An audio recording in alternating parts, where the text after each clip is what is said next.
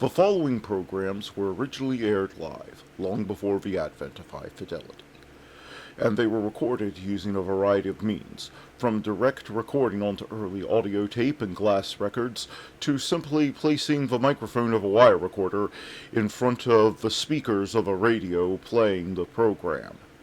I hope, however, that any variance in audio quality will not take away from your pleasure in listening to these, some of the all-time favorite shows.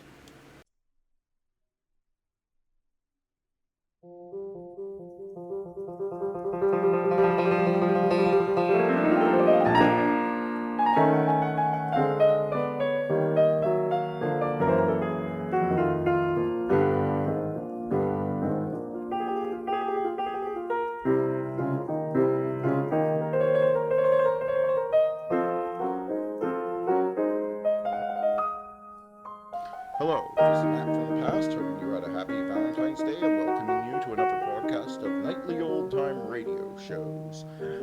Let's get on with This Day in History.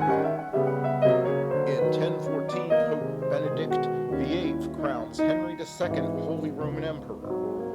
In 1076, Pope Gregory VII excommunicates Holy Roman Emperor Henry IV for the first time. The fact that it happened multiple times is concerning.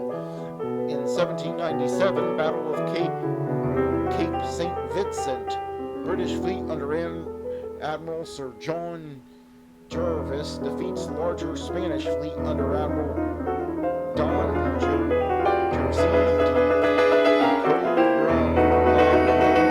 near Cape St. Vincent, Portugal. Captain Horatio Nelson distinguishes himself. In 1876, Alexander Graham Bell and Elisha Gray apply separately for telephone patents. The Supreme Court eventually rules Bell the rightful inventor. In 1929, the St. Valentine's Day Massacre in Chicago occurs. 7 gangsters killed, allegedly on Al Capone's orders. They were going to wait for the 15th, but then they realized that they couldn't call it the St. Valentine's Day Massacre if they did that. In 1971, Richard Nixon installs secret taping system in the White House. Did he install it himself, or... because if he did, he was very technically related. In 1931, the original Dracula film, starring Bela Lugosi as the titular vampire, is released. If you haven't seen it, go see it. In 1982, Night of 100 Stars, an all-star variety special celebrating the centennial of the Actors Fund of America, takes place at New York City's Radio City Music Hall. In 1984, Britain's Jane Torville and Christopher Dean famously dominate the ice dancing at the Sarvigino Winter Olympics, perform to Marseille's Ravel's Bolero in free dance routine. Record of 9 of 9 perfect scores for artistic impression. In 1984, it's the same thing in sports. In 2010, Alexander Bildode wins gold medal in freestyle skating men's Rogan's event, becoming the first Canadian to win a gold medal during the Canadian-hosted Olympics. Alright, that was This Day in History, and now let's get on with the shows.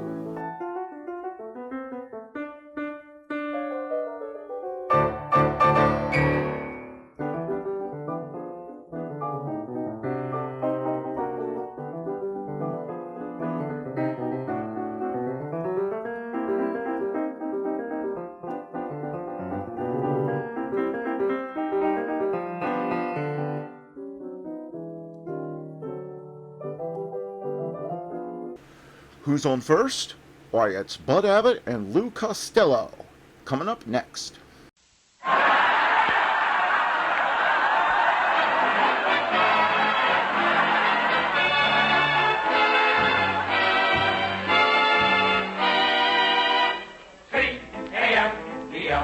The Abbott and Costello program brought to you by Camel, the cigarette that's first in the service according to actual sales records.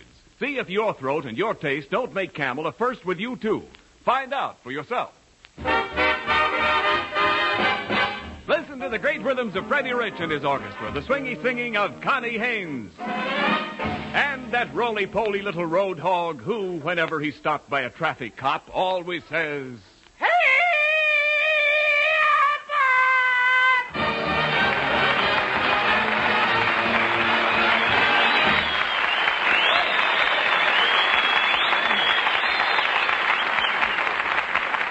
Hey, Costello, come here. Where have you been? Hey, wait a minute. And where did you get that suit? It looks like a naval officer's uniform. Oh, a naval officer's uniform. Uh-huh. I should hope to tell you, Abbott, I'm going to join the Merchant Marine. How do you like the fancy uniform? Get a load of gold braid on my cap, the gold braid on my sleeve. Wait a minute, Costello. That's a nice uniform, all right, but you've got the pants on backwards. I know. I want to be a rear admiral. Look, you can't get in the Merchant Marine. You couldn't pass the physical examination. Who couldn't, Abbott? I walked in the recruiting office this afternoon, and everybody stood up, and the captain pointed at me, and he said, "Boys, there's a whale of a man." The captain said you were a whale of a man? Well, he didn't use them same words. What did he say? He said, "Boys, get a load of that big hunk of blubber." You know, I can hardly wait till I get on my ship, Abbott. Sailing over the bounding New Jersey. Now, wait a minute, wait a minute. That's over the bounding Maine. I come from Patterson, New Jersey. Why should I give a plug to Maine? No, look.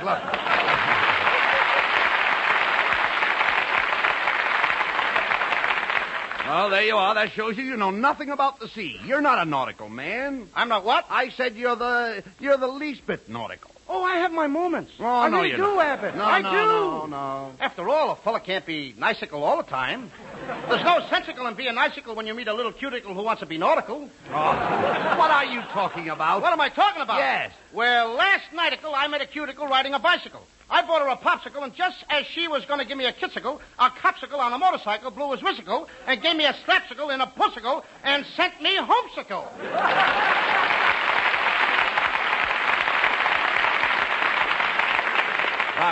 That's enough of that silly talk. What do you mean by coming in here talking about being a sailor? You don't know anything about the sea. Who don't? My whole family were sailors, Abbott. Even my Uncle Artie Stubbins was a sailor. What was his capacity? 5 quarts. No. What did he do as a sailor? He was on a tanker. Where is he now? On a bender? Now, will you be serious, please? Now, take me. Who wants you? No, shut up. I love the sea. The sea is in my blood. Sailboats, steamboats, rowboats, they're all in my blood. No wonder your skin is so lumpy. Oh. You can joke all you want, but I love the sea. Do you realize that I lived on salt water for 20 years? How can you drink that stuff? Oh, never mind that. The ocean is wonderful. Did you ever see the flying fishes fly? Or the leaping tuners leap? Nope, but I saw the dolphins dolph and heard the porpoises porp. Look, Costello, I'm going to see how much you know about boats. Now, have you ever been down to the docks? Yeah, I was at the docks this morning. Did you see any vessels? Yep, the nurse carried one in. No. I'm not talking... I'm not talking about that kind of a dock. I'm talking about a wharf. A what? A wharf. Oh, that's cute, Abbott. Now, give me your paw. No, Costello. The wharf is where the boats embark. Do what? Embark. Woof, woof, woof, woof. What are you doing? I didn't know you want to play doggy. Oh, Costello, please. I don't think you know anything about boats. Do you know anything about sloops? Oh, I'm crazy about sloops. There's nothing like a hot bowl of sloop with plenty of crackers. You dummy. You wouldn't know the difference between a... I'm starting to talk like Charlie Chan. Listen to me, please. I'm just after telling you. You wouldn't know the difference between a sloop and a gunboat. That's what my mother made for lunch. She made what? Chicken gunboat sloop. You please talk sense. Look, how about this boat you're going out on? How fast is it? How fast is it? Yes. It goes 40 miles an hour. Oh, no. You don't mean miles. You mean your boat goes nuts. My boat goes nuts. Certainly. Every boat goes nuts. What drives them nuts? The engines. The engines drive the boats nuts? That's right. We got to get word through to Gene Autry. He'll fix those engines. No. Little beaver! No. Hi-ho! I know. Hi-ho everything. Heave-ho! I'm not talking about engines. Engines. Engines. The faster the engines turn, the more nuts you get. And the more you talk, the more nuts I get. No. Will you please listen? Knots are nautical miles. For instance, if you ask a sailor how fast the boat is going, he won't say miles to you. He'll say knots to you. And I'll say knots right back to him. No, you don't. No. You're a fine sailor. Great guy to have on a boat in case of an emergency. Look, what would you do if you were on a boat and it started leaking in the middle of the night? I put a pan under it and go back to bed. No. Look, Well, ain't that right? no, certainly not. Suppose there was a big hole in the side of the boat and the water was rushing in. What would you do? I bore a hole on the other side and let the water out. Now, you see, there you go again. Why, you don't even know what part of the boat from... You don't one part from the other. Oh, at yes, all. I do. No, Yes, you I don't. do. Yes, I do. Well, let me hear. Let's All right. see. All right, go ahead. Well, Name the different parts of the boat. Okay, the bow is the front of the boat. That's right. The stern is the back of the boat, and the starboard is on the right side. Yeah. Where's the port? In a bottle in the icebox. Say no. I told you. Look. Suppose you were out in a boat and a strong east wind came up. What would you do? I throw out an anchor. That's right. All right. Now, but suppose a terrific west wind came up. I throw out another anchor. But suppose a north wind came up. Then I throw out another anchor. Hey, wait a minute. Where are you getting all those anchors? Same place you're getting all that wind. Costello, you are without a doubt the most imbecilic moron I have ever met in my life. Thank you, Abbott. That's all and right. I wish you'd tell that to my Uncle Artie Stebbins. Why? He thinks I'm a jerk.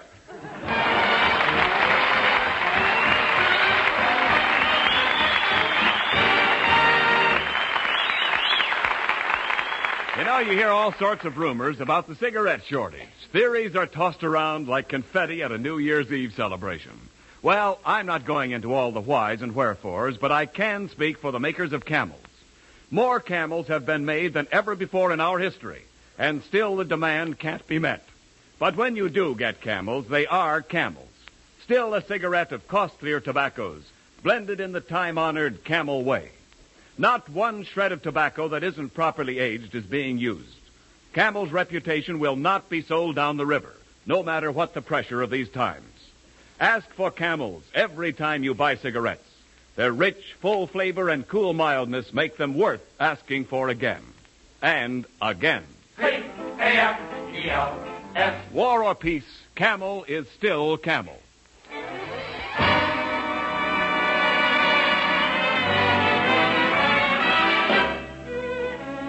Camel Cigarettes now presents Freddie Rich with a wonderful arrangement of Sweet Dreams, Sweetheart.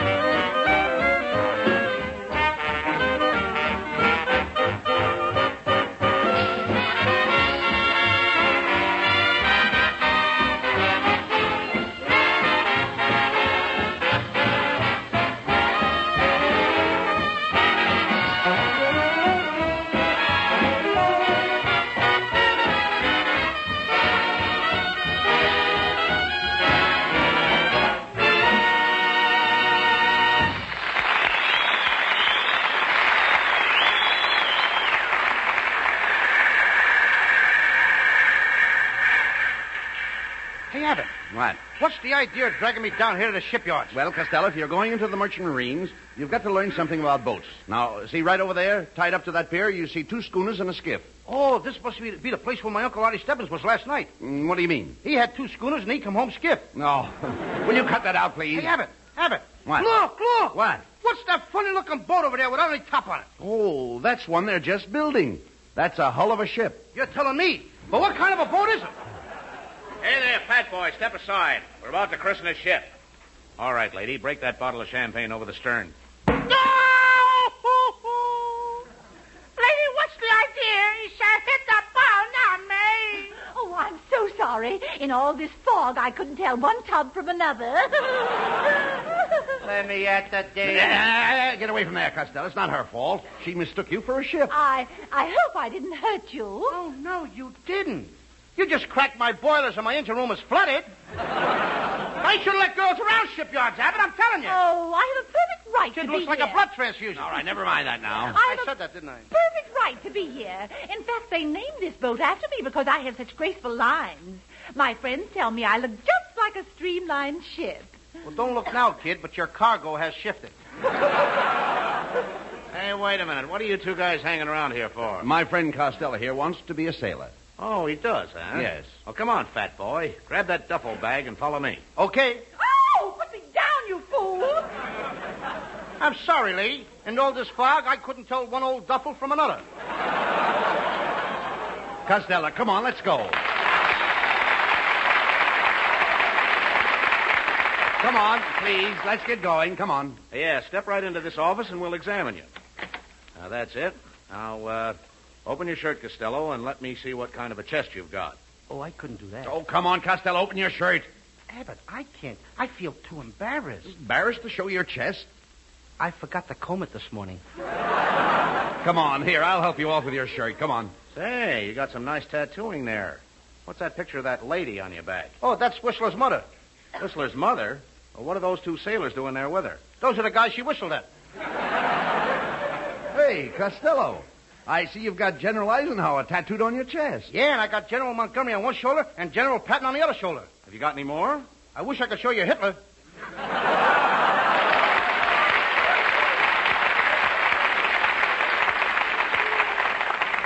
Why not? I don't want to take my shoes off. I might catch cold. Well, Costello, you seem to be all right physically. Now, just step in the next room and see the officer in charge of personnel. On the poop deck, I'm a dandy. Hey, look, Costello, it's Kitzel. Can you imagine? Well, for goodness sake. What can I do for you, boys? I'm in charge of the CBs. CBs? Yeah, could be. Now, just a second, Costello. What are you doing with your hand? I'm saluting you. That's a very funny salute. Can I help it if my nose itches? Costello, behave yourself. Kitzel, could you use a man like Costello on one of your ships? Oh, yes, indeed. You know, I've got a ship leaving tomorrow for the Underwear Island. The Underwear Island? Haha, the West Indies.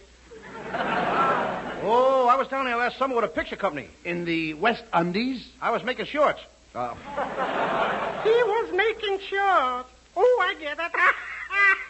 Making shorts. I don't wear them. Listen, Kitzel, where else does your boat go? Well, after it leaves the West Indies, it goes to Cuba, Puerto Rico, and Haiti. And what comes after Haiti? Haiti 1, Haiti 2, Haiti 3. Oh, Abbott, this guy is nothing but a big no-bab. What is a nobab? Spelled backwards, baboon. Who are you calling a baboon? In my country, that means fight. Well, in my country, that means fight, too. Well, how do you like that? We're both from the same country. Costello, quit arguing or Kitzel won't give you a job. Yes, sir, Mr. Costello, and you know I got just a job for you. We're looking for a brave boy like you to fight man-eating sharks Oh, in the water. I'm afraid What? I couldn't take that job on account of my middle name is Earl. What's your middle name got to do with it? Earl and water don't mix. Costello, don't be such a coward. Why don't you admit that you can't swim? Who can't swim? Every night I go swimming after dinner. You mean you swim on a full stomach? No, I swim on my back. Last night I was out swimming in the ocean. I saw a school of whales swimming 8 feet above the water. Oh, now, just a second.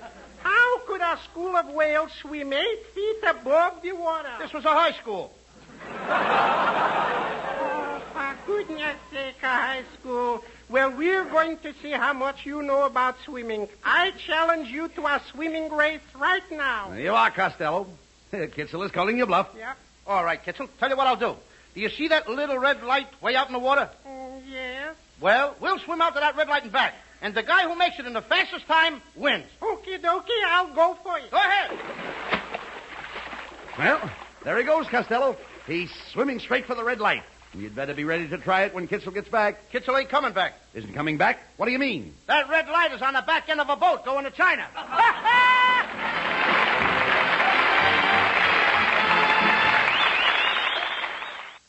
Tonight, Connie Haynes sings a beautiful ballad for her camel audience. I'm Making Believe. I'm making believe that you're in my arms, so I know you're so far away. Making believe I'm talking to you. Wish you could hear what I say. And here in the gloom of my lonely room, we're dancing like we used to do. Making believe is just another way of dreaming. So till my dreams come true, I'll whisper goodnight, turn out the lights and kiss my pillow, making believe it's you.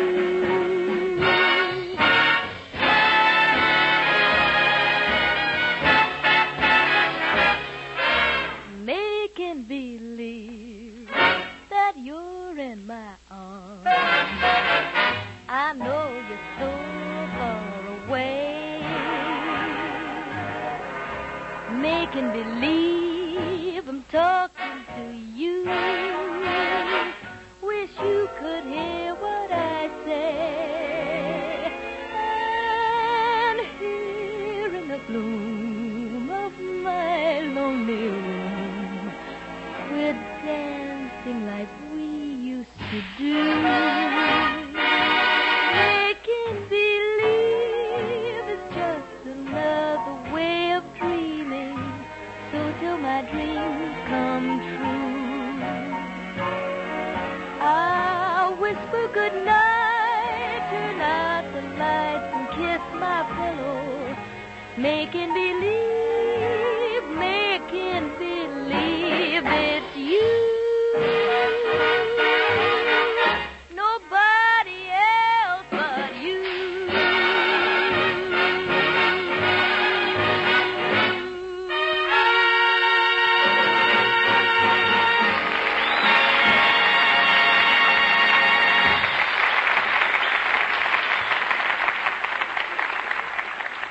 On the corner of Main and Catalpa Streets, two men were talking. So I said to him, Frank, I've been buying from you for 14 years. You've got to give me some camels. Yeah? Then what? Stoop down under that counter, I said. Come around here and see for yourself, he said to me. No camels? No camels. Yeah, same with me, too. So I've been smoking this, spraying, and that. Huh. Remember how those guys on the radio used to say, compare camels with other cigarettes? Huh. Now when you gotta compare, whether you want to or not, you really begin to catch on to what great cigarettes those camels are. Yeah, mild, but boy, what a flavor. You knew you were having a smoke of camel. Yeah. But I keep on buying camel, asking for them every time I buy cigarettes. Get them, too, sometimes. And do you know, I was talking to a Yes, friend folks, of mine keep on asking for Camels. Costlier tobaccos really aged and still blended in the traditional Camel way. This is one brand that will not be sold down the river. C-A-M-E-L-S. Camels, war or peace, Camel is still Camel.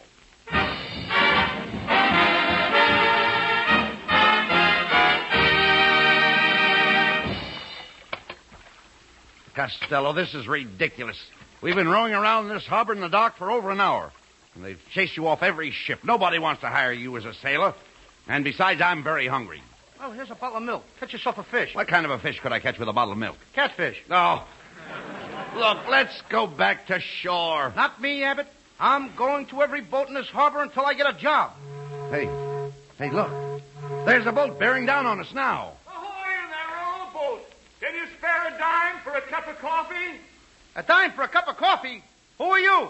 Oh, just a tramp steamer. Here's a quarter, Niles. Go scuttle yourself, will you? Hey, Costello, there's a big ship lying at anchor. And there's a ladder hanging over the side. Look, I'll grab you by the coat and boost you up. What rip? Your coat is gone. Then you better grab me by the shirt. What rip? Your shirt is gone now. I'll grab you by the trousers. I'm afraid to ask. coming off down below. You'd be surprised. Better get you aboard. Never mind aboard. Give me a barrel. Stand by below. I'm sending down my first mate. Put something around me, Abbott, quick. His wife is coming down. Ahoy up there. Don't bother sending down your first mate. All right, I'll send down my second mate. How do you like that? The guy's a bigamist. Don't send down your second mate either. How about my third mate? The guy's got 3 mates. What is this, to see a matrimony? Oh. Go ahead, Costello. Climb aboard. Well, welcome to the SS Sponge.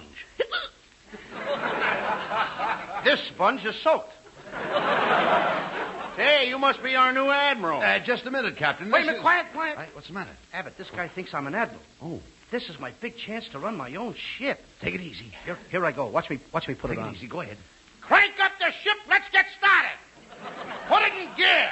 Oh, but, sir, you can't start the ship until you get steam up. I'll get steam up. Hey, steam! Yes, sir. Get up. Anything else, sir? Yeah, batten down the hatches. But the hatches are all battened down. Batten them down again. We'll show those hatches. Wait a minute, Costello. You can't make this ship go until you weigh the anchor. Okay, Abbott, bring me the scales. No. Before you start, Costello, you'd better get all your hands on deck. Get what? Your hands. Where are your hands? In my pocket, you dope. Costello, what about the weather? Did you get the weather forecast? The what? The weather forecast. How do you find the weather? I opened the window and there it was. Now, this is serious, Costello. Suppose we run into a storm. Oh, I don't think we'll have a storm. How about a shower? Take one if you think you need it. Oh. And I think you need it. Never mind. I think we both need it. All right. Come on, Costello. Let's go up on the captain's bridge. On his what? That thing over there is the captain's bridge. For goodness sakes, how does he get that big thing in his mouth? Pardon me, sir, but we'd better not set sail. The barometer is falling. Well, pick it up and let's get going. Avast, you swabs! Larboard the mainsail, raise the jib sail, lower the sheets, and change the bedspreads. Well, we're moving, Costello. Isn't this wonderful? Here we go over the bounding waves. Up and down. Up and down. Up and down. Up and down. Stop the boat. Up and down. Stop the boat, Abbott! Stop the boat! What's the matter with you? Something terrible is going to happen. How do you know? Are you psychic? No, I'm seasick. You'll be all right in a minute. Let's take a walk around the deck. Hey, Abbott. What? Isn't the air wonderful? What do you mean? What's that little coop up on top of the ship? That's the crow's nest. The crow's nest? Mm-hmm. Let's go up and take a peek at the little darlings. Oh, please. There are no crows up there. Then what are those big birds flying around up there? Those are gulls. How can you tell the gulls from the boys? No. Come on, please, Costello, please. Well, wait a minute. I mean, I want to climb up in that crow's nest and gather some eggs. There are no eggs in that crow's nest. There must be. A couple of them just dropped after that last gag. Look, please, forget about the eggs. I wish I was an egg. What do you mean? Now, take it easy. Please. Recitation. Now, wait a minute. Look. Recitation. Just a minute. Look. Now, look. Recitation. Now, be careful what you're saying. I'd like to be a little egg sitting in a tree. When you'd walk by, I'd break myself and splatter thee with me.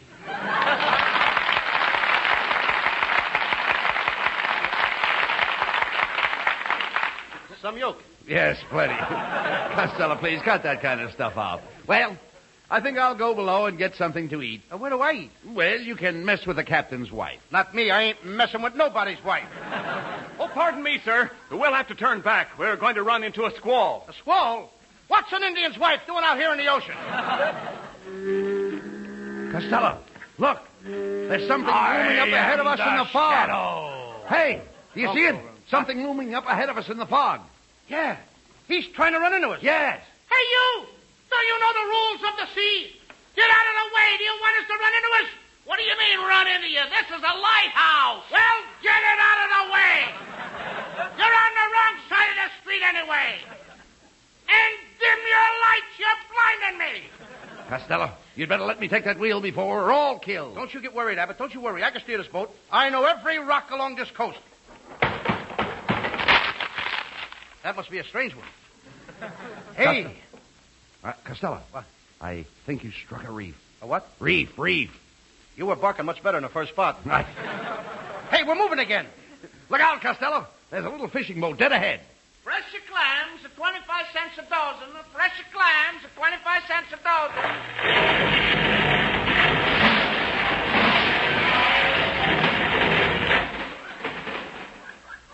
Clam a chowder, 10 cents a bowl. Clam a chowder.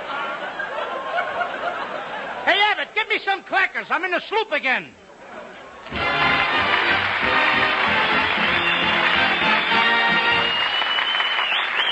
Abbott and Costello will be back for Camel cigarettes in just a moment. Thanks to the Yanks of the Week. Tonight we salute Lieutenant Everett E. Pruitt of Monday, Texas. In one night, he led a patrol across the Roar River, through minefields and into Siegfried Line positions. He brought back 3 wounded men under machine gun and artillery fire, and single-handed fought off 8 Germans with a rifle and hand grenades until the wounded men were safely away. In your honor, Lieutenant Pruitt, the makers of Camels are sending to our fighters overseas 400,000 Camel cigarettes.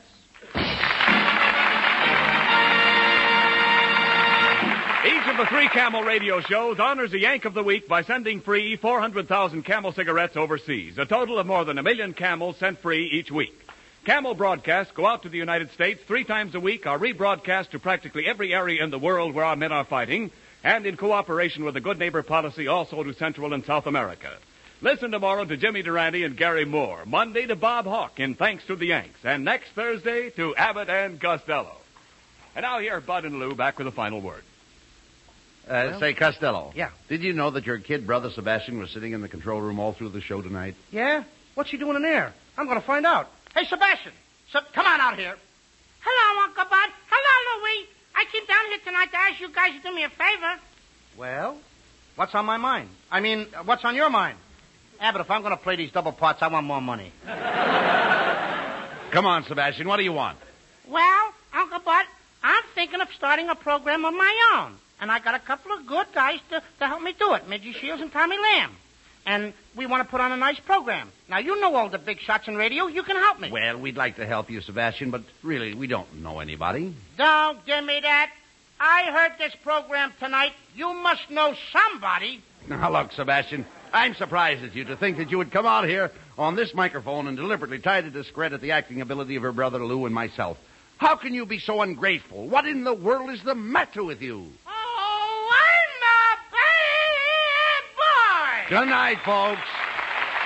Good night, folks. Good night, everybody.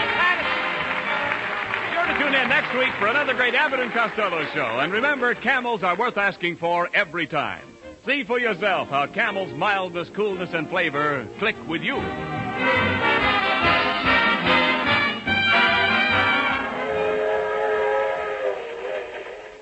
A suburban railroad station. 2 men go into the smoking car. As I was saying, George, that's one of the best-looking pipes I've ever seen. Beauty, isn't it? My son Tommy, the one of the 8th Air Force, he's home on furlough. Brought me this from London, but, Yes? Well, I hate the kid's feelings, but the goddamn thing burns my tongue brutally. If it only smoked as good as it looked. Why, oh, why doesn't someone tell the grieving gentleman about Prince Albert smoking tobacco? Real He-Man tobacco flavor and yet gentle to the tongue as a mother with her babe. No bite treated to take out all the bite and parch. Crimp cut, too, for perfect packing, smooth drawing, even burning. And a bargain. Just about 50 pipefuls in one regular 2-ounce Prince Albert package. The Abbott and Costello show for Camel cigarettes will be back at this very same time next week. Don't miss it. This is Ken Niles in Hollywood, wishing you all a pleasant good night.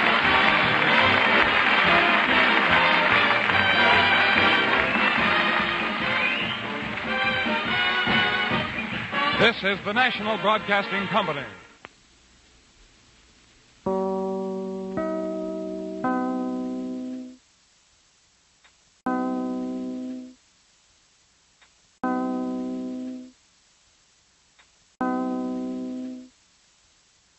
Now let's join a true legend of American comedy who also entertained troops for nearly 60 years, Bob Hope.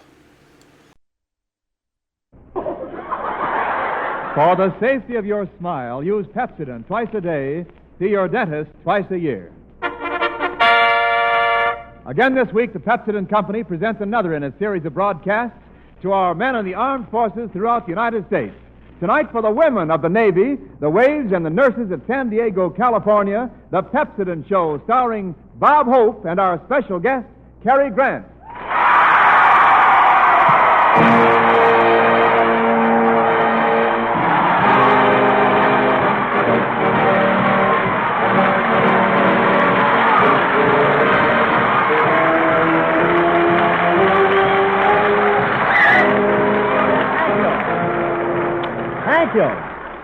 Thank you. How do you do, ladies and gentlemen? This is Bob, San Diego Naval Base Hospital Hope. Telling you waves and nurses that as you go about your official duties, to use Pepsodent, you'll never have artificial tooties.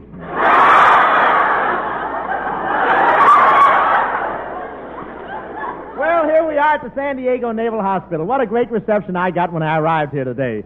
These nurses took one look at me and came rushing to me with blood plasma and an oxygen tent.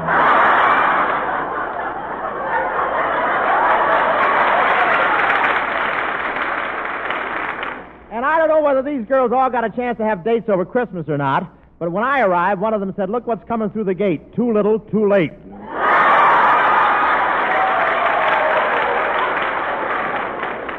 Yes, sir. They have waves here. You know what a wave is. That's a whack with salt water in her blood.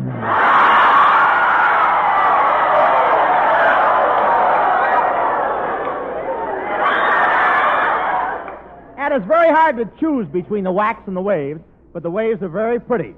They must be. Anyway, it's the first time my drool ever had white caps.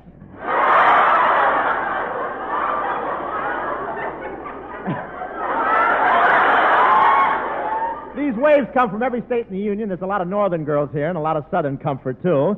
But these waves can't forget their girls. I saw one wave who had such long fingernails, every time she saluted an officer, she cut the medals off his chest.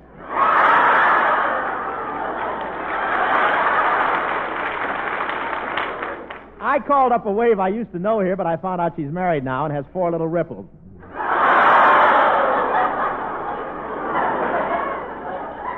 That's not so funny, but it's cute, isn't it? And the girls here live in permanent dormitories and sleep in bunks. You know what a bunk is? That's a bookshelf with a mattress.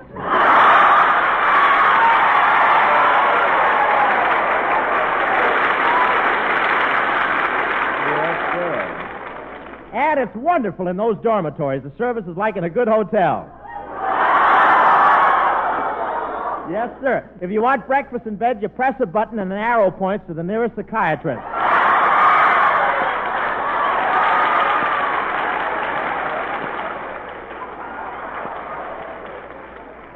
Of course, the waves and nurses don't wear powder and lipstick when they're working. They're the only branch of the service that go unarmed when they're on duty and keep their heavy artillery for shore leave.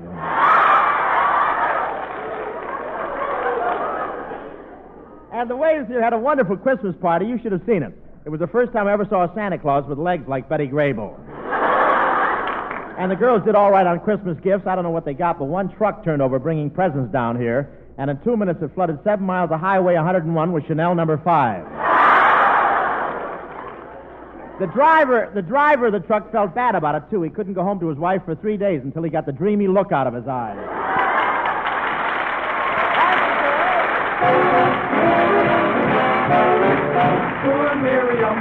Poor Miriam, neglected using Irium. Past the corner she'd walk, now the guy would rock. Hello. Oh, no. Uh-oh. Let's go. Yeah. So girls, don't be like Miriam. Use Irium. It's the film you feel on your teeth that makes your teeth look dull. Pepsodent toothpaste with Irium removes that film, uncovers the natural brightness of your smile. You see, Pepsodent, and only Pepsodent, contains Irium. It loosens film and floats it away quickly, easily, safely.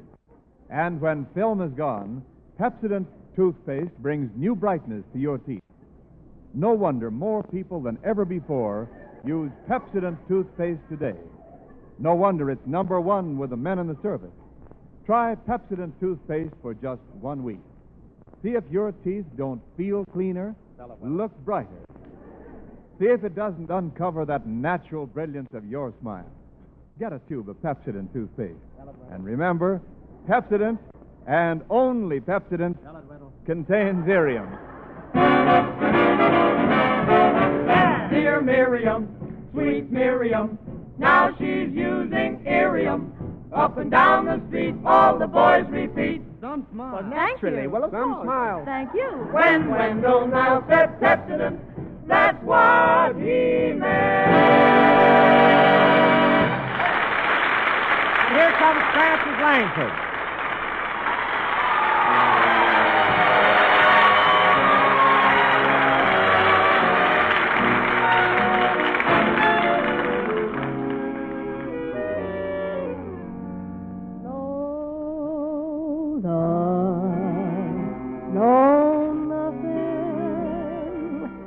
Until my baby comes home, no sir, no nothing.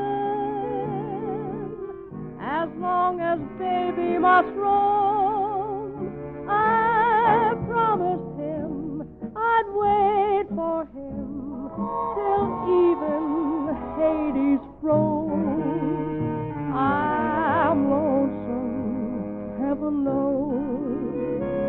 But what I said still goes.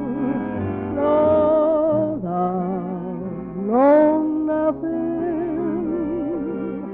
And that's a promise I'll keep. No fun with no one. I'm getting plenty of sleep. My heart won't strike, and though it's like an empty honeycomb, no love, no sir, no nothing till my baby comes home.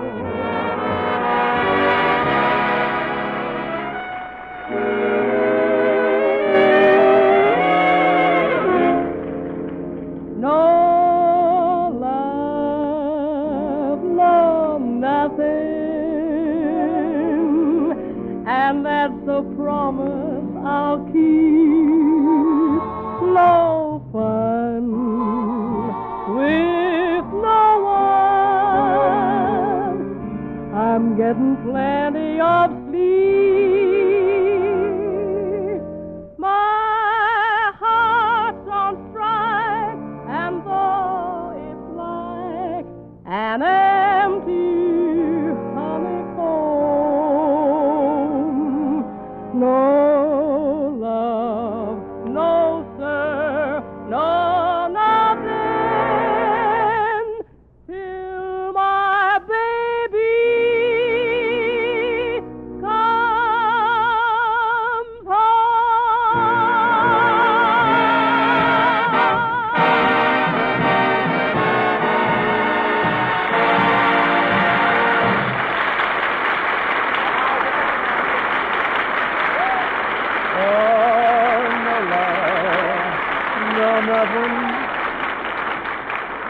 Oh, that was very pretty, singing No Love, No Nothing. That was Francis. Well, Francis, you have a nice Christmas? Oh, just wonderful, Bob. And I can't thank you enough for your lovely present. It's worth more than $5,000 to me, and I'll treasure it forever. Oh, it's a nice present, all right. I guess that shows you what kind of guy I am, Francis. It really does, Bob. Gee, not many fellas would walk up to Frank Sinatra and pull his bow tie right off his neck.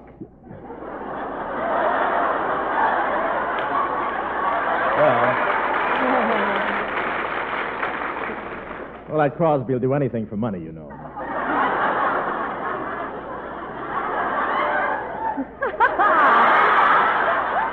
Oh, I meant to ask you, Bob. What's that tiny box you sent me that has stamped on it, keep in a warm place for 60 days? Well, I just couldn't get you a pair of nylons, and the clerk said silk stockings were the next best thing. Bob, you don't mean... Yes, if those two silkworms know what they're doing.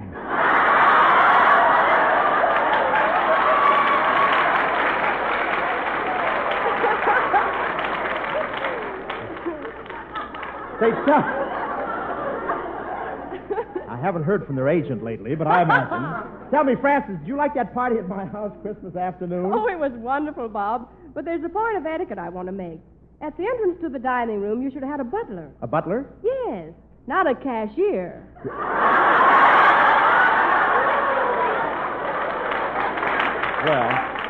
Well, I don't charge my friends if they hold membership cards. Are you going out New Year's Eve, Bob? Yes, I'll have to try that. I'm going out if Professor Colonna manages to get a girl for me. Hello? Same to you.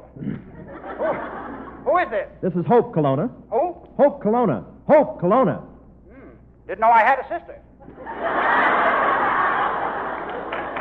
Look, Colonna, I thought you were out trying to get me a date for New Year's Eve. I am, Hope. That I am, and how I am. Oh, Professor Colonna. Oh. Oh, Professor Colonna. Oh. Colonna, I thought you were getting a date for me. What are you doing? Holding auditions.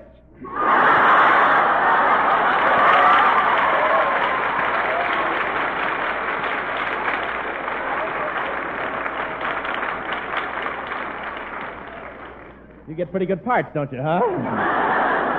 Colonna, what's the matter with you anyway? Well, Hope, I never told anybody this, but the day I was born, I was dropped down 29 chimneys. When you were born? When you were born, you were dropped down 29 chimneys? How come? Stark had hiccups. Well, look. Professor, get busy. You're supposed to be getting me a date for New Year's Eve. Yes, Hope, and I've got one for you. She's beautiful, got big blue eyes and soft brown hair, and you won't have to spend much money on her. You think she'll be a good date for New Year's Eve? Certainly. Moo. You see? She'll even bring her own drinks.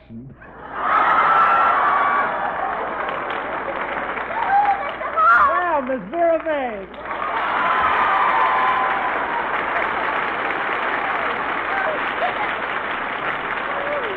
Here we are, Mr. Hope, and I'm so glad to be here. Oh, my goodness, girl sailors.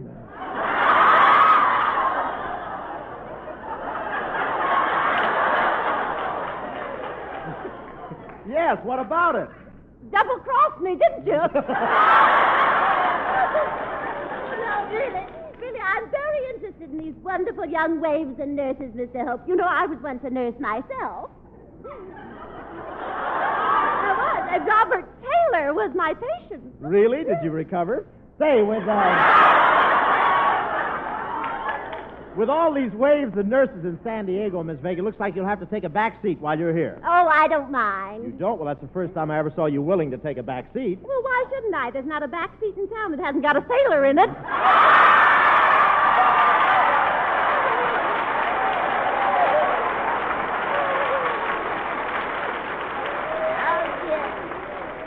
I must tell you, Yes, Mr. Hope. you should know if anybody should. Quiet. What'd I say? Well, I won't repeat. I must tell you, Mr. Hope, I loved your Christmas party. Oh, goodness, all the eligible bachelors in Hollywood were there, weren't they? Yes, but it wasn't a Christmas party, Miss Vega. It wasn't. What was it then? Well, after you arrived, it became known as Massacre Under the Mistletoe. Oh, my, bless your heart, Mr. Hope. I wish Santa Claus had left you in my stocking. It could use a new heel.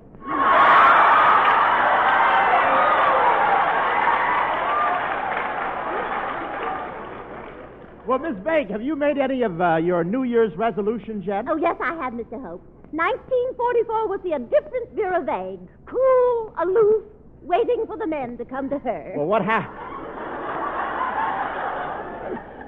happens if they don't come? It's back to the flying tackle again.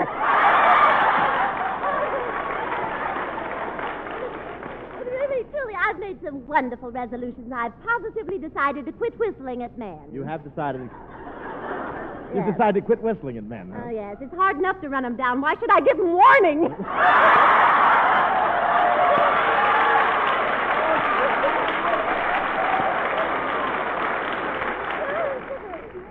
Seriously, Mr. Hope, I've resolved to quit thinking about men so much.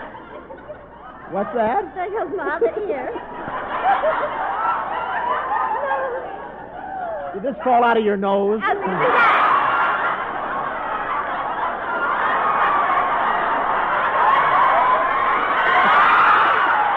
I'm sorry, it was my ring. earring. I thought it was there. It's just my earring, folks. Seriously, though, Mr. Hope, I've resolved to quit thinking about men so much and take up some other hobby. Well, have you thought about antiques? Yes, but you just aren't my type.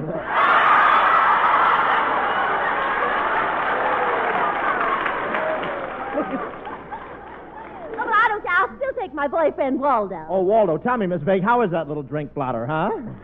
Is Waldo going to turn over a new leaf this year? No, not exactly. He's going to turn over a new label. He wants to see what's on the back of old Granddad's picture.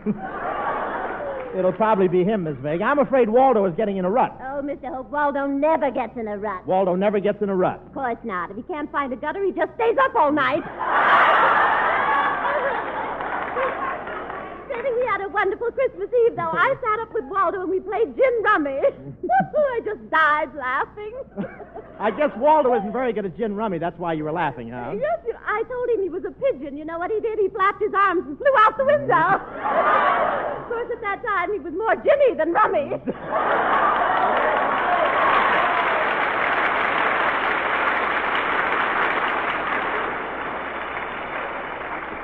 Hello? Hello? Say, Kelowna, you sound muffled. You're in San Diego, aren't you? Yes, phone booth is underwater.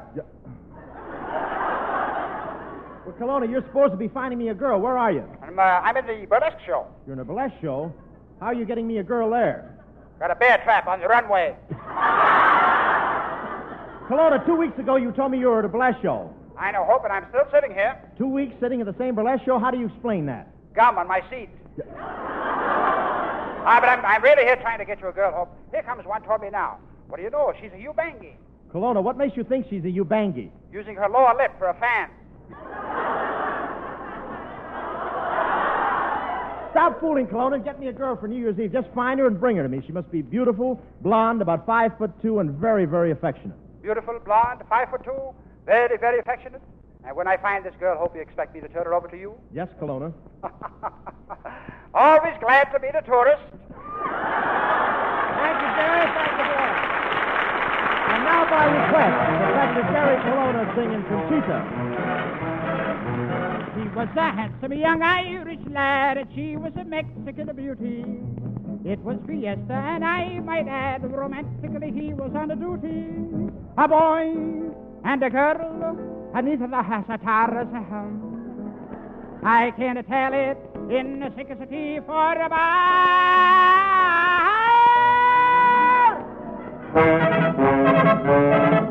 His Irish heart went bingo when he saw the Rose of Juarez.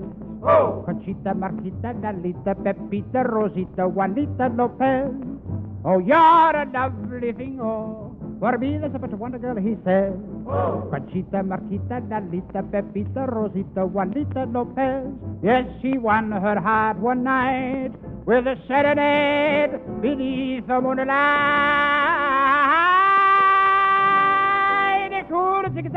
Like a muffin in the chorus of the ivory. My senorita, will you marry a mandolin began to play?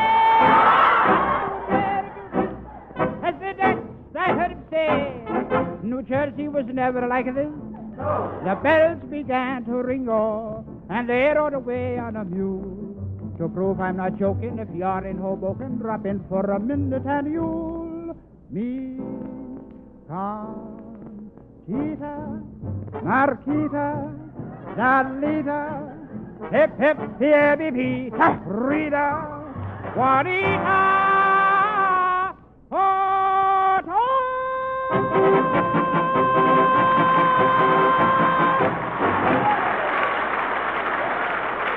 Wonderful, Jerry.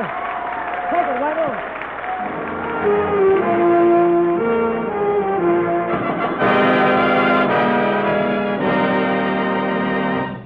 Pepsodent and only Pepsodent contains Irium.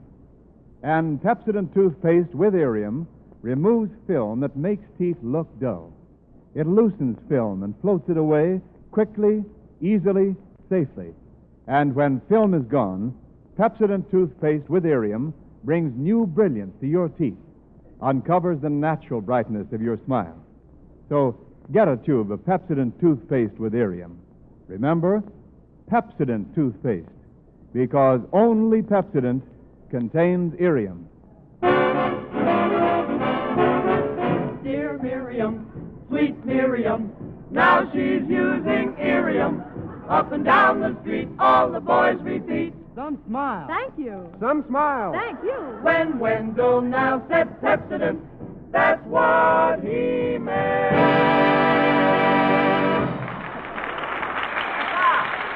And now, tonight, ladies and gentlemen, I have a special surprise for you. One of Hollywood's most charming and talented actors, recently seen in RKO's Mr. Lucky and soon to be seen in Destination Tokyo, and once upon a time, Mr. Cary Grant.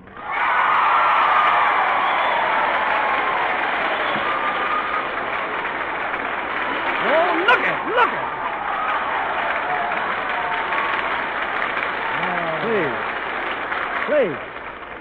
Please, we have to talk, too, you know. I want to talk. Say, Bob. Yeah. Do all these beautiful girls work around here? Yes, Cary, they perform various duties around the hospital. Around the hospital? Yes. You got an extra flu germ on you? Look at the script once in a while, and we both have a fever. Look, aren't they cute? Be nice to have a couple of dates with them, huh? Oh, go on. They're too busy. Oh, they could find time to tarry with Cary.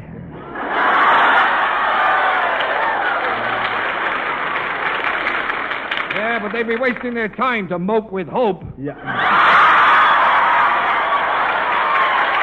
Say, I knew these girls here would like you, Cary. You're a real general. What do you mean, General? Well, you heard how Grant took Richmond, didn't you? Yeah. Well, wrap up San Diego, brother. It's yours. Say,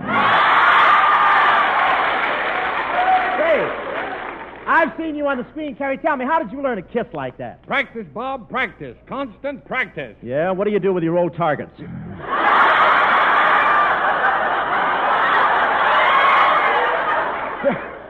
Seriously, though, Cary, I've always had a lot of admiration for your technique in making love. Well, it's nice of you to say that, old man. Come to think of it, your lovemaking technique has always fascinated me. It's provoked my curiosity. My lovemaking has provoked your curiosity. Yes. Where did you pick up such an unusual style of combat training? No, it's no use talking, Bob. Your approach is all wrong. Oh, my approach is bad, eh, Cary? Yeah, now, I've been practicing that Charles Boyer technique. You have, Yeah, huh? now, for instance, when I meet a girl on the street, I remove my hat, bow low, and say, Vous êtes très jolie, vous êtes chic, vous êtes charmant. I see. You just let the charm ooze out of you.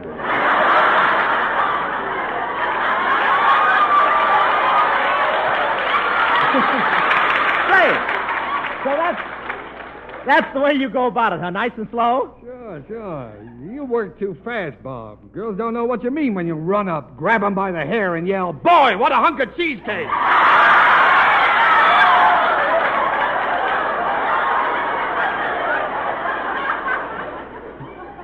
Well, look, Cary, do you think if I had more polish, I could get parts like you had in Mr. Lucky? You played the part of a gambler in that, didn't you? Sure, Bob. I'd bet on the drop of a hat. Yeah, well, I once played a gambler in a picture with Dorothy Lamour. You did? Yeah, I'd bet on the drop of a pin. Say,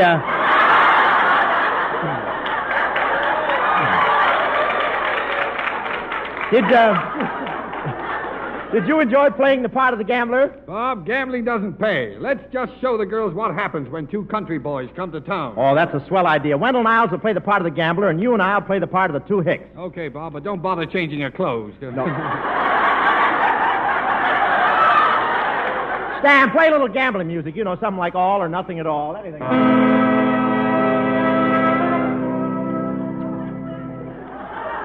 Well, here we are. Yes, sir, here we are in San Diego, boy. Sure is a long way from the farm, but it sure is exciting. Yep. Sure would like to spend me some money and have me some fun. Yak. Oh,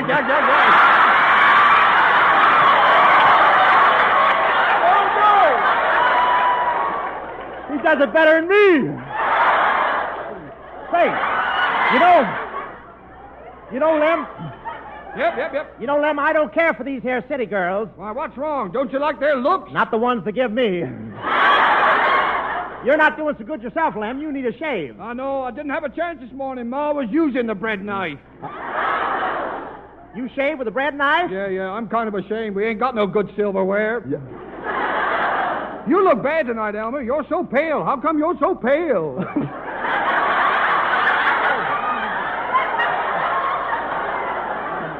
You're not supposed to get a laugh. That's a straight line. It says right there. Well, how come you're so pale? Yeah. I'm so pale, I just finished milking and I ain't wiped it off yet.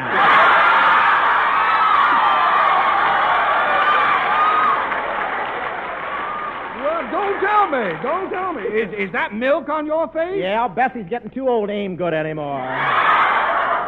Gosh, Elmer, I sure wish we could find something to do. Yes, sir. Hurry, hurry. Come on in, boys. Try your luck on the Wheel of Fortune. Gee, Willikins, Elmer, a Wheel of Fortune. That's right. Step up, young fella, and let it blow the hayseed out of your hair. Nothing doing. That's the only part that combs good. Say, fella, where are the waves around here? Where are the waves? Don't worry about women. Hey, you're a couple of smart-looking boys. I'm smart. I'm looking. Hey, where are the waves? Yeah, where are the waves here? Hey. Say, I can tell you're from the city, fella. You kind of smell nice. Well, I can tell you're from the country. You kind of smell, too. Yeah. Hey, how about a little gambling, fellas? Well, okay, but I'm warning you, though. Once I start to gamble, I don't know when to quit. It's just bang, bang, bang, one quarter right after another until the whole dollar's gone. I'll tell you. Well, if we got money, I'll show you. I'll open my wallet. You see, this is also where I keep my Kleenex. Say, you seem to be a pretty intelligent fella. Yep. In my class at school, I was a moron. A moron? That isn't good. Wasn't my class. Well, we're wasting valuable time, boys. I'll deal the cards out. Yeah. Okay. Now, say, how about you? What have you got? I got 3 aces. Oh, shucks. You just beat me out. I only got 2 pairs of kings. Well, that's right. For a minute, I was afraid you didn't know the game. Say, how about betting on something me and Lem's good at? Whoever gets the next wave that goes by to kiss him wins $10. Okay, it's a deal. See you in a few minutes, fellas. Well, here she comes. Now, I'll show you how it's done. Hiya, babe. Oh, you didn't do so good. Well, I'll try my luck. Hiya, babe. Okay, Lem, now you dress up like a wave and let me win $10.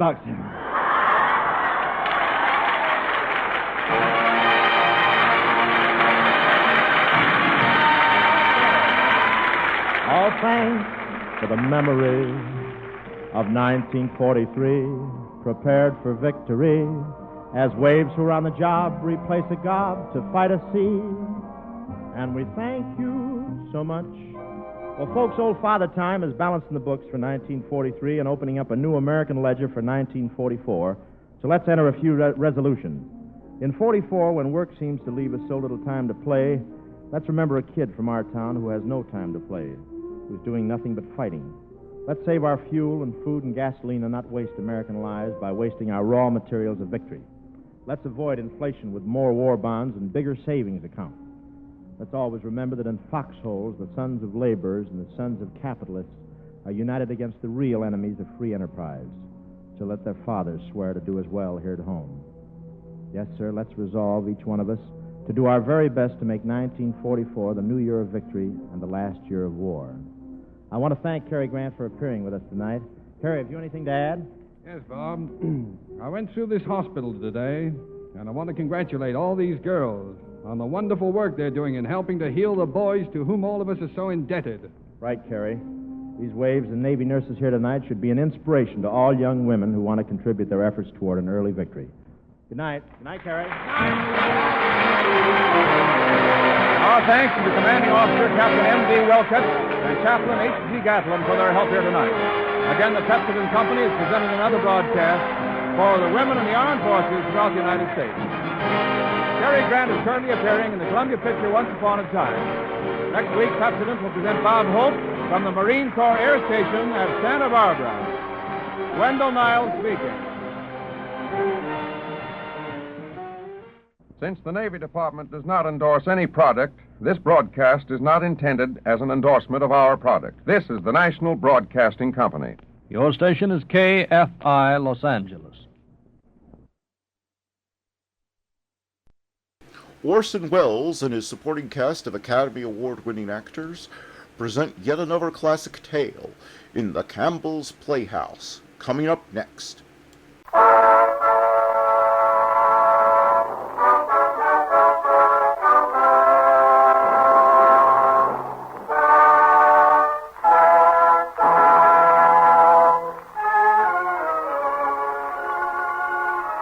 makers of Campbell's Soup present The Campbell Playhouse.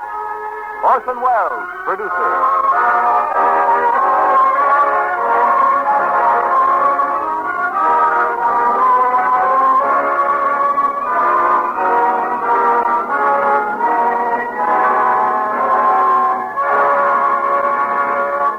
Good evening, this is Orson Welles. Our story for tonight is Noel Coward's Private Lives. When first produced several seasons ago, it startled London and delighted New York, prodding the critics to rustle among their dictionaries and bring out such adjectives as scintillating, gossamer, gleaming, and hilarious. It must delight Noel Coward to look backward a few seasons and find his play has become acclaimed as one of the most famous and lasting of modern comedies. It's been played all over the world and extensively, although so far not successfully, imitated. For Mr. Coward is an astute theatrical observer, and underneath its surface brilliance, he has managed to catch the essential pattern of the modern love story. In writing about Private Lives, Mr. Coward has said, "It was more difficult and full of pitfalls than anything I've ever attempted. But fortunately for me, I had the inestimable advantage of playing it with Gertrude Lawrence. And so 3/4 of the battle was won before the curtain went up. Tonight we're sharing Mr. Coward's advantage. It is with great pleasure that we welcome as our guest star to the Campbell Playhouse, Miss Gertrude Lawrence, in one of her acting triumphs, Noel Coward's Private Lives. The story of Elliot and Amanda, two young people who loved each other so intensely and so uproariously that they found it hard to live together and impossible to live apart. First, on behalf of our sponsors, a message.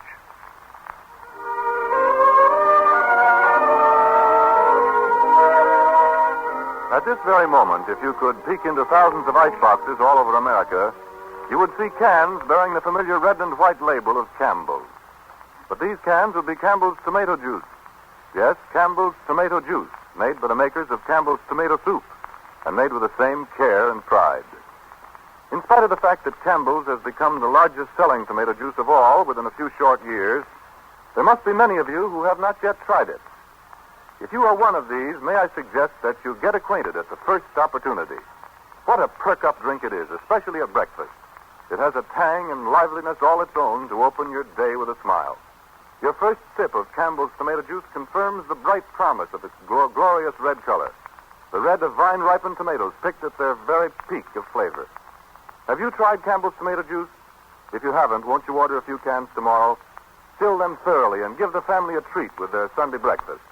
Once you know its keen, lively taste, I feel sure you'll want it regularly. And now Gertrude Lawrence and Orson Welles in Private Lives.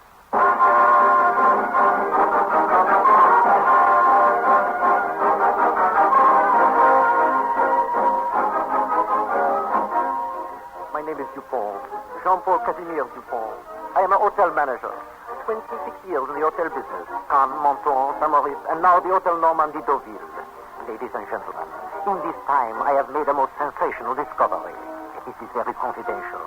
I wouldn't not have one person except you hear it. Ladies and gentlemen, Miss Lawrence, Mr. Wells, the English people are crazy. How do I know this? I give you just one little example. Last year, it is June. Wait a minute, please. I have it here in my little book. June 14th at 2:25. I am sitting in my office. Allô? Qui est à l'appareil? C'est Paris? Allô? Hello? Is this the Hotel Normandie Deauville? Oui. This is Elliot Chase speaking. Oui, Monsieur Chase. I want a suite of rooms for tonight. Something overlooking the sea. One moment, please. I see what I can do. Mais oui, just this morning is free the best room in the hotel, number 21. Habitually lives there the ex-Maharaja of Rook. All right, we'll be there around 8. Name's Chase. Mr. and Mrs. Elliot Chase. Yes, oui, monsieur. Goodbye. Goodbye, monsieur. Thank you, monsieur. Allô? Qui est à la... C'est Paris, quoi encore? Hello. Hotel Normandie Deauville. I say, this is Victor Prince. Pardon, monsieur. This is Victor Prince speaking. Victor Prince. I want a suite for tonight. What have you got? 1 minute, monsieur. I look. Oh, la, you are a lucky man, monsieur. Just this morning is free the best room in the hotel, number 22. Habitually lives there, the ex-Maharaja Rook. Rook? Oh, all right. Well, we'll be in around about 8. The name's Prince. Mr. and Mrs. Victor Prince. Prince? Prince. Oui, monsieur. Merci, monsieur. Goodbye. Goodbye, monsieur. That evening, at 8:10, arrives the first couple of English, Mr. and Mrs. Chase. Mrs. Chase is très gentille, small, blonde, with blue eyes.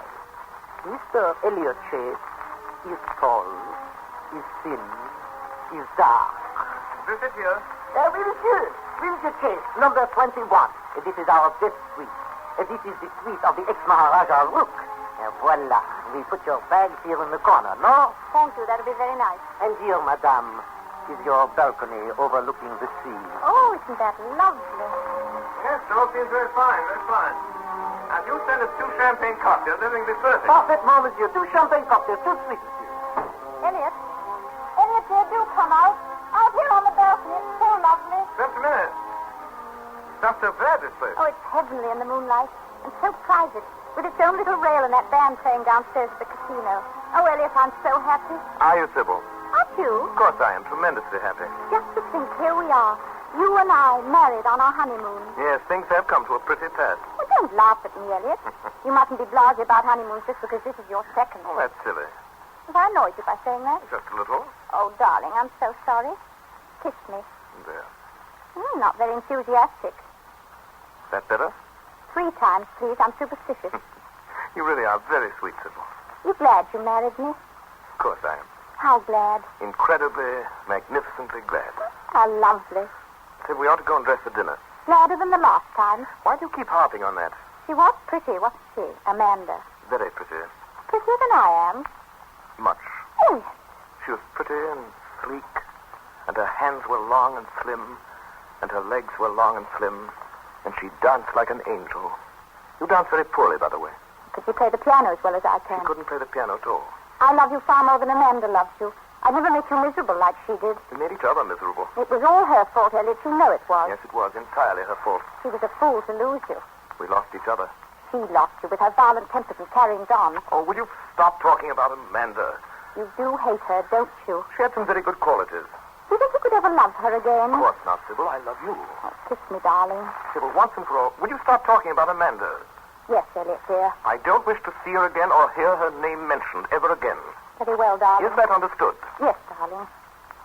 Where did you spend your honeymoon with Amanda? Norris, be quiet. I hate St. Maurice. So do I, bitterly. Was she good on skis? Do you want to dine downstairs here or at the casino? I love you, I love you, I love you. Good, let's go in. Kiss me, sir. Yes, dear. Oh, Elliot, darling. Come on, Sybil. Getting late. So, this couple, Monsieur and Mrs. Chase, they have been in their suite 10 minutes. Alors, bon. At 8:21 arrives the other English, the second couple, Mr. and Mrs. Victor Prince. Mr. Victor Prince is big and strong, Anglo-Saxon, what you call athlete, the football, huh? Mrs. Victor Prince, my friend, Mrs. Victor Prince. Mrs. Victor Prince, she is... Is this here? Oui, madame. Number 22. This is our best suite. This is the suite of the ex-Maharaja Rook. Voila. We put your bags in the corner, no? Oh, thanks. They'll be fine. Here, monsieur, is your balcony overlooking the sea. Oh, I say, that's wonderful. Yes, it all seems very nice. Oh, do you do? Oui, madame. Will you send us up 2 dry martinis, 2 sweet, very dry? Parfaitement, madame. 2 martinis, very dry. 2 sweet, madame. Amanda! What? Come outside. The view's wonderful. And so private, with a little rail between us and the next balcony. Come on out. Wait a minute. Where's I got a wrap on? I shall catch pneumonia. That's what I shall catch. Joe! I beg your pardon? You look wonderful, Amanda. Thank you, darling. You know, like a beautiful advertisement for something. Nothing peculiar, I hope. Well, I can hardly believe it's true. You and I here alone together, married. You love me? Of course, Victor. That's why I'm here. More than... None of that. No, but you love me more than you loved Elliot. I don't remember. It's such a long time ago. God, I'd like to break his blasted neck. Oh, why? For making you unhappy. It was mutual. Rubbish, it was all his fault. You know it was. Yes, it was. Now I come to think about it. Wine. Don't be so vehement, darling. I'll never treat you like that. That's right. I love you too much, Amanda. So did he. A fine sort of love that is. He struck you once, didn't he? More than once. Where? Several places. What a cad. I struck him, too. Once I broke 4 gramophone records over his head. It was very satisfying. You must have been driven to distraction. Yes, I was, but don't let's talk about it, please. Look at the lights of that yacht reflected in the water. I wonder whose it is. Oh, you're so beautiful, Amanda. I couldn't love you more than I do now. Oh, dear. I did so hope our honeymoon was going to be progressive. Where did you spend the last one? Victor? I want to know. St. Moritz. It was very attractive. I hate St. Moritz. So do I. Did Elliot start quarreling with you right away? Within the first few days. I put it down to the high altitude. And you loved him? Yes, Victor. Ah, you poor child. You know, Amanda, I think you love me quite differently from the way you loved Elliot. I do wish you would stop harping on Elliot. True enough, though, isn't it? I love you much more calmly, if that's what you mean. More lastingly? I expect so. Well, where did you first meet Elliot? Oh, blast Elliot. Mandy. I forbid you to mention his name again. I'm sick of the sound of it. You must be raving mad. Here we are on our honeymoon with the moon coming up and the music playing, and all you can do is to talk about my first husband. It's downright sacrilegious. Oh, don't be angry. Well, it's very annoying. Will you forgive me? Yes, Victor, but don't do it again. I promise. You better go and shave, my dear. You look perfectly awful. Oh, well, where should we dine? Downstairs here or at the casino? The casino is more fun, I think. Kiss me. There, dear. Now hurry. I'm dreadfully hungry. Give me 5 minutes. And when the cocktails come, have them sent out here on the balcony. All right. Go along. Now hurry. I'll wait for you here. Now then, ladies and gentlemen, it is 8:41. I am standing in the garden. It is moonlight, and the music is playing. Above me is the balcony. The Suite 21, the Suite 22. Suite 21 is this Englishman, Mr. Elliot Chase. Suite 22 is this other Englishman, Mr. Victor Prince. Each has his wife. Now listen carefully, please. While I watch, commences on the balconies a movement. Him on balcony 21, little by little, he is moving toward her on balcony 22. She on balcony 22, she is moving little by little toward him on balcony 21. Between them now is only the little railing.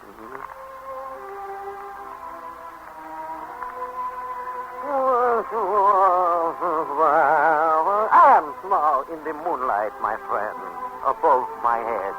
I hear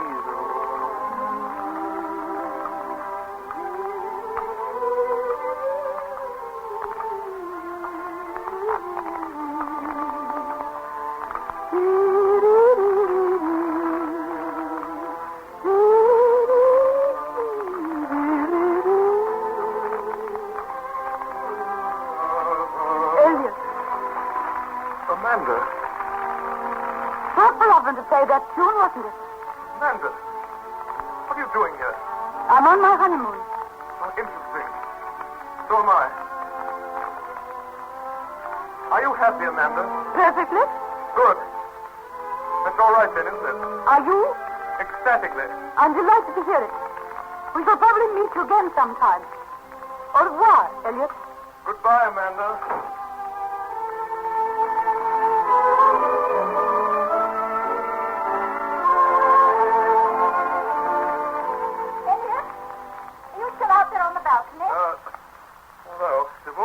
Cocktails, dear.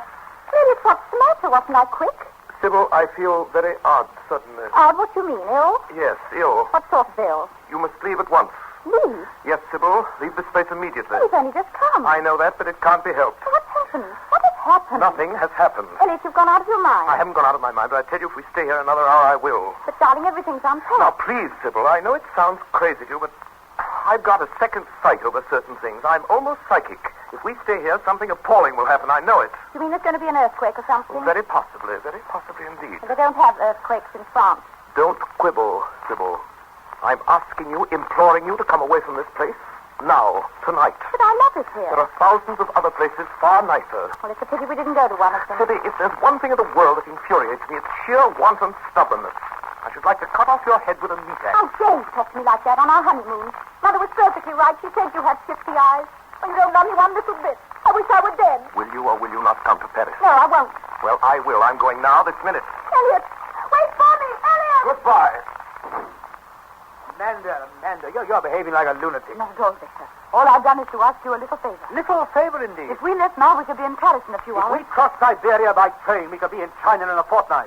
but I don't see any reason to do it. Oh, Victor, darling, please be sensible, just for my sake. Why on earth didn't you think of this tragedy before? I forgot. You couldn't forget a thing like that. Well, I got the places muddled. Then when I saw the casino there in the moonlight, it all came back to me. When did all this happen? Years ago. But it might just as well have been yesterday. I can see her now lying dead, all white and cold, with that dreadful expression on her face. Whose face? My sister's face. Amanda. I never knew you had a sister. I haven't anymore. There's something behind all Now, this. don't be silly, Victor. What could there be behind it? Well, for one thing, Amanda, I know you're lying. Victor! Be honest, aren't you? I can't think how you can be so mean and suspicious. You're lying, Amanda, aren't you? Yes, Victor. Why do you want to leave so badly? You'll be angry if I tell you the truth. What is it? I warn you. Tell me. Please tell me. All right. Elliot's here. What? I saw him. When? Just now while you were shaving. Where was he? Down there in the garden in a white suit. White suit? Well, why not? It's summer, isn't it? See you? No, he was running. What was he running for? How on earth do I know? Don't be so annoying. Well, as long as he didn't see you, it's all right, isn't it? It isn't all right at all. We must leave immediately. I absolutely refuse to change all our plans at the last moment just because you think you've seen your former husband. If he annoys you in any way, I'll knock him down. That was the chance. And I don't let's talk about it anymore. I see. I see quite clearly now that I've been foolish enough to marry a fat old gentleman in a club armchair. You're a pompous ass. Amanda, control yourself. Get away from me. I can't bear to think I'm married to such rugged grandson. Amanda! Go away. Very well, Amanda. If that's how you feel, I shall be in the bar. When you're ready to come down and dine, let me know. Go away. Go away. I'm going.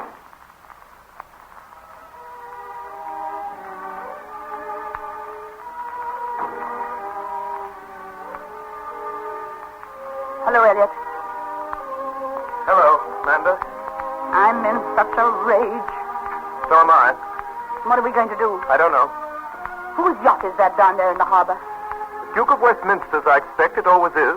I wish I were on it. I wish you were, too. There's no need to be nasty. Yes, there is every need. I've never in my life felt a greater urge to be nasty. You've had some urges in your time, haven't you, dear? If you start bickering with me, Amanda, I swear I'll throw you over the edge of this balcony. Try it. That's all. Just try it. You've upset everything as usual. I've upset everything. What about you? Ever since the first moment I was unlucky enough to set eyes on you, my life has been insupportable. Oh, do shut up. There's no use in going on like that. Nothing's any use. There's no escape. Ever. Don't be melodramatic. You want a cocktail? There's two here. There's two over here as well. We'll have my two first. Come on over. Over the rail. Here. Let me help you. That's right. Thanks. Well, here's to you, Amanda. I tried to get him away the moment after I'd seen you, but he wouldn't budge. What's his name? Victor. Victor Prince. Mr. and Mrs. Victor Prince. Mine wouldn't budge either. What's her name? Sybil. Mr. and Mrs. Elliot Chase. Poor girl. Are you in love with him, Amanda? Of course. How funny. I don't see anything particularly funny about it. You're in love with yours, aren't you? Certainly. There you are, then. Well, there we both are, then. What's she like? Fair, very pretty, plays the piano beautifully. Very comforting. How's yours? I don't wish to discuss it. Well, it doesn't matter. Probably come popping out in a minute, and I shall see for myself. Does he know I'm here? Yes. I told you. That's going to make things a whole lot easier. No, you need to be frightened, Elliot. He won't hurt you. If he comes near me, I'll scream the place down. Does Sybil know I'm here? No, I pretended I had a presentiment. I tried terribly hard to persuade her to leave for Paris. I tried too. What happened to yours? Didn't you hear her screaming? She's downstairs in the dining room, I think. Mine's being grand in the bar. Really is awfully difficult. Awfully difficult. I say that orchestra's a remarkably small repertoire. Yes, they don't seem to know anything but this, do they? You always had a sweet voice, Amanda. Thank you. Amanda, I'm awfully sorry about all this, really, I am. I wouldn't have had it happen for the world. I know. I'm sorry, too. It's just rotten luck. I'll go away tomorrow, whatever happens, so don't you worry. That's nice of you. I hope everything turns out splendid for you. I hope you'll be very happy, Amanda. I hope the same for you, too. Nasty, insistent little tune. Extraordinary how potent cheap music is. What exactly were you remembering at that moment? St. Maurice. The Palace Hotel skating rink in the morning. Bright, strong sunlight. Everybody whirling round in vivid colors. And you kneeling down to put my skates on for me. You'd fallen on your face a few minutes before. It was beastly of you to laugh at me like that. I felt so humiliated. Poor darling. Do you remember waking up in the morning, standing out on the balcony looking across the valley? Blue shadows on white snow. Clean relief. High above everything in the world. How beautiful it was. It's nice to think we had a few marvelous moments. A few. We had heaps, really. Only they slip away into the background, and one only remembers the bad ones. Yes. What fools we were to ruin it all. What utter fools. You feel like that, too, do you? Of course. Why did we? But the whole business was too much for us. We were so ridiculously over in love. Funny, wasn't it? Horribly funny. Selfishness, cruelty, hatred, possessiveness, and petty jealousy. All those qualities came out in us just because we loved each other. Perhaps they were there anyhow. No, it's love that does it. Love's no good. Down with love. And yet, here we are starting afresh with two quite different people. In love all over again, aren't we? Aren't we? No. Elliot. We're not in love all over again. And you know it. Good night, Amanda. Elliot, don't be silly. Come back. I must go and find Sybil. I must go and find Victor. Well, why don't you? I don't want to. Oh, it's shameful. Shameful of us. Oh, don't. I feel terrible. Don't leave me for a minute. I should go mad if you do. Now, listen. We won't talk about ourselves anymore. We'll just talk about outside things. Anything you like, only just don't leave me until I pull myself together. Very well. What have you been doing lately during these last years? Traveling about. Went round the world, you know. After... Yes, I know. How was it? The world? Yes. Well, highly enjoyable. China must be very interesting. Very big, China. And Japan? Very small. Did you eat shark fins and take your shoes off and use chopsticks and everything? Practically everything. And India? The burning gars or gas or whatever they are. The Taj Mahal. How was the Taj Mahal? Unbelievable. A sort of dream. That was the moonlight. Yes, moonlight is cruelly deceptive. Darling, I love you so. I do hope you met a sacred elephant there, lynx white, I believe, and very, very sweet. Never loved anyone else for an instant. Oh, no, you must. Darling. Elliot, stop. You love me too, don't you? There's no doubt about it anywhere, is there? No. No doubt anywhere. You're looking very lovely, Amanda, in this moonlight. Your skin is clear and cool, and your eyes are shining, and you're growing lovelier and lovelier every second as I look on you. You don't hold any mystery for me, darling. Do you mind?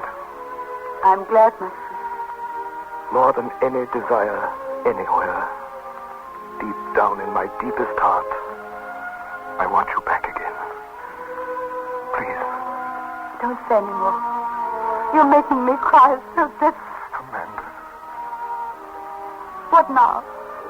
Oh, darling, what now? I don't know. I'm lost, utterly. We must think quickly. Yes. Yes, we've got to decide instantly, one way or another. Go away together now and stay with him. And never see one another again, Don't ever. be silly. What choice is there? No choice at all. Come on. No, wait. This is sheer raving madness. Something's happened to us. We're not safe. We never were. Where can we go? Paris first. My car's in the garage already. They'll follow us. That doesn't matter once the thing's done. Oh, Elliot, we're being so bad. So terribly bad. We'll suffer for this. I know we shall. Can't be helped. Starting all those awful rows all over again. Oh, no. We're older and wiser now. What difference does that make?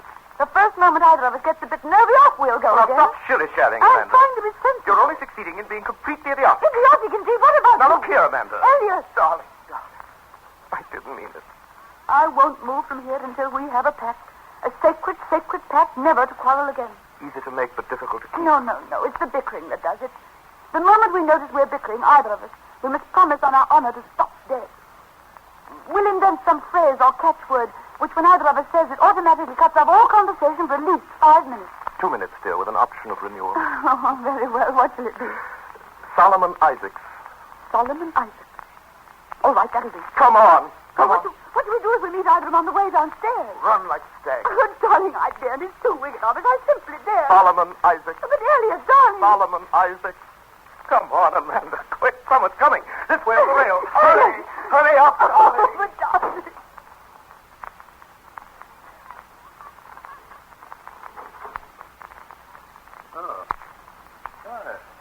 Evening. Oh, good evening. I was looking for my husband. Well, that's funny. I was looking for my wife. Quite a coincidence. Yes. My name's Prince. Victor Prince. My name's Sybil Chase. How do you do? How do you do? Very nice here, isn't it? Lovely. Been here long? No, we only arrived this evening. Another coincidence. So did we. How awfully funny. You care for a cocktail? Oh, no, thank you, really. There's two here on the table, on my side. Oh, thanks very much. I'd love one. Good. Here you are. Thank you. It's awfully pretty here, isn't it? The moonlight and the lights of that yacht reflected in the water. Yes.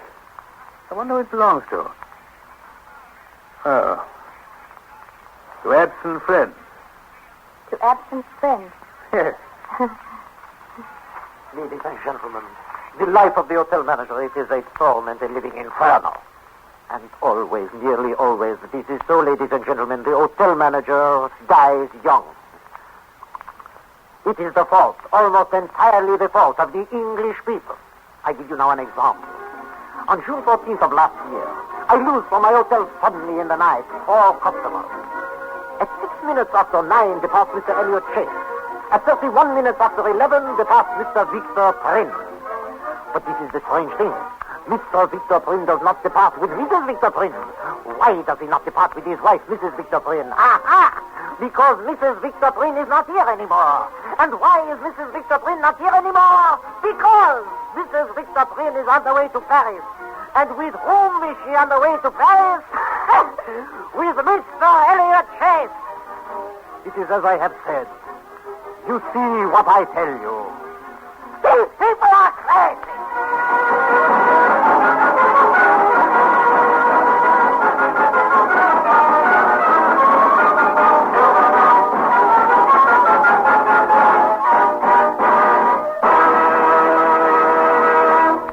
You are listening to the Campbell Playhouse presentation of Private Lives, starring Gertrude Lawrence and Orson Welles. This is the Columbia Broadcasting System.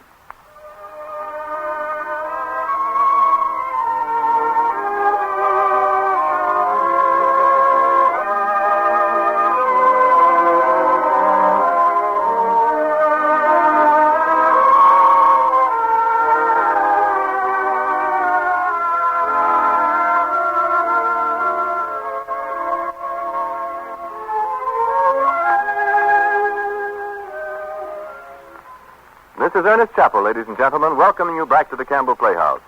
In a moment or two, we will resume our presentation of Noah Coward's Private Lives, but first a message.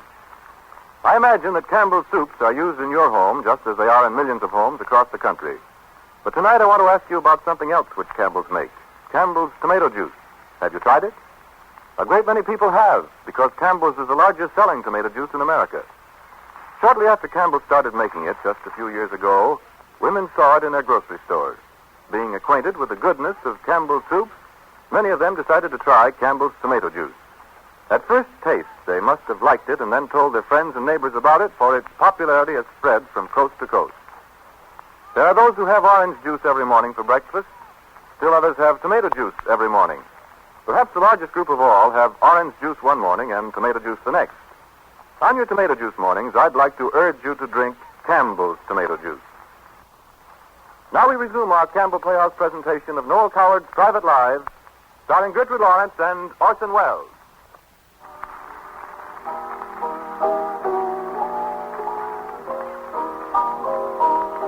Elliot? Elliot, Yes, Amanda. I'm so glad we didn't go out this evening. Oh, so am I. Our first evening in Paris. It's nice here, isn't it? Strangely peaceful. And the drive up was lovely. How do you know? You slept most of the way. I know I did, darling, but it was lovely anyway. We've hardly used Solomon Isaacs all day. Solomon Isaacs is so long. Let's shorten it to Solid. Solid. All right. Happy, darling? Of course. To be even happier, we've had dinner. How long do you think it'll be? Oh, I don't know. The French are a very conscientious people. We may get it by 9 or 10. That's good. You know, Amanda, it's an awful bad reflection on our characters. We ought to be absolutely tortured with conscience. Yeah, every now and then. Not nearly enough. Well, we sent Victor and Sybil a nice wire from wherever it was. What more can they want? You're even more ruthless than I am. I don't believe in crying over my bridges before I've eaten them. Very sensible. Personally, I feel grateful for a miraculous escape. I know now that I should never have been happy with Victor. I was a fool ever to consider it. You did a little more than considerate. Well, you can't talk. I wonder whether Victor and Sybil met each other, whether they've been suffering alone. Oh, dear, don't let's go on about it. It really does make one feel rather awful. I know, but I suppose one or the other, both of them will turn up eventually. Bound to. Won't be very nice, will it? Perfectly horrible. Darling, you do look awfully sweet in your little smoking jacket. Yes, it is pretty ravishing, isn't it? Do you mind if I come round and kiss you? A pleasure, Lady Agatha. What fools we were to subject ourselves to 5 years unnecessary suffering. But perhaps it wasn't unnecessary. Perhaps it mellowed and perfected us like beautiful, ripe fruit. Elliot, when we were together, did you really think I ever looked at anyone else? Yes, practically all the time. I thought you did, too. I used to torture myself with visions of you dancing about with awful widows. Well, why widows? Well, I was thinking of Claire Lavenham, really. Oh, Claire. What do you say, oh, Claire, like that for? Sounded far too careless to me. What a lovely creature she was. Oh, lovely, lovely. Lovely, darling. Trifle over-vivacious, I always thought. But that was probably because she was fundamentally. Oh, now, darling. Your taste always is. Solix. Sorry, darling. What are you thinking about? Nothing in particular. Come on, I know that face. Poor Sybil. Sybil? Yes, I suppose she loves you terribly. Well, not as much as all that. She didn't have a chance to get really underway. I expect she's dreadfully unhappy. Oh, do shut up, Amanda. We've had all that out before. Well, what if we'd never happened to meet again? Would you have been quite happy with Sybil? I expect so. Oh, well, yes. You needn't look so stricken. It was the same with you and Victor. Life would have been smooth and amicable and quite charming, wouldn't it? Poor dear Victor. He certainly did love me. Splendid. When I first met him, I was so lonely and depressed. I thought that I was growing old and crumbling away, unwanted. It certainly is horrid when one begins to crumble. He used to look at me hopelessly like a lovely spaniel, and I sort of melted like snow in the sunlight. That must have been an edifying spectacle. Victor really had great charm. You must tell me all about it. He had a positive mania for looking after me and protecting me. That would have died down in time, dear. You mustn't be rude. There's no necessity to be rude. I wasn't in the least rude. I merely made a perfectly rational statement. Your voice was decidedly bitter. Victor had glorious legs, hadn't he? And fascinating ears. Elliot. I'm sick of listening to you yapping about Victor. Now listen, Elliot, once again. Oh, my dear, Solix. Solix, 30 seconds. Solix. Here it. Solix. We're in love, all right. Oh, don't say it so bitterly. Let's try to get the best out of this time instead of the worst. It was my fault. And I'm terribly sorry, darling. I was very irritating. I know I was. I'm sure Victor was awfully nice, and you're perfectly right to be sweet about it. It's downright handsome, not you, sweet. Yes, I think I love you more than ever before. Isn't it ridiculous? Come on, sit down on the sofa here beside me. Comfortable? Mm-hmm. Almost. Wait a minute. You know, this is far too perfect to last. You have no face. That's what's wrong with you. Absolutely none. I do love you so. Don't breathe so hard, dear heart. It gives me the shivers. Swivel your face round a bit more. That better? Very nice. Thank you kindly. Oh, darling, you're so terribly, terribly dear and sweet and attractive. We were raving mad ever to party. Not an embassy. I realized it almost immediately. Long before we got our degrees. My heart broke on that trip around the world. I saw such beautiful things, darling. Moonlight shining on old temples. Strange barbaric dances in jungle villages. Scarlet flamingos flying over deep, deep blue water. Breathlessly lovely. And completely unexciting because you weren't there to see them with me. Oh, take me there, please. Take me at once. Let's make up for lost time. Next week. Tomorrow. Done. I must see those dear flamingos. Angel. No, Elliot, that's enough. Please don't kiss me anymore. Why not? Not before dinner. You really just... You say the most awful things. I don't say anything particularly awful about that. No sense of glamour. No sense of glamour at all. Well, it's very difficult to feel really glamorous with a crick in the neck. Why didn't you say you had a crick in your neck? Well, it's gone now. How convenient. Cigarette, please. Here. Match. Wait a minute, can't you? Chivalrous little love. Here. Thank you very much indeed. You don't have to throw them at me. You really can be more irritating than anyone in this world. I fail to see what I've done that's so terribly irritating. You have no tact. fact, you have no consideration. For dinner, indeed. That sort of remark shows a rather common sort of mind, I'm Oh, afraid. it does it? Very unpleasant. Makes me shudder. Makes all this fuss just because your silly vanity is a little upset. Vanity? What do you mean, vanity? Amanda, has it ever occurred to You know perfectly well what I mean, and don't try to patronize Now, look here, me. Amanda. Darling, Solix, for heaven's sake, Solix. Now, listen. Solix, oh dear, triple Solix. Solix. Oh.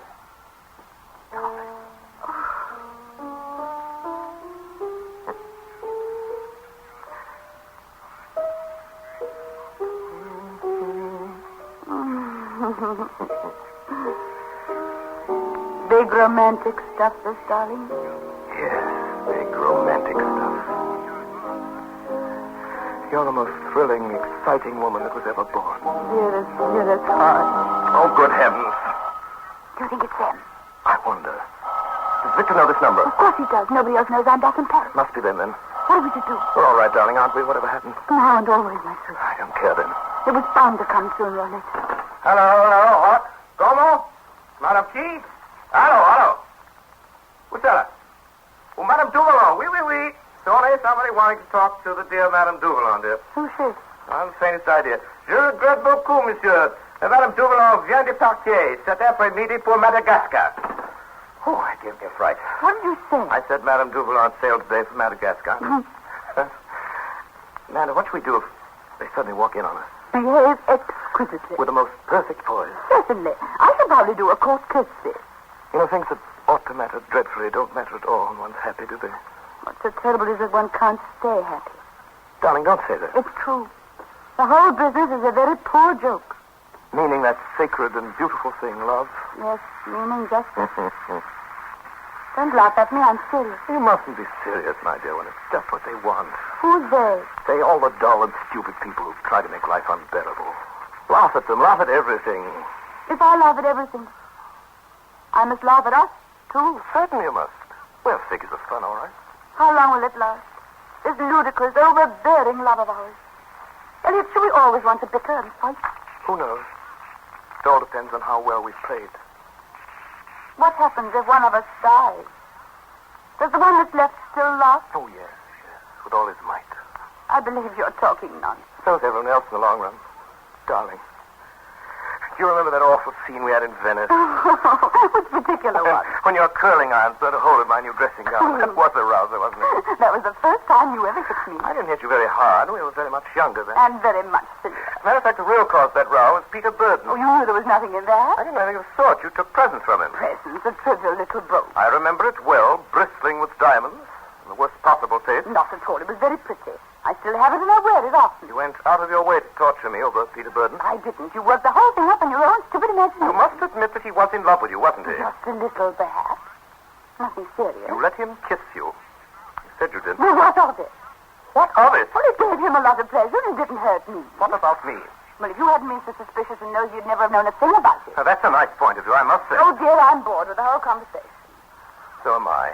Bored stiff. Want a cocktail? No, thanks. I'll have a small one, I think. I don't see why you want it. You've already had two. No particular reason, anyhow. They were very small ones. Seems so silly to go on and on and on and on and on about a thing. You could hardly call 3 dry martinis in the whole evening going on and on and on and on. Become a habit with you. You needn't be so grand just because you don't happen to want any yourself at the moment. Oh, really, Amanda? What? Nothing. It's a pity you didn't have another martini. It might have made you a little less disagreeable. It doesn't seem to work such wonders with you. Snap, snap, snap, just like a little adder. Adders don't snap. They sting. Nonsense. They have a little bag of venom behind their fangs and they snap. They sting. They snap? They sting. I don't care. Do you understand? I don't care. I don't mind if they bark and roll about like hoops. Not very funny, dear. You better have another cocktail. Very good idea. I will. Ridiculous ass. I beg your pardon? I said ridiculous ass. Thank you. You'd better turn that radio off, I think. Why? Quite late and it will annoy the people upstairs. There aren't any people upstairs. It's a photographer's studio. There are people downstairs, I suppose. They're away in Tunis. This is no time of the year for Tunis. Turn it on again, please. I'll do no such thing. Very well, if you insist on being boorish and idiotic. Turn it off. It's driving me mad. You're far too temperamental. Try to control yourself. Turn it off. I won't. There. Now you've turned it out of the wall. Good job, too. Disagreeable pig. Amanda, put that radio down. Amanda, darling. Solid. Oh, solace yourself. You spiteful little beast. Oh, you struck me. This is the end, you understand? The end. Finally and forever, I'm leaving. You're not going away like this. Oh, yes, I am. Oh, no, you're not. Oh, yes, I am. Oh, no, Let me. Shut up. You cruel. Shut up. I wouldn't marry you again. You falling on your face. Time was so really nice. Mean evil little vampire. I hope I never set eyes on you again so long as I live. You please. You please. You sad. You sad. You please. You please have it down in your body.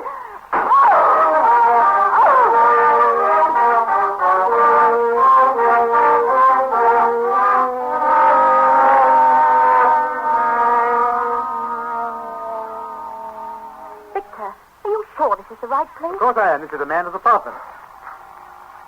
Oh, well, that settles it. There's nobody here. Why, the door's open. Oh, that's strange. Good heavens. I say, what's been going on here? I never saw such a Looks shambles. like they've killed each other. Amanda! Elliot! Not a sound. I say, Sybil, this bedroom door's locked. Well, so this one. No, I don't like this at all. Amanda! Amanda! Elliot! Amanda!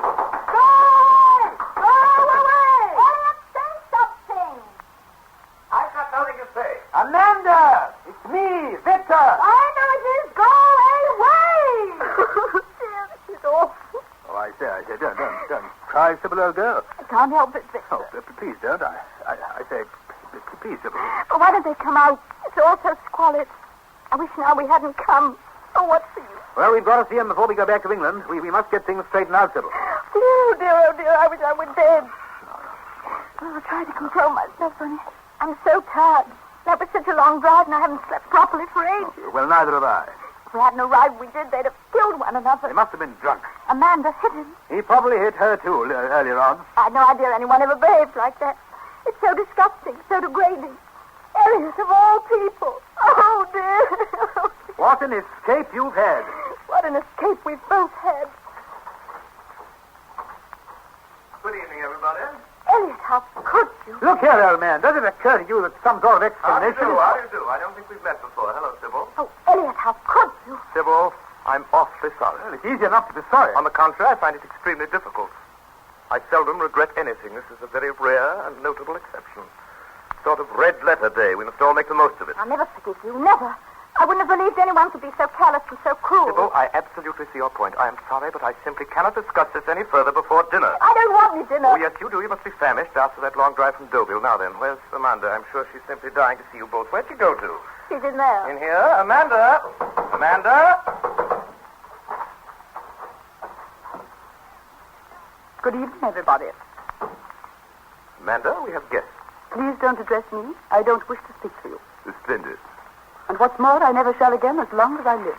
He shall endeavor to rise above it. I've been brought up to believe that it's beyond the pale for a man to strike a woman. A very poor tradition. Certain women should be struck regularly, like gongs. Hey, how could... I told you what he was. He's an unmitigated cad and a bully. And you're an ill-mannered, bad-tempered slattern. Slattern? Yes, slattern, and fishwife. Keep your mouth shut, you swine. And you mind your own business. What you... Please, stop me, Amanda. I'm not going to interfere. Let them fight if they want to. It'll probably clear the air anyhow. Yes, but Amanda... Come on into my room. Perhaps you'd like to tidy up before dinner. No, but Amanda... Come along. Oh, very well. Now then. Now then, what? Are you going to take back those things you said to Amanda?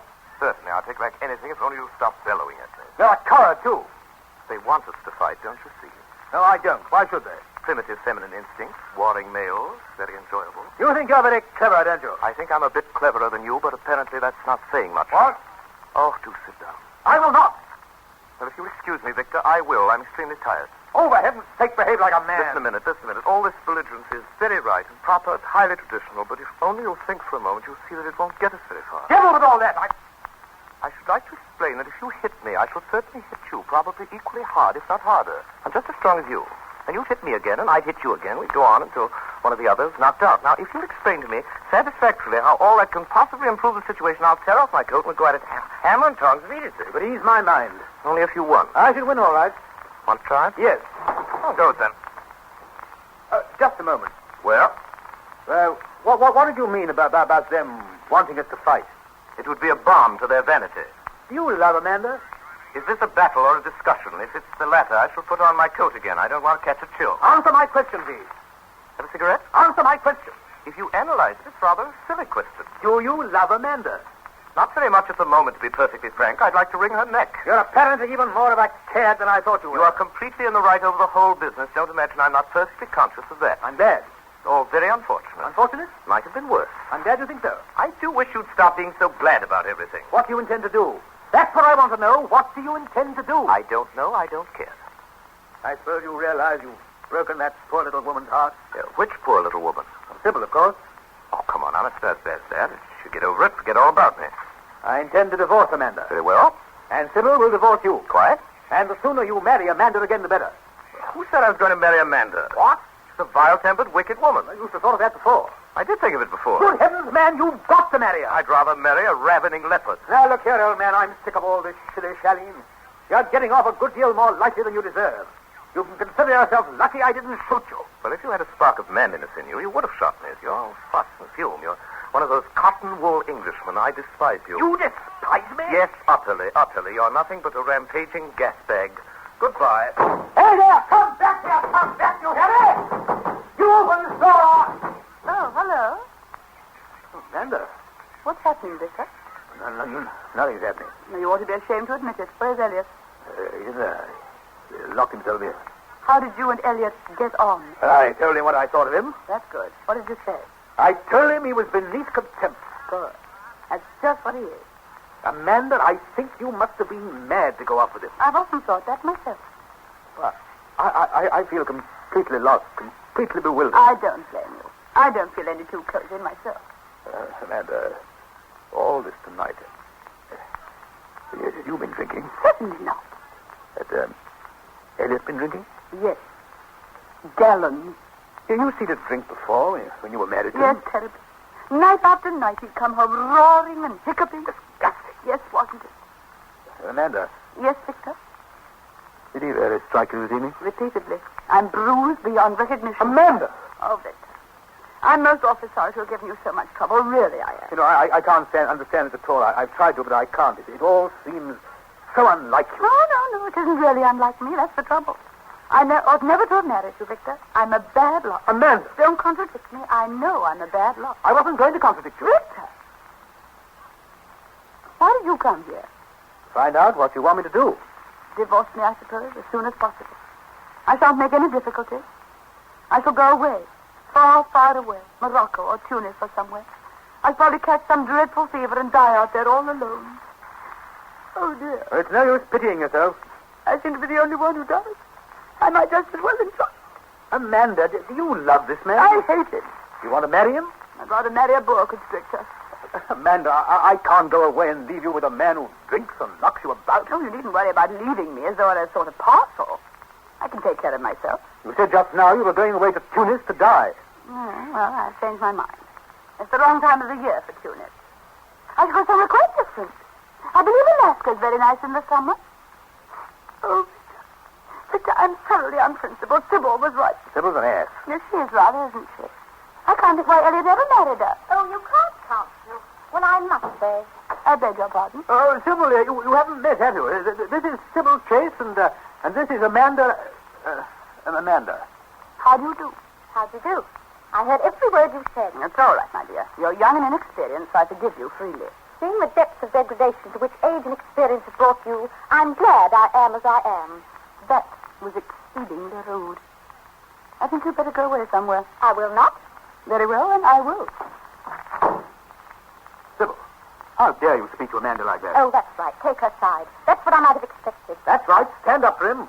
Poor Elliot, that unprincipled roue. Nothing of the sort. Shut up. I won't shut up. When I think of all the things you've said about her, it makes me laugh. It does, really. To see how completely she's got to us. You can obviously speak with great authority, having had the intelligence to marry a drunkard. Oh, that's what she's been telling you. Yes, she did, and I'm quite sure it's perfectly true. I expect she admitted to tell you that she drank 14 martinis tonight straight off. And that the reason her first marriage was broken up was that she used to come home at all hours of the night screaming and hiccuping. Victor. Yeah? You hear that? What? The door. Yes, that was the door. Victor, I've a strange feeling. So do I. You don't suppose... Sure of it. You mean... I do. They've gone. Gone! Elliot! Elliot, come back! Amanda!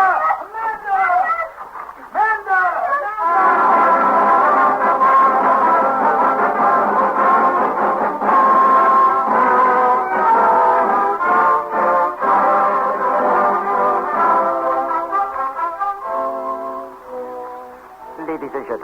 Miss Lawrence, Mr. Wells, do you remember me? I am Jean-Paul Casimir Dupont, the manager of the Hotel Normandie Deauville. And I have said the Englishmen are crazy. You still do not believe this? You think I exaggerate? Eh bien, a year has gone by. 1 year. And I am sitting in my office at the Hotel Normandie Deauville. Allô? Qui est dans l'appareil? C'est Paris? Allô? Hello, this is Hotel Normandy Deauville. Oui. This is Elliot Chase speaking. Pardon? Elliot Chase. Yes, Mr. Chase. I want to reserve a suite of rooms, something overlooking the sea. 1 moment, please, I will see. Oui, monsieur, you are very lucky, monsieur. Just this morning is falling for you the best room in the hotel. It was living there the ex-Maharaja Brooke, number 21. I'll tell you what, that's fine. 22. What? Hello? 22? One moment, please. What's that, Amanda? 22. What are you talking about? Oh, Elliot, darling, I tell you, it's 22 that the Raja Brooke... Oh, shut up, Amanda. Elliot, Shut I up. will not stand for this. Please, shut up. Give me that telephone. I will not You give can't you even this telephone. speak There's to no me. earthly reason why I should. There's no reason. Hello? Elliot, now listen to this. Amanda, I will not argue any further. Give me No, the telephone. Give me back the telephone. Hello? Back the telephone. Amanda. What do I tell you? Amanda. People are afraid.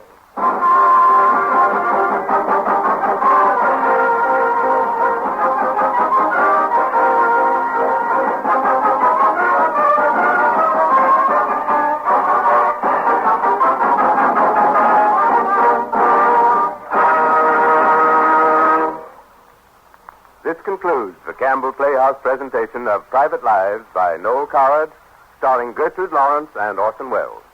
In just a moment, Miss Lawrence will return to the microphone with Mr. Welles. But in the meantime, a word on behalf of our sponsors. Earlier this evening, I suggested that you serve Campbell's tomato juice this coming Sunday for breakfast. For a great many Americans, Sunday breakfast is a bright spot in the week. Leisure adds to the joy of eating. And Campbell's tomato juice brightens any breakfast, weekday or Sunday. It is the deep red of a very special type of tomato, grown especially for Campbell's. A drink to cheer you by its bright appearance, as well as by its true fresh tomato taste. A drink, too, that by its keen, lively flavor makes a pleasant change from other breakfast drinks. Campbell's own method of canning retains the August fresh flavor of Campbell's tomato juice and brings you the needed vitamins of the fresh tomatoes. Here's a drink that's worth tumbling out of bed for Sunday or any other day. The flavor is always the same, delightfully refreshing. And yet, with all these important advantages, Campbell's tomato juice costs you only a trifle more than the ordinary kind. Is it a date for Sunday breakfast? Ah, that's fine. Let's all have Campbell's tomato juice.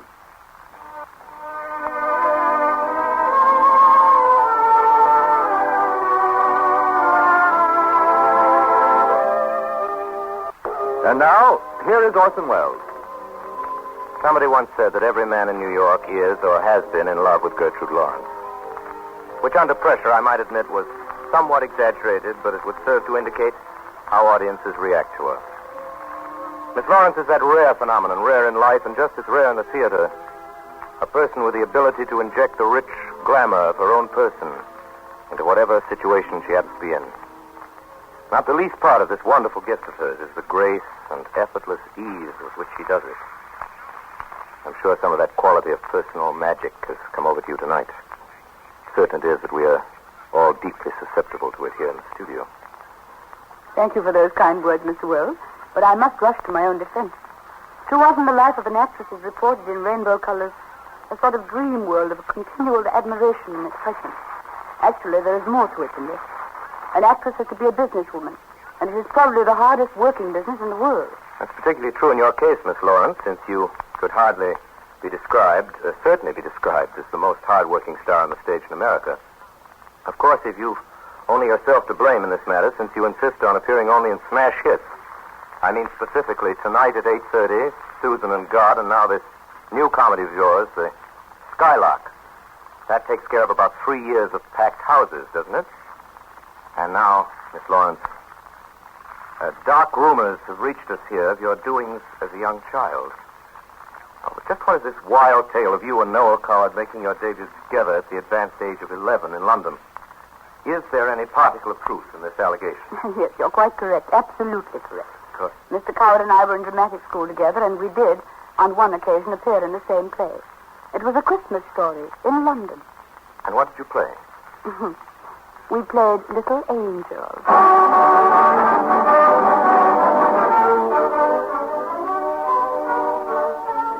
In tonight's Campbell Playhouse production of Private Lives, Miss Gertrude Lawrence was heard in the role of Amanda. Orson Welles played the part of Elliot Chase. Sybil was played by Naomi Campbell, the part of Victor by Robert Speight. The hotel manager was Edgar Barrier. Music for the Campbell Playhouse is arranged and conducted by Bernard Herrmann. And now, Mr. Wells, will you tell us, please, about next week's story?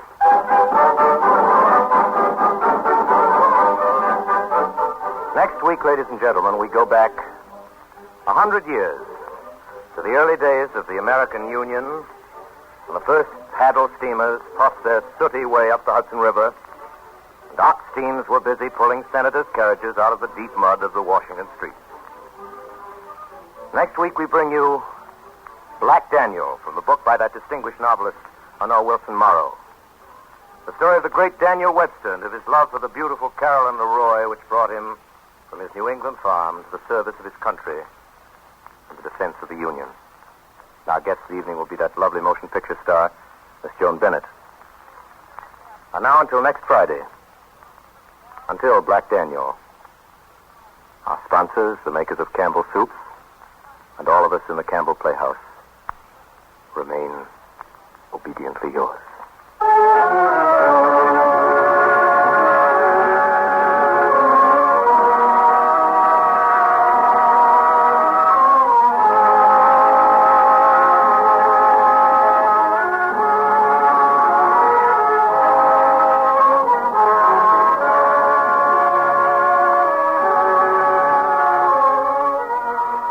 The makers of Campbell Soup join Orson Welles in inviting you to be with us at the Campbell Playhouse again next Friday evening, when that beautiful and talented screen star, Joan Bennett, joins him in Honore Morrow's Black Daniel, a love story of the days when the United States was very young.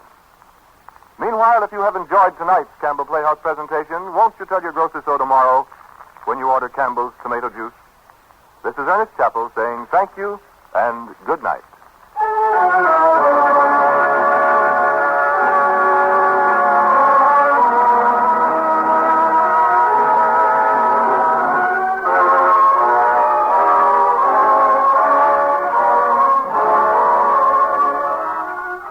I'll Follow My Secret Horse was from Conversation Piece. I'll See You Again and Zigeuner from Bittersweet, and Never Again was from Set to Music. This is the Columbia Broadcasting System.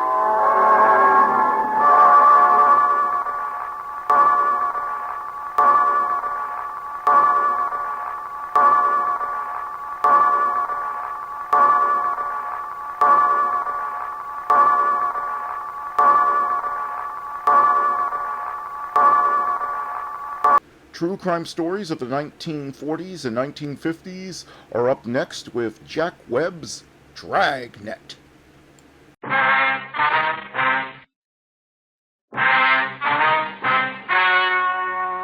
Ladies and gentlemen, the story you are about to hear is true. Only the names have been changed to protect the innocent. Fatima Cigarettes, best of all long cigarettes, brings you Dragnet.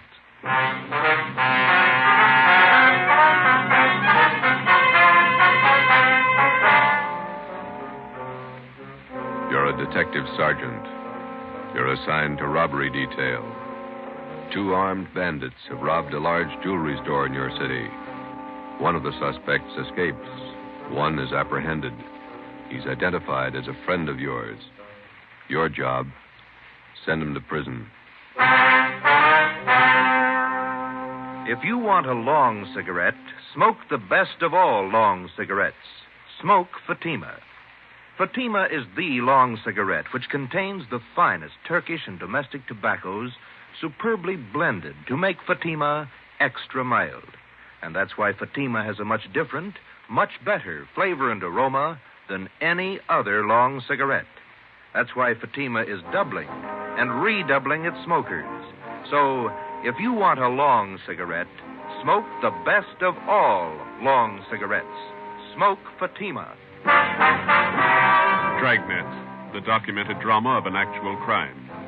For the next 30 minutes, in cooperation with the Los Angeles Police Department, you will travel step by step on the side of the law through an actual case from official police files. From beginning to end, from crime to punishment, Dragnet is the story of your police force in action. It was Tuesday, February 8th. It was cold in Los Angeles. We were working the night watch out of robbery detail. My partner's Ben Romero. The boss is Thad Brown, chief of detectives. My name's Friday. I was on the way over from the city hall, and it was 8:35 p.m. when I got to the second floor of the Georgia Street Receiving Hospital. Treatment room. Joe, hi. Hi, Doc. Ben, how's it going? Okay. It hurt for a while. Doc gave me an injection. 1/6 of a grain of morphine, Novocaine injection. The bullet's still in your shoulder? Doc's about ready to take it out. As soon as I get the wound cleaned, here's the soap and water nurse. Alcohol sponge, please. How's it look, Doctor? Well, there's the x-ray. Shallow penetrating wound in the deltoid area. Sludge, larger than the soft tissue right here. Oh, yeah. No bone involvement. Lucky the bullet was spent. That's good. Feel okay? Sure. Nurse, methylate applicators, please. Thanks. Let's see now. Where'd you leave Tyler, Joe? Interrogation room. Reynolds and Thompson are with him. Let me have the probe, nurse. Yeah. Feel anything, Romero? No. That's it. You hear that? Hear what? Located the slug with a probe. Oh. Nurse, forceps. Thanks. There we go. Oh, steady. You call your wife? No, she don't worry. Here it is, boys. Want to mark it for evidence? Yeah, give it to me, will you? I will. Nurse, sterile saline solution. Irrigate the wound. No sign of Tyler's partner, huh, Joe? Guy got me? No, not yet, no. Sterile dressings, please. How long did you know this Tyler? Before he went wrong, I mean. I met him in the Army, helped him line up a job when he got out. It's too bad. Sure is funny. Meeting a friend of yours pulled an armed robbery. Must have surprised you, huh? Yeah, kind of. You want me to drive you home when the doc's finished here? Let's go back to the office and talk to Tyler first. Okay. Is that all right, Doc? No. You're staying right here, Romero, till tomorrow morning. If you haven't got a temperature by then, I might release you. Oh, it's only a flesh wound, Doc. I feel all right. I'm not taking any chances with gunshot wounds. If infection set in and you were laid up, I'd have the pension committee to answer to. You're staying here. Sounds like an order. It is. You can pick them up in the P&F ward tomorrow morning. Okay. You gonna need anything, Ben? Yeah. I phoned to tell my wife I won't be home for dinner. His name was Max Tyler. White, male American, age 32. Dark hair, brown eyes, medium build, married, father of twin boys. He was a friend of mine. We served together in the Army overseas, and when the war finished, I came back to my job on the force, and Max went back to his old job. It didn't fit him anymore. He stopped working and started drinking. His wife didn't help much. Max started with small trouble, but it grew fast. On the afternoon of February the 8th, Tuesday, Ben and I surprised two men holding up a Main Street jewelry shop. Shots were exchanged, and Ben received a flesh wound in the shoulder. One of the hold-up men escaped. The other one was apprehended. His name was Max Tyler. Hi, Larry. Hi, Joe. Glad you got here. Tyler says he won't talk to anybody but you. Okay, boy. Thanks for standing by. Sure. I'll be outside if you need anything.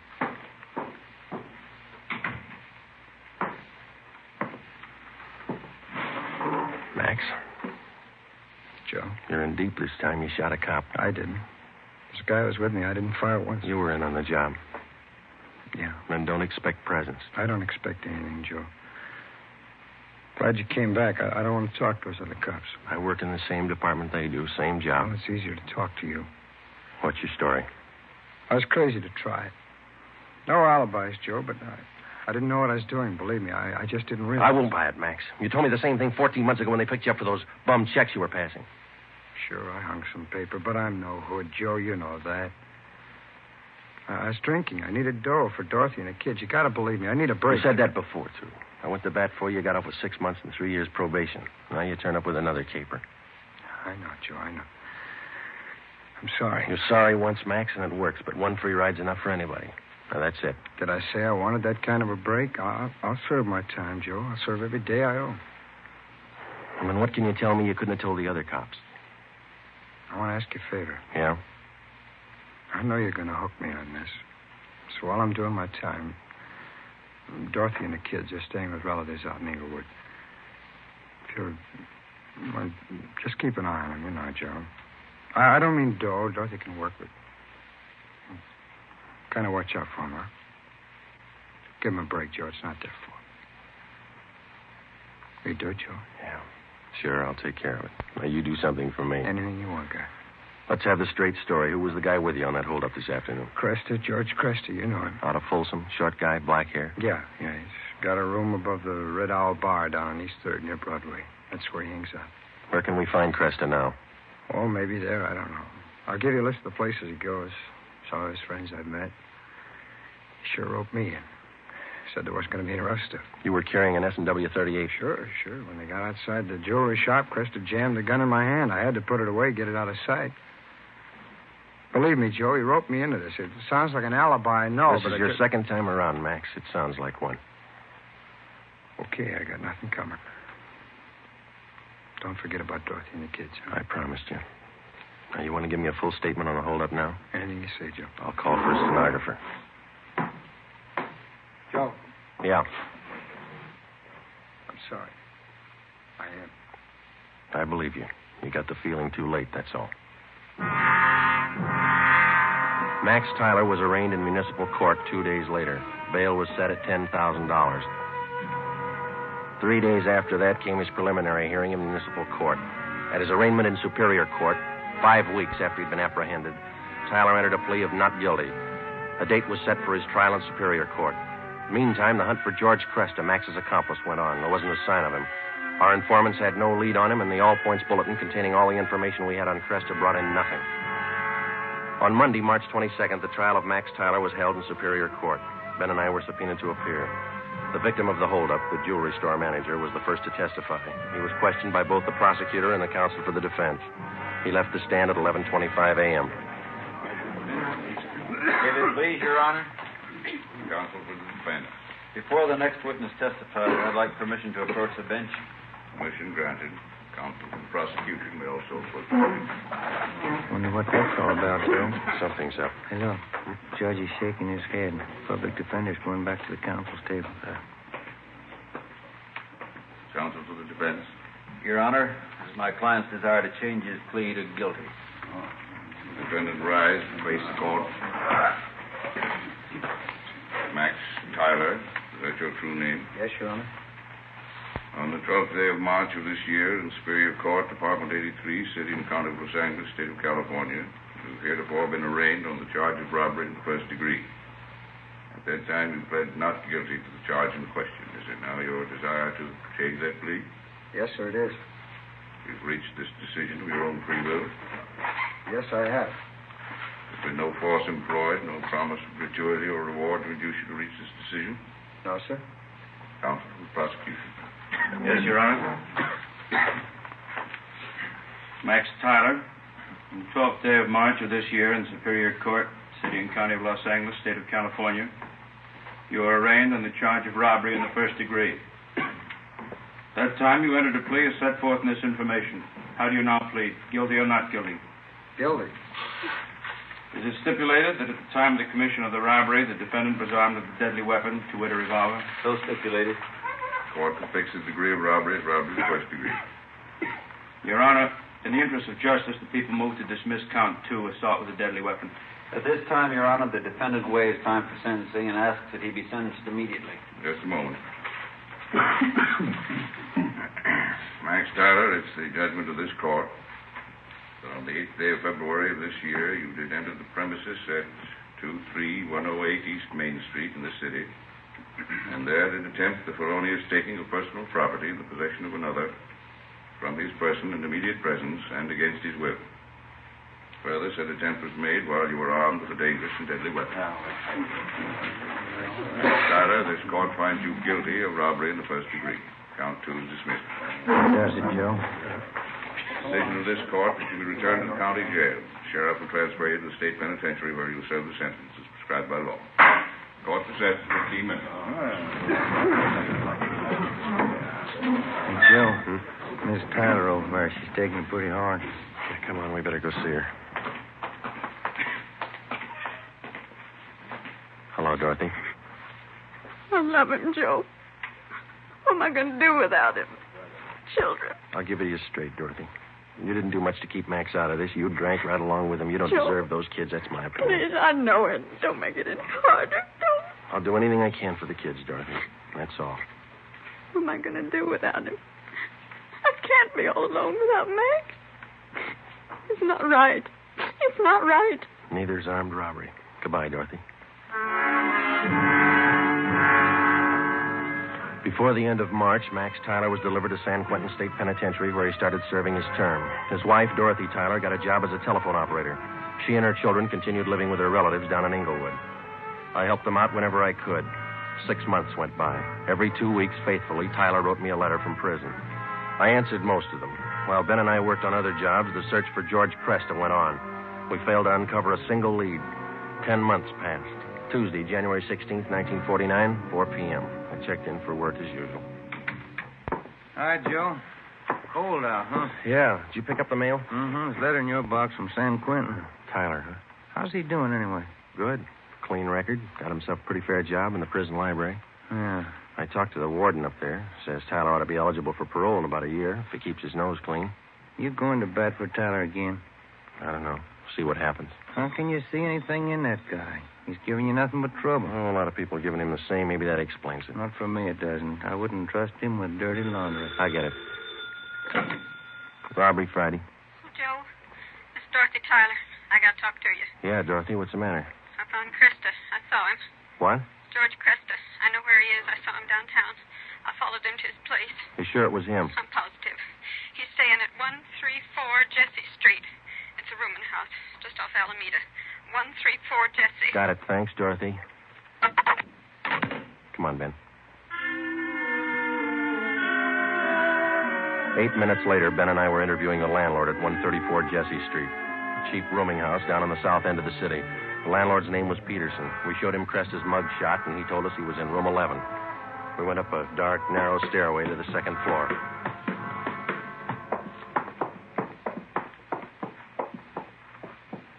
And here we are, number 11. All right, stand clear. I'll try the door. Mm-hmm. It's open.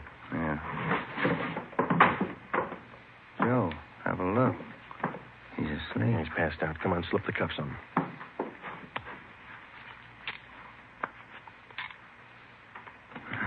That was easy. All right, I got his gun. He's been drinking, all right. He'll have a big hangover. He'll have a long time to get over it.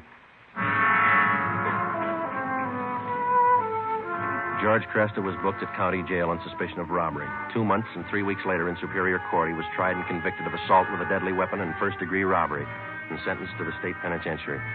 The day after Cresta was sentenced, I was called to the office of Chief of Detectives Thad Brown. Friday, this Max Tyler is coming up for parole in a couple of months. He's a friend of yours, isn't he? That's right, in a way. You've been writing letters to the warden. You've talked to the parole board about him. Understand you're helping on his kids. A few presents. They haven't had much of a break. They're just youngsters. You're working hard to get Tyler's parole. Do you think he's worth it? Well, I was off both him and his wife, and then she gave us that tip about Cresta, and Tyler's got such a good record up at Q, I figured they'd earned another chance. You're sticking your chin out, Joe, helping a con to get a parole. I think you'll realize that. Well, I believe he's a good risk now, Chief. He's pretty weak in some things. He needs direction, that's all. His wife's getting better. She might help more than she did. I hope both of them are worth it. If anything happens, I know I'm going to get it from all sides. You really think some men deserve another chance, don't you? Yes, sir, I do. I wouldn't want you working for me if you didn't. 2 more weeks went by. Tuesday, April the 19th. Ben came down with a bad cold and had to lay off work. At the same time, a new gang started a hold-up campaign among the liquor stores out in the Wilshire district. A new rash of armed robberies broke out in the central area. There was an attempted bank robbery. It was a bad week. Ben got back to work on Saturday. Rough time, huh, Joe? Busy, yeah. Did you beat that cold all right? Sure, I feel much better. Doctor gave me some new medicine. Works good. That's fine. Maybe I'll knock off early tonight if nothing's doing. That's a good idea. Shouldn't be Joe, too much tonight. Teletype for you. Just came in. Oh, thanks, Larry. Sure. What's the matter, Joe? What is it? Max Tyler. He broke out of prison this morning.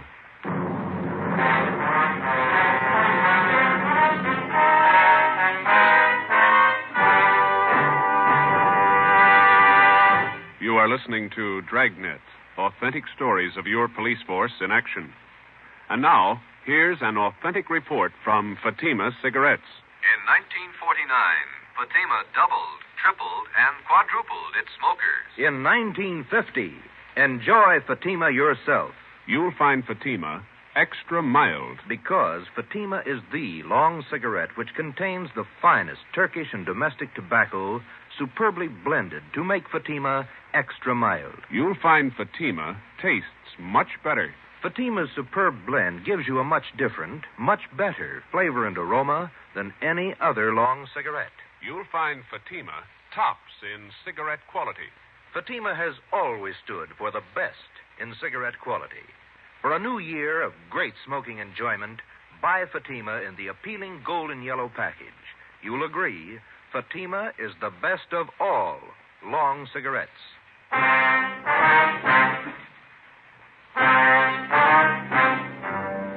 In the course of his career, the police officer is afforded two diverse views of the criminal. At first, the rookie cop is taught to distrust the criminal at every turn, without exception. He's schooled in the 1,001 ways in which the criminal operates, his psychology, his mode of operation. Then, when he's thoroughly acquainted with the methods of the criminal and how best to detect them, the police officer starts to learn the most difficult lesson of all: how to distinguish between the confirmed criminal and the lawbreaker, in whom there is hope of rehabilitation. After 9.5 years of police work, my first experiment in this field was with Max Tyler. I'd given him 2 chances to prove himself, and he'd lost on both of them. So did I. 2 months before his parole hearing, which might have given him his freedom, Max Tyler had suddenly decided to escape. How he figured it, I didn't know, but it was my job to find him. At 5 o'clock that afternoon, Ben and I met in the chief of detective's office. 2 officers, Holland and Grayson, from the State Adult Authority Escape Detail, were there. How did Tyler manage his escape, Grayson? Same old story. They figured they could trust him up there. He had a good job on the prison farm. They trusted him. When did they find out he was gone? On the early morning count. Have you checked his relatives out in Inglewood yet? Yeah, we have. We've got the home staked out. We're covering all the places we figure he might go. How about Mrs. Tyler? You get in touch with her Friday? Her relatives told us that she's on a weekend vacation with the 2 kids, staying with friends down at Laguna Beach. We got a call in to them. Should be hearing from them soon. I understand Tyler's a friend of yours, Friday. He was ready for parole. Yeah. I was trying to help it along. I thought the guy deserved a break. He didn't need you, Joe. He made his own. Well, he was feeling bad. You weren't the only one fooled, Friday. He had the prison officials buffaloed, too. Yeah, I know. I helped convince them. You got any leads on Tyler at all, Grayson? I mean, from the time he broke prison? Pretty strange. They traced him as far as Stockton, and then they lost the trail completely. The Stockton police in on the search? Yeah, sure funny. The guy has no money, no car we know of, no change of clothes. You figure he's getting help from somebody? Could be. Excuse me a minute. Brown speaking. Yeah, just a moment. You, Friday. Oh, thank you. Friday? Yeah. When? Where? Just a minute. Will you hold on, please? It's the Tyler's friends down at Laguna Beach. Mrs. Tyler there? No, she called him last night about 7 o'clock. Told him she'd changed her plans. She wasn't coming. She told them where she was going? She wanted to know which highway would take her to Stockton. We told the Tyler's friends in Laguna Beach to contact us immediately if they heard from either Mr. or Mrs. Tyler. We got out an APB on Dorothy Tyler, and then we drove out to interview her relatives in Inglewood. They told us that Mrs. Tyler had the 2 children with her. She had left their house at 6 p.m. the night before by taxi. As far as they knew, she didn't own a car. We talked with some of her friends in the neighborhood. The only thing they could tell us was that she had not borrowed a car from any of them. We drove down to the telephone exchange where she was employed as an operator, and we spoke with a manager, a Mr. Ralph Cartwright. I'm sorry, gentlemen. This is Mrs. Tyler's night off. Is there something I can help you with? When is Miss Tyler due back to work, Mr. Cartwright? Well, she's working the 10 to 7 starting tomorrow, due in at 10 a.m. We understand that she's on a weekend vacation, huh? Yes, you see, today was payday, so she asked me if she could have her check ahead of time.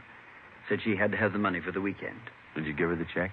Oh, my, no. I couldn't give her the check ahead of time. But I did do her a favor, just to help her over the weekend. What was that? I loaned her my car. We got a complete description of the car together with a license number and called the office. The information was broadcast to all units throughout the city and teletyped to all points in the state. Chief of Detectives Thad Brown ordered an immediate stakeout on the telephone exchange where Mrs. Tyler was employed. The stakeout at the home of Inglewood continued. Another day passed. We checked with the bank where Mrs. Tyler maintained her account. It was 10:25 a.m. when we got back to robbery detail. Gentlemen, what'd you find out? Miss Tyler closed her account 3 days ago, withdrew all her savings, $46.55. They're not going to go far on that. Any word about that car she borrowed? Teletype came in about an hour ago. They found it just outside Santa Barbara, abandoned. Anyone see the Tylers? No reports. I wonder how those poor kids are making out. He must be crazy, and his wife, too. If she was going to help him pull an escape, why'd she have to drag the kids along? That's the way some parents figure, Friday. They owe their children nothing. The children owe them everything. Call for you, Friday. Take it on 2. Oh, thanks, Larry. Friday. This is Hopkins, Friday, on stakeout, the phone exchange. Yeah, Bert. Tyler woman came for a check. We got her.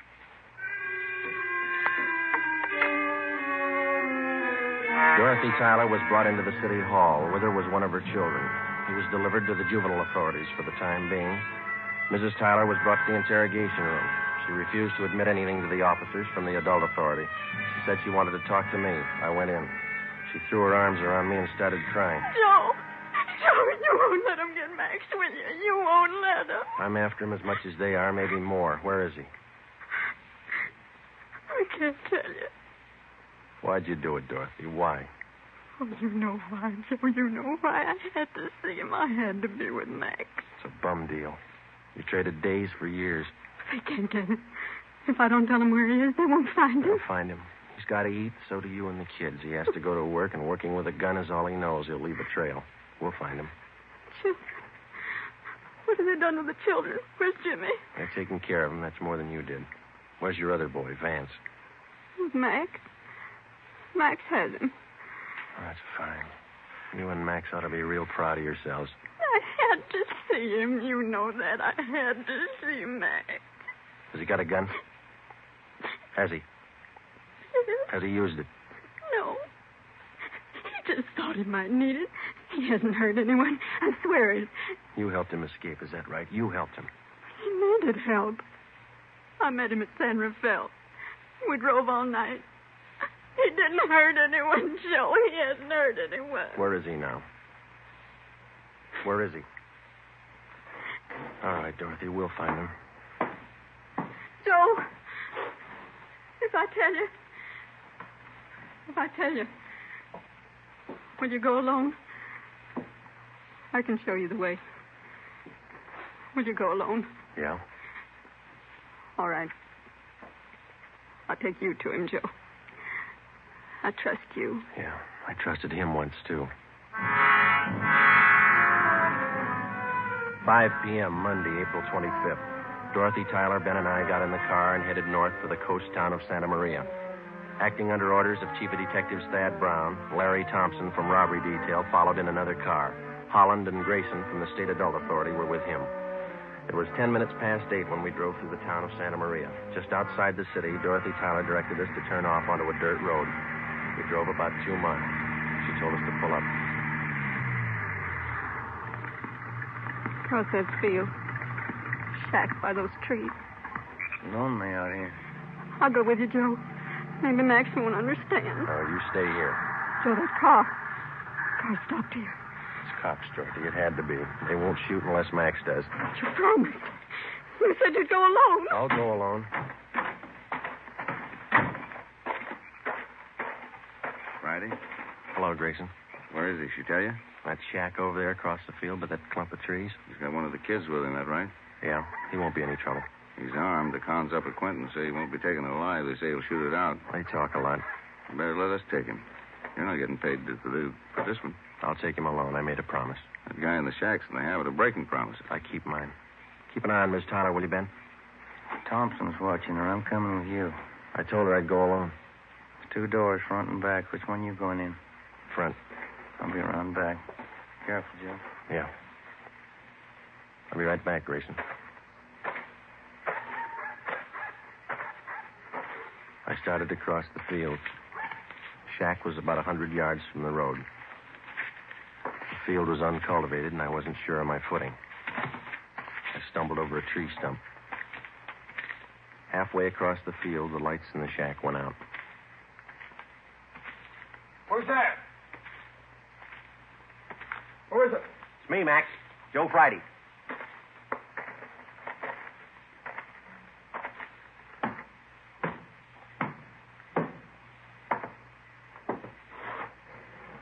Max?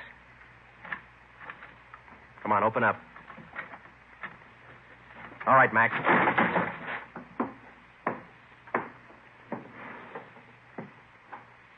Why the gun, Joe? I never thought you'd take me with a gun. I never thought I'd have to kick down a door to get you. You've changed a lot, Max. How'd you find me, Dorothy tell you? Where is she? Outside. Your boy over there, Vance. He's sleeping. He's okay. Put out your hands. Put out your hands. Oh. Sorry, Joe. Yeah. You've been good to us. I won't try to explain. Neither will I, Max. Come on.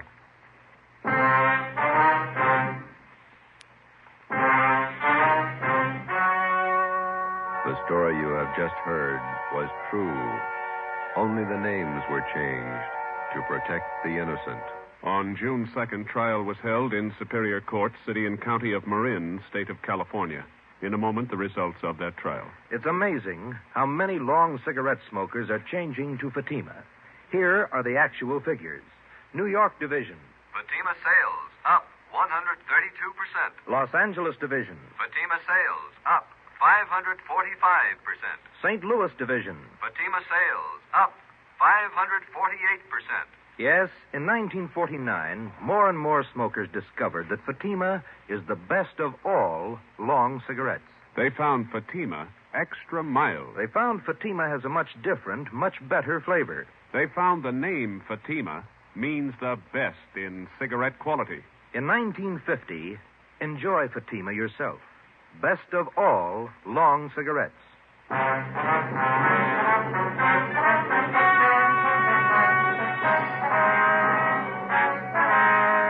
Max Tyler pleaded guilty to the charge of escape and was sentenced to the term as prescribed by law. He was returned to San Quentin and then transferred to Folsom Penitentiary, where he is now serving his sentence. You have just heard Dragnet, a new series of authentic cases from official files. Technical advice for Dragnet comes from the Office of Acting Chief of Police, W.A. Wharton, Los Angeles Police Department. Dragnet honors the state of California and the men of the California Highway Patrol, another of America's outstanding law enforcement agencies. One of these men, Highway Patrol Commissioner Clifford E. Peterson, outstanding administrator and educator in the field of law enforcement, dedicates his life to making yours more secure. Fatima Cigarettes, best of all long cigarettes, has brought you Dragnet from Los Angeles. Be sure to hear Mr. and Mrs. Ronald Coleman in the Halls of Ivy starting tomorrow on NBC.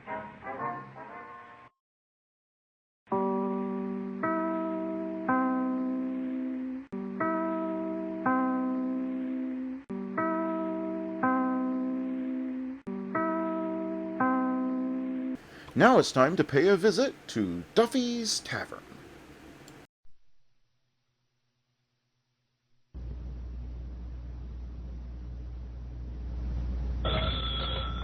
Hello, Duffy's. Where do you like me to eat? Archie the manager speaking. Duffy ain't here.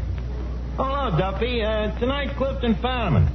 Yeah, the mental brain from the radio. Huh? Is he the guy who says what? Madam, what is your problem? No, Duffy, you're thinking of Mark Anthony.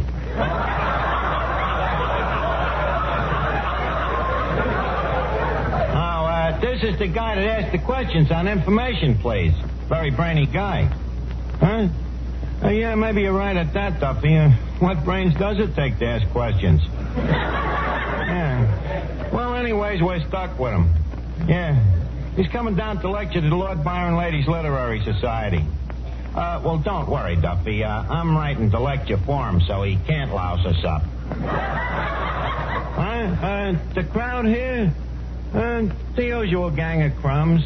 Yeah, but, oh, by the way, Moriarty just come in. He's very sore at the government. Yeah, for canceling last year's income tax.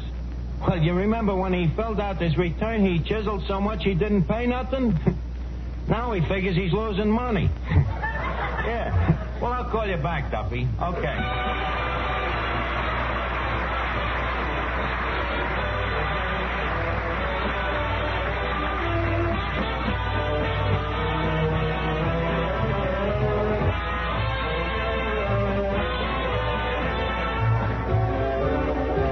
Ladies and gentlemen, welcome to Duffy's. Come on in and meet Finnegan, Eddie the waiter, Miss Duffy, Tito Kazar, Peter Van Steeden and his orchestra, our special guest tonight, Clifton Fadiman, and Archie himself, Ed Gardner.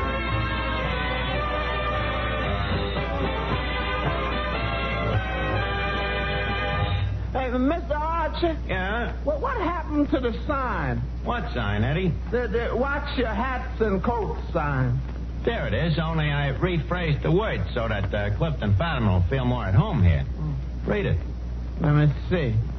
Maintain scrutiny of thy chapeaus and hats. Nice and confusing, ain't it? Yes, isn't it? It's a quotation from Shakespeare. Did you ever see any of Shakespeare's plays, Eddie? One, As You Like It. Well? I didn't like it. Oh, I don't know. Maybe he had an off day that day. Hello, Arch. Well, Clifton Finnegan. Hello, Finnegan. Arch, look at this. Boy, am I proud. A poem by Crackpot O'Toole of Fortune. Dedicated right at me personal. Oh, yeah, that's nice. What's the poem, Finnegan? I'll read it to you. Some men is fools and morons, and some is even judge. But you, dear Clifton, combine them all. Nature has gave you the words.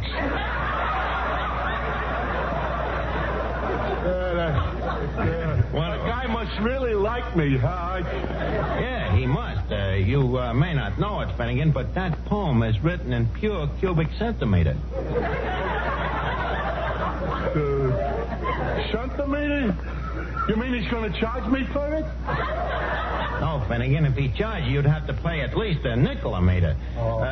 Don't forget, that's an original crackpot. Archie? Oh, yes, Miss Duffy. Did you see my Dostoevsky? Your what? My Dostoevsky. Is it animal, vegetable, or mineral? No, it's a book. Miss Duffy, what would you be doing with a book? Well, Clifton Fadiman's coming down here, and I don't want him to catch me not reading. Well, naturally, You see, if everybody stopped reading, authors would stop writing. And if authors stopped writing because nobody was reading, Mr. Fadiman, being a critic, couldn't read what authors were writing, and that'd put an end to his writing about reading. And the poor man would be out of a job. Yeah, I see what you mean. Or to put it another way, if authors write and people please, don't read... Miss Duffy, I don't think I care to go around again. Dostoevsky. Whoever heard of Dostoevsky?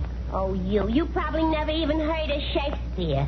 Miss Duffy, not alone have I heard of Shakespeare, I happen to know Bacon, the man who plagiarized him. Who? Sir Francis Bacon, the man who wrote every word that Shakespeare ever wrote. Archie, do you mean to stand there and say that the greatest writer that ever wrote didn't? Yes, I do. Shakespeare, the so-called bard of Stratford Avenue. I maintain that he is strictly a phony. Archie, how can you say such a thing about a man who's too dead to defend himself? Miss Duffy, you dig him up and I'll tell it to him to his face. Well, wait a minute, Archie. Maybe we're talking about not the same Shakespeare. What was the first name of yours? William. Yeah, that's the one, all right. Of course, William Randolph Shakespeare. Besides, Miss Duffy, when you talk about guys like Shakespeare, it ain't necessary to mention their first names. Everybody knows who you mean. I differ with you. In what respect? How about Washington? Miss Duffy, if I went up to a strange guy and said Washington, I'm sure the guy would know that I meant George. Not if he was selling train tickets. If I was buying a train ticket, I would say Washington, D.C. Then why don't you say Shakespeare, D.C.? Because I ain't going to Shakespeare, D.C. Why not? Because I can't get a room. Look, Miss Duffy, I got Clifton Fadiman coming down here to read my lecture to Mrs. Piddleton and them dames, and I got a lot on my mind.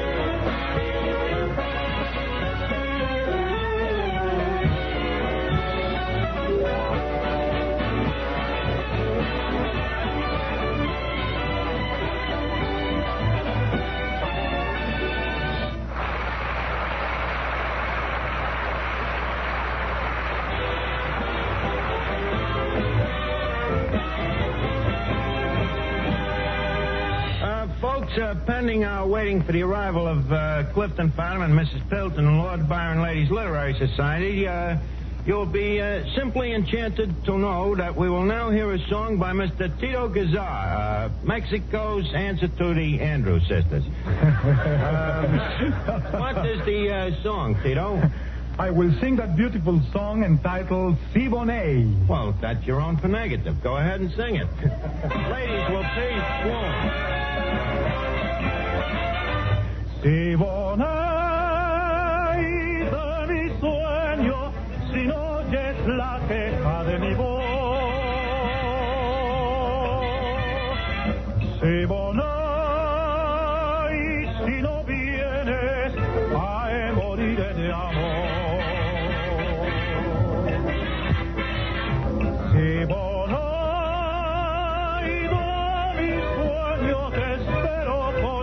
En mi si Bonet, si no vienes, ay, moriré de amor. Oye el eco de mi canto de cristal. Si Bonet, yo te quiero, yo me muero por tu amor.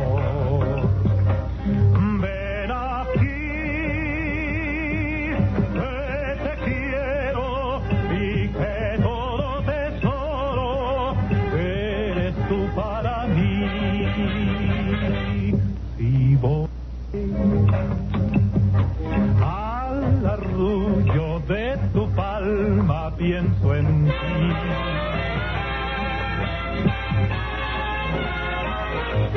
Si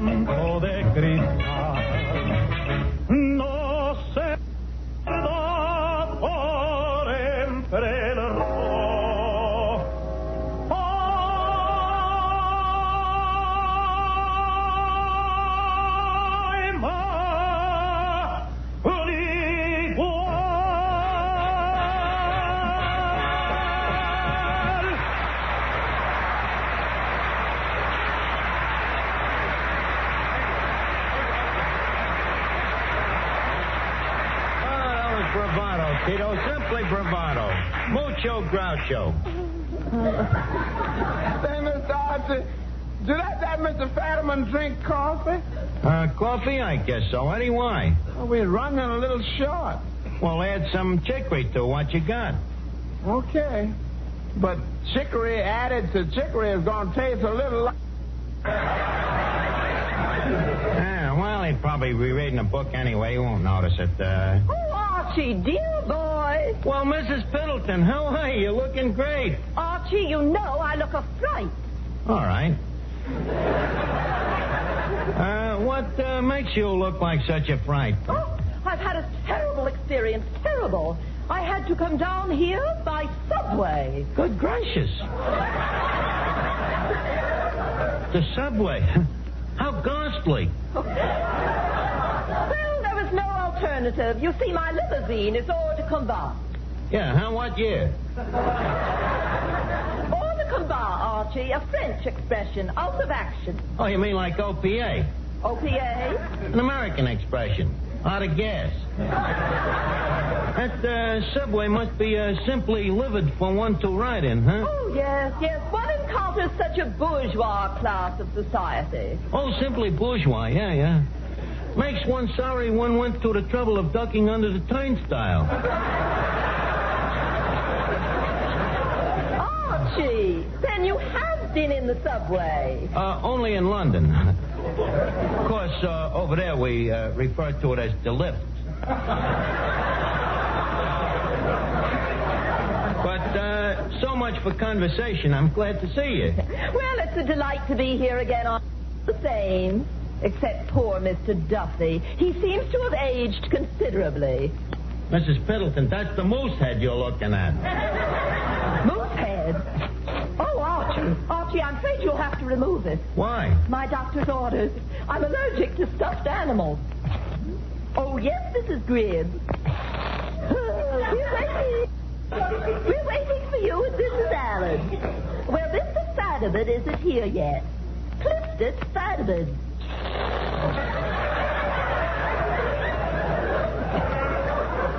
Oh, my dear, I can't help it. There's a moose here, and it does something to my hay fever. I should do what? It already has been shot. Oh, yes, he's speaking tonight on literature. Dodo, Dr. Booth, Clifton Fadiman. Well, we'll wait for you, darling. Goodbye.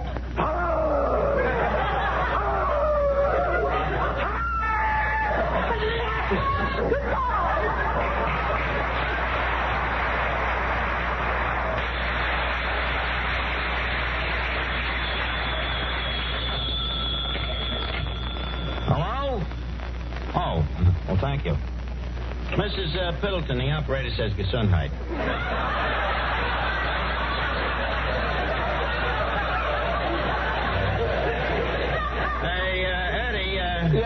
Eddie, take Mrs. Piddleton into the kitchen.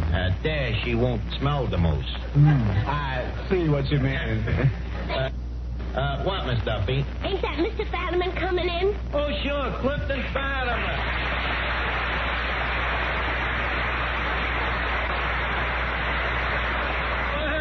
Well, if it ain't me old pal, Clifton Fadiman. Oh, you kip, old boy, old boy.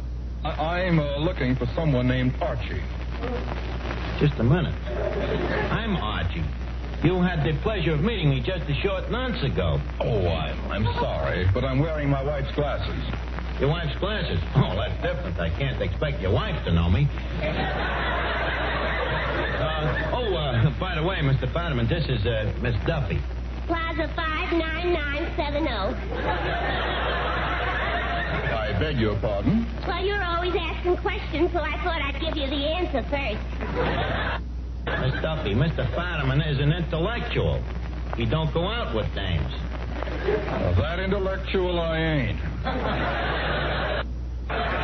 In fact, when it comes to dames, my taste is positively lowbrow. Plaza 59970. See you later. Oh, please, Miss Duffy. Mr. Fadiman just came here. Kip, by the way, speaking of books... Now, who was? I was. Speaking of books, did you ever read any of the works of the famous poet and forger, Crackpot O'Toole? O'Toole. What sort of things does he write? Mostly sonnets and bum checks. That's him. Sonnets and bum checks. That's him over there tilting the pinball machine. Hey, Crackpot. Yeah, Crackpot, come here. Clifton Fadiman, meet Crackpot O'Toole. Crackpot, meet Clifton Fadiman. You two guys should have a lot in common. Oh, you're a forger, Mr. Fadiman?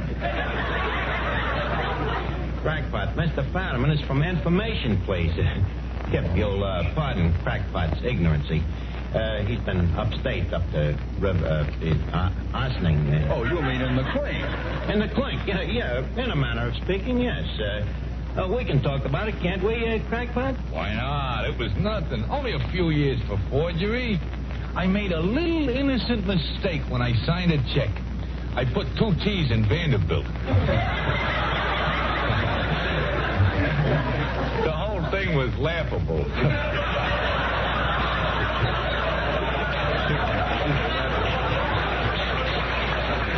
By the way, Kip, someday if you get a chance, I'd like you to get a look at Crackpot's adaptation of Shakespeare. Crackpot?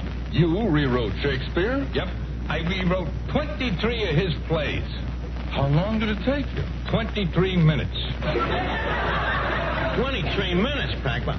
I bet you Shakespeare himself didn't even write it that fast. Well, after all, Arch, I got an edge on the guy. I'm ambidextrous. What's that? Two-handed dexterous. I can write with both hands. Mr. Fetterman, couldn't you use crackpot on information, please, sometime? But, Archie, we have a poetry expert, John Kieran. Granted, but suppose you ask Kieran to quote you something, say, from Lord Byron. Could he do it? Of course. He could quote whole stanzas. Could crackpot do that? Not alone could crackpot quote whole stanzas, he could give you the whole poem in Byron's own handwriting. Thanks, Arch. Okay, crackpot. Yeah? Middleton wants to know when the lecture's gonna start. Oh, any minute, Eddie. Go over and talk to her. Keep her happy for a second. I've been talking to her. I say Gesundheit, she says thank you. I say Gesundheit, she says thank you. I say Gesundheit, she says thank you. It's pretty monotonous conversation. Well, talk to her anyways. Are you ready for the lecture, Mr. Fetterman? All ready. Okay, you ready, Danny? Ready. Ladies and gentlemen. Just a second, Mr. Fetterman. What's right is right. Danny started first. Besides, you ain't studied the lecture that I wrote for you. You wrote a lecture for me? You seem amazed. I'll go over it with you in a minute.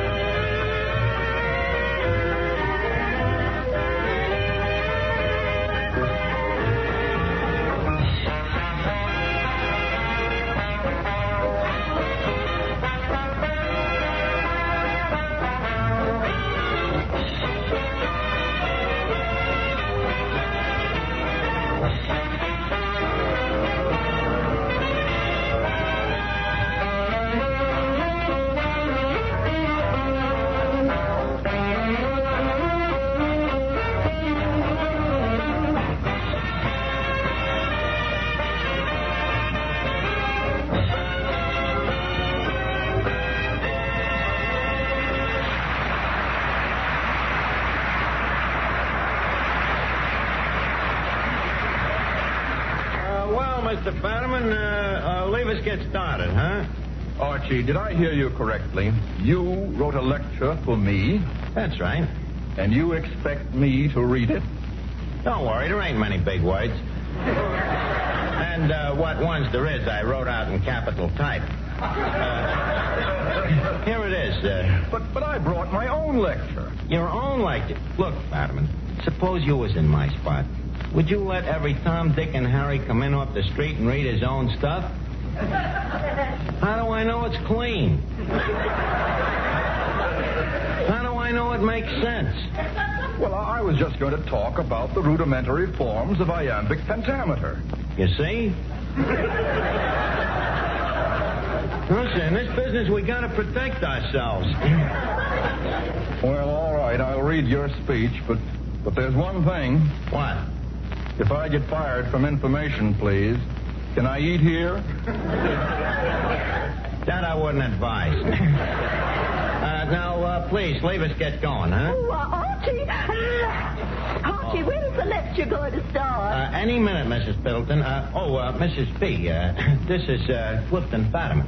Oh, Mr. Fetterman, I want you to know how deliriously happy it makes us girls to have a man like you talk to us. Mrs. Piddleton. These days, it makes girls deliriously happy if any man talks to them.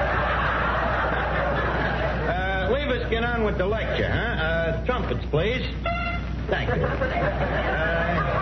Your man is improving, Mr. Van Steeden. Thank you. Ladies, I introduce a man who needs no introduction. So, without further introducing him, I present you Mr. Clifton Fetterman. A lecture, Mr. Fetterman. Thank yous, one and all. trustees of the Lord Byron Ladies Literary Society. My subject for tonight is contemporary literature. I will discuss contemporary literature from literature in the Middle Ages to books for children. Literature is divided into three parts: fiction, non-fiction, and... Archie, where's the third part? I couldn't think of it. I went nuts. Go on. Literature was started by the cavemen who used to chop out stories in stone with an axe, hence the term hack writer.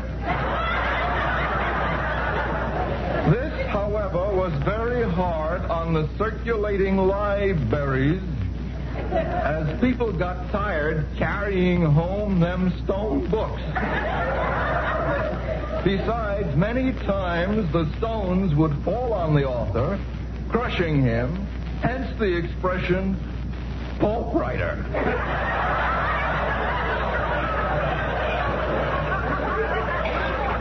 This led to the invention of sheepskin, which up till then had only been used for diplomas.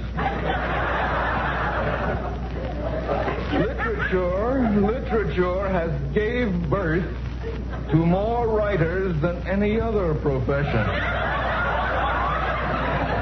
Namely, among whom are Shakespeare, Bacon, Dickens, and Sir Walter Lipton. Among the French writers are Voltaire, Charlemagne, and Franchot Tone. Say, Archie, you left out Mademoiselle from Armentières. That's a different kind of literature.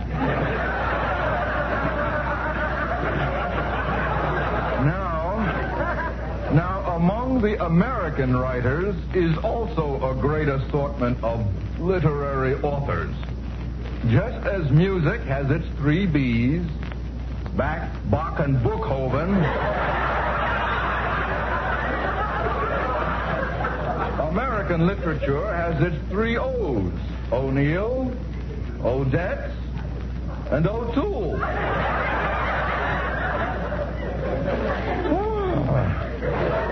Next comes the Russian writers, among who is Tolstoy, Rimsky-Korsakov, Dostoevsky, and the greatest Russian of them all. Oh, I can't.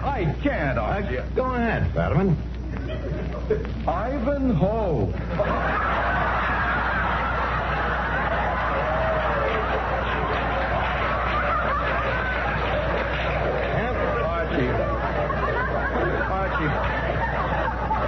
I can't go on with it. My reputation will be ruined. Ladies, the lecture is over. I thank you. Oh, Mr. Fetterman. Yes, Mrs. Biddleton. I've heard you speak many times. I've read every word you've ever written. Your books, your reviews in the New Yorker magazine. Yes? And there's one thing I want to tell you. In my personal opinion, this is the first time you've ever made sense.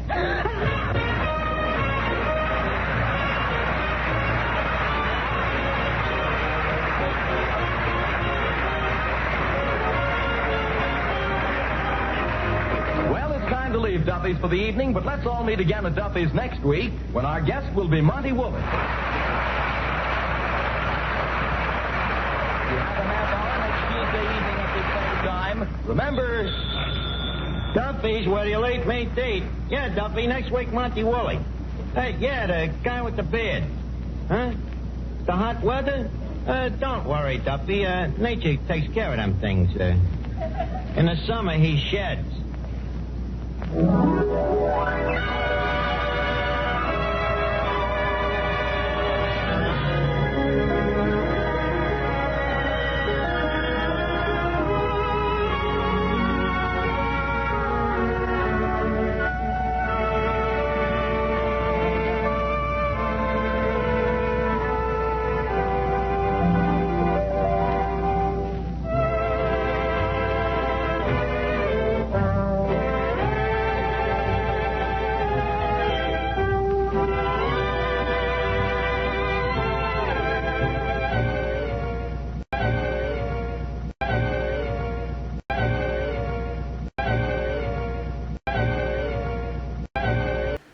take a trip back to Dodge City with Marshal Matt Dillon in Gunsmoke, coming up next.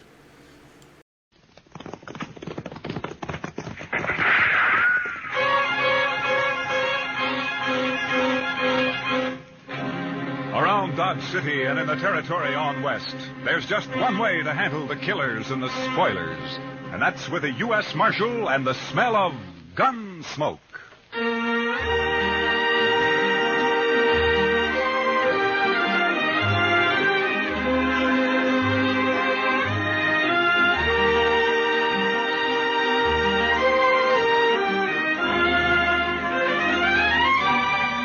Gunsmoke, starring William Conrad, the transcribed story of the violence that moved west with young America. The story of a man who moved with it, Matt Dillon, United States Marshal.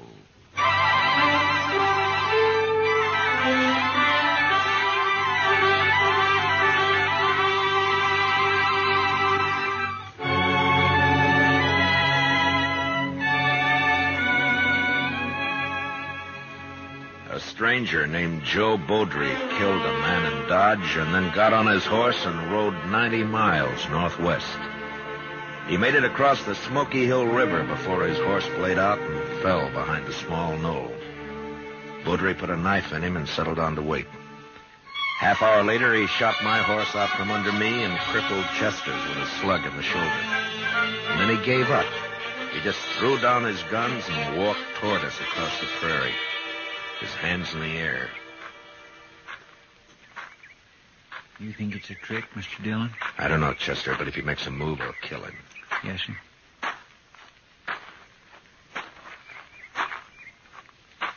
That's far enough, Beaudry. Now turn around.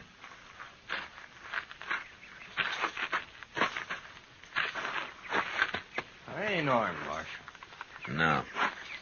You know, I'm curious, Beaudry. Why didn't you shoot it out? I don't want to kill anybody, Marshal. You killed a man in Dodge. He went for his gun. I had to. Some of the witnesses say he didn't. Oh, sure. Friends of his. I heard him. That's why I lit out. Man looks guilty when he runs. You should have stayed and faced it. Now, what there. kind of shake could I get in a strange town, Marshal? Everybody be against me. The law will protect you if you're innocent. You'll have to stand trial now anyway. Well, maybe I made a mistake, but I'm still alive. Yeah, and a long way from Dodge. Say, by gracious, that's right. How are we going to get back, Mr. Dillon? Well, we crossed the Overland Express route about 5 miles back. We'll just walk to the road and wait for a stage, I guess. Yeah, but the stage don't go up to Dodge from here, sir. Well, we'll take it into Fort Donner.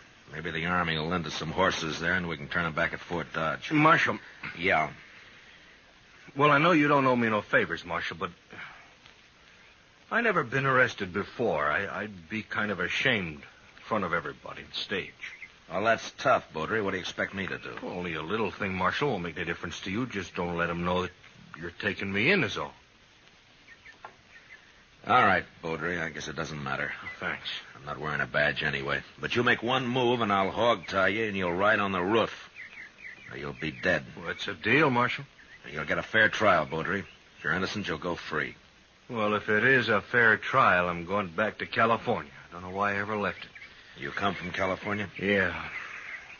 Hey, Marshal, look, is it all right if I lug my saddle back with me? Yeah, sure. We're not leaving ours. Chester, I'll go with Beaudry and get his guns. Yes, Mr. Dillon. I sure do wish you'd stop closer to the stage road, though, Beaudry.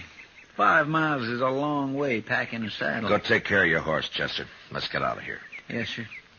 It's a doggone shame, though. That was a mighty good horse. Come on, Beaudry.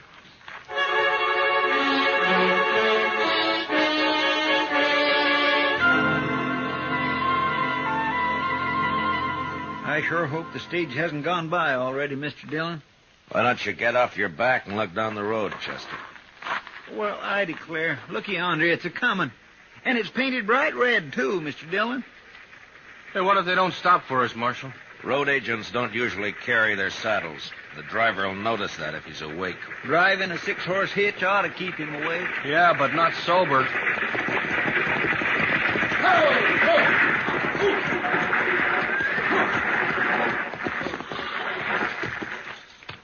That's a shotgun the messenger's holding. He doesn't need it. We want to ride, that's all. Where's your horses? Marshal, please, you remember what you said. We lost them. You don't look like greenhorns to me. It can happen to anyone. That's good. The one in the middle ain't even armed. Pick him up, Hank. All right, Berryman, it's your treasure box. How far are you going? Fort Downer. It's about 60 miles to Fort Downer. You're crowding us. That'll be 15 cents a mile. 15 cents. How much is that, Mr. Dillon? About $9, Chester. $9 apiece, that is, and payable right here. All right. It's high, but I can't argue with you now. Here you are. 20, 5, 6, 7. All right, mister. Get in. I don't know how the passengers are going to like this, though. You got room for a couple more in here? Anybody can't keep his horse ought to walk home. There's room for 2, maybe, but not 3. Oh? Take a look for yourself, mister. Yeah, I guess you're right.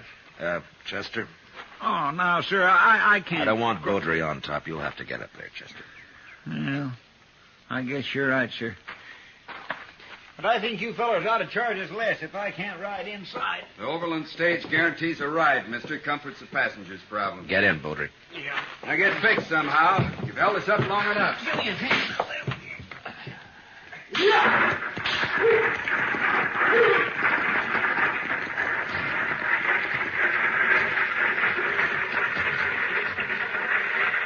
You don't look like a judge, mister. I'm not a judge. Well, you must be important somehow. We order these men around, and that fellow on top there calls you sir. Dillon? Well, let's just say that I'm sort of the boss of this outfit, mister. What'd you say your name was? I didn't say. It happens to be Dillon. Well, I'm Zimmer. Old man here called himself Gant. My name is Gant, and I ain't ashamed of it. And I don't give a long hoot what any of you call yourselves. Gant's kind of crusty, but he's sober. That's more than I can say for the other 2 here. They only wake up long enough to pull on that jug they got and get drunk enough to go back to sleep. Well, that's not a bad way to travel if your stomach can stand it, I guess. No, it ain't good myself if I was younger.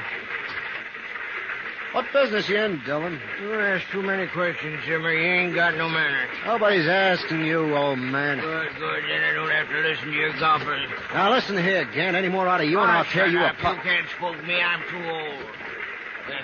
85, mister. Would you believe it? No, sir, I wouldn't. That's mighty old. You sure don't look it. I knew Meriwether Lewis, mister. Met him in St. Louis when he and Clark come back from the Pacific. Now who's doing all the talking? Leave him be, Zimmer. There's no harm in passing the time. Look, mister. You may be the boss of these other fellas, but you don't run me. Nobody's trying to run you. Just take it easy. Don't pay him no mind, Dillon. He's just nervous about something. What are you driving at, old man? We'll be at Monument Station in about an hour, Dillon. Spend the night there. Hope the chow's improved. Last time I was there, all I had was fat pork. One passenger says, I never eat fat pork. So the cook told him, well, then just help yourself to the mustard.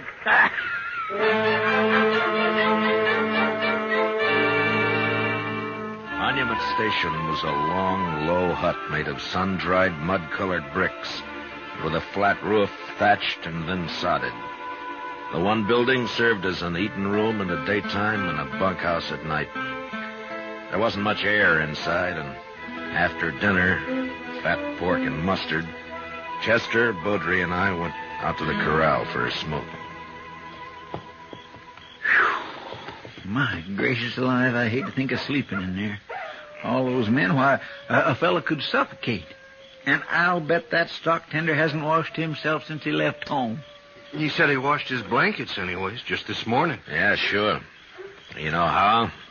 He spreads it on an anthill for a couple of hours. Oh, well, that settles it. I'm sleeping outside.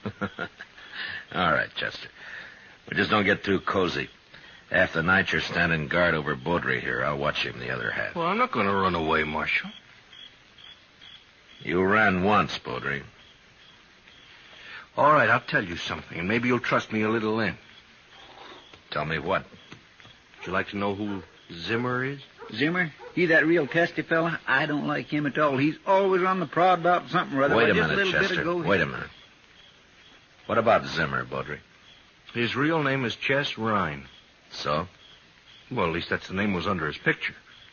Well, where was this picture, Baudry? Well, in California, tacked onto a pole. Go on. Well, I think the reward was $500. Of course, I ain't certain. You sure it was his picture? Yeah, Marshal, I'm sure. Heard a lot of talk about him in Sacramento just before I left. What kind of talk? Well, like one time he rode in a stagecoach as a passenger, and he was peaceful enough until some fellows on horses, they stopped that stage in a canyon somewheres, and then this here Chess Rhine, he pulled a gun on the other passengers, and he disarmed them, whilst the boys outside unloaded the treasure box. They had an extra saddle horse along, and Rhine, he rode off with them. That's the way I heard it. Seems to me he went to a lot of trouble. Sometimes the passengers give road agents as much fight as the driver and messenger, Chester. They feel safe because they're inside. Yeah, and that's what Chess Rhine figured. What, are you going to arrest him, Marshal? I can't arrest a man without cause, Baudry. You may be telling the truth, but I don't know that for sure. I can check on Zimmer when we get to Fort Donner, but all I can do till then's keep an eye on him. Well, this stage will be robbed long before it gets to Fort Donner, Marshal. Yeah, maybe, but not without a fight. Thanks for telling me, Baudry, and for your sake, I hope it's the truth. If it isn't, you're going to be in more trouble than you are now. All right, keep an eye on him, Chester. I'll be back in a few minutes. Yes, sir.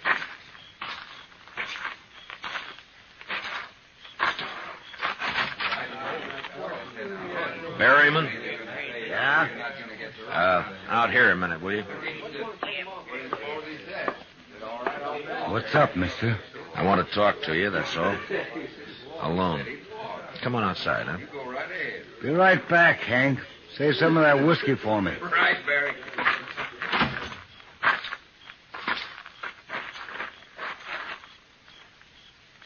What's on your mind, mister? How long you been an express messenger, Berryman?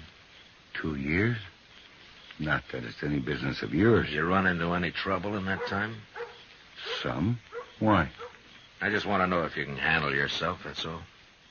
You want to find out? Look, Berryman, you know my name. It's Dillon. I'm Matt Dillon. I'm the U.S. Marshal out of Dodge. Dillon.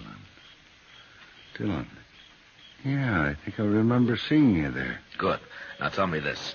You carrying much in that treasure box of yours? The messenger who brought it as far as Pond Creek said it was $50,000, unsigned currency mostly. Mm-hmm. Something up, Marshal? Well, maybe. Tell me, what's the best place for a holdup between here and Fort Donner? Well, Willow Bend, I expect. Man on a horse could keep hidden there till we were right on top of him. All right, tell the driver to whip those horses through Willow Bend as fast as they'll go. Chester will be on the roof to help you, and I'll sort of organize the passengers inside. Well, now, if there's going to be a holdup, Marshal, you Well, should... I don't know, but we'll play it safe. And, by the way, Berryman, don't let on inside there about this, huh? Or, who I am. All right? Okay, Marshal. Thank you. Good night, Berryman. Night, Marshal. Oh, Marshal. Yeah? We got a jug of station whiskey inside if you want a drink. I don't think it'd do much good. I've heard of that stuff freezing solid on a cold night.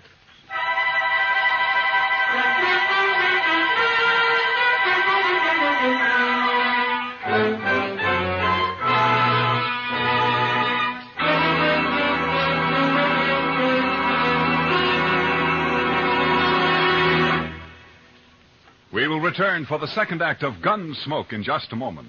But first, backing up the great CBS Radio News team election night will be Univac, the new electric brain operating for the first time to bring you faster, more accurate, more complete election night totals. November 4th, starting at 8 p.m. New York time, CBS Radio reports the election returns from coast to coast. Make CBS Radio your election headquarters to hear the trends, the color, and the mounting tide of results reported by Edward R. Murrow, Lowell Thomas, and the rest of the same great CBS radio team that made convention reporting history earlier this year. Now, the second act of Gunsmoke.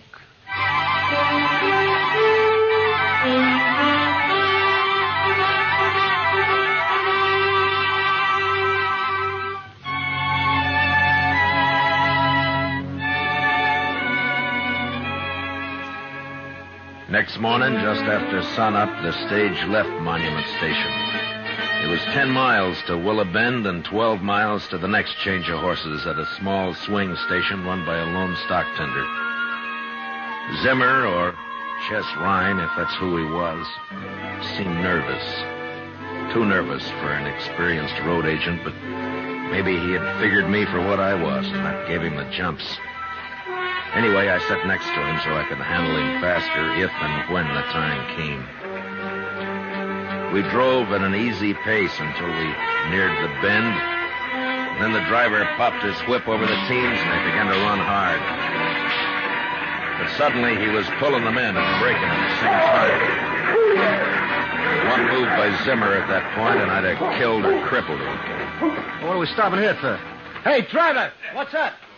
Wheels been dragging. Couldn't you feel it pull? All right, everybody out. Well, what's the idea, driver? What's wrong? The wheel's stuck. Can't pull it off with you in there. Come on, hurry it up. Beaudry, get over there by Chester. Well, don't you worry about me. You keep an eye on Reed. Go on now. Come on. What do you think, fella? Well, they'd have jumped us by now, Berryman, while everybody was still inside. But keep your head up anyway. You watch the other side of the coach. I'll stay here. Okay. What do you mean it wasn't greased? Why not? It's sizzling hot. Have to cool before we can take it off. That drunken fool at Monument didn't grease this one, that's all. Take a bullwhip to him when I get back there. Well, you can grease it now, can't you? I could, mister, if I had any grease. Well, you mean you haven't got any? Not unless I render you down and make some. Now get out of my way. Well, any more of that and I'll... All right, forget it. What are we going to do? How about grass, driver? Hey, that's an idea. Wrap it around the spindle and go till it wears out. It won't last long, but we can keep putting it on till we get to the next station. We'll be all day stopping every half mile. Why don't you greenhorns ask a real man how to fix it? All right, Pop. How are we going to fix it? Cheese? Cheese? Yes, cheese. One fine, too. Yeah, it might at that. I suppose you brought some cheese along just in case, Pop, huh? I brought it along to eat. You get it? Well, I'll let you have it. It's in my carpet bag.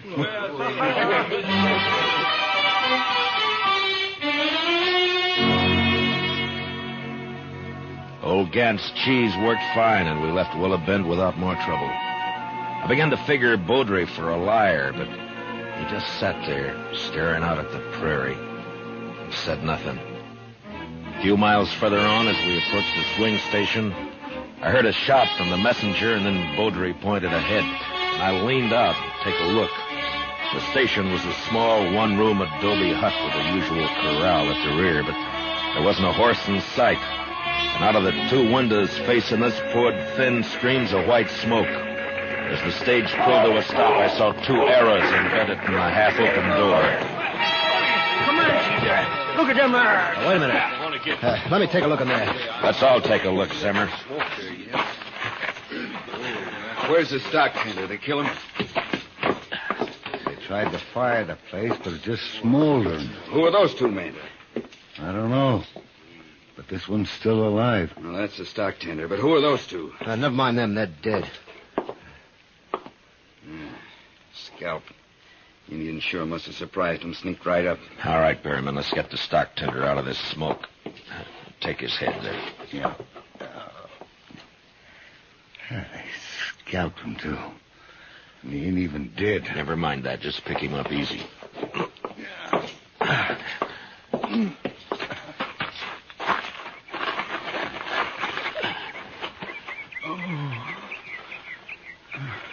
It's all right, fella.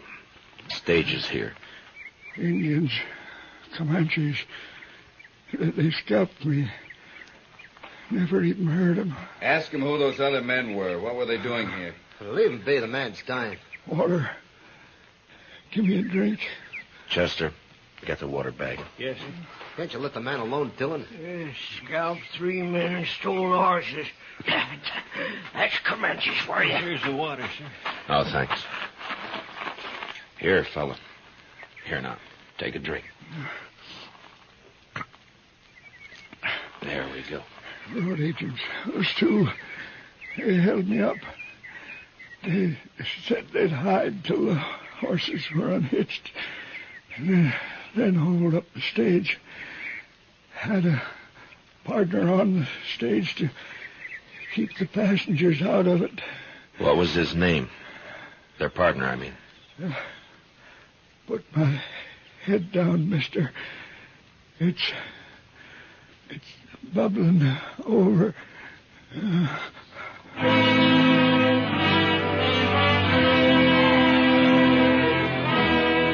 stock tender's eyes clouded up and went blank as I lay his head back.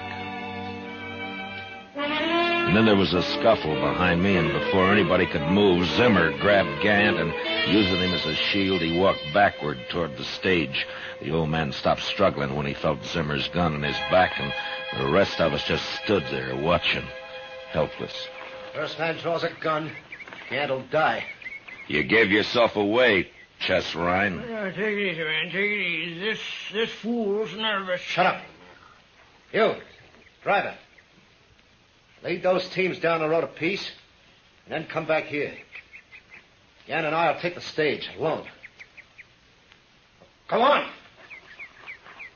You better do what he says, driver. He's scared enough to shoot. Guess I better. Come on. Come on. What are you stopping for? Take him 50 yards down there. Can't do it. That wheel's froze up again. He ain't going anywhere at that stage. Might as well give up right now, young fool. I never did like you, Gant. Ryan, listen to me. You've made your play and you've lost. If you give up now, the charges will be attempted robbery. If you don't, they'll probably turn into murder. Who are you anyway, mister? I'm a U.S. Marshal. Well, you're not arresting nobody. Not unless you want Gant dead. You make a move and his blood will be on your hands, Marshal. You can't hold him there forever, Ryan. The stage going west passes through sometime today. What'll you do then? He's right. That stage passes this station about noon. I drive it myself half the time.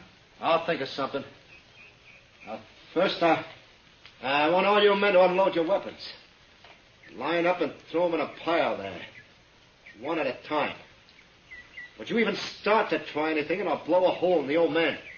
You think you would, Mr. Dillon? He's so nervous now, it's a wonder he doesn't do it by accident, Chester. I get going. Don't stand there. One at a time now. And use 2 fingers to do it. All right, man, you better do as he says. Now? Go ahead. Easy. All right. Next man. Beaudry. Yeah? You're the only man who might There's stop mine. this. How? Pretend to join him. You trust me that much? I have to. Okay, All right, easy now. 2 fingers. All right. Next man. Ryan. Hold it right there, Beaudry. Well, I'm not armed, Ryan. Look. But you know why? Too yellow, maybe. Oh, the marshal's got my gun. I'm under arrest. He's taking you in, is that it? He was, till I woke up just now. I killed a man in Dodge, Ryan. They want to hang me for it. Now, Beaudry, we told you you'd get a fair trial. Chester, And what's more... shut up. Yes, sir. Well, look, you haven't got much chance alone, Ryan.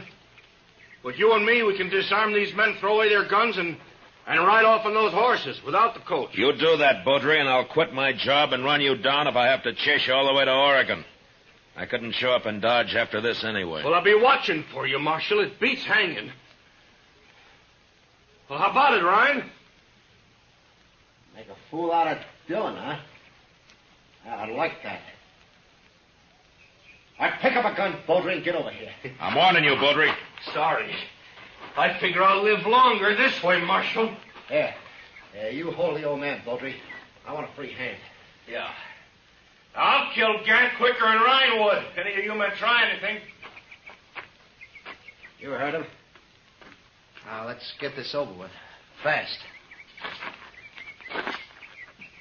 Ryan, I want to tell you something. That's far enough, Marshal. All that... That gun in your hand, Ryan, you better keep it on me. You even glance at Beaudry, and I'll draw and kill you.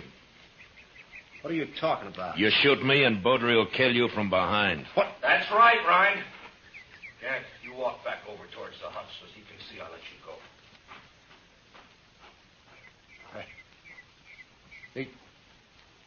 They trick you, too. But I can still kill you, Marshal. Yeah, that's right, Ryan. You can still kill me.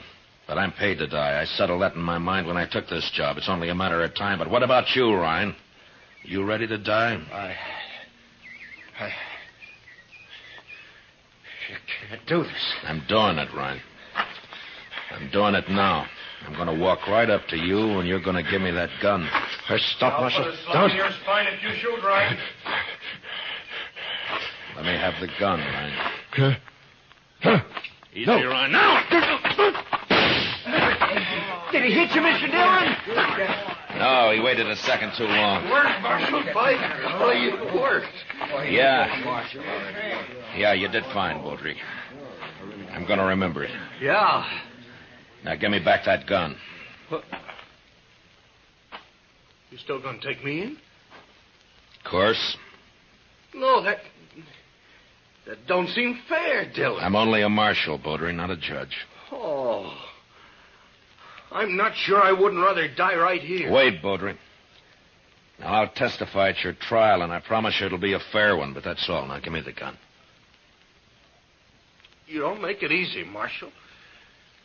My job's to bring you in. Any way I can get you there.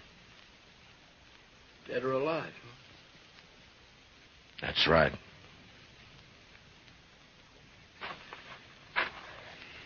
Here's the gun. Thank you.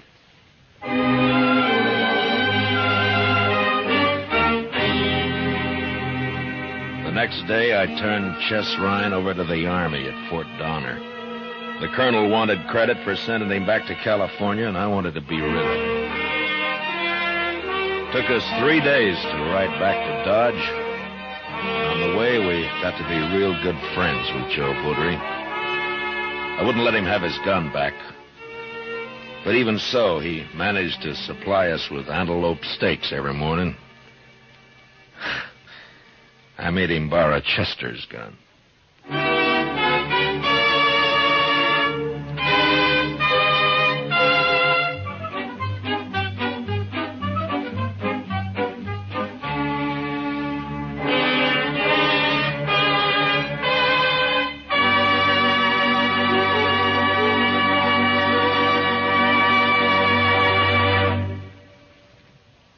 Gunsmoke, transcribed under the direction of Norman MacDonald, stars William Conrad as Matt Dillon, U.S. Marshal. Tonight's story was specially written for Gunsmoke by John Meston, with music composed and conducted by Rex Corey. Featured in the cast were Lawrence Dobkin and Lou Krugman, with Vic Perrin, Junius Matthews, Jim Nusser, and Ralph Moody. Parley Bayer is Chester. Gunsmoke is heard by our troops overseas through the facilities of the Armed Forces Radio Service. Join us again next week as Matt Dillon, U.S. Marshal, fights to bring law and order out of the wild violence of the West in Gunsmoke.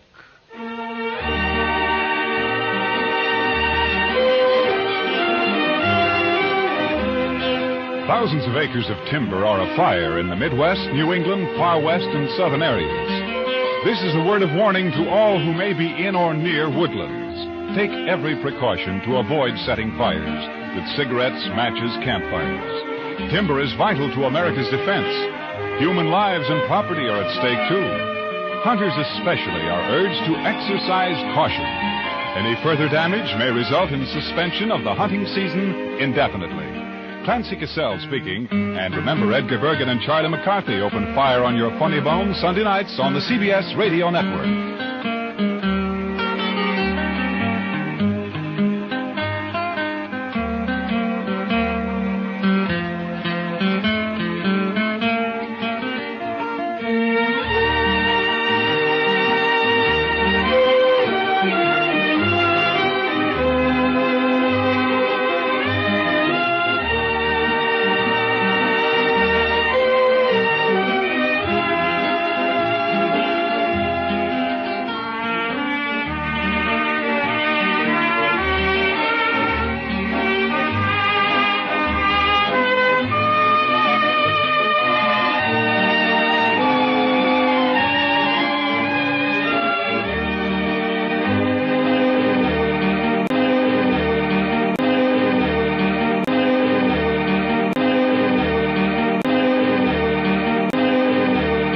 America's Favorite Miser is coming up next. It's the Jack Benny Program.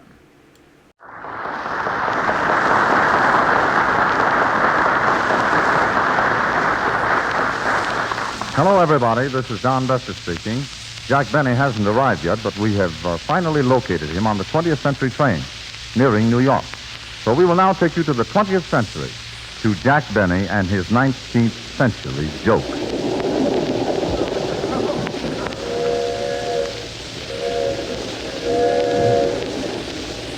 Say, Wilson, did you hear that crack Don Bester just made? Trying to be funny.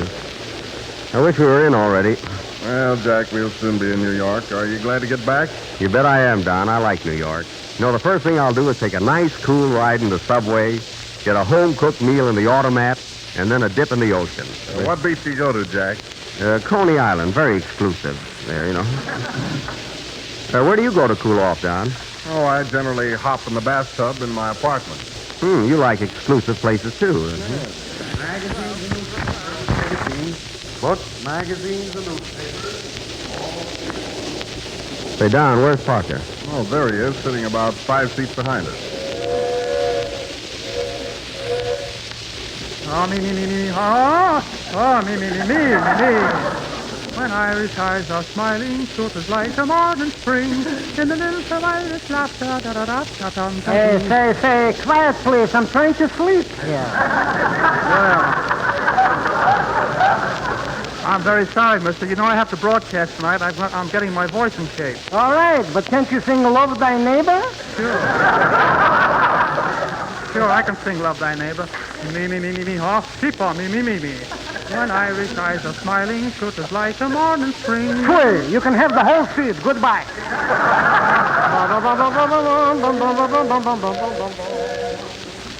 Poughkeepsie, all out for Poughkeepsie. Gee, Don, these last few hours in the train seem long, don't they? Well, they sure do. Pardon me, stranger. Is this seat taken? No, sit right down. Thank you. Schlepperman is my name. Irving P. Schlepperman. And you? Jack Benny. I'm glad to know you, Mr. Meyer. Are you going to New York? Yes, this is Mr. Wilson, Don Wilson. Hello. Likewise to you. Do you gentlemen smoke cigars? Yes, Of course, surely. Well, don't get the ashes on my coat, please. So you gentlemen are both going to New York, eh? Yep. So am I. I have to go. I'm on the pressing business. Is that so? What line are you in? I told you, pressing business. Oh, I see. And how is the pressing business? Very depressing. Oranges, apples, pears, all kinds of fruit. Any apples or pears, mister? Here, I'll have an apple. How about you, Mr. Schlepperman? Have an apple? No, thanks. I just had some herring and I don't want to lose the taste. Go ahead, take one, say. All right. I'll be social. Say, Jack. Oh, hello, Mary. Where have you been? I've been playing bridge in the next car, and I need some more money. Oh, lost your money playing bridge, huh? Yeah, I had a full house, and the woman next to me had 4 queens. Yeah, well, stay out of those kind of bridge games. Mary, this is Mr. Schlepperman. Mr. Schlepperman, this is Mary Livingston. Hello, Slep. I'm glad to know you, Miss Levinsky. That's Livingston. Livingston, as long as you're healthy. Hey, that's my line. Say, Mary, get Parker over here, will you? We ought to have a little rehearsal for tonight's broadcast. You'll pardon us, Mr. Schlepperman. Likewise. Poughkeepsie, all out for Poughkeepsie. Now, listen, Mary, we're joining Don Bester and his orchestra again tonight, and I want you to tell some new jokes with Don. You know, for the first program. You know? Oh, yeah, that's right. What'll I say, Jack? Well, for the first joke, you say to Don, how many hairs on a monkey's face, see? And he'll say, I don't know how many. And then you say, next time you shave, count them. You see? You know that, sir. Gee, that's good. But does Don know that one? No, he doesn't know what time it is. Now, don't forget that joke, huh? Leave it to me, Jack. Say, Wilson, have you rehearsed your part for tonight's broadcast? Oh, yes, Jack, but I'll run over it once more to be sure. Blowout-proof Generals with their low pressure, comfort, and safety can be purchased on convenient terms through the General Tire dealers. How was that, Jack? Oh, I knew you'd have that. By the way, what time is it now, Don? Oh, it's about 25 minutes to 11. 25 minutes to 11. I better send a telegram right away. Oh, Porter. Yes, sir. Send a telegram for me right away, will you please? Yeah, well, where to? Don Bester, care of the General Tire Program, NBC Studio, New York. How many words? 2. What are they? Pray, Don.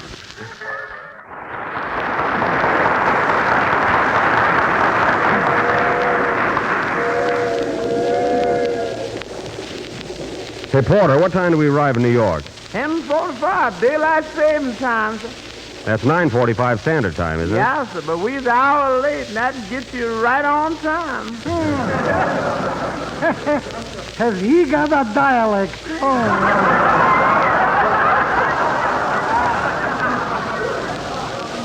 You're talking. You know, Don, I'm getting nervous. We're liable. We're liable to miss that program tonight. Oh, what time have you got, Jack? I don't know. Hey, Schlepperman, what time is it? My watch says 2:15 2:15. Where'd you set that watch? in Russia. So now, are you Russian? No, but I'd like to get in already. I don't blame you. Say, I've been riding all the way from Hollywood. From Hollywood, California. That's a place. Yeah. Did you see all the movie stars there? Sure. Say, tell me, what kind of a girl is that Zuzu Pat? That Zazu Pitts. Zazu Pitts, that's who it is. Say, what's the difference? As long as you're healthy. I'm glad I got that in. Okay, Pete. All out for bucket, Pete. Now we're getting someplace. Mary, answer that phone. There's no phone on the train, Jack. Train or no train, answer that phone. Oh, all right. Hello? Hello, I want to talk to that guy in the second seat. It's for you, Jack. Must be Don Bester. Hello? Hello? Say, what are you going to do about this Stooge murder case? Oh, for heaven's sake, can't you wait till we get to the studio? Who's this talking? All right, I give in. This is Sergeant O'Hare, remember? Who? O'Hare. I don't get the name. O'Hare, what have you got on your head? An ice pack. Was I drunk last night? All right. What do you want? Well, listen, we left this murder case in your hands. Is there anything new? No, anything new with you? No. Oh, well, then, goodbye. We'll certainly work on it. You should live so. Miss Donahue. Yes, Sarge. There's no use crying. We can't get away from that Stooge murder case. These telephone calls every week are driving me mad. But no matter where you're driving, use the General Tire, as only Generals give you blowout protection with the new silent safety tread. Cut it out, Clancy. There's no time for advertising. We got to get to work. Miss Donahue. Yes, Sarge. Wake up the Phantom. He's in the back seat. Okay, Toots. Hey, fathead, wake up. That's Phantom, Mary. No? I know what I'm doing. Hey, wake up. You too, Mrs. Phantom. Well, I'm glad they're all here anyway. Hey, Sarge. What is it, Clancy?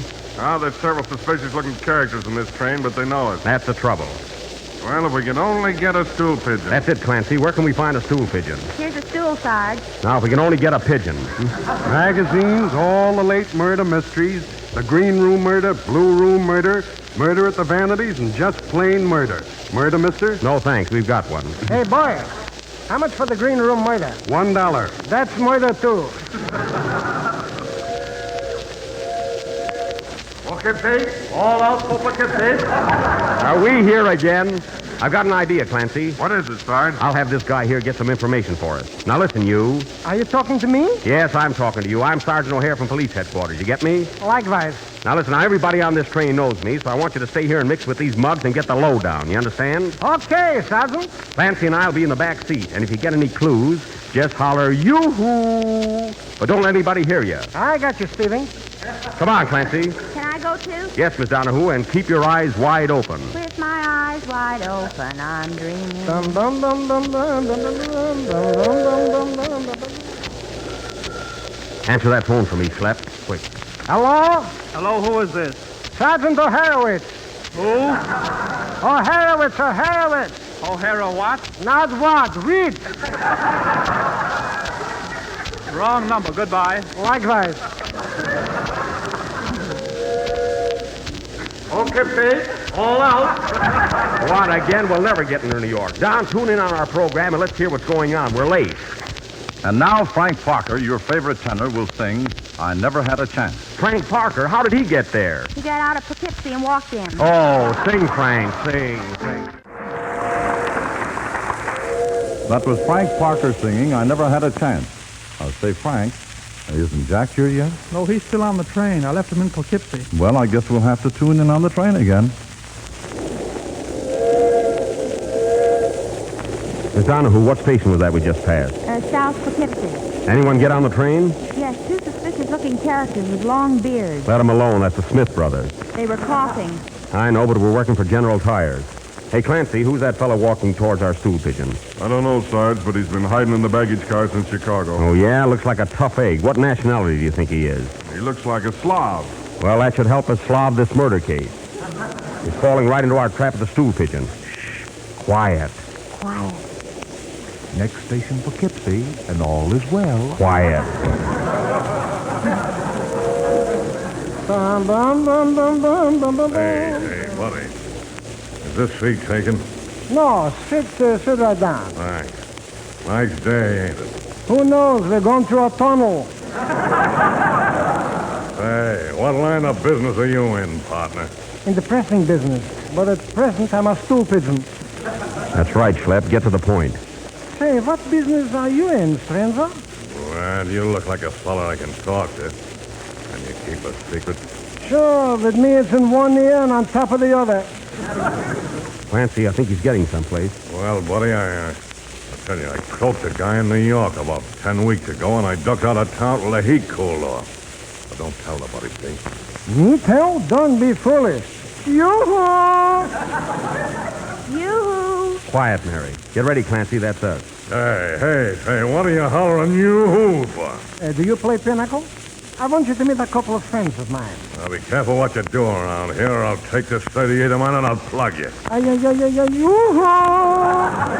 What'd you say? For heaven's sake, yoo-hoo! Come on, Clancy. That's them. That's him, Clancy. Put the bracelets on him, quick. Gee, they're cute. Wear them in the Good Health Crooks. Hey, what's all this about? I arrest you for the murder of Mr. Stooge. Now listen, you might as well come clean. You killed Mr. Stooge, didn't you? Well, yeah, I guess you got me. Yeah, I killed him, but I didn't mean it. Oh, you didn't mean it, eh? Now tell us how it happened. Well, Mr. Stooge was a darn good friend of mine. We were both in love with the same girl. I see. Great pals, eh? Yeah. I liked him like a brother. Of course. Yeah, we had lots of laughs together. We used to rib each other. Why, I remember when I took a nap. He'd light a match and he'd stick it in the sole of my shoe. You remember, we used to do that too. You remember, Mary? Some fun, I'll say. Yeah. Then I used to get even with him by putting iodine in his coffee. You know, just for the kid. But tell me, listen, how did you come to kill him? Well, I'll tell you. I was going hunting, and I had an old gun I wanted to try out. Yeah, go on. So I fired a few shots to see how she worked. And Stooge, he was in the way, see? Well, I just wanted to scare him a little, that's all. Well, you know you killed him, don't you? Dead as a doornail. Oh, boy, do you know what you'll get for this? No. You'll get the gallows. I will? Well, as long as I'm stuck, I might as well confess. I killed 8 other guys.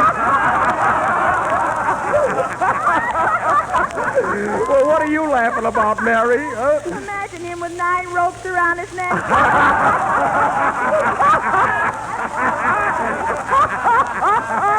Play, Don. He's killing me, too. Play.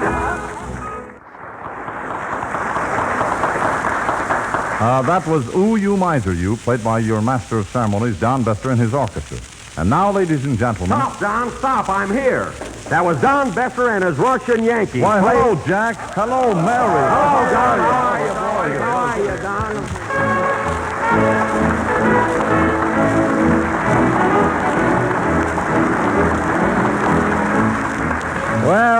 Don. It's sure good to see you again. I'm glad to see you, too, Jack. You look swell. You have a wonderful tan. Well, it isn't all tan. 4 days on a train. You know how it is. Now, tell me, Jack, how did you do in Hollywood? How did I do in Hollywood? How did I do in Hollywood? Terrific, Don. You know that $10 I borrowed from you when I left? Mm-hmm. Well, here's 5 of it back. How did I do in Hollywood? Tell me something about your picture, Jack. How is it? Great, Don. Gable isn't in it. He should have been. Is that so? Well, did you make a picture, Mary? Yes, I've got it with me. It's only a snapshot, but don't I look good? Say, Don, you're looking swell yourself. You got a better tan than I have. Where have you been, Atlantic City? No, I just stuck my head out of the window. Oh. Treated the same sun and a little more reasonable. Yeah, that's wonderful. Mary, we must try that next summer, Well, Don, I'm glad we're all back together again. Come on, let's get this program started. I'm sorry we were so late. Just go ahead, Mary. Remember that routine I told you on the train? Gee, Jack, I forgot. What was it again? The radio routine. Come here. You say to Don, how many hairs on a monkey's face? And he says, I don't know. And then you say, next time you shave, count them. Oh, yeah, I know. Say, Don. Oh, yes, Mary. How many hairs on a monkey's face? Oh, I should say about 1,216. What do I do now, Jack? I don't know. It's the same trouble we had before. The minute we get back, we have trouble. Well, Jack, I just gave her a conservative estimate of the hairs on a simian's proboscis. Same old Don. We never will understand each other. Well, we got to finish this half hour some way. Okay, Pete. All out for bucket, Pete. Hey, we're not on the train. What page are you on? 15. Well, we're on 18 already. It's a fine program. Anyway, folks, we're back in New York with the Stooge murder mystery solved, and next week we will have new plays, new jokes, and new Stooges. But the same general blowout-proof tire with a new silent safety tread. And the same old Wilson. Say, Jack. What is it, Parker? Can I go now? I'd like to drive up and see my folks tonight. Yeah, where are they? Up at Lake Makawaka. Oh, that's a nice place. How do you get there? You go right through Poughkeepsie. Well, never mind. Good night, Frank. Oh, Jack. Now, what do you want, Mary? I wrote a poem while I was on the train all about our homecoming. Do you want to hear it? Go ahead. Anything to finish up this program. What's the title of it? The title is, Gee, it's great to be back home again once more, old pal of mine, my buddy. That's a good poem. Yeah. That's only the title. Oh, I see. All right, go ahead and read it. Get it over with. Just finish it up. Gee, it's great to be back home again from that trip way out west and see your folks once more again. The ones you love, I guess. And your dog is at the door just to wish you welcome, too. And the babbling brook is waiting just for me and you and you. You and you? Yeah, that's you and Wilson. Oh, I see. Go ahead. Go ahead. Heidi-ho and abba-dabba, blah, blah, blah, and vodeo. Oh. Gee, it's great to be back home when you have no place to go. Way down upon the Swanee River. Mary, it's poetry like that makes me say play, Don. I'm not going to waste my brain on this program. I don't blame you. Lux Radio Theater brings you another classic story coming up next. Hollywood, California, Monday, December 28th.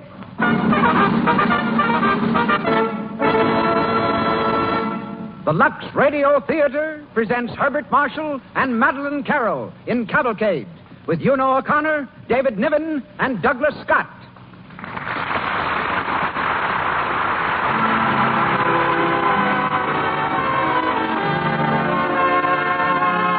Lux presents Hollywood. Our stars, Herbert Marshall, Madeline Carroll, Una O'Connor, David Niven, Elsa Buchanan, and Douglas Scott. Our guest, Noel Coward, author of Cavalcade. Our producer, Cecil B. DeMille. Our conductor, Louis Silvers. With this exceptional array of brilliant personalities, the makers of Lux Toilet Soap welcome you to another gala event in the Lux Radio Theater.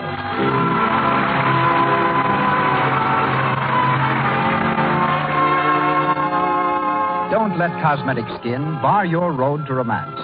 The active lather of Lux Toilet Soap removes stale cosmetics and all impurities that choke the pores, leaving your complexion smooth, soft, and lovely. Yes, 9 out of 10 Hollywood stars prefer Lux Toilet Soap. But you can use it, too, every day. For this pure white soap costs only a few cents. Give your skin the care it deserves. Buy a few cakes tomorrow. And now, our producer, ladies and gentlemen, Mr. Cecil B. DeMille.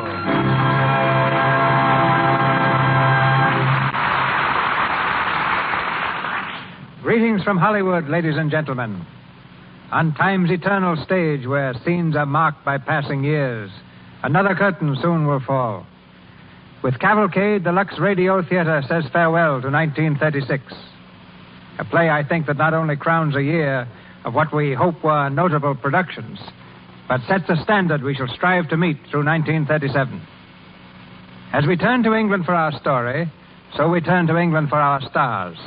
Herbert Marshall, Madeline Carroll, both natives of the mighty little island. Herbert Marshall turned actor by circumstances, for he began his career as a bookkeeper. After a year and a half of debits and credits, he was discharged. Needing a job, he became assistant manager and then actor in a musical comedy company. Today, he is not only well known on the screen, but on the legitimate stages of the world.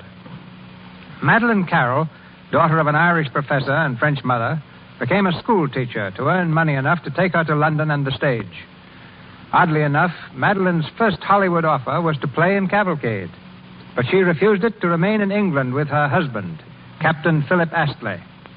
She came here, however, 2 years ago, lending her distinction, beauty, and ability to The Case Against Mrs. Ames, The General Died at Dawn, and Lloyd's of London. Tonight, she becomes Jane Marriott, and Mr. Marshall, Robert Marriott. Una O'Connor will be heard as Ellen, the same role she played in the film and on the London stage. David Niven, seen currently in Dodsworth and Beloved Enemy, is Edward Marriott, and the part of Edward as a boy is played by Douglas Scott, who is seen as Horatio Nelson in Lloyd's of London. Our play is by Noel Coward, the third drama from the nimble pen of this amazing writer, producer, and actor, to be performed in our theater in less than a year. So on with the play. The Lux Radio Theater presents Herbert Marshall and Madeline Carroll in Cavalcade.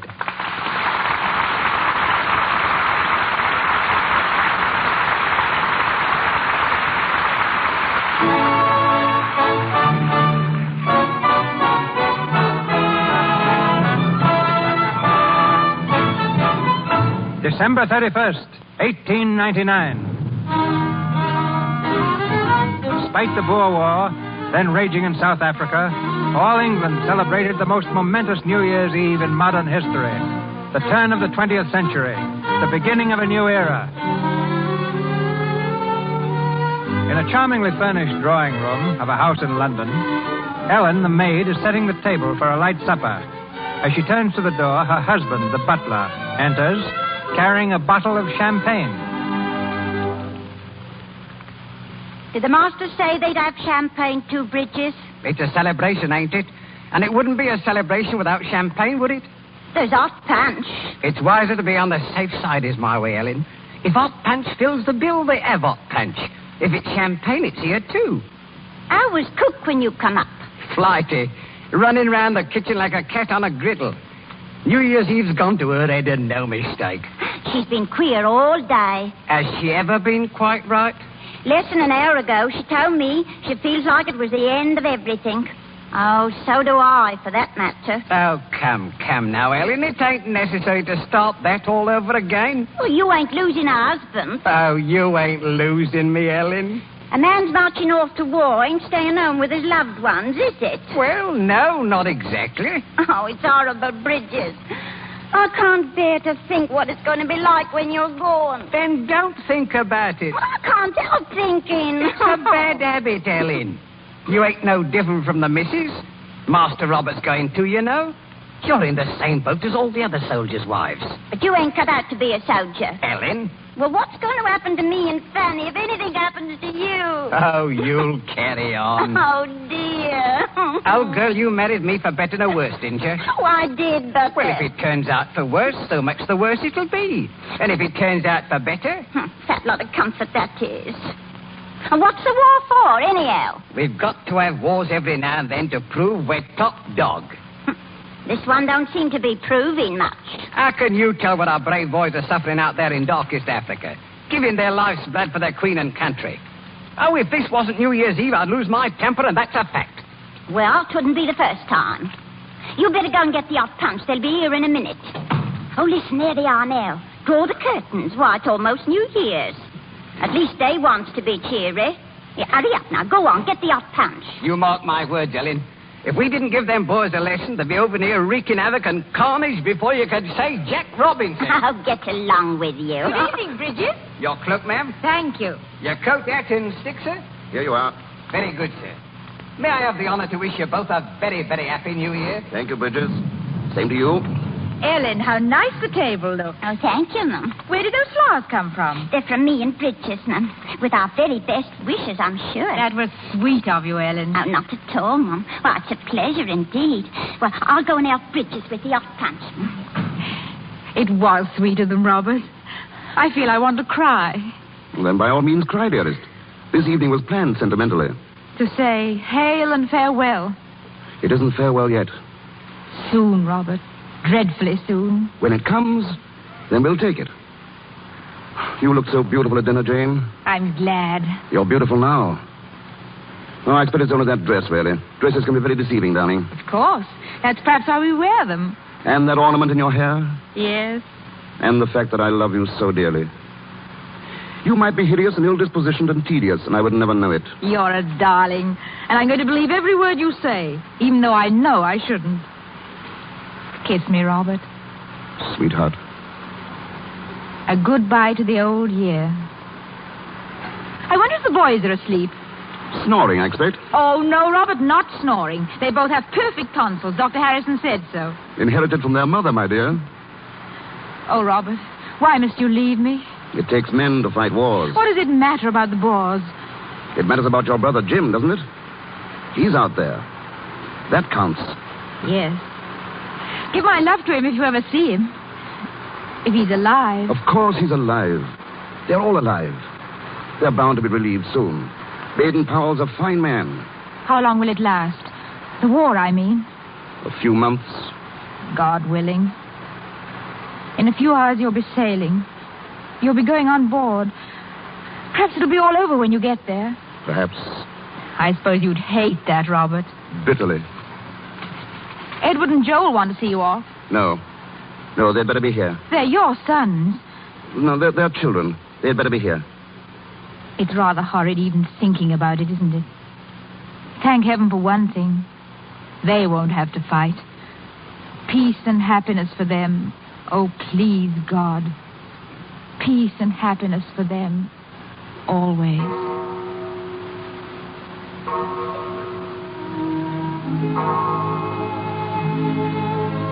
A new year. It started, sir, just 12 o'clock.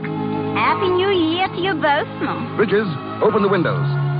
Come over here, Ellen. Stay and drink with us. What, me, sir? Fill 4 glasses, Bridges. Champagne. Make it champagne.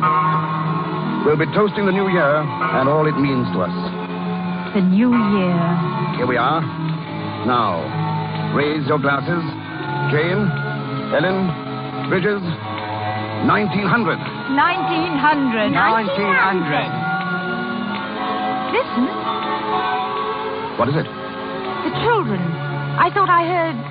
I'd better go up and see. It sounded like Master Joe. Bring them down here, Jane. Bring them both down. How very impolite of the 20th century to waken the children. Goodbye, mate. Goodbye. Cheer up.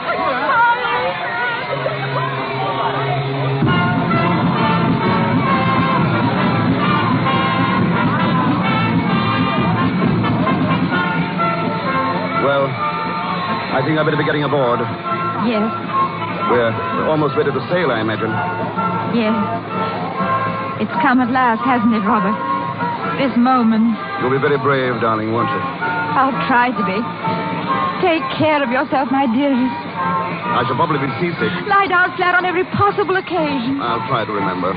Bridges will look after you. Perhaps you'll be lying down flat, too.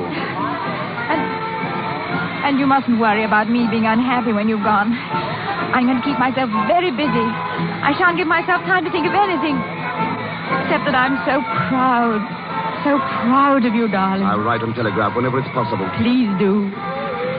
Well? This is horrid, isn't it? I really must go. Not just for a minute. Jane. Yes, Robert? I'm going to kiss you once more. And then I want you to turn away. Turn away and go right on talking. So you won't actually see me leave you. Very well, my darling. Now, Jane.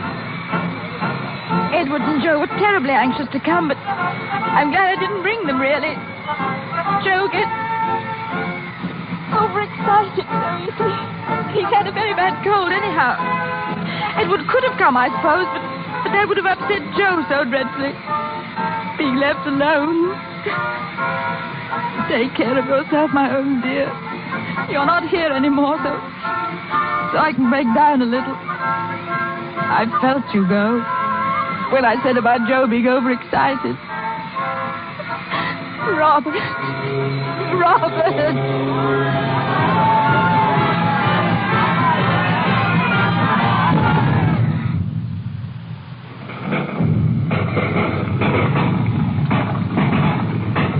First 4 months of the new century. 4 months of fighting and bloodshed. In the beleaguered city of Mafeking in South Africa, the British troops fight desperately, hoping for relief. It's the morning of May the 18th, 1900. All England waits for news.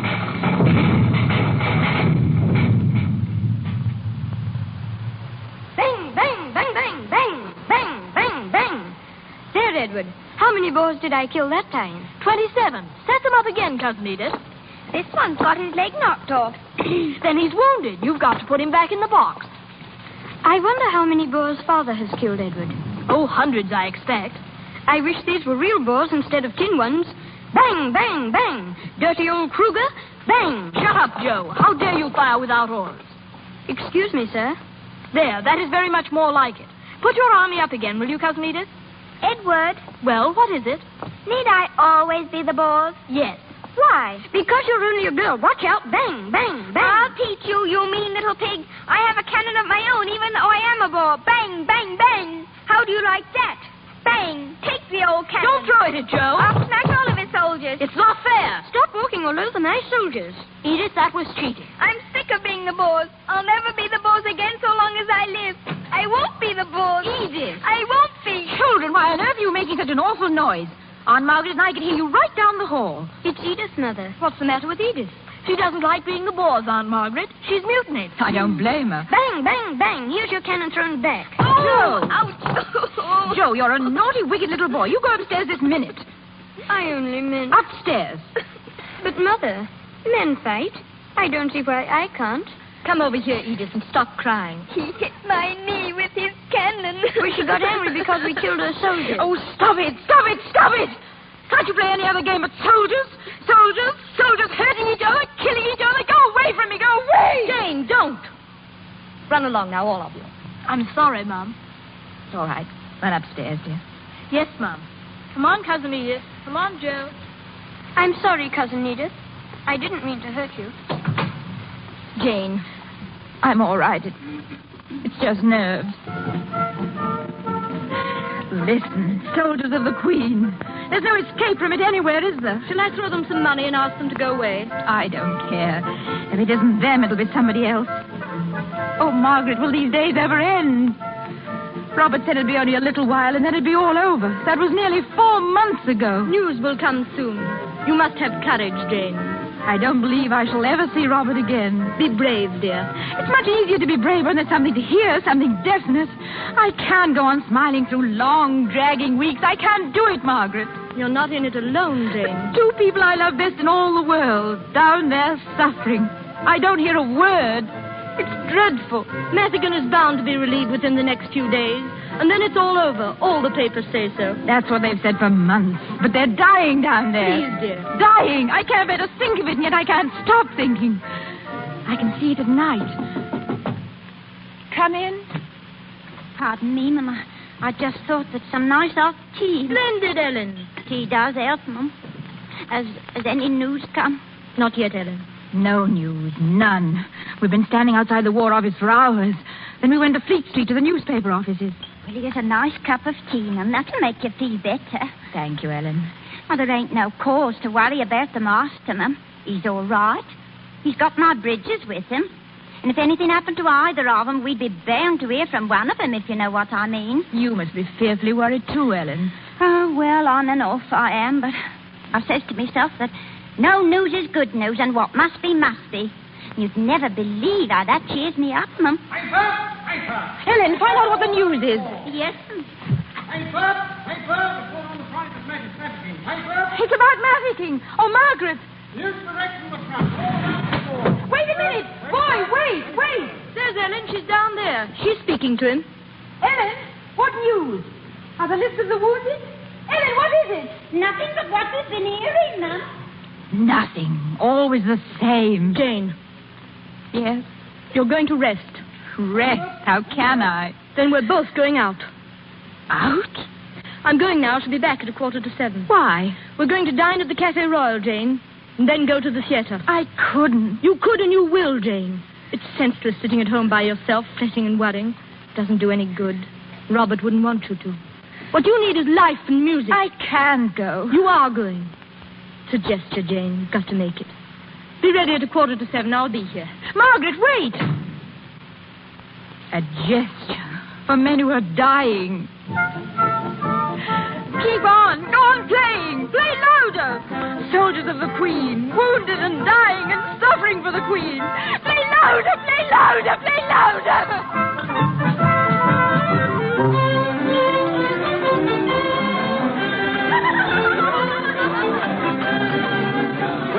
I say, come here, please. Our glasses are empty. Directly, sir. Yes, sir. Jane, darling, brace up. Yes.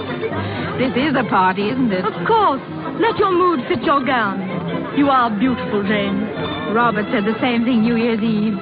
He said he'd be back soon. I slept after you left me this afternoon. Splendid. I dreamed. Only it wasn't as if it were a dream. It was so real that Margaret. Yes, Jane?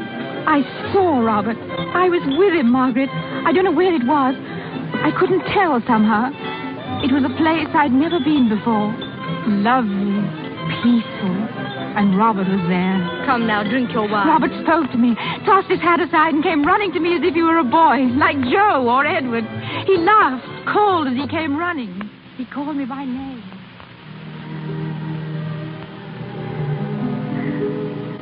Jane. Oh, Robert, you're safe. Why, of course I am. Jim, how is he? As right as man can be. Let me look at you, darling. Oh, sweetheart. You look so tired. You haven't been worrying about me, have you? No, not too much. Oh, you were never a good liar. I'm glad of that, though. Not to miss me. Not to care. Too much. Oh, I've missed you so, dear. But you're here, and you're... Robert! What's wrong, dear? Your left arm. It's all right, Jane. It's gone! I do nicely without it. It was just fooling about with some youngsters. We were making believe war. Oh. One of them became furious when I called her a bore and threw a cannon at me. Not so sporting, I thought. But it wasn't an arm, Robert. It was the knee. Was it? Oh, very well. What's the difference? We'll stop playing before long. We will settle down at home. Drink a toast to the Queen. Robert. I saw Jim. Sent his love. Be back home before long. Robert. Wait for me. Robert.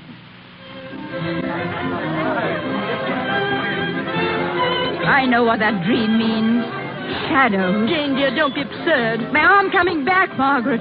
Wars will go on forever. Boys will grow and become men. And because it's man's task to prove we're the master... Jane, what are you saying? Bridget was right. He told Ellen the truth.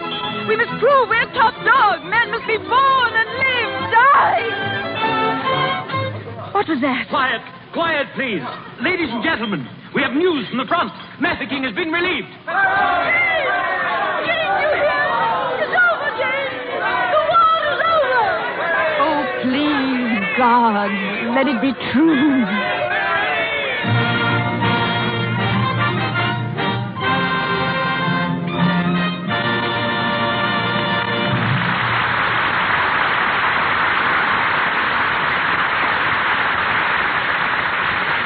Our Lux Radio Theater production this evening is a cavalcade indeed. From Hollywood, the procession is headed by Herbert Marshall and Madeline Carroll. In New York, they are joined by the brilliant author of our play, Noel Coward, famous in London and on Broadway as an actor, dancer, singer, composer, producer, and playwright. Mr. Coward outdoes himself this year by offering and acting in 9 one-act plays entitled Tonight at 8:30. We switch you now from Hollywood to the Stars dressing room at the National Theater in New York City. We can have our distinguished guest for only a moment. His own audience is still applauding his first play, and he must change his costume for the next. But here he is, ladies and gentlemen, Mr. Noel Coward. Thank you, Mr. DeMille. I am more honored than I can tell you. Not only by your very kind words of praise, but by your having selected 3 of my plays for production in your Lux Radio Theater. All this tribute is too much, and you're taking an unfair advantage in delivering it from behind the protection of the Rocky Mountains. Yes, I have been active in the theater for many years, but this is the first time I've ever played 2 theaters all in one brief evening. I'm enjoying the experience very much. I would like you to know how fine I think the Lux Radio Theater is. And I'm particularly happy that I can salute my friends Herbert Marshall, Madeleine Carroll, and Una O'Connor. This last, a very old friend to Cavalcade, as she created the part of Ellen in the original production. And I consider them perfectly cast in the principal roles. Many people have ascribed all sorts of motives to the writing of Cavalcade. Motives patriotic, political, and financial. Some people make a career of motive discovery. They search every word for a clue, like old ladies peering under the bed for burglars. The real story behind Cavalcade is very different. All my life I had wanted to do a big play on a big scale. I had considered all periods and episodes, and one day I happened to pick up a back issue of the Illustrated London News. In it was a picture of a troop ship leaving for the Boer War. The whole scheme seemed to take form in my mind, then and there. I made some tentative arrangements, but then I had to go off to America to play Private Lives.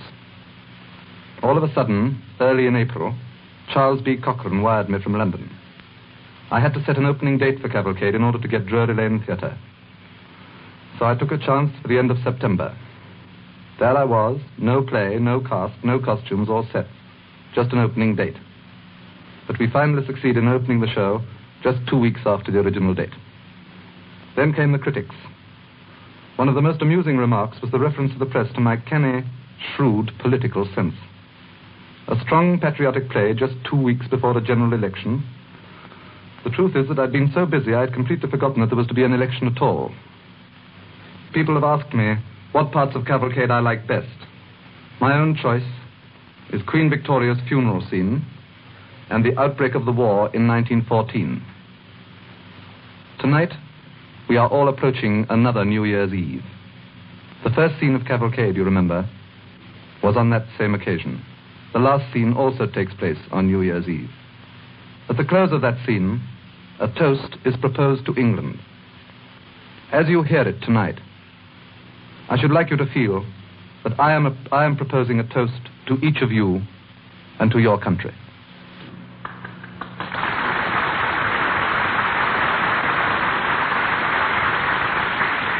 Thank you, Mr. Coward. We're back in Hollywood now, and Cavalcade goes forward, starring Herbert Marshall as Robert Marriott, Madeleine Carroll as Jane Marriott, and featuring Una O'Connor, David Niven, and Douglas Scott.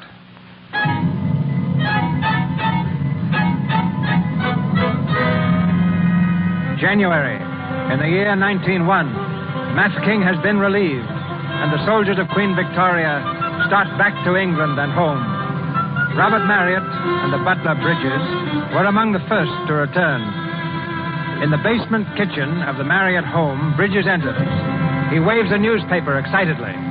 Helen, cook, come here, quick, quick. And what's the matter, Mr. Bridges? Look here, the newspaper. Oh, don't yell so, Bridges. It can't be anything to concern us. Helen, how can you say that? It concerns the old country.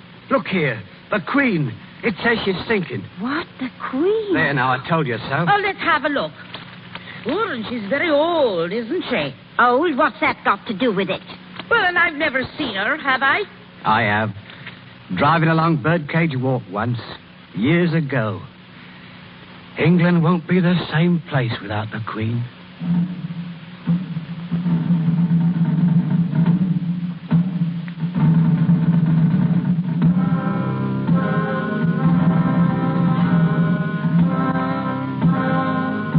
The procession, it's coming, Mother. Quiet, Edward. Bridges and Ellen see, too. Can you see, Ellen? Oh, thank you, Mum. I can see. Oh, the Queen. Oh, God bless her. Easy, girl. Easy now. Look, Mum. There's Father. There's Father down there in the procession. Shh, be quiet, darling. They're passing now. Stand absolutely still. To attention, like your father showed you. Yes, Mum. 5 kings riding behind her.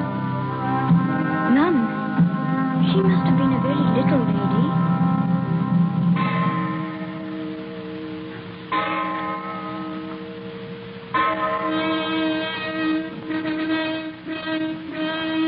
The death of Queen Victoria signaled the passing of the old order. Times and customs changed, and the 20th century gathered speed with the dawn of each new day. But Robert, are you sure they're safe? Safe what, Nanny? Those, what did you call them? Those automobiles. Oh, I imagine they're safe enough. But don't worry. I won't buy one yet for a while. Here, you better hurry and get dressed. We haven't much time. I'm almost done. How's my gown? Lovely, darling. And the train? If any lady at the court has one more perfect, I shall throw up my hands. I shall probably throw them up anyway. I'm not very fond of these formal affairs, my dear. They make me nervous. Oh, Robert, don't be silly. I mean it. The going was far less difficult with those fellows in Africa, really. Don't talk about that. Please. No. What's the matter? I'm happy tonight, Robert. I want to stay happy. War isn't happiness. All right. Our sons, Joe and Edward. If war ever came again and took them... It's not going to take them. Have a look at my tie, will you, darling? Of course. I'm sorry, Robert. That's all right. Well, am I dressed up to please you? You're perfect. Except, where's your Victoria Cross? Oh, here we are. Wait, I'll put it on for you. Some men are brave enough to win the VC, but I've yet to meet one who knows how to wear it. There. Oh, I'm so proud of you, Robert. I mean, Sir Robert. We've come a long way, Lady Jane. A very long way. And in such a few years. It frightens me sometimes. Yeah. I mean, everything's so different, Robert. You're happy, aren't you? Of course, darling. And yet, oh, haven't you ever ached right down inside for the other days? Before the war? If you want. Yes, I think I have. Things are different. Things have changed. But it isn't only us. It's the whole world. It's all England. There's a new spirit to things, a new thought, a new philosophy of existence. I don't know exactly what it is. I don't even know that I care for it. But it's there. Well... I sometimes wonder if we weren't just as happy then in a small house with just Ellen and Bridges. Oh, good old Bridges. I miss them, Robert. I miss Ellen. We must run down and see them sometime. They opened a pub, you know, after they left us. A pub? You mean a barroom? Well, of course. Didn't I tell you? Bridges wrote me all about it. A pub. They've changed, too. Not Bridges. He couldn't. He'll be the same Bridges till the day he dies. I hope so. I don't know.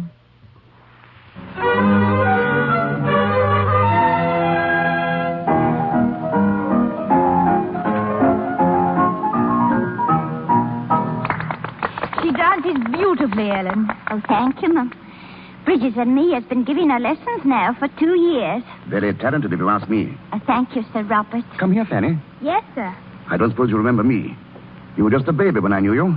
Yes, sir. Mama's told me how we used to live at your house. Here now, that's enough. Now go and sit down, Fanny. Yes, Mother. I hear Master Robert is at Oxford College, my lady. Yes, mad about it, too. You must come and see us sometime when he's down on vacation, Ellen. Oh, thank you, Mum. Hello, Ellen. Oh, hello, George. I got the missus with me. Oh, I didn't know you had company. Oh, please stay. Don't go on our account. Oh, come in, Flo. We just dropped by, Ellen. We didn't know you had. This is Mr. and Mrs. George Snapper, my lady.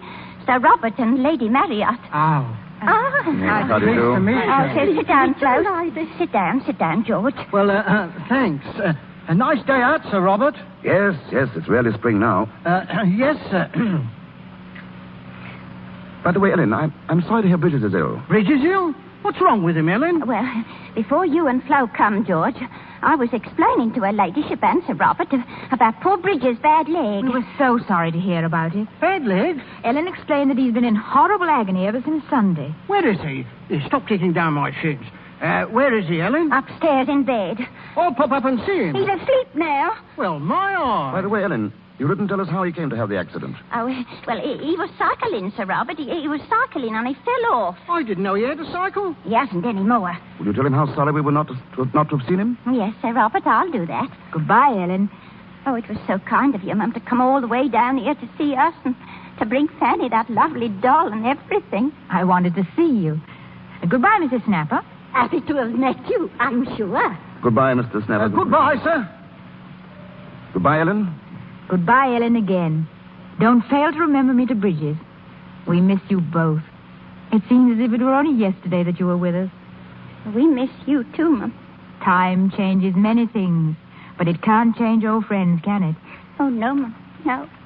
There's some things that...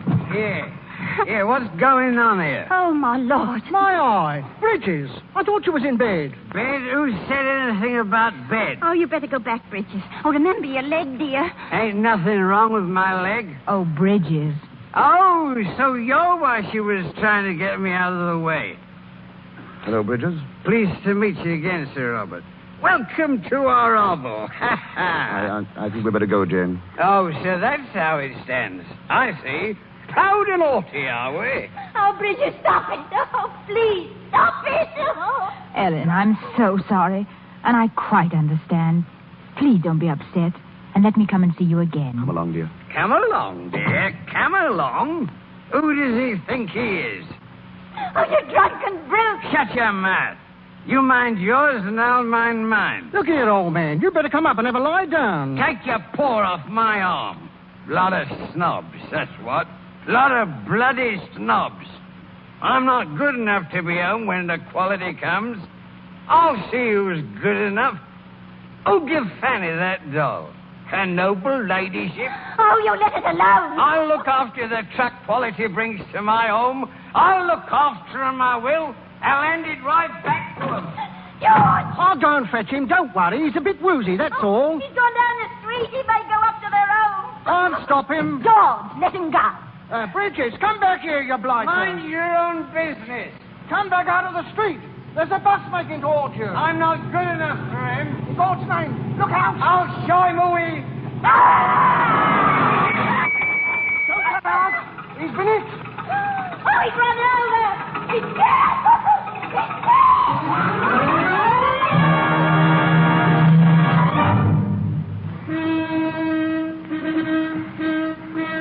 The 20th century swings into its second decade.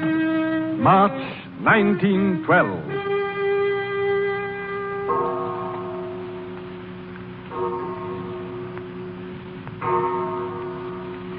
I say, Father. Yes, Edward? Father, are you going to sit up all night? I hope not. Are you? No, sir. I'm You're just sitting up waiting for Joe, aren't you, Edward? Yes, sir. So am I. Where is he? I don't know, sir. Sure? He said he was going out tonight, so that's all I know. And he said he'd be back early. 3 o'clock. That's early enough. I suppose you're going to play the Good Samaritan again? Help him up to bed? Well, Father, You've done it before quite a few times. Or did you think I didn't know? Father, don't be rough with him. Joe's just a kid. He doesn't know what it's all about. He's all right. Of course he is. That's why I want to speak to him. By the way, how's Edith? Oh, very well. Set the date yet? Yes, sir, it's the 7th. Good. She's a splendid girl, Edith. You sailing to America on your honeymoon, eh? Well, if Edith wants to. About Joe, Father. Oh, well, that must be Joe now. I imagine so. You won't stay, will you? Well, no, sir, that is not unless you... Thanks, Edward. I say, Edward, is everything clear? Yes, quite clear, Joe. Come in. Oh, I say, Father, I didn't know that you were downstairs. It's all right. How are you, Joe? Oh, I'm quite well, thanks. But I think I'll say good night. Yes, good night, old man. Sit down, Joe. Have a good time? Tonight? Mm-hmm. Yes, sir. Splendid. I was out with some of the lads. We did the town a bit. You know how it is. Of course. I used to go out with the lads myself. Oh, we had some gay old times. Used to stay out till all hours. Really? Yes. Once in a while. Oh. You fellows go a good deal faster than we did, of course. Things were speeded up so. Only the other night, your mother and I went to a restaurant after the theater. First time I'd been for years. There were a lot of young people there. I was quite surprised. Surprised? The way they were carrying on. Oh, I wasn't shocked or anything like that, but it was so different. So utterly different from anything I'd ever known. It was unhealthy somehow. There was a young fellow off in the corner with a party. Fellow about your age, Joe. He had a girl with him. Very pretty girl, too. But they'd both been drinking quite a lot. Wasn't a very pleasant sight. Luckily, your mother had her back to them. But I didn't want to take any chances. I took her out of the place. On the way home, I got to thinking. I thought, I'm glad that boy wasn't Joe. If it had been Joe, it would have hurt horribly. What restaurant was it, sir? Cafe Royal. I see. Ever been there, Joe? Yes, sir. You say that you took Mother out? That's right. She didn't see? No. Well, good night, Joe. Good night, sir. See you in the morning. Yes, sir. And Father? Well? Thank you for taking Mother out.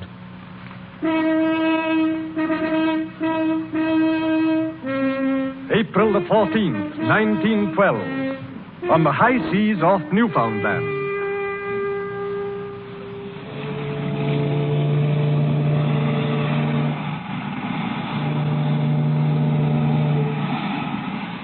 Edith? Yes, Edward? Darling, stand here close to the rail.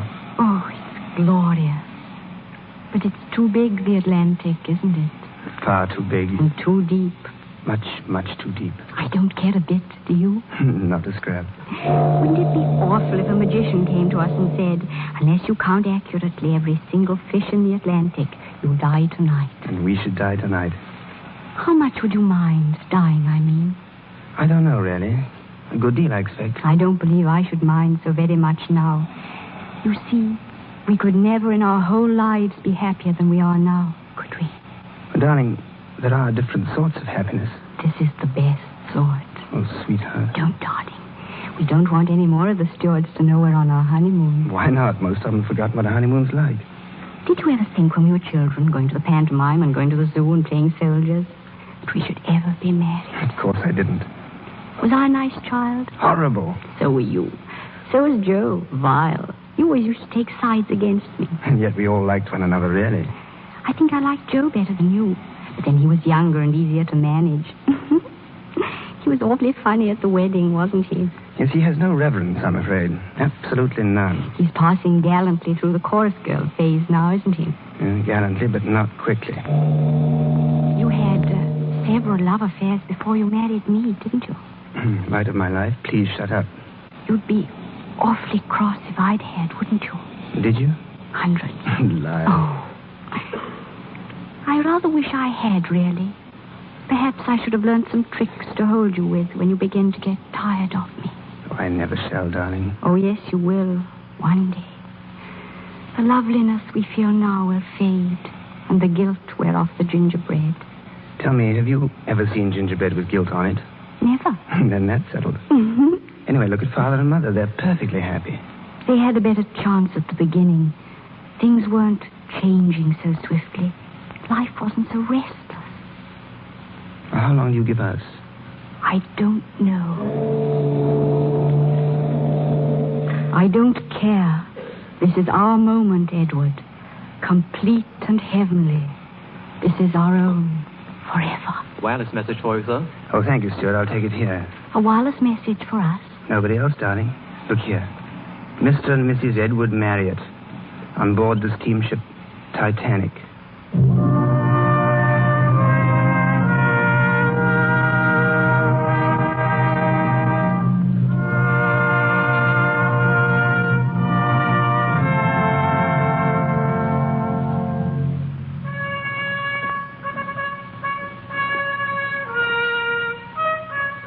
The new century speeds on to a climax of love and hate, of fire and blood, of steel against steel. August the 4th, 1914. Robert, help me off with these dust sheets. We'll get a woman in tomorrow and clean up. All right, dear. I shall never go on a holiday again. Ever. It's horrid when you're there, and it's much worse when you come back. Still, it is better to be here in London, Jane, if anything's going to happen. It's going to happen, all right. I'm afraid there's no doubt about it now. Oh, it's so hot I can't breathe, Robert. Hello, Mother. Oh, Joe, darling. It's grand to see you back. How are you, Father? Fine, thanks. Cigarettes? No, son, no. They're pretty exciting, all the things that are happening, aren't they? Yes. Rather like Germans, don't you? Enormously.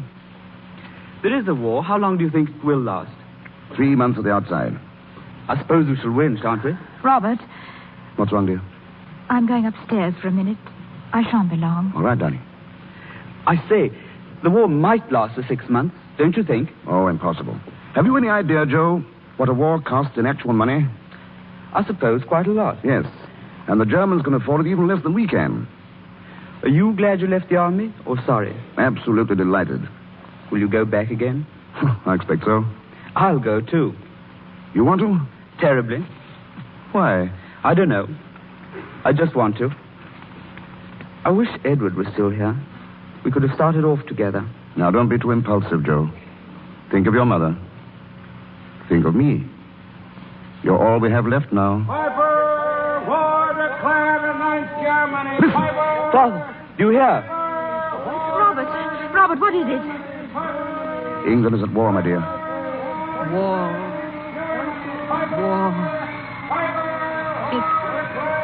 It's hot, isn't it? Don't look so sad, Mum. It won't last long. I say, Father, we ought to have some wine. We must drink to this. We've only hot. We'll have to drink to the downfall of Germany in her own wine. Here. Edward missed this. I'm glad. Jane. He died when he was happy, before the world broke over his head. Don't say that, Jane. We've had wars before without the world breaking. Drink to war, then, if you want. I'm not going to. I can't. Rule Britannia. Send us victorious, happy and glorious. Drink, Joey. You're on your baby still, but you're old enough for war. Drink like the Germans are drinking. To victory and defeat and stupid, tragic sorrow. But leave me out of it.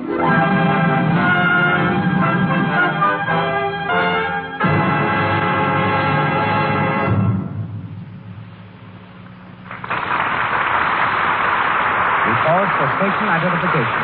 This is the Columbia Broadcasting System.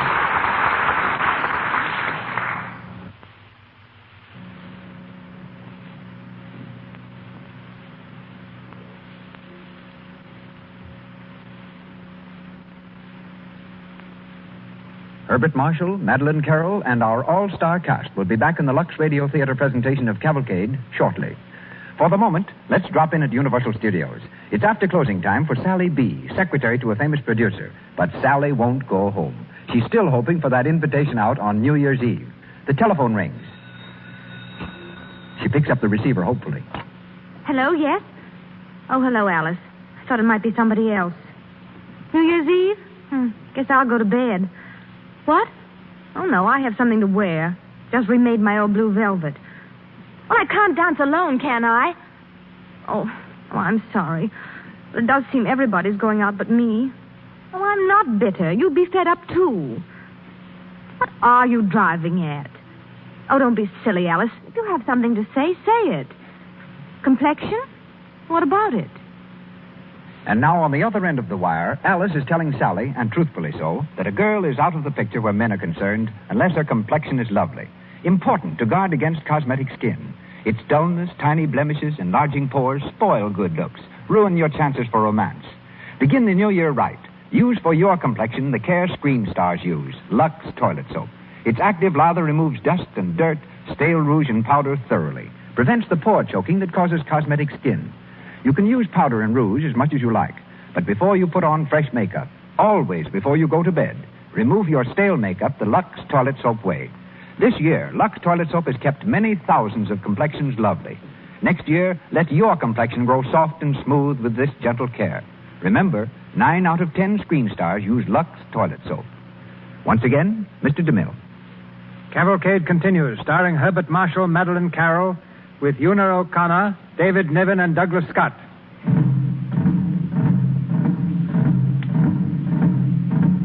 Time swings in its orbit. Men battle, men die. The whole world roars in chaos.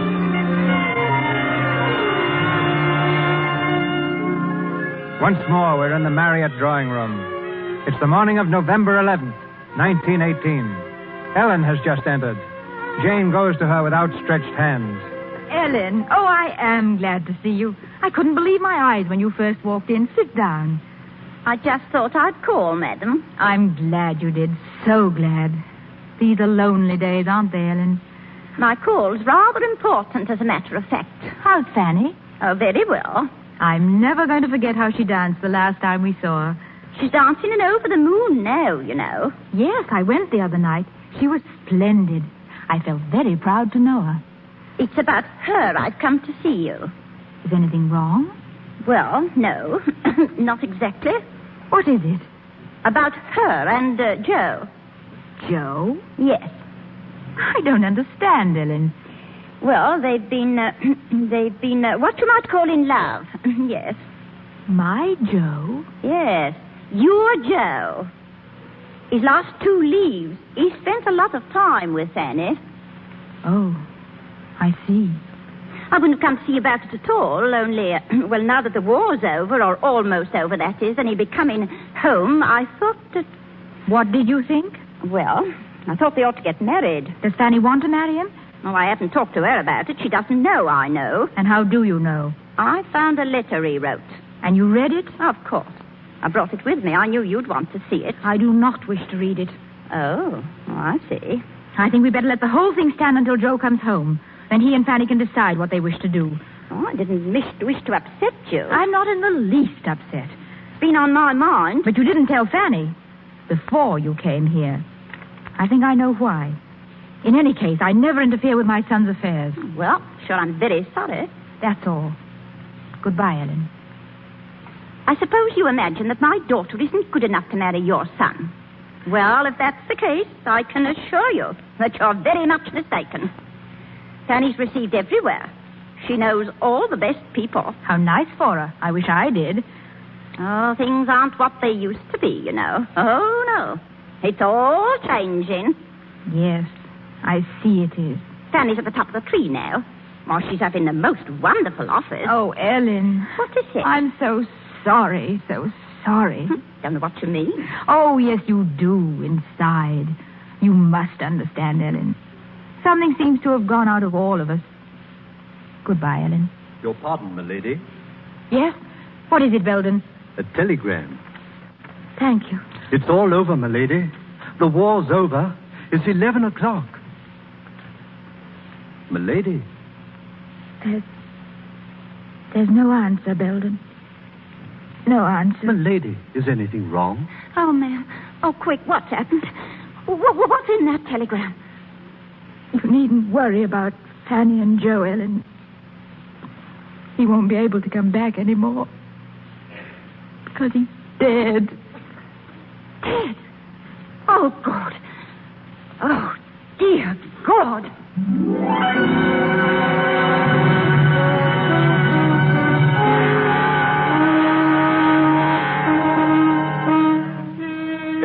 More years roll by. December the 31st, 1936. Jane, dear. Oh, yes, Robert? Were you asleep? No, dear. I was just sitting here, thinking, and watching the crowds go by in the street. Did Franklin bring the champagne up? There it is, by the table. Good. Well, Robert, here we go again. I believe you laugh at me inside for my annual sentimental outburst. No, dear. I don't laugh at you. One more year behind us. One more year before us. Do you mind? Oh, no. Everything passes. Even time. It seems incredible, doesn't it? Here we are in this same room. Yes. I've hated it for years. Do you want to move? Of course not. We might have some new curtains. We have, dear. And I never noticed. They've only been up a week. They look very nice. Robert, what toast have you in mind for tonight? Something gay and original, I hope. Just our old friend, the future. The future of England. Quick, it's starting. The champagne. Hurry. I can't get the thing open. Let me try. There it is. Here, Jane. First of all, my dear, I drink to you. Loyal and loving always. God bless you, Jane. Now, let us couple the future of England with the past of England. The glories and victories and triumphs that are over. And the sorrows that are over, too. Let's drink to our sons who made part of the pattern. And to our hearts that died with them. Let's drink to the spirit of gallantry that made a strange heaven out of unbelievable hell. And let's drink to the hope that one day, this country of ours, which we love so much, will find dignity and greatness and peace again.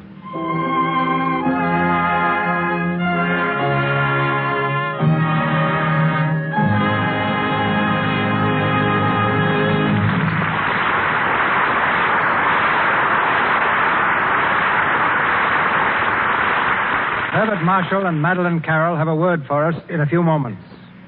But now, a curtain slowly falls. The cavalcade is gone. Gone to the home of straight ascending smoke, of distant melodies, of white sails that vanish on a red horizon. Gone to the home of all brave things that flourish, fade, and disappear, to live again in memories. To England I give thanks. Thanks for showing the world how to muddle through. Thanks for her patriots and poets, for roast beef and plum pudding, for Trafalgar and tobacco, for kippers and Kipling, for bowler hats and bowling on the green, and for performers like Madeline Carroll and Herbert Marshall, who now rejoin us. Miss Carroll, Mr. Marshall.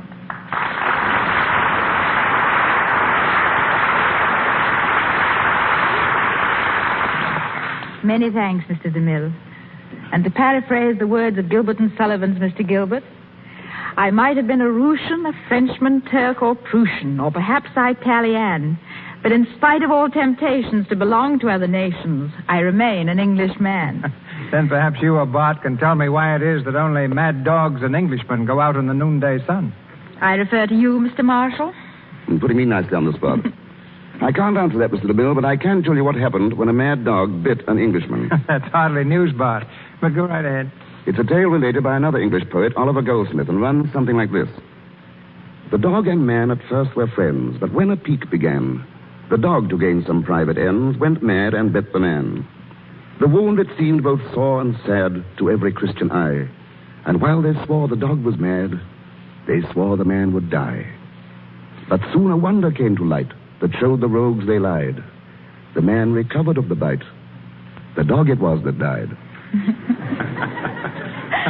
Proving perhaps that all Englishmen should be muzzled. But before that happens to me, I want to add just a word of appreciation of Lux Toilet Soap. To me, it's just as important in my dressing room as a mirror. It's really an international beauty care. For in England, too, actresses turn to Lux Soap for keeping complexions at their loveliest, just as we do here in Hollywood. In fact, I was using Lux Toilet Soap when I was teaching school, so you can see we're friends of long standing. I want to thank you, too, Mr. DeMille, for the opportunity to play Robert Marriott in what I think is one of the greatest dramas of our generation. Plays like this are characteristic of the Lux Radio Theater and bring to the air a dignity and prestige equaling the highest traditions of the legitimate stage. Cavalcade is a play for the new year. Perhaps it's neither my place nor my talent to stand here and deliver a message. Cavalcade can do it so much better. Yet, how splendid a thing is love of fellow men, of country and of peace. A few days more, and in Hollywood, in Times Square, in London, and in all their counterparts the world over, there will be a sound of bells and celebration. Let's hope that when they ring again in another 12 months, they'll echo through a world a little closer to understanding itself, a little more tolerant, a little nearer to the truth that it is a good old world, and they've served their country best, who serve the cause of peace. Good night. Good night, Mr. DeMille. Good night, and thanks to you both. Ladies and gentlemen, this is your announcer, Melville Ruick. Mr. Marshall appeared through courtesy of RKO Studios and Columbia Pictures. Miss Carroll through Walter Wanger Productions. I refer you now to Mr. DeMille. Your season ticket in the Lux Radio Theater is renewed next Monday night when we salute 1937 by starring Spencer Tracy, Virginia Bruce, and Francis Farmer. Our play is one which met with tremendous enthusiasm on both stage and screen. The Pulitzer Prize play, Men in White. We shall hear Mr. Tracy in the role of Dr. George Ferguson, intern.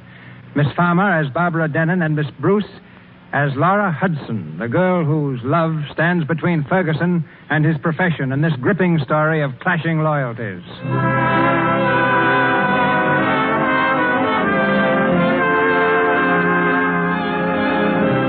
Our sponsors, the makers of Lux Toilet Soap, join me in inviting you to be with us again next Monday night when the Lux Radio Theater presents Spencer Tracy, Virginia Bruce, and Francis Farmer in Men in White. High over Asia, the sun is racing westward, emblazoning the final days of a departing year.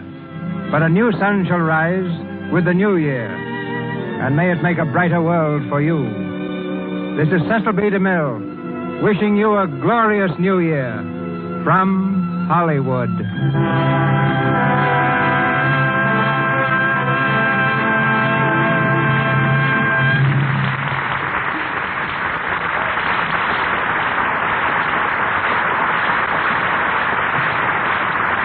This is the Columbia Broadcasting System.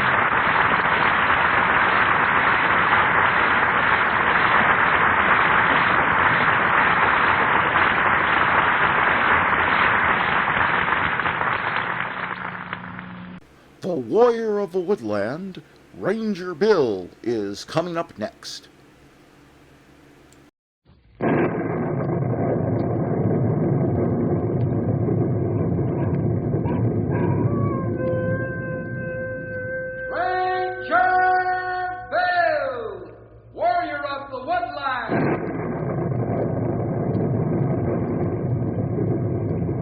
Ranger Bill, warrior of the woodland, struggling against extreme odds, traveling dangerous trails, fighting the many enemies of nature. This is the job of the guardian of the forest, Ranger Bill. Pouring rain, freezing cold, blistering heat, snow, floods, bears, rattlesnakes, mountain lions. Yes, all this in exchange for the satisfaction and pride of a job well done.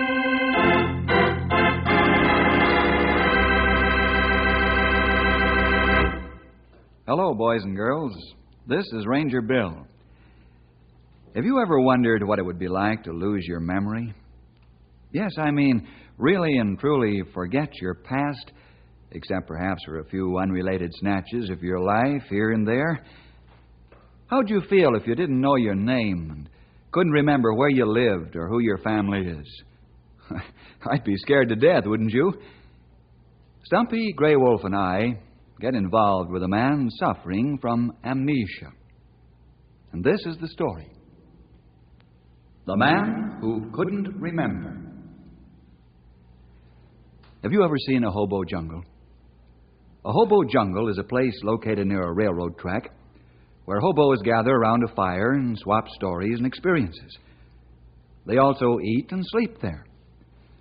The hobo jungle we're going to visit is located near Junction City, about half a block from the main freight line.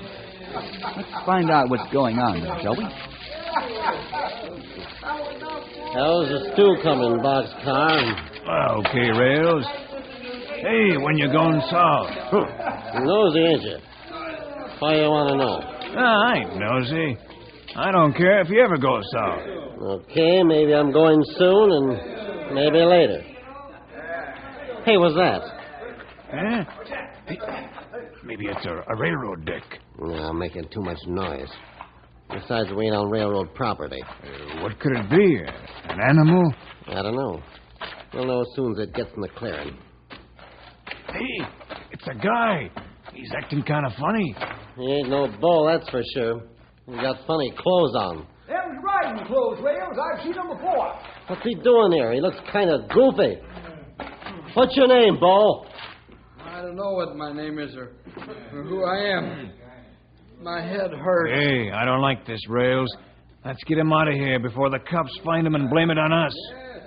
May I have some food and water, please?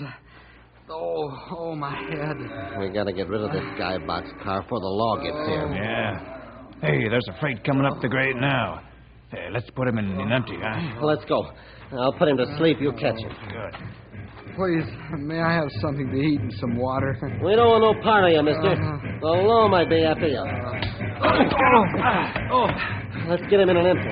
I'll help you carry him.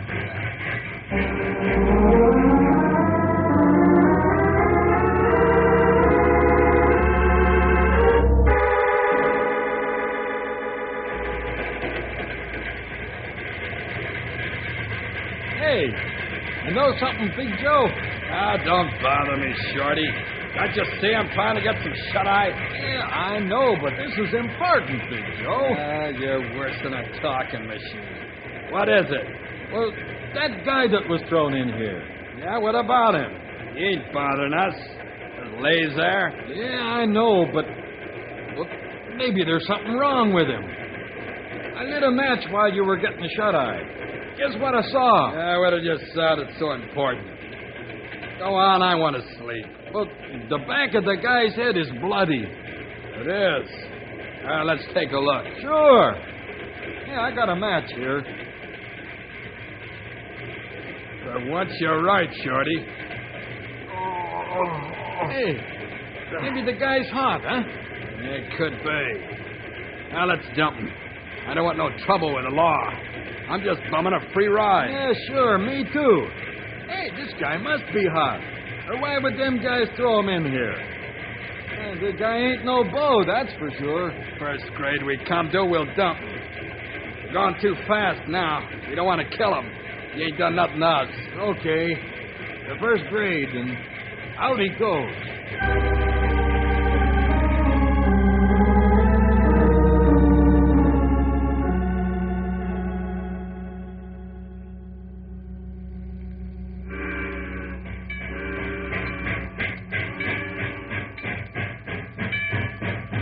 I'll drop him, Shorty. Okay.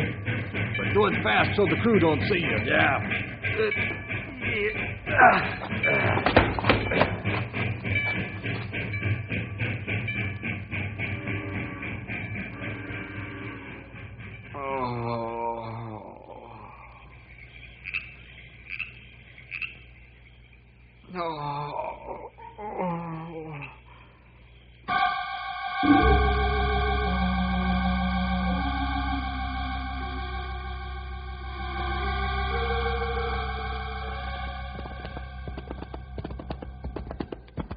Matilde, behave yourself. Oh, King. Easy there, boy. Storm, stop this tomfoolery. Can't run now, so settle down, big boy. Horses have plenty pep all time, Bill. That's good sign. That's right, Grey Wolf. We need our horses, so we got to keep them healthy. Besides, I enjoy being around healthy animals. If these ponies of ours ain't healthy, it ain't our fault, sonny. What you mean, old-timer? Well, we give them stuff to keep their teeth good, then we give them stuff to give them pep. On top of that, we give them stuff to make the coat shine. And to top it off, we give them a regular tonic. Man sakes, if I took all that stuff, I'd live to be as old as Noah. Maybe you will, Stumpy. Hey, fellas, look at the trail cabin. Hey, smoke come out of chimney. Hey, somebody's moved in and they ain't been invited. Hold it there, fellas. Easy, King. Oh, Storm. Oh, Matilde. Yeah, there's plenty of surprise. Oh, say it is. Whoever it is has got nerves. Must have broke the lock and busted in. I think we'd better walk the rest of the way. I'm not too sure we should announce our arrival until we're sure who's inside.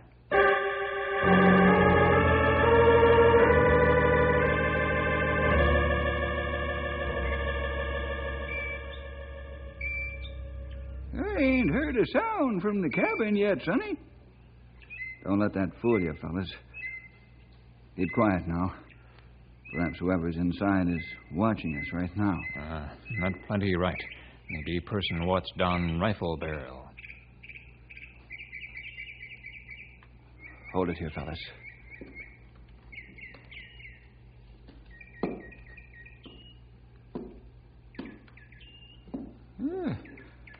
I don't hear nary a peep. Wait a minute. I'll take it back. As far as we know, there's a man inside. That's right, Stumpy. I think it only one man, or we hear talking.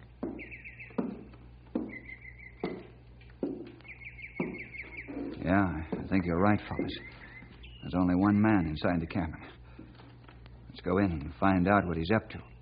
Yeah, that's a good idea. Old Betsy here will keep him acting like a human being. I'll go in first. You fellas cover me and follow. Hey, that's a stout door, Sonny. If he's got it locked, we're going to have trouble getting in. I'll give it a good kick and see what happens. You ready? I'm ready. He walks with me and talks. Well, that'll be a wall-eyed pollywog. I must be hearing things.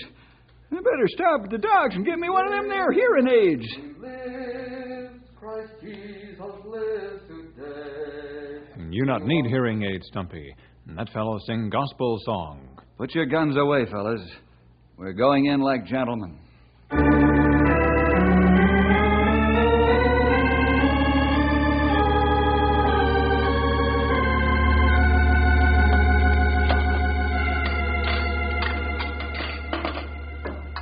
Bacon and coffee sure smell good, gentlemen. I'm so hungry, I'm almost beside myself. Just take another hitch in your belt, young feller, and I'll have some grub on the table in no time. Stumpy, plenty good cook. We tease him about cooking, but he do all right. Well, thank you, Sonny. Now get your bibs tied up, fellers. The grub's on the way. I'm sure glad you fellas arrived when you did. I can't even boil water. We're glad to do it, mister. What did you say your name is? I didn't say it. Soup's on, boys. As soon as we pray, you can feed your faces. All right, let's pray.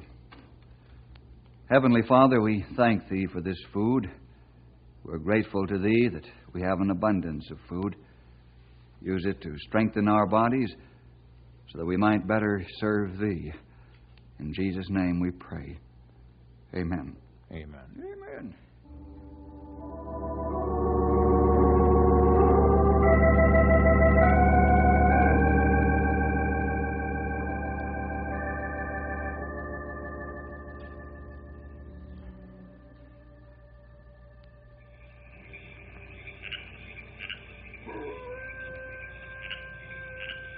Rock of ages, cleft for me, let me hide myself in thee.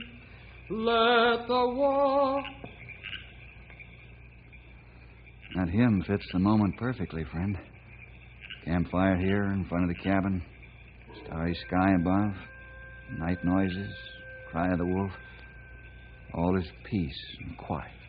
Peace, peace, wonderful peace, coming down from the Father above.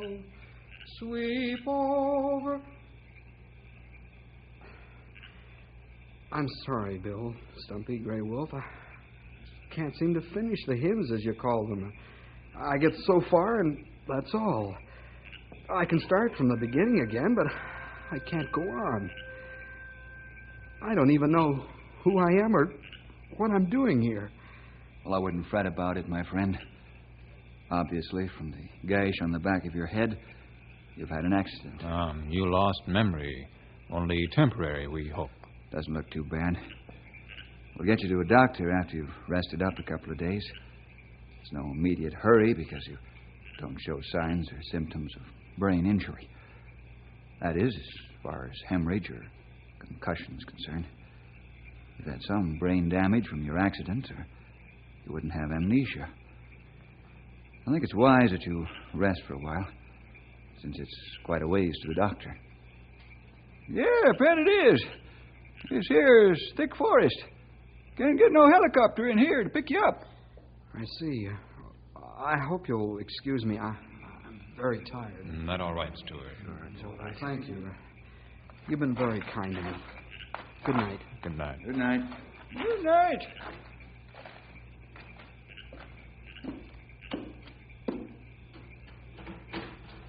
What do you think, Bill? I don't know what to think, old-timer. I really don't. You say it, Bill. This tough one to figure out. Well, let's turn in and sleep on it, fellas.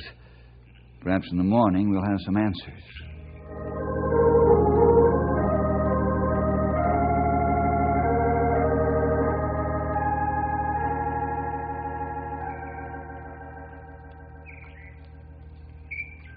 Good morning, Bill. You get up plenty early today. Good morning, Ray Wolf. Yeah, I'm in the mood for thinking this morning. Me too. Oh, good morning, Stumpy. Good morning, old-timer. You sleep well? Yeah, for sure did. So did our friend. He's still pounding his ear. Not good. He need plenty rest. Well, Bill, have you come up with any answers yet? Some of them, Stumpy. Not very many, nor the important ones. Well, I'm listening. Me too. Who is this fellow? Well, that's one important answer I don't have, Grey Wolf. Let's start from the beginning, shall we? That is, the beginning as far as we know it. Go ahead, Bill. Tell more. First of all, he got to this cabin the same way we did. Yeah, bet, fellers. In this forest, he'd have to take this trail. Secondly, I'd say he was thrown from a horse. I think that too, Bill. He wear riding clothes.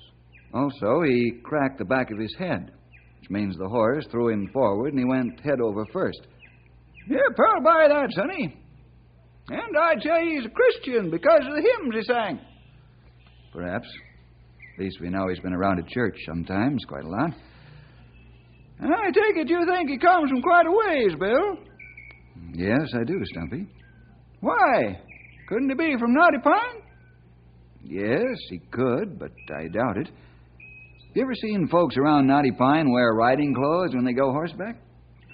They wear jeans and jackets. You have strong point there, Bill. Come to think of it, sonny, I never have either. You mean this feller comes from a fair-sized city? Right. Maybe he visitor to Knotty Pine. Yes, Grey Wolf, that's a possibility. Well, what's your plan, sonny? Somebody, somewhere, is worried sick by now. Stumpy, you stay here with our friend. Grey Wolf and I'll go to the sheriff and the hospital and find out if there's a missing persons report on him.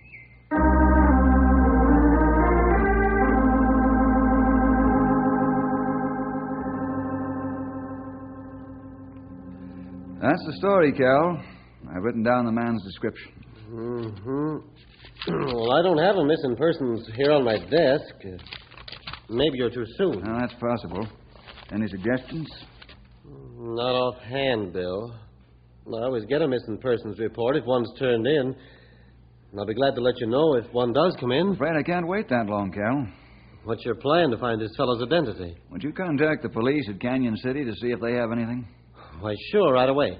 Stick around. This won't take long.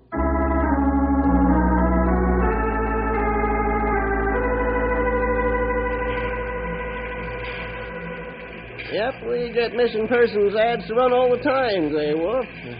You got a description of this fella? Yes, here.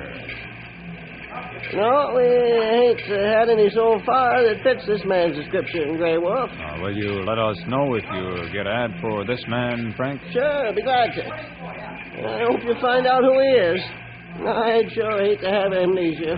You're not only one that feels that way.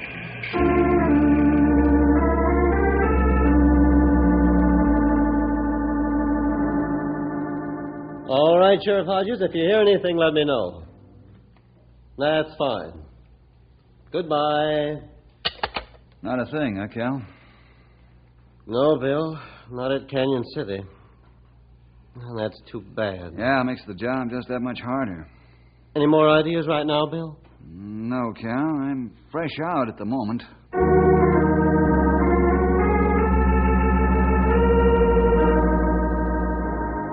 You have anybody called here at hospital about a man with this description? No, Ranger, we haven't. I've been here all evening, too. There's nothing here in the special bulletins. Thank you, Doctor. You let us know if somebody asks about this man. I sure will. I'll call your office right away.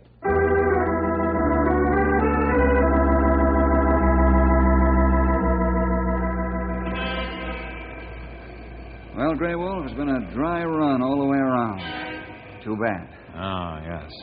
What do we do next, Bill? Let's go back out to the trail cabin and talk to Stumpy and our unknown friend. Perhaps we should call him Mr. X.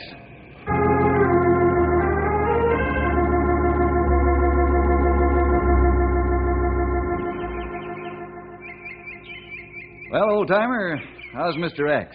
Come again, Mr. Who? Mr. X. X is an algebraic symbol for the unknown. Yeah? Why don't you talk English? Our friend's doing fine, Bill. What'd you find out? Nothing, old-timer. Not one little iota. Even less than that. It's not so good. What now? I want to talk to Mr. X again. Perhaps his memory's on the way back. Nope, it ain't, Sonny. You can't talk to him now anyway. He's sleeping again. You're sure a good nurse, Stumpy. You stay here. Grey Wolf and I are going to back trail this fellow and see if we can pick up anything that way.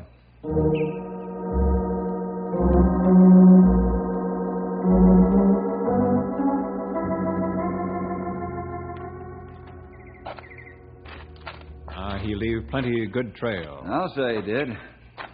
Walked along here in a dazed condition. Not right. I wonder he make trail cabin safely. Well, let's push on fast since his trail's so clear, Grey Wolf. Okay, Bill, not a good idea. Bill, look here. Huh? Trail turn off into underbrush. Oh, you got a sharp eye, Grey Wolf. All right, let's go. This should be easier to follow now. He more dazed when he come through here than back on trail.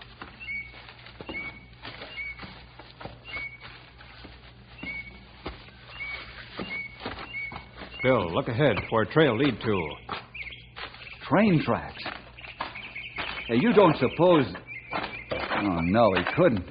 You mean he ride freight car? Yeah, but that's impossible. He's not a hobo. We tell soon. Trail not lie. Bill, trail sign say you right. Here where he fall off freight train. Like you say, Grey Wolf, trail sign doesn't lie, but it's incredible.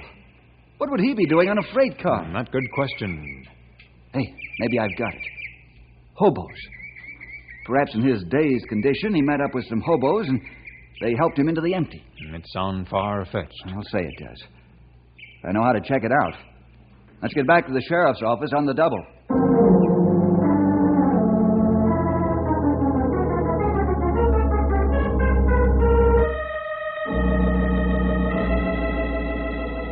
Bill, this sounds crazy. I know it does, Cal, but it might be just the thing we're looking for. Yes, I agree. I've seen you pull some peculiar ones before, and they worked out. And now, here's where the closest hobo jungles are on this map. There where nearest one is, outside Junction City, nearly 70 miles from here. And that's the one we'll visit first. Let's go, Grey Wolf.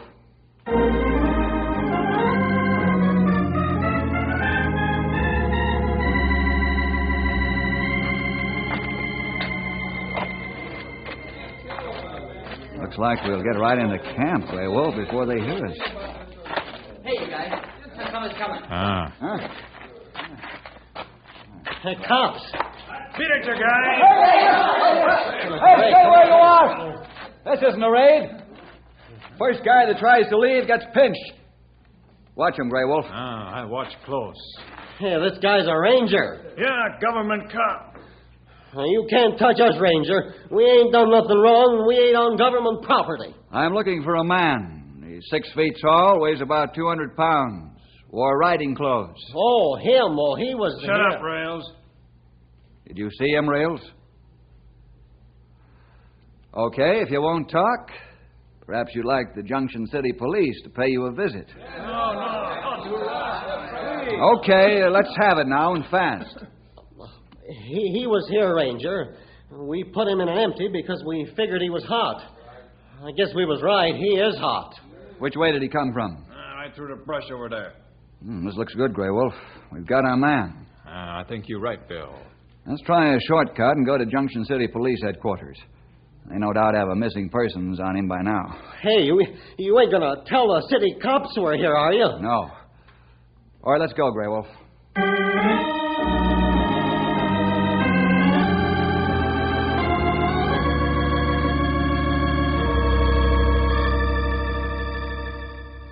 That's the whole story, Sheriff Hodges. Do you have a missing persons on this man? Well, I sure do, Mr. Jefferson. 2 of them, in fact. Ah, that's interesting. Who are they from? Well, this man's wife and the stable owner where Reverend Atkins has his horse. Reverend Atkins? Yep. Reverend Stuart Atkins. He has the largest church in Junction City. What's the address, Sheriff? Maple and 4th Street. It's on the corner. His house is on the south side of the church. Thanks, Sheriff Hodges. Let's go, Grey Wolf.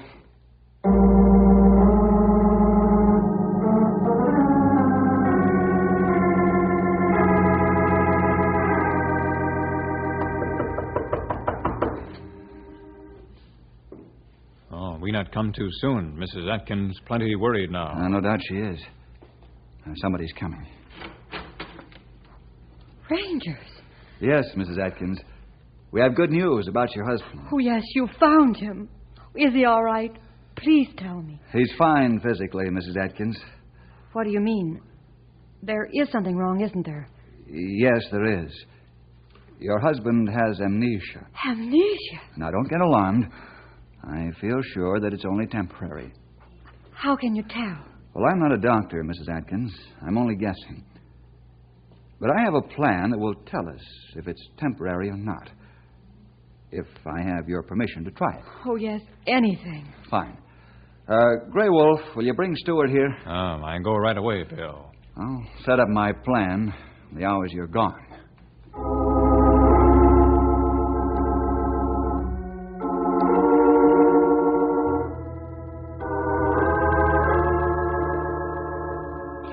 What can I do to help you put your plan into operation, Mr. Jefferson? Do you, perchance, have any of your husband's sermons recorded, Mrs. Atkins? I don't have any here, but he has recorded short devotional messages for the radio station. Oh, that's perfect. I'll go get one and some equipment to play it on. I'll drive you. I can't sit still now.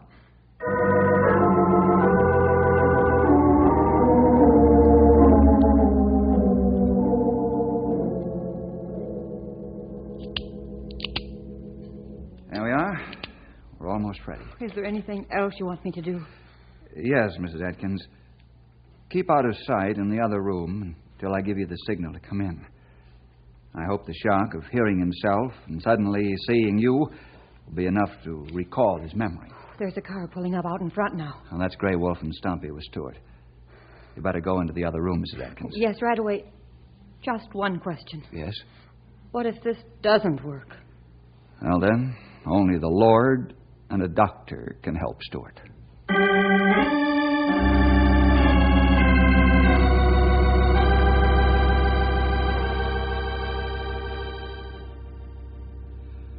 Stuart, we'd like you to listen to this recording. Sure, Bill. Is my name Stuart? That's right, Sonny.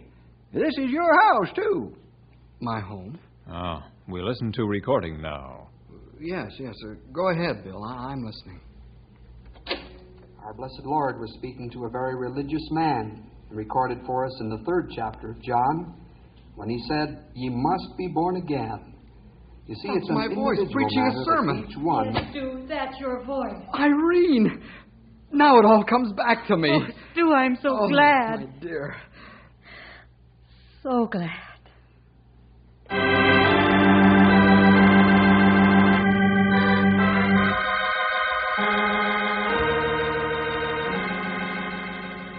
Phil, Stumpy, Gray Wolf, how can I ever thank you for what you've done? We'll think of something, Stu. We owe them so much. They saved your life. I really don't know what to say, fellas. Well, don't bother trying. You'll have me blubbering here in a minute. We only do a job that we should do. No, the fellas are right, folks. This just goes to prove that the Lord watches over all of his children. If he watches the sparrows, then it's a simple matter for him to watch over us. I sing because I'm happy. I sing because I'm free. For his eye is on the sparrow.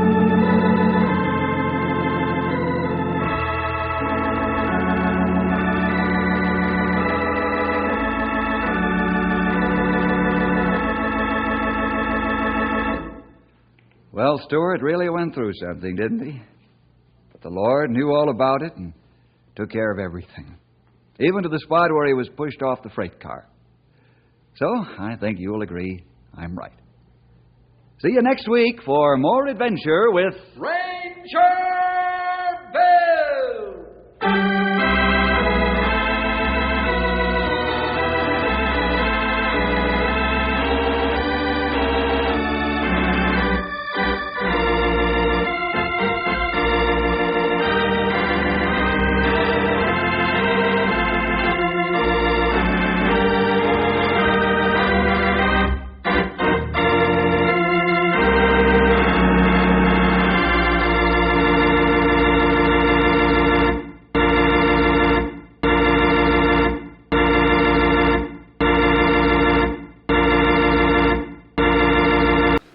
The first couple of radio comedy, Burns and Allen, are up next.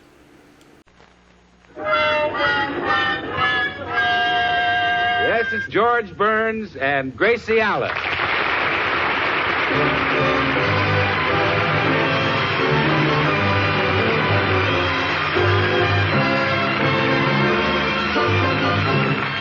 Well, last Thursday, Gracie had a brainstorm. She read that Metro-Goldwyn-Mayer planned to make a picture version of that best-selling book, The Hucksters. And since the book is all about radio, Gracie reasoned that George would be a natural for the lead. However, as George pointed out last Thursday... Honey, Clark Gable is set for the picture. Oh, but that's ridiculous when they can get you. Why, you can out-Gable with one ear tied behind you. Well, Gable is the lead, and that's that. Oh, he won't be the lead when I'm through. Goodbye. Where are you going? Oh, well, I'm going to MGM and tell them to get the lead out.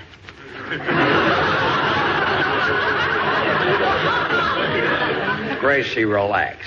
Why are you so set on me doing the picture? Well, because The Hucksters is the story of the radio business, and you practically started radio. Oh, honey. It's natural casting. If they were making a picture about the automobile business, they'd get a fellow who started that. Glenn Ford. Oh, yes, Henry's father. Yes. If they were making a picture about the washing machine business, they'd get William Bendix. Gracie. If they made a picture about the perfume business, they'd get a man who invented cologne. And that would be? Jerry Colonna.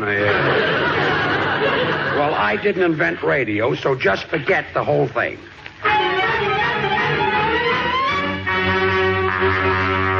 But Gracie didn't forget it. Friday, she brought the subject up again. This time, she tried flattery. You know, George, you look remarkably like Clark Gable. Gracie, be sensible. Gable stands 6'4". How tall are you? 5'6". You gonna quibble over a fraction of a foot? Forget it. And besides, what if he is a little taller? You're built exactly like him. I am? Exactly. You have 2 feet, 2 legs. Gracie. 2 arms. Gracie. 2 eyes. That's enough. 2 heads. What? I mean, 1 head. Look, I've had enough. I don't want to hear any more about this. Oh, I know what's stopping you from doing the Hucksters. You're afraid Clark will feel bad if you take his job. Oh, sure. That's it. Well, while you're making the picture, let him do our radio show. Clark Gable would be scared to death in front of a microphone. He'd probably have to stand with his arm around you to hold himself up. That would be pretty tough on you. You're cute. Well, let's forget it. Now, let's not bring the subject up again.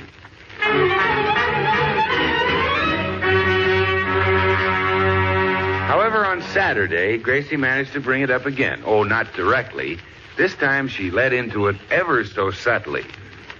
Chilly this morning, isn't it, George? Yeah. Speaking of the hucksters, why don't Gracie. you do that? I told you to forget that. Why, darling, if you'd only decide whether you want to make the picture or not and stop beating around the bush. I did. The answer is no. N-O, no. 9. Nix. Nothing doing. And that's final. Can't decide, huh? Can't make a decision.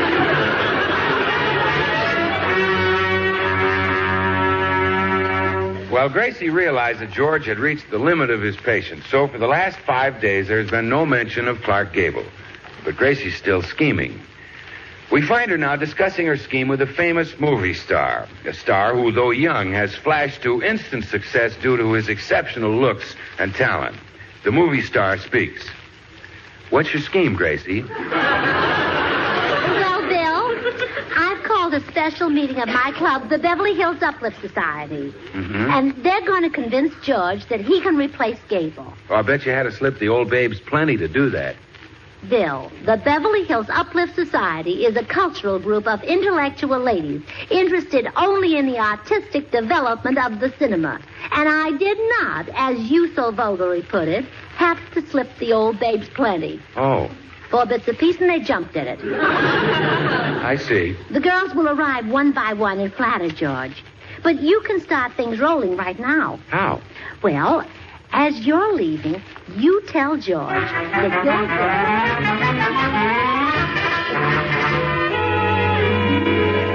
Well, I'll be running along now, George. Thanks a lot for the cup of coffee. That's okay, Bill. Hey, you know what my girl said about you last night? What? She said you were the handsomest little devil she'd ever seen. Oh, go on. Honest. And you know what else she said? Bill, stop. Well, she said that, too.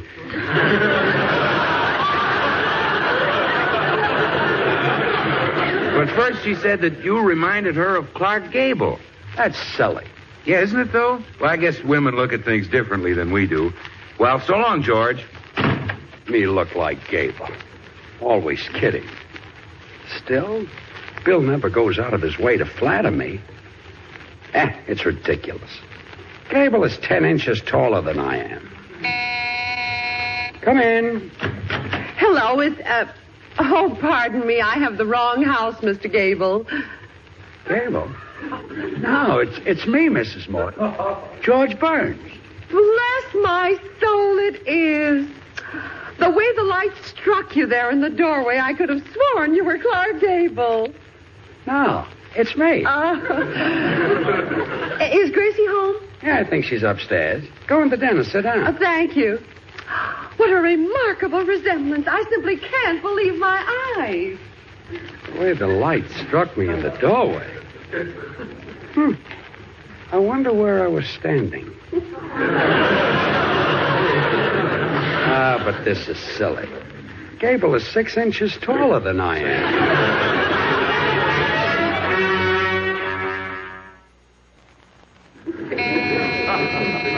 Come in. Well, here I... Oh, I'm sorry. I must be on the wrong street. Who are you looking for, Mrs. Bagley? Why, you know my name. Good. Imagine Clark Gable knowing my name. Oh, wait till I tell the girls. Goodbye, Mr. Gable. Wait a minute. Look again. It's me, George Burns. Well, burn my sugar stamp and call me a sourpuss. It is George Burns. Yeah, it's the way the light strikes me here in the doorway. You want to see Gracie? Oh, yes. We girls are going shopping. Well, make yourself at home in the den. Gracie will be down pretty soon. Oh, all right. My, that man is a spitting image of Clark Gable. I just can't get over the resemblance. Imagine the light here in the doorway making me look like Gable. It's amazing. Why, he's at least 3 inches taller than I am. Come in. Am I late for... Oh, I beg your pardon. I thought the Burnses lived here. They do. Well, don't tell me you rent a room from them, Mr. Gable. Mrs. Craig. This housing shortage is terrible. Imagine a big movie star like Mrs. you. Craig. I'm not Clark Gable. I'm George Burns. No. Yeah, it's a natural mistake.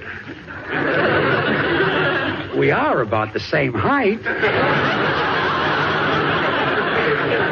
I can't believe it. It's just too much for a body. Even yours?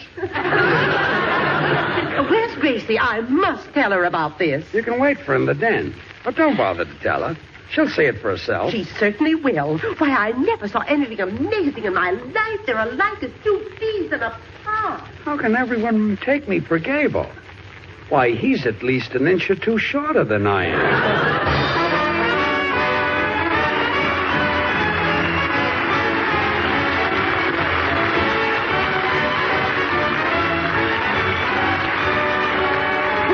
Did you carry out my instructions? Yes, Gracie. We told your husband that he looks just like Clark Gable. Now, Gracie, you tell George he looks like Gable, and it's all set. Oh, no. I'm using psychology. I'll tell him that he doesn't look like Gable. I don't get it. Well, last week I told him he should make the picture, and he wouldn't. Now I'll tell him he shouldn't make it, and he'll break his neck to do it. Husbands are stubborn little rascals. Maybe you've got something there. Oh, sure. You've got to let a man think everything is his own idea, like when you marry one. The girl sends her folks to the movies, drags the man to the sofa, turns down the lights, asks him if he's ever thought of marriage, says, oh, this is so sudden, goes down and picks out the ring, leads him to the altar, and when it's all over, the man says, boy, look what I did. Gracie, you're right. My plan will work if you girls will do a good advance job. Oh, don't worry, we did. George thinks the light in the doorway makes him look like Gable. Good. Here goes. Oh, George, where are you? Over here, Gracie. Why, George, you've moved your easy chair into the doorway.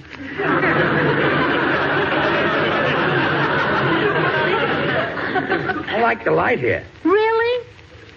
Makes me look like somebody. Who? Can't you tell? Famous fella. His name begins with a G. G? General Grant? No. I'll give you a hint. They used to build something on the outside of a house.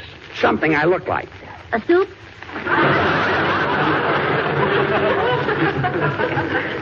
No. A bay window? No, think. The House of the Seven? Oh, I know. Dwarf. It's Gable, dear. Clark Gable. I think maybe I can replace him in that picture. Picture? What picture? I'm talking about the idea you had last week. Idea? What idea? You said that I should replace Clark Gable in the Hucksters. I said that? Yeah. You replaced Gable? You? Well, what's so funny? You said I'd be much better than Gable. Oh, George, I must have been delirious. That's the silliest thing I've ever said. Now, look here. Wait till Mama hears this.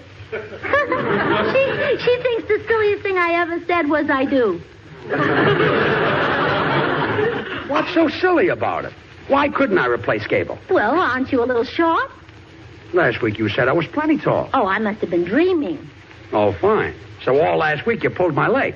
Well, it didn't help. You're still too short. Oh, yeah? Well, it so happens that plenty of women think I look like Gable. I may do this picture just to show you. Really? Yeah. Just because Gable is a little taller doesn't mean he's better. In the end, I may be bigger than he is. Go back in the den. Yes, dear.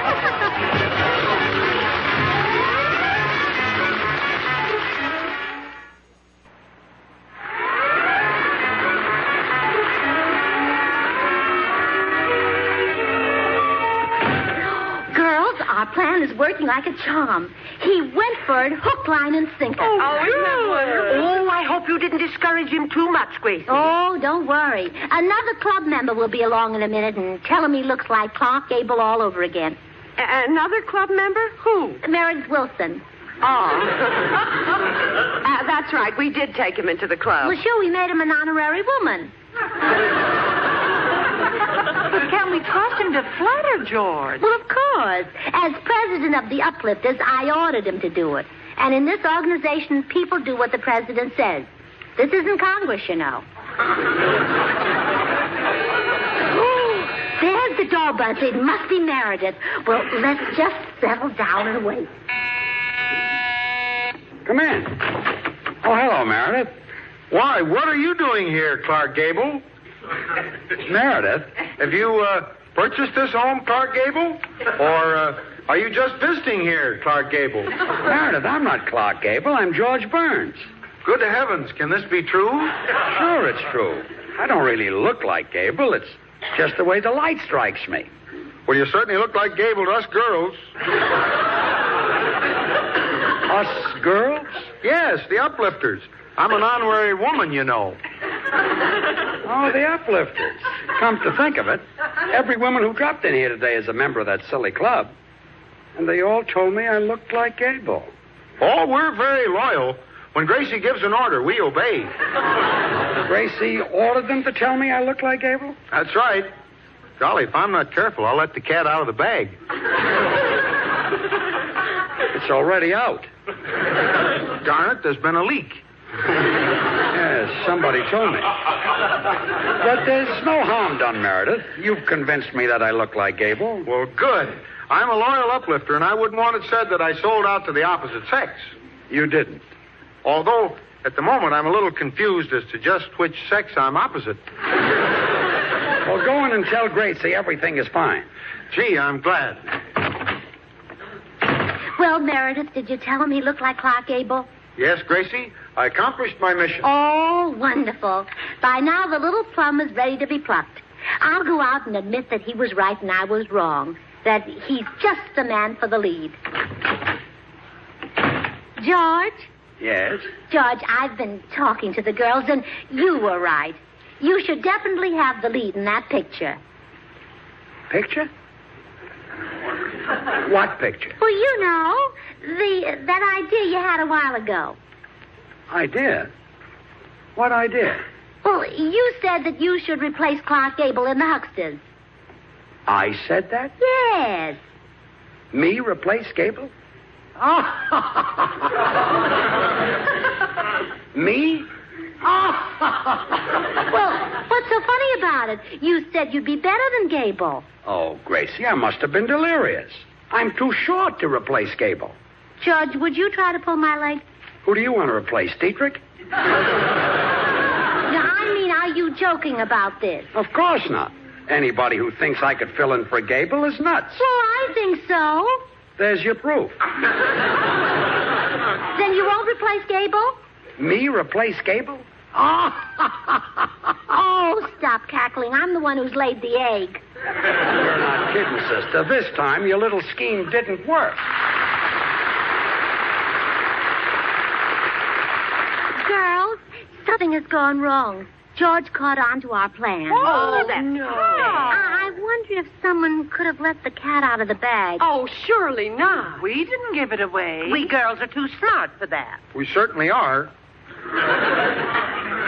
Say, come to think of it, everything was fine before this honorary woman came along. Who, me? I'll bet anything this jerky flute player squealed on us. I make a motion we torture the truth out of him. I second the motion. I make a motion we adjourn. Goodbye, Now, all. come back here. Do you know how we torture any member who betrays our club? How? We cut off her fingernails so she can't scratch. Well, that doesn't sound so bad. Oh, no? Or wait till you take your girdle off. Gracie, that won't work with him. He doesn't wear a girdle. Oh, that's right. Too bad he isn't George. Well, we've got to fix figure some way to torture him. We certainly do. Now, do. ladies, please, you're not acting like gentlemen. Hiya, girls. Oh, hello, Mr. Goodwin. Well, gee, girls, why so sad? Oh, our plan fell through, Bill. Meredith here betrayed us. What? Why, Meredith, you little worm, if you weren't a woman, I'd slug you. We're trying to figure out some horrible torture for him. Well, he deserves it. And I know just how to make him scream with agony. Tell us. Well, you get Betty Grable and Lana Turner over here. You put Grable in a bathing suit and Turner in a sweater. Oh, yes. And then you tie Meredith hand and foot. Yes. But, Bill, Hmm? what are Betty Grable and Lana Turner for? Well, they're for me. I'm not being tortured.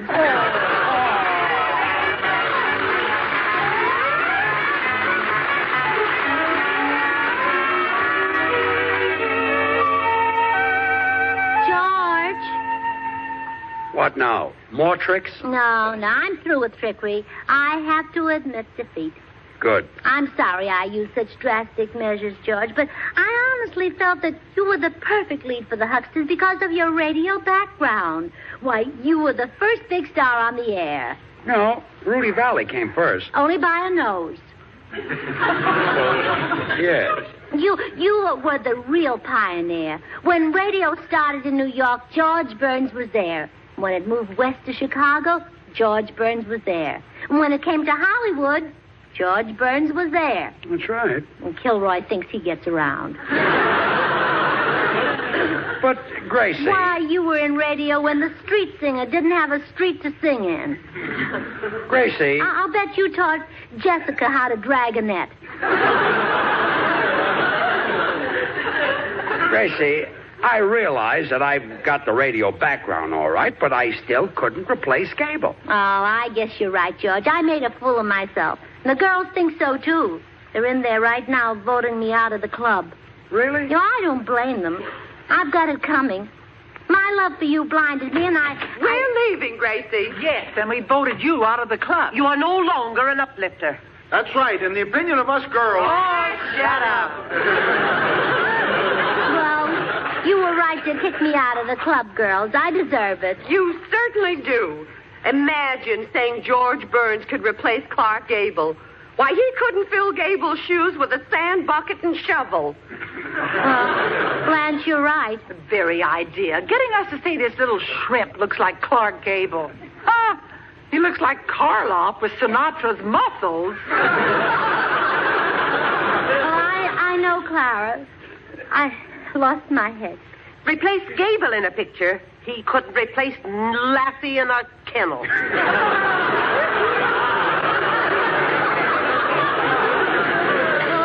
I realize that now, Margaret. He'll never be a movie star if he lives to be 100, which gives him about 3 more days to try.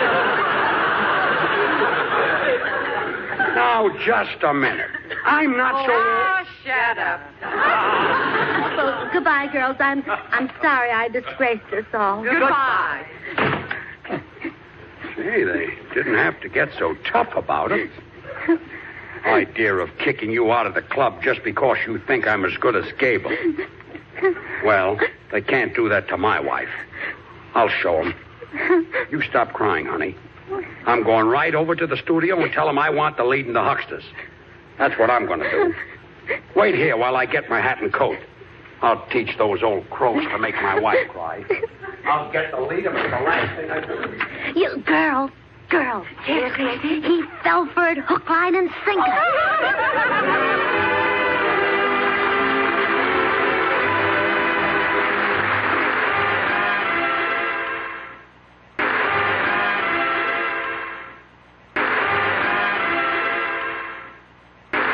Next, hunt the biggest of all game with the Green Hornet. The Green Hornet.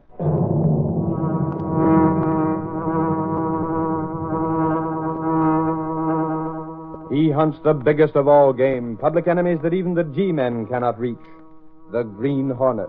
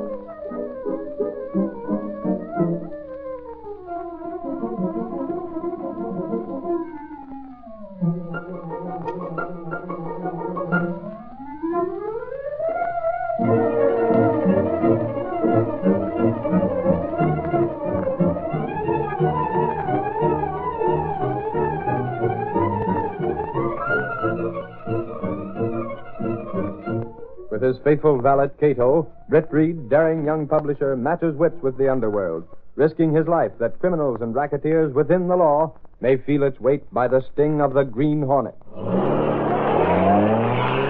Ride with Britt Reed as he races toward another thrilling adventure. The Green Hornet strikes again. Got to hurry. Here's where we break a racketeer's alibi.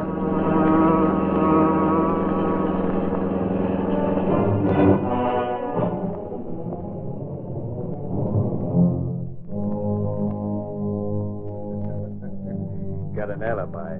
Sure, I know where he was. He's got an alibi. Your Honor, my client's alibi is airtight.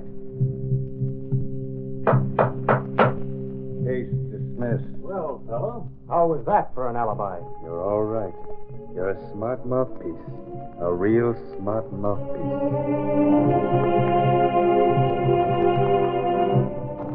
Want me, boss? I do. Is this your story? Yeah. The one you got circled? Of course. I read up on Sturgis, the up-and-coming attorney at law. Oh, that was Hawks, boss. Well, what's the matter with it? Plenty. The Daily Sentinel isn't playing up a man like Sturgis. 2 years ago, he was a small-time lawyer cadging two-bit cases at the small claims court. And look at him now. He's a big shot, all right. He's come too far, too fast, Lowry. Big apartment, country home. You can't tell me he's done all that on the level. There's an answer to that, boss. Scar Maroney. Maroney? The extortion racketeer? Sure. Sturgis is Maroney's lawyer. Slick as they come, too. Well, he must be. Maroney's never run into trouble with the law at any time. Never even been arrested. Sturgis sees to that. He gets him out of jail before they can even put him in, huh? Maroney pays him plenty for it, too. Well, he must, the way Sturgis has been living. Give this galley to Gunnigan, Lowry. Shall I tell him it's out? Completely out. No crooked lawyer can count on the Sentinel for free publicity. You're not down on Hawks for doing the write-up, are you, boss? Well, why should I be? Hawks is a reporter, not an editor. This should never even have gotten past Gunnigan's desk. Holy Crowley, listen to this. Axford. Looks like you're going to bust. The same goes for you, Lowry, when you hear what I got to say. Well, let's have it. It's that racketeer, Scar Maroney. Maroney? What about him? Has he been arrested? The police got a warrant out for him right this very minute. He was at the station house when the complaint come in. Assault with a deadly weapon. What's that translated? He shot a guy, that's what. Who was it this time? Another gangster? Oh, not in your life. This time it was a storekeeper, a feller named Jensen. Sweet chance of pinning it on Maroney if the guy's dead. He ain't dead. Wounded in the shoulder, that's all. Yeah, let's have it from the beginning, Axford. What's Jensen's story? Well, the way the police and me got it, Jensen was asleep last night behind his store. Behind his store? Yeah. You see, he's got a little dry goods place, and he sleeps in back. Well, along about 10:30 last night, he wakes up. What's that? Sounded like somebody in the store. So he goes into the store, but it's empty. Then he said he turned on the lights. Nobody here. Empty. Guess I dream things. Oh, who can that be? This time of night. At 10:30 by the clock. The door is unlocked. What do you... Inside, Jensen. Here. Who do you think you are? You're talking to the big boss, Jensen. Scar Maroney. I will not pay. It is extortion. Give you one more chance, Jensen. Are you paying for protection on it? No. You crooks, get out or I'll call... You ain't calling nobody. So Maroney pulled out a gun and shot him. When Jensen recovered from a fainting spell, he was wounded in the shoulder, and Maroney was gone. He positively identifies Maroney? Sure he does, Reed. Didn't he see him face to face, closer than you and me? Is that something? Boss, I'd like to see Sturgis get Maroney out of this mess. If he tries, he'll be dragged under along with Maroney. Suppose Maroney's scrammed. Suppose the police don't get him. I'll get him, Lowry. Maroney's too well known to escape arrest. It may take a little time, but wherever he is, he's worried. And my guess is he'll be more worried when he reads the Sentinel.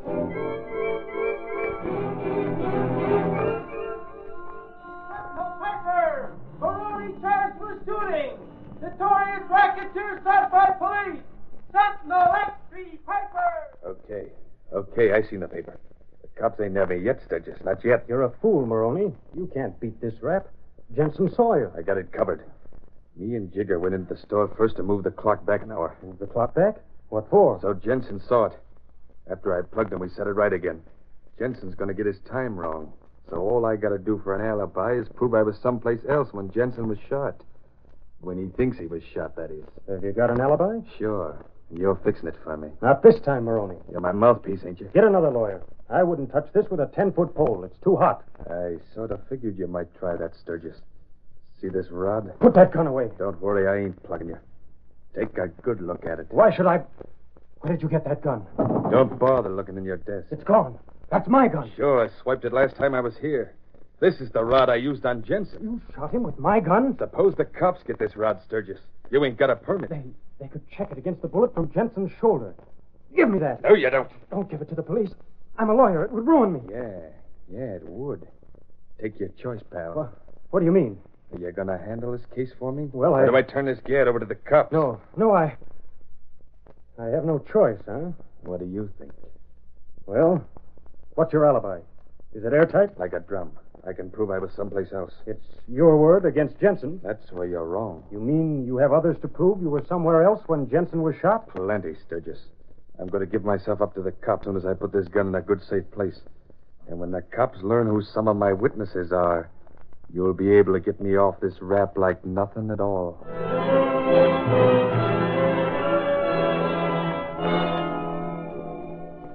That's all there is, Mr. Reed. Axford's in the outer office waiting. So Maroney's been arrested, eh? Walked right into the police station himself. Hey, boss, what do you think of this?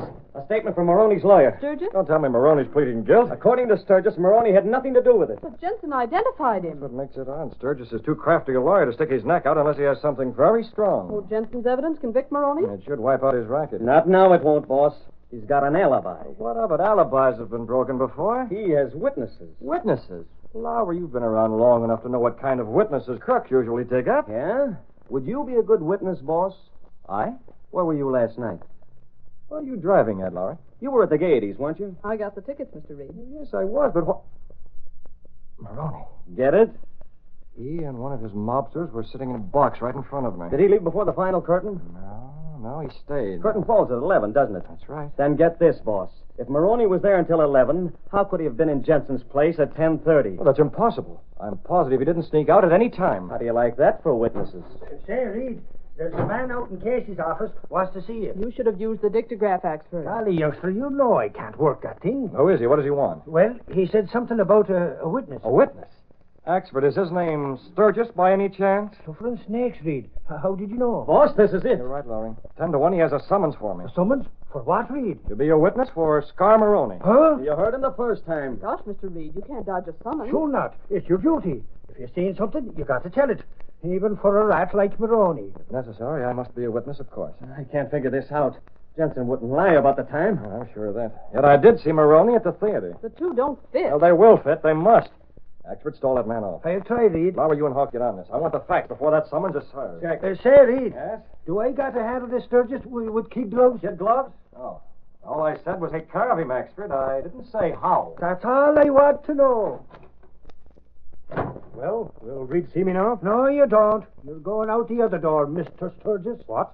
Reed's in. I heard him. No, not to you, he ain't in. And don't be calling him Reed. For guys like you, it's Mr. Reed. Here, what are you doing? Following Reed's orders. Let go. Sure I will, after I clean the office. Mike Axford, I'm proud of you. Maybe you can't use Casey's little dictograph for letting people in. But, golly, you're as good as anybody when it comes to using your jokes for throwing people out.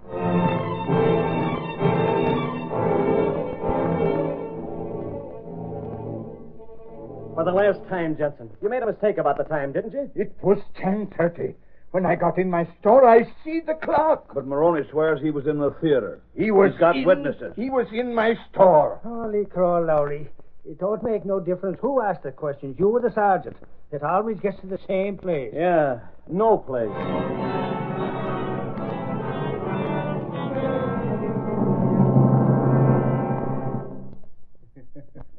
You're a smart mouthpiece, Sturgis.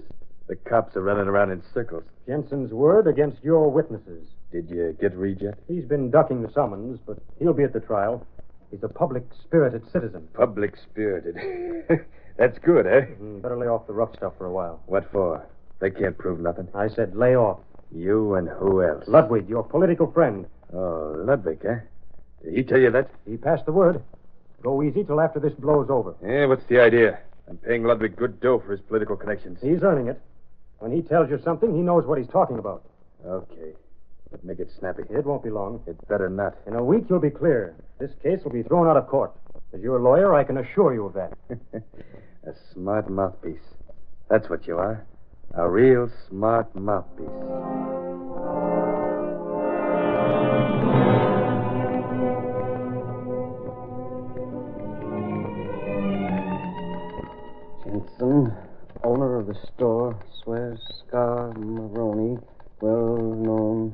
here.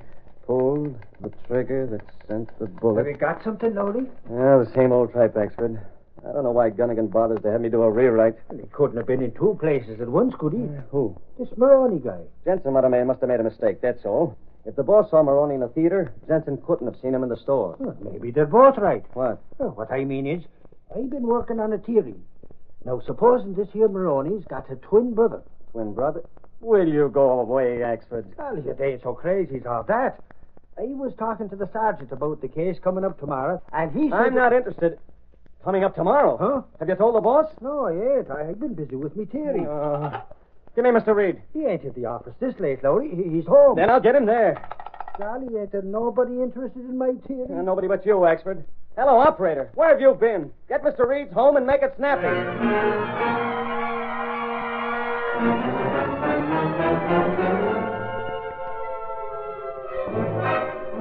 In Britt Reed's apartment, the telephone rings unanswered.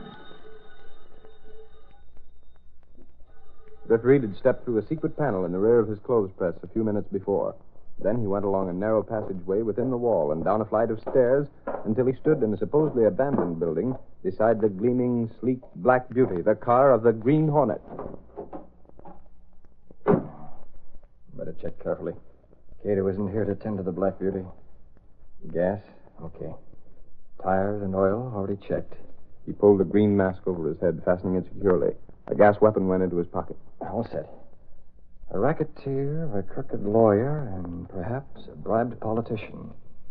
District Attorney Martin told me Jensen's case is coming up tomorrow. Unless I act tonight, my testimony will be used to free Maroney.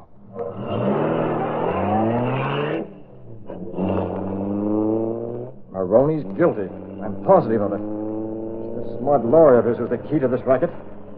Well, let's see how smart he is when he meets the Green Hornet.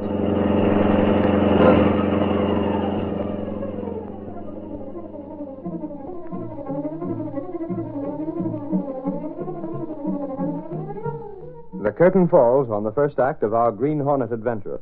Before the next exciting scenes, please permit us to pause for just a moment.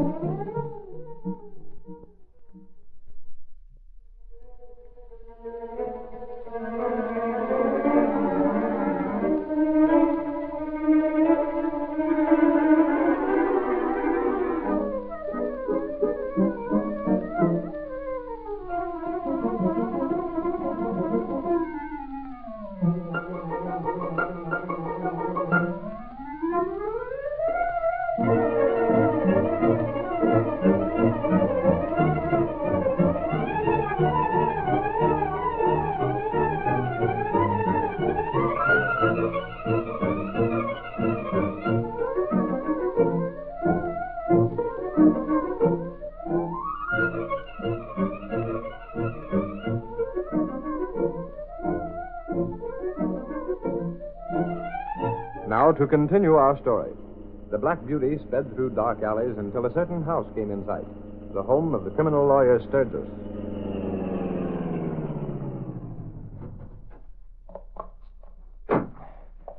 Leave it here in the alley, behind the house. That lighted window across from the street lamp looks interesting. I'll see how it is up close.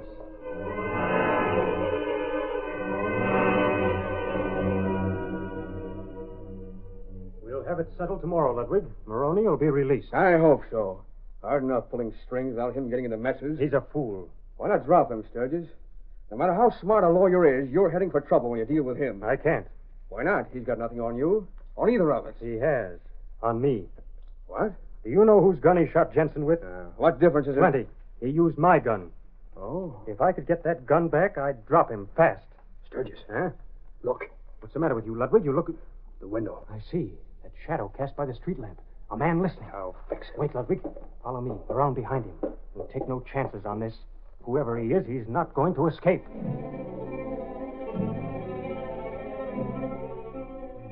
Stop talking. I wonder if... Put your hands up. What? Keep your distance. Don't worry, Ludwig. He won't try anything. Not with a gun pointed at me. Who are you? Sturgis, he's masked. So I notice. Look at that mask. Our friend is nervous, Sturgis. I'm not. Whoever you are, you made a mistake. Sturgis, take it easy. He's the... Stop stammering, Ludwig. He's trying to tell you that I'm the Green Hornet. What? Yes, that's it. I should have known. That mask. I've seen it in the paper. Now that you know who I am... Don't move. Oh, what's wrong, Sturgis? That gun is shaking in your hand. It can still go off. A smart lawyer like you doesn't commit murder.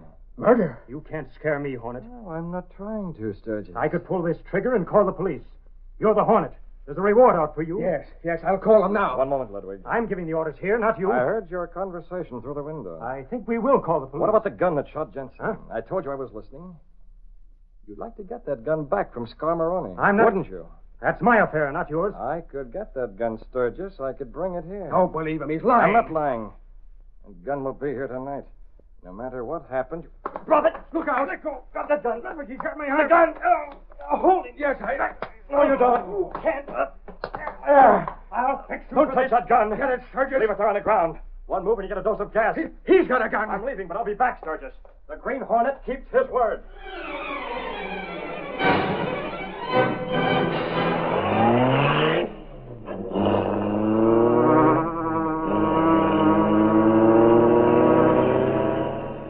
From what Sturgis said, Maroney is guilty.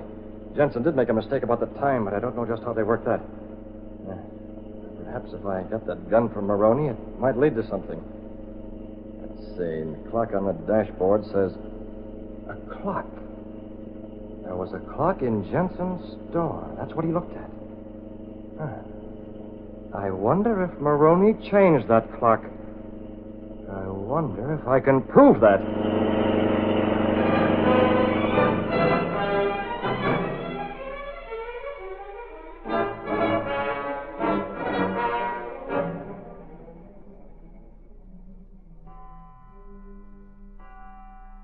Hey, Digger! Digger! Yeah? What's the shouting for, Scar? Look at that clock. What about it? I was in here 10 minutes ago. Sure. It's okay then. Now it's 50 minutes fast. Huh? Look at it. So what? Can't a clock go screwy? It needs fixing. What about this? The front of this clock wasn't open before. Somebody moved it. You get clocks on the brain ever since we fixed the clock in Jensen's place. I don't like it. Don't make no sense to me. Who was in here? Search me. Jigger, if you got any notions about getting me out of the way. Me, boss? Somebody fooled with that ticker and it wasn't me. That smart mouthpiece been talking to you? What's a timepiece got to do with Sturgis and me? I don't know. But I don't like it, see? You're running this racket, Scar. I ain't after nothing. Yeah, that's right. Hey, the gun. Huh? Sturgis swiped his gun. He's just the kind of guy to switch that clock to leave me know. Yeah, I guess I'm dreaming things. Sure. There's the rod. Right where I left it. Thanks, Maroney. Huh? He's masked. What the devil? The Green Hornet. I want that gun, Maroney. You'll get it right now. The lights. He turned out the lights. Where is he? Right here. Get him. I can't see nothing. Grab him. He gets the gun. There he goes. Oh, that blasted chair. The lights. Put on the lights. I can't find it. Move. Here's the switch. Why didn't you stop him? Didn't have a chance. That guy's a tornado. Look at this room. I don't get it, Scar. What's the Green Hornet want with Sturgis' rod? He took it, didn't he? Sure, but I don't... What's that laying on the floor? What? Where I'm pointing, you sap. Oh, that? Looks like a handkerchief. I got eyes. Give me it. Pretty fancy looking. I'll take it. Well. What are you grinning about? Green Hornet, eh? Huh? That wasn't the Green Hornet, Jigger. I seen him. You seen a guy wearing a mask. But how do you know it was the Hornet behind it? Why, Some other guy could wear a mask. Yeah, I guess so, but... Take another gander at this handkerchief. Don't it look familiar? Say, now that you say it... Snappy color, fancy edge. How about this initial? Hey, that's it, S. That's Sturgis. Sure, he wears them all the time, poking half out of his pocket. Sturgis. He's the only guy that would want that gun. Smart lawyer, huh? What's a a... rat. What's a rush, Scar? Come on. We going someplace? Yeah. We're gonna see my lawyer.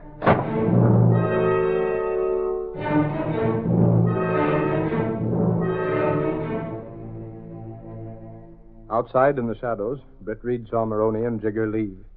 He left his mask and gun in the car and hurried to a nearby phone. Still early enough to get someone at the Sentinel. That'll give me just time enough to get to Sturgis's place before Maroney gets there.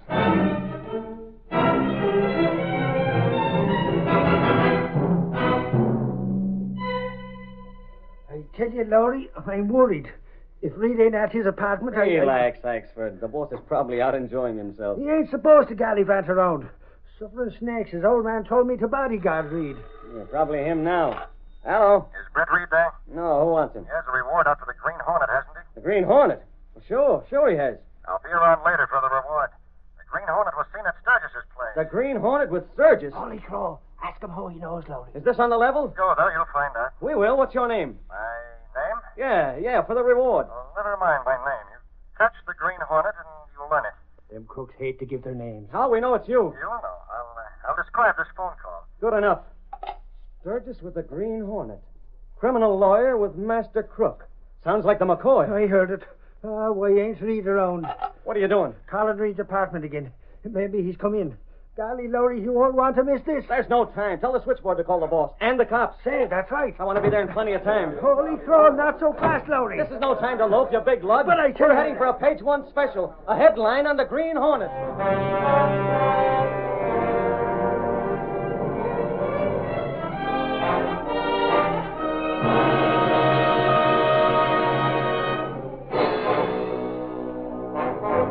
After Britt Reed phoned the Daily Sentinel, he returned to the Black Beauty. A high-powered car racing at top speed easily outdistanced Maroney in the dash to the home of Sturgis, the criminal lawyer.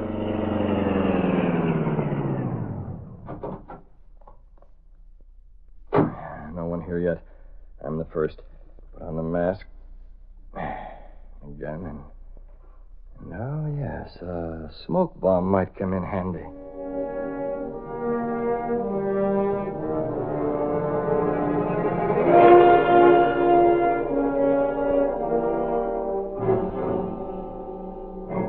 Stop pacing the floor, Sturgis. I should have taken your advice about the Green Hornet. Too late now. He got away. The door. I suppose he came back. The Hornet? Don't be a fool. Who then? We'll see. Thought you'd get away with it, eh? Maroney, I didn't expect you. I'll say you didn't. Where's that gun? Gun? Don't stall. I guess this ain't yours. What? Yes, that's my handkerchief. That's all I want to know. Inside. I'll see here. You too, Ludwig. Keep 'em covered, Jigger. You heard the boss. This hand in my pocket's holding a gat. Thought you could get rid of me, huh? I don't know what you're talking about. Don't stall, you double-crossing rats. I'm wise, see? Close the door, Jigger. Lock it. Okay. Now come across. Where's that gun, Sturgis? Maroney, what's the matter with you? I'm going to give you 3. Wait. We don't understand. Come to my place masked as the Green Hornet, huh? The Green Hornet? Never mind the act. The gun. Was the Hornet at your place? Get set, Jigger. 1. Maroney, that handkerchief. Maroney, listen. The Hornet was here. He took that handkerchief. It wasn't me at your place. It was the Hornet. 2. Don't I tell you. I want that Here's gun. Sturgis's gun, Maroney. Hey, what the... What? It's him. He's back. The Hornet. What's going on here? Jigger! Take your hand out of your pocket, Jigger. Empty. You understand? Yeah, okay. Now I'll take that gun. That's it. That gun stays on the floor. As for this one... That's Sturgis's gat. So it was the real Hornet. Good guessing, Scar. It is blackmail? Do you know Scar set the clock back? Blackmail? No. What are you here for? What do you think? I told you I'd bring your gun to you. What? Here, catch. You tossed it back to him. What's the idea? Hey, the cops! I don't want this gun. Scar used it to shoot Jensen. Open the door. Get out of here, fast. That's a good idea, Ludwig, but I don't want company. Smoke! I can't see that.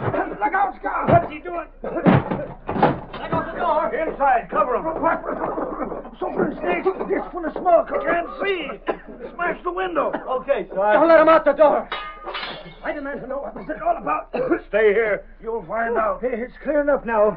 We'll see which one of these guys is the Green Hornet. That's better. I had nothing to do with this. Ludwig and Sturgis. Don't deny nothing. We heard you talking through the door. Hey, Sarge, here's Scar, Maroney, and Jigger lying on the floor. I didn't do it. I didn't shoot them. Sturgis has the gun. I'm clear. I'm innocent, I tell you. Scar was the one who shot Jensen, not me. He used my gun, but it wasn't me. That's plenty for us, Sturgis. You said it, Sergeant. That smashes Scar's racket and Sturgis, too. I'll talk. Plenty, but you're still an accessory after the fact. You may have been a criminal lawyer, Sturgis, but from now on, you're just plain criminal.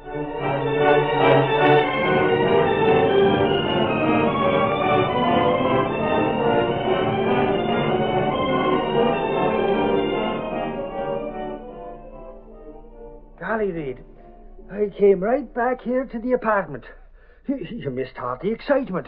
Where you been? Ben, why, I was out. Did anything happen? Anything happen? We almost nabbed the Green Hornet. Well, next time, Axford, I'll make sure I'm around. Anytime the Green Hornet's caught, I want to be there.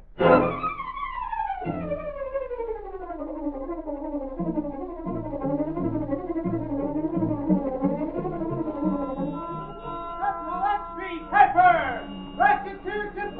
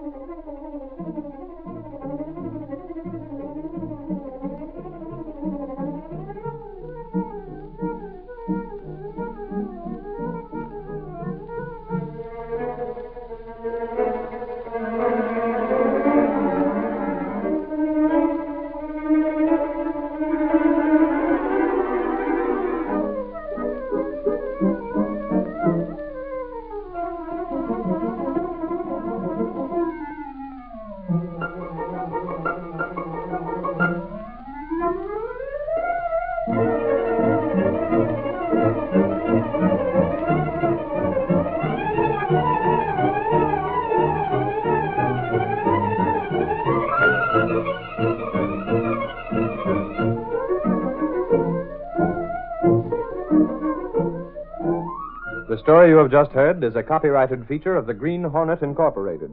The situations and characters depicted in this drama are fictitious. Any similarity to actual persons or events of the past or present is coincidental.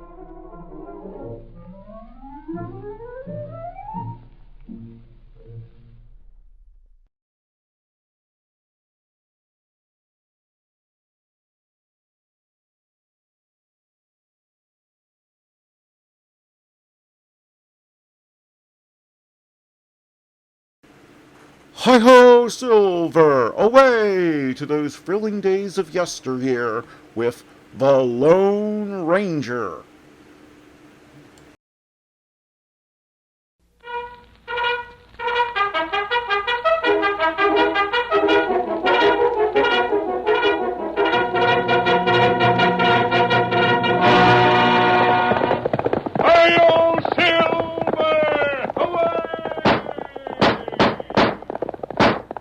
A fiery horse with the speed of light, a cloud of dust, and a hearty hi-yo Silver, the Lone Ranger.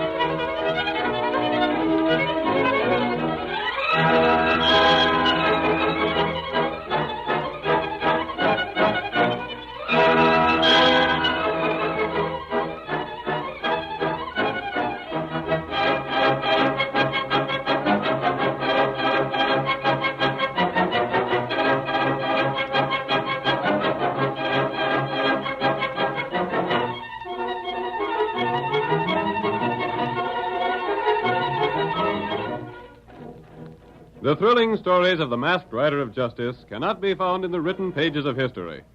But his deeds will live forever in the memories of the people of 7 western states, who still tell the story of the famous Mystery Rider.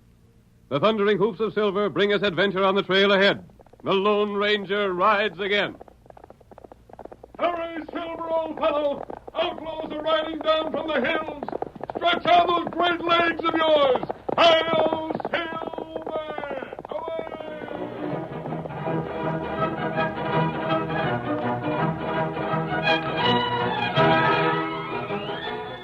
As the masked man rode by on Silver, we heard him say that the outlaws in the hills were threatening to ride again.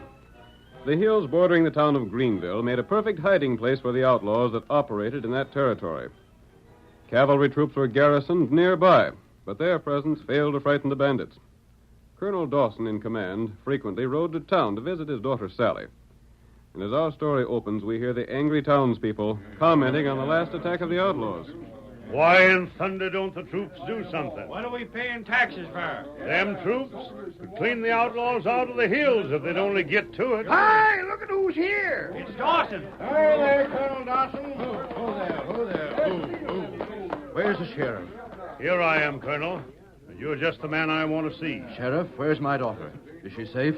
Yeah, Colonel, your daughter's safe enough, but there's other folks that ain't. No. Thank goodness.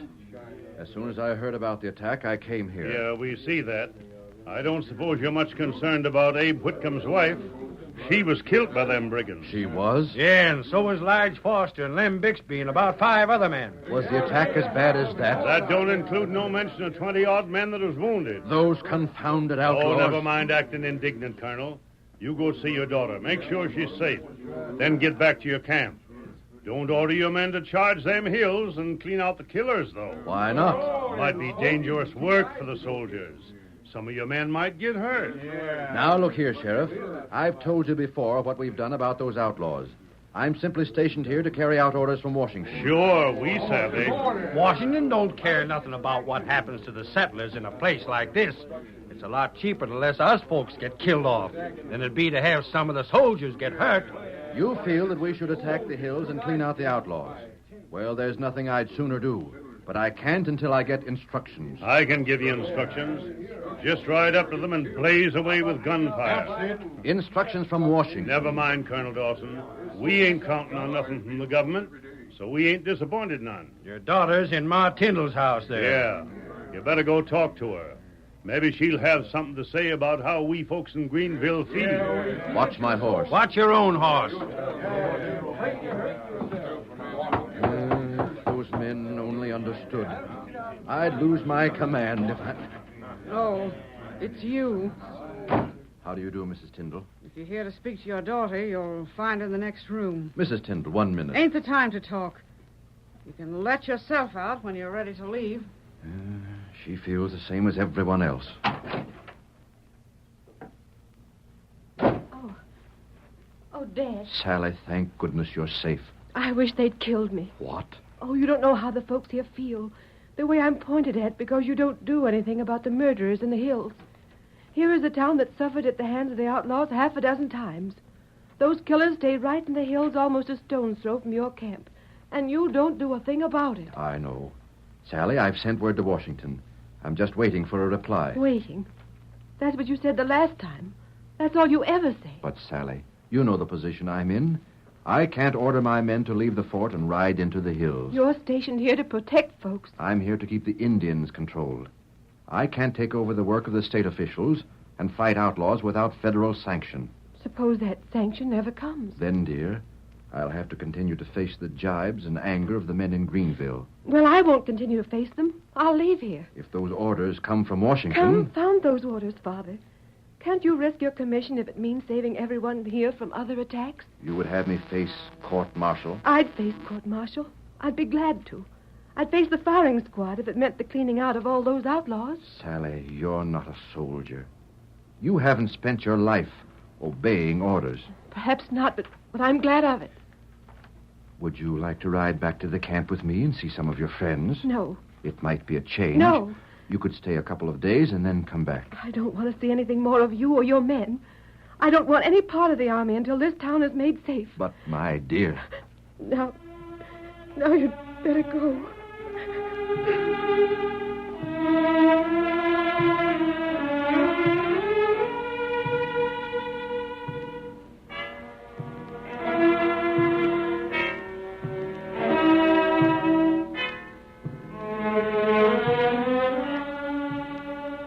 Following their raid on Greenville, the outlaws returned to their camp in the hills. Their leader was a man called Wolf, a huge man with a cruel face and a surly, overbearing manner. He divided the loot taken from the attack among his men, keeping half for himself. His followers noted his action and grumbled protestingly. You needn't think all of this cash is mine.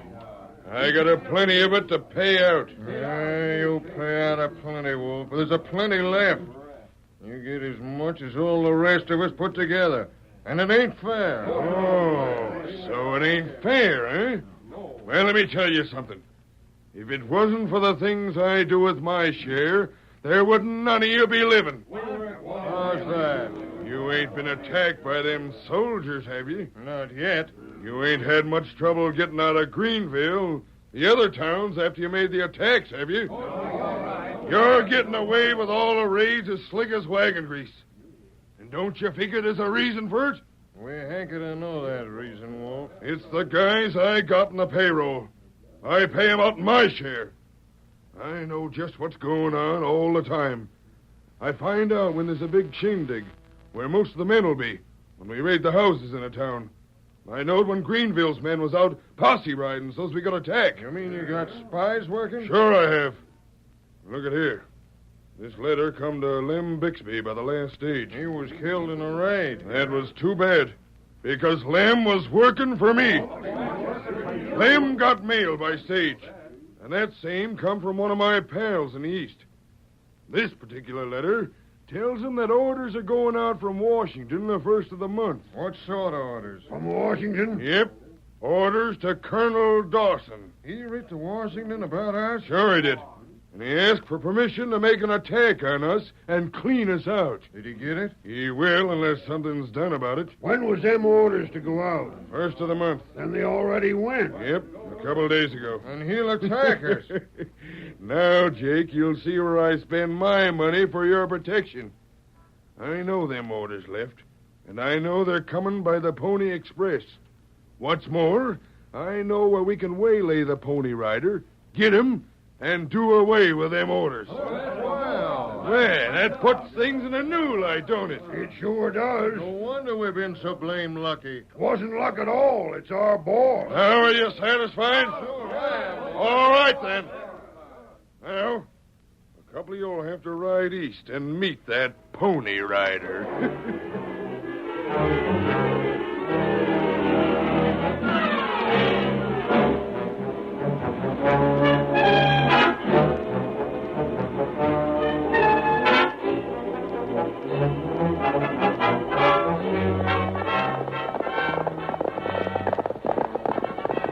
Get up, boy.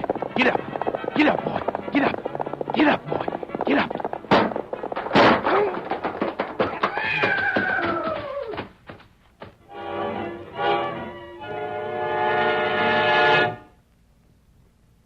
The outlaws' activities had brought the Lone Ranger and his faithful Indian companion Tonto into the district.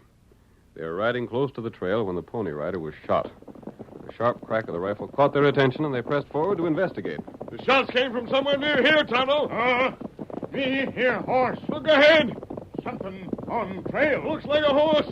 Get him up, white feller. Someone has shot the poor beast. That's right. And there's a man. And smoke. Tonto, do you see that smoke? We get there quick now. Come on, Silver. Where killer? Maybe we can trail the killers. Oh, there, Silver. See if there's any hope for the man.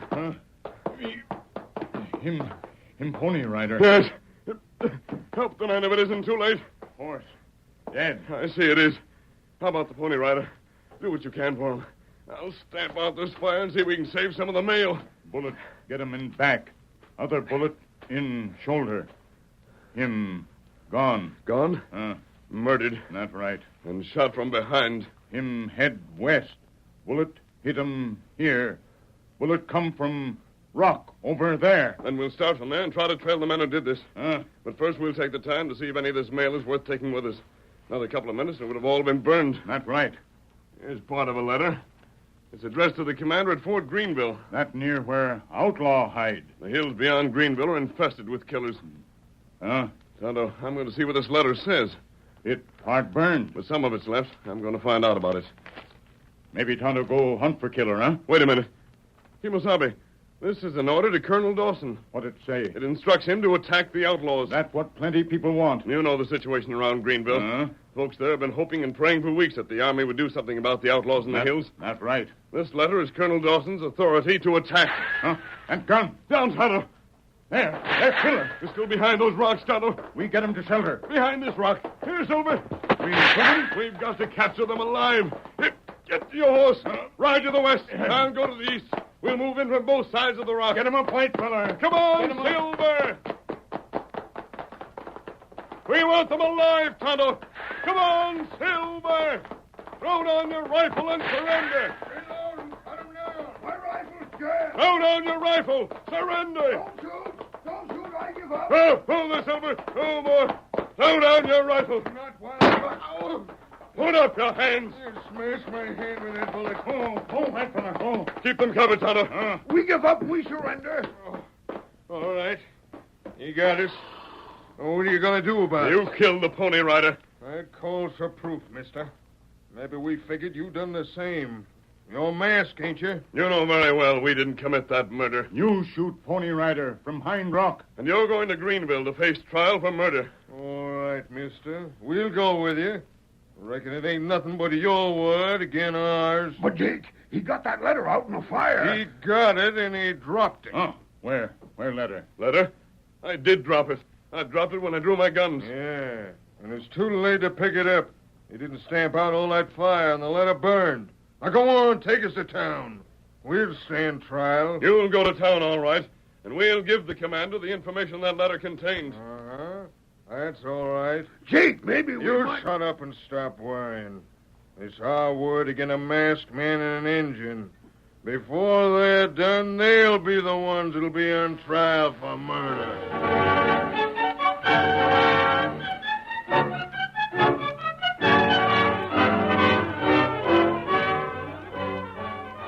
The curtain falls on the first act of our thrilling Lone Ranger drama.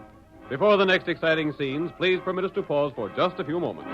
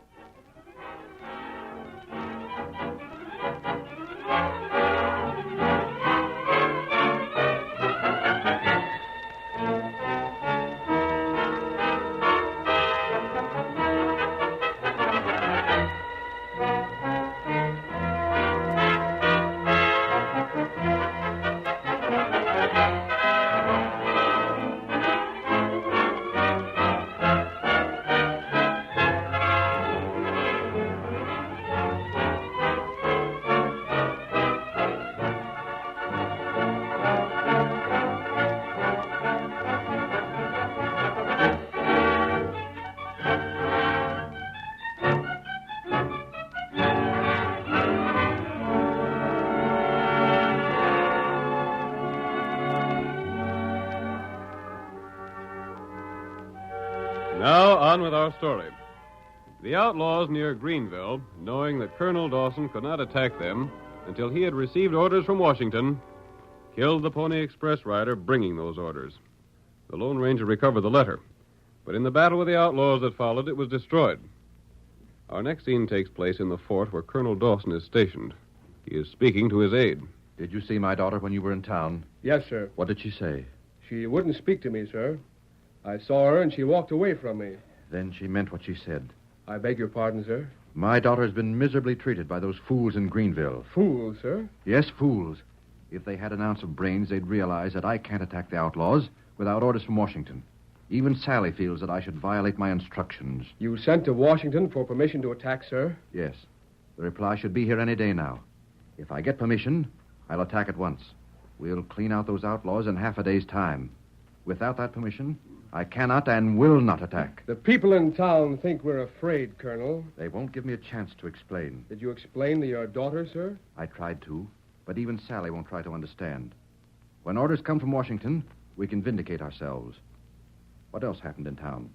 Anything of importance? Yes, sir. A pony rider was killed. Killed? Shot from ambush. A pony rider, you say? Yes, sir. I wonder if... Good Lord. It can't be possible it was the rider bringing our instruction from the capital. I sincerely hope not, sir. His mail was burned. Who killed him? No one seems to know. A masked man and an Indian came into town with 2 prisoners. Both were identified as outlaws. And they murdered the pony rider? The masked man claims they did. The others claim the masked man was the murderer. Masked man? Who was he? No one seems to know, sir. The sheriff tried to put him in jail with the others, but he got away. Escaped? Yes, sir. The lawmen seem to think his escape is proof of his guilt. But I... You what? My opinion is of no value, Colonel Dawson. What were you going to say? I thought he might have fled simply to prevent being unmasked. There was something about the man that I... Well, go on. You what? There was something about him that I admired and respected. I wondered at the time if he was the Lone Ranger. Lone Ranger? You've heard of him, sir. Of course. Where did he go when he left Greenville? I don't know. Some men tried to follow him, but they were quickly outdistanced by his horse. That's all you know about it? Yes, sir. After making arrangements for supplies, I left and came back here. What in the world? Stand where you are. The masked man. The same one. How did you get in here? How did you get by the guards? I came here to speak to you, Colonel.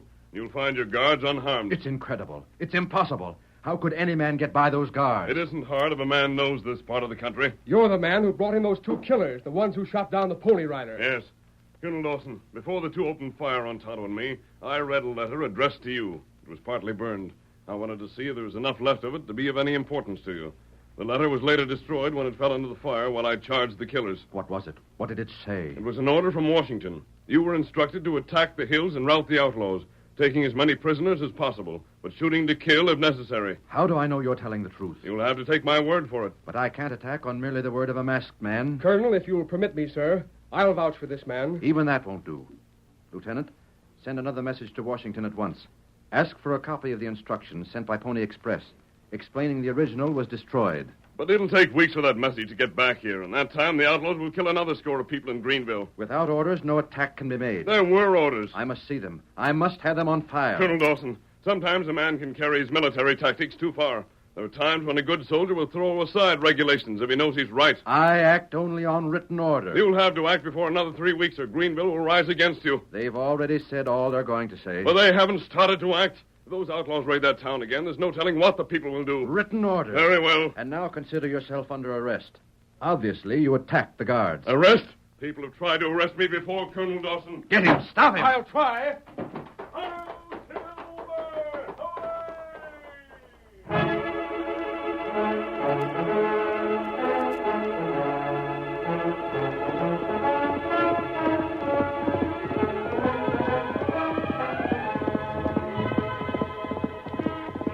The masked man had failed to persuade the colonel to act.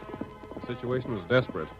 The outlaws were still free to raid as they pleased, and the Lone Ranger felt that it was his responsibility to aid in their capture. We see the masked man as he reins Silver to a halt at his small, well-concealed camp. Oh, Silver. Oh, there, boy. Oh. Tonto, Colonel Dawson wouldn't even listen to me. Him stubborn. He's willing to attack the outlaws, but only on written orders from Washington. You see order? Yes, but he wouldn't take my word. Him foolish. Remember, Kemosabe, there's some belief that I'm the one who shot the Pony Rider. What we do, huh? I have an idea, Kemosabe. It might work. What? That? Those 2 men who are in jail for shooting the Pony Rider will never be convicted of the murder. There's no proof? No, there's no proof. If they do come to trial, they'll go free. Huh? So nothing would be lost if we set them free. Let them go? Yes. Tonto, we're going to let them go so they'll be punished. Me not savvy. They will be punished if my plan works. And the first step in the plan is to set those outlaws free. We go there tonight? Yes, and we've just time to get ready. First, I'll explain your part of the plan.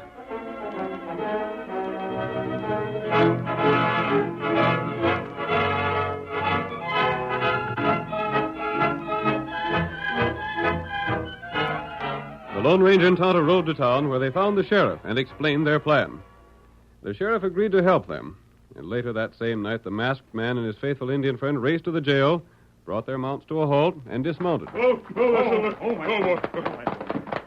Don't waste any time. Smash the lock with bullets. Me do. Hey, what's going on there? What Sam Hill? We're here to get you out. There are horses back at the jail. You're the man that brought us here. Don't waste time talking. Take advantage of this chance. Send another bullet into that lock. That's right. That does it. Now open the door, Jake. We're free. Come on, Bard. We're free. This'll save us from hanging. Get aboard those horses and head for the hills. I ain't a man to ask questions when I see a chance like this. Come on. I'm right behind you. Come on, boy. There's the sheriff, Tonto. That's good. He's coming from the cafe with half a dozen men. Sheriff do him part. Get aboard your horse, Tonto. There go Jake and his friend. Them go to outlaw camp. Yes. Hail! Get him up, white fire.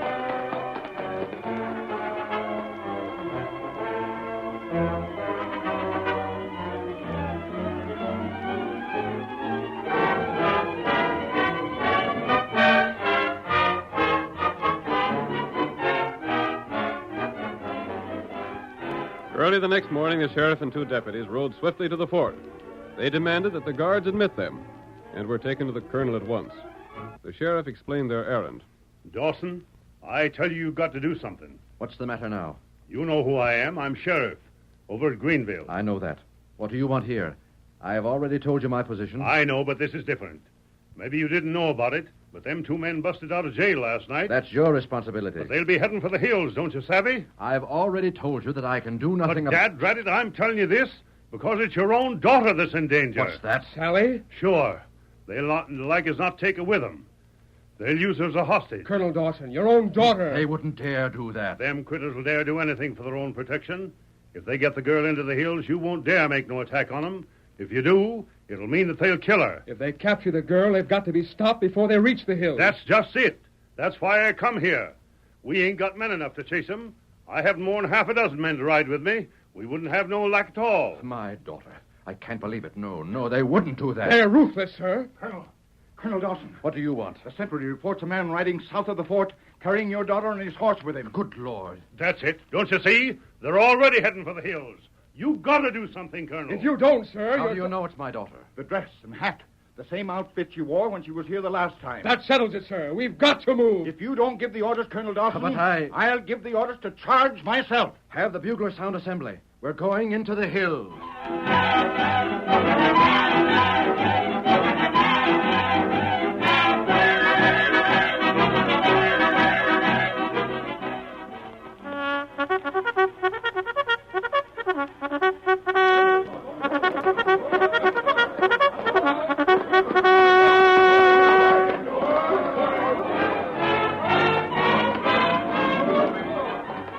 Sprang into action. Orders were barked, weapons made ready, horses saddled. The colonel himself leaped to the saddle and placed himself at the head of his soldiers.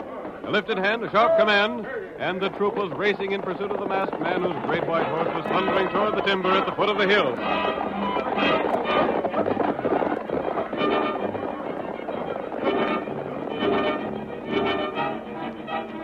Let us flash ahead of the soldiers to the outlaws' camp. Jake and his companion are standing before their leader, Wolf, who questions them closely about their escape from jail. But why'd this masked man and his Injun friend let you out? Oh, we didn't stop to ask no questions, Wolf. We were just doggone glad to get free. It don't make sense. First he takes you to jail, then he breaks you out. What'd he do it for? You wouldn't have been convicted nohow. There wasn't no proof against you if what you say is true. Just the same, I'd sooner not take a chance on a jury.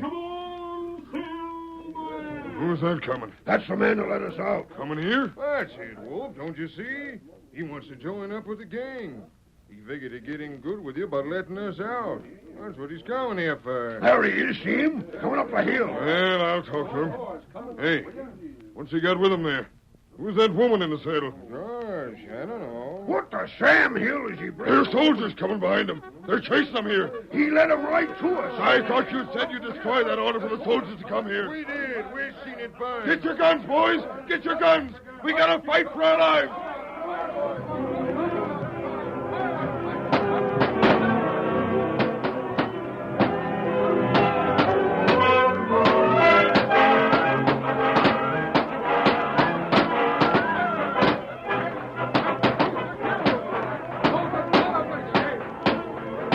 Fighting was sharp and deadly. The outlaws, fighting for their lives, resisted desperately. They fought with the ferocity of trapped wolves. But the soldiers charged down upon them with the irresistible efficiency of trained troops. They surrounded the camp, and their guns began to cut down the outlaws from all sides. At last, the gang threw away their arms, and Colonel Dawson assumed command. Rope them and take them back to the post.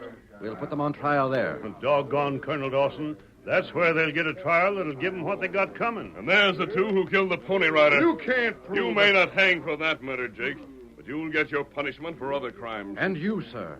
You're the one who captured... Your daughter is quite safe, Colonel Dawson. Come, Tonto. Me? Give the colonel his daughter's clothes. You're the one that was on the horse?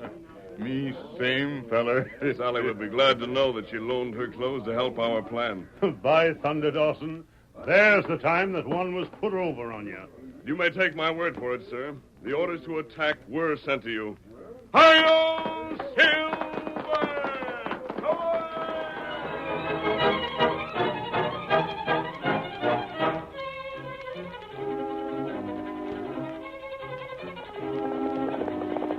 Come on, Silver, old boy! Stretch out those great legs of yours! Tonto's waiting on the trail ahead! Hi-yo, Silver!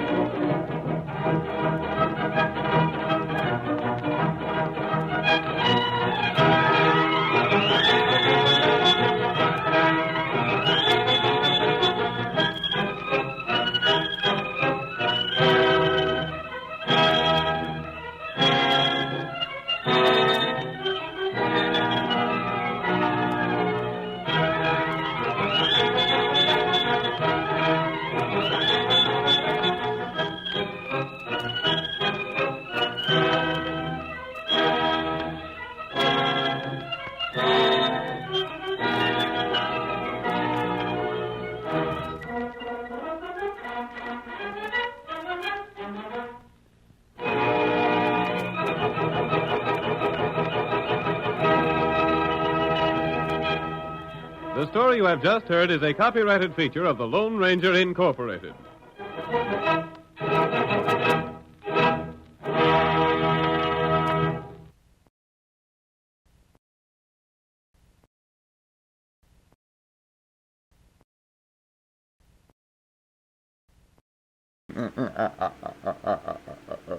Who knows what is coming up next? The Shadow knows. Who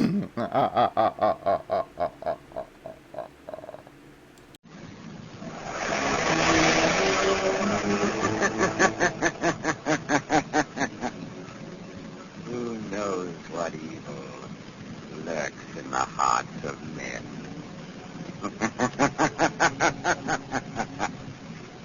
The Shadow knows.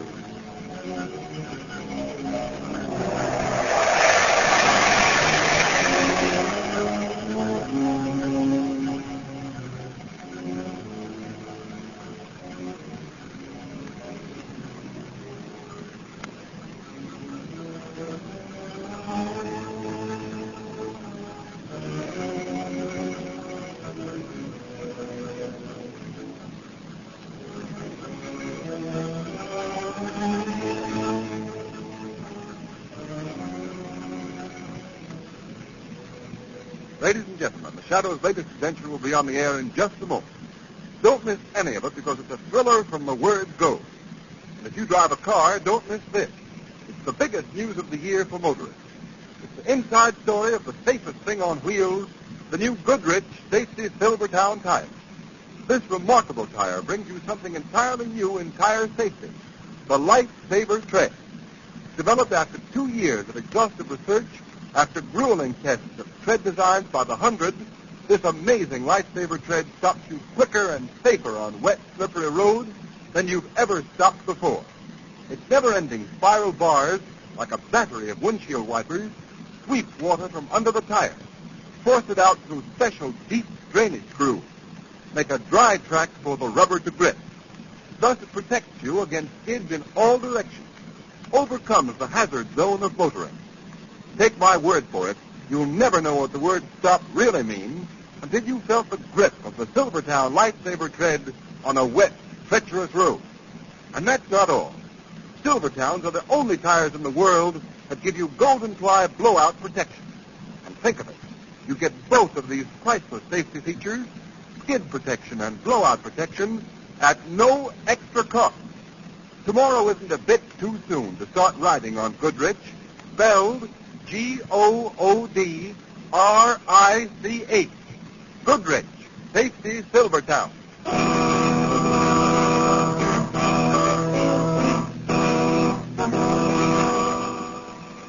The Shadow, Lamont Cranston, a man of wealth, a student of science, and a master of other people's minds, devotes his life to righting wrongs, protecting the innocent, and punishing the guilty. Using advanced methods that may ultimately become available to all law enforcement agencies, Cranston is known to the underworld as the Shadow. Never seen, only heard, as haunting to superstitious minds as a ghost, as inevitable as a guilty conscience. The Shadow's true identity is known only to his constant friend and aide, Margot Lane. Today's story, aboard the steamship Amazon.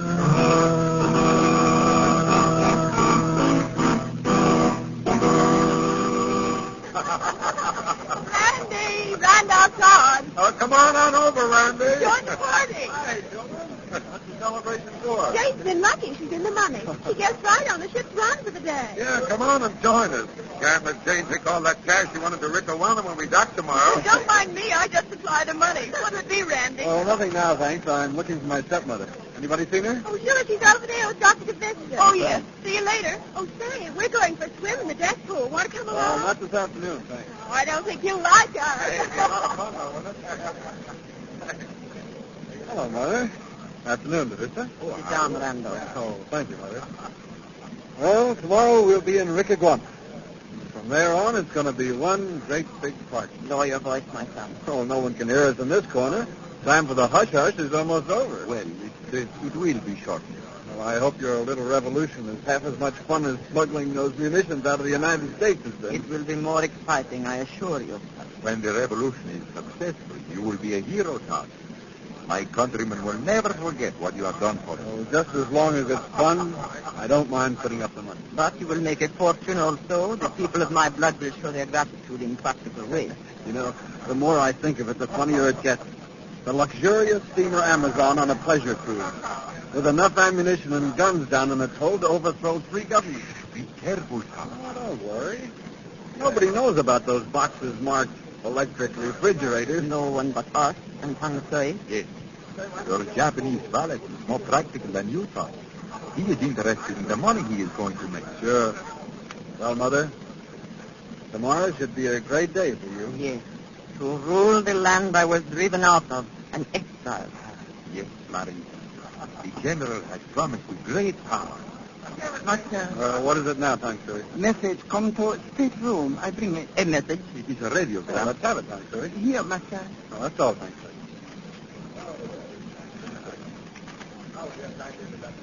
Oh, blazes, it's been cold. Cold. Then it's from headquarters, yes. From the general. Oh, it may be important. We'd better decode it right away, Master. Sure. No, not here, Todd. Oh, hardly. I'm not a complete fool, Doctor. Anyway, there's code books in my cabin. I'll meet you at dinner. Your stepson. He thinks this is all a lark. He does not count the danger. Randall, he is a fool. But he will not be quite so gay if an accident happens. If he is stood against the wall and shot. That would be unfortunate after the victim. Yes, for him. But if he were... you coming to all his money, have you forgotten that? No, my friend. I have not forgotten that.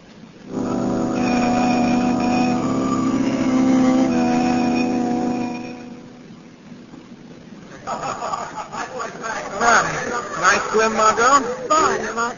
Join me to walk on deck. I'd love to. I see young Todd doing his same as the jackknife at the Treasure. Now, Lamont, Randy's a nice boy. I've known him for years. A little too much money, but that's all. And he travels around with a strange crew. His stepmother looks rather formidable. Stop making deductions. You're on vacation. Please the devil. Hello, Todd. Hello. Randy, what's the matter with you? Well, very polite, wasn't I never saw him act like that before. He was like a man in a daze. You look worried. You had bad news. Bad news? Yes, didn't you notice he had a radiogram in his hand, stuck in his pocket as though it's coming? He certainly shot out of his stateroom in a hurry. Yes, and he wasn't really going anyplace. He stopped and standing there by the rail. All by himself. That isn't like Randy either. Margot, perhaps he needs help. Why not talk to him? He wouldn't talk in front of you, Lamont. All right, you go alone. How's that? And if he does need help? Maybe we can supply it. You wait, huh? All right, I'll go over and talk to him. Nice day, isn't it, Randy? Huh? Hello, Margot. Randy, what's the matter with you? Well, I'm in kind of a jam, Margot. Don't you worry. What sort of a jam? Oh, it's the worst darn mess Suppose you tell me the whole story. I can't do that. Of course you can. No. I'm an awful coward, Margot. Coward? Nonsense. What is there to be afraid of? Oh, nothing. Randy, I believe you are frightened. You're in danger. Margot, what would you do if... No, I can't tell anyone. Tell them what? Oh, please, leave me alone, Margot. Randy. Stop pestering me, will you? I can't stand it. Randy, come back here. Randy. Shadow. Yes, Margot. You heard everything? Yes, I was here beside you. Randolph Todd must have some cause for his fear. I think I must talk to that young man. Talk to him soon. And with Shadow.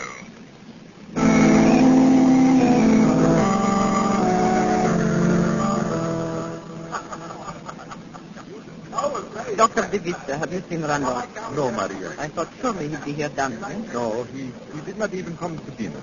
Aunt Louie is looking for him. DeVista, there is something wrong. Let's go to the boys' cabin. Come. Here is Aunt Louie now. Aunt Louie, my stepson? My master has gone back to his stateroom. Good. Yes, wait. He walks up and down. Up and down. We must see about this. Please come, both of you. That radiogram, Maria. Perhaps that is what upset him. Here is the cabin, mister. Open the door. Hello? Oh, it's you. Yes, Tom. It is so. Shut the door, Tongse. Yes, mister. Well? We thought you were coming to the dance. No, I changed my mind. Something better, Master, maybe. No. I'm all right. Randolph, stop handling that old dagger and look at me. I'm interested in this knife. An ancient Indian knife, we know all that. Randolph, we want to know why you are acting like this. What did the general say in his radiogram? The radiogram? Yes. What was the message? Oh, it's nothing important. It's just good wishes. Really? May I see the message? No, I tore it up and threw it overboard. You destroyed it? Yes, it wasn't important. That message was from the general. We had the right to see it. I'm sorry. I just didn't think. Randolph. What difference does it make? Hey, what are you all staring at me for? Me think Master lie. Tongue to his right, Randolph. You're lying. I said I threw the message overboard. You're a poor liar, Randolph. Give me that paper. I tell you, I... Grab him. Oh, look out, he stabbed the knife. Hold him, tongue straight. Tongue se hold. Master, drop a knife. Let me go. Twist his arm, tongue to it. I twist it. Stop, drop a knife. Stop. Drop the knife, you fool. Tongue to his jiu-jitsu will tear your arm off. Good.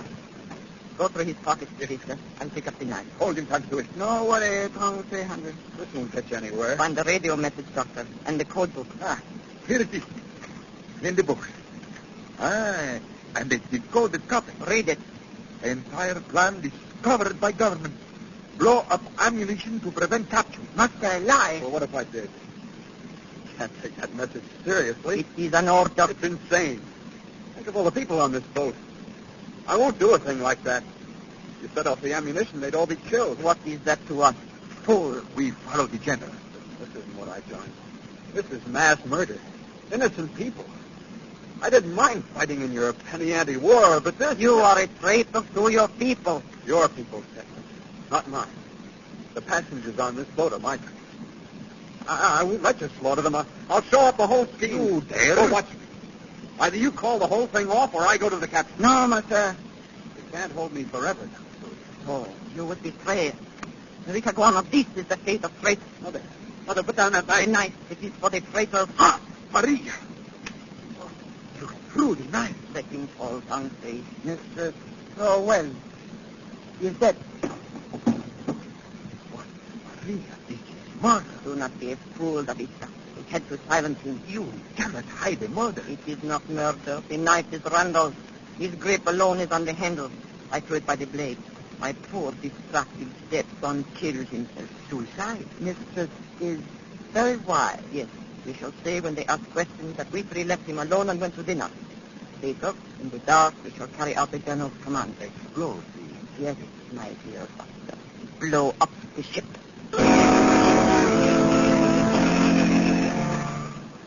Oh, hello, Margot. Hello, Mr. Cranston. This is Randy's cabin. He promised to throw a party at his last night on board, and he's walked out on us. Doesn't answer? No, and I'll bet he's sound asleep in there.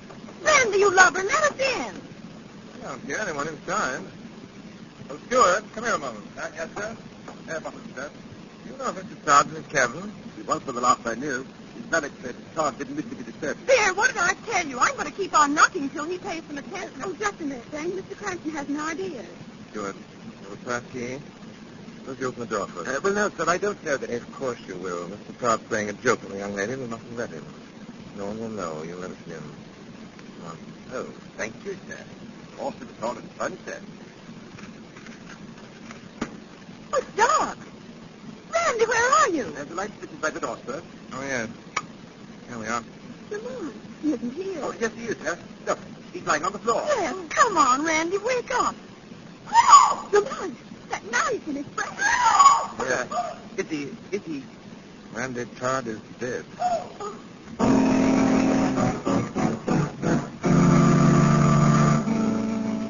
Oh, my poor Randall. I'm sorry, Mrs. Todd. Oh. Stepson appears to have committed suicide. You're sure, Captain McKee? Yes, I'm sure, Mr. Cranston. There should be some reason for suicide, Captain. I am afraid our young friend was bored with life. He was ill and depressed when we left him before dinner. Exactly, Dr. Lister. I had the ship's doctor check the fingerprints on that knife. They all belong to the dead man. No one else has touched it. If only he'd come to me. You must not reproach yourself, Madam. Captain. Yes, Mr. Cranston? I met young Carl this afternoon. He seemed worried about something. Yes, I, too, noticed that he was troubled. The question is, Dr. Lister, what was he worried about? Who knows? He was a moody youth. Yes, poor boy will never know his reason. Captain, Todd had a radiogram this afternoon. Missing now. Randolph received many messages, Captain McKee, concerning the estate. Did he show you this one, Mrs. Todd? I never interfered with his affairs. We're wasting time, Cranston. I think not, Captain. This message may have been important. Did you see it? Don't know nothing. I'll ask the question, Cranston. Very well. You might ask Mr. Cranston how he knows the radiogram is missing. Yes. How about that, Cranston? Todd was wearing the same suit when I found him, so I looked good. You mean you searched the body? Yes. Stewart was here as a witness. Well, I must say you've got your nerve, Cranston. Perhaps with suicide with a knife isn't very common, Captain. Now, look here, Cranston. It's bad enough to have a suicide on board without you trying to twist it into something worse. No one saw young Todd after his three traveling companions left him. I respect that. Captain McKee, this is outrageous. Must we be badgered by this young man? I can't stand his manners.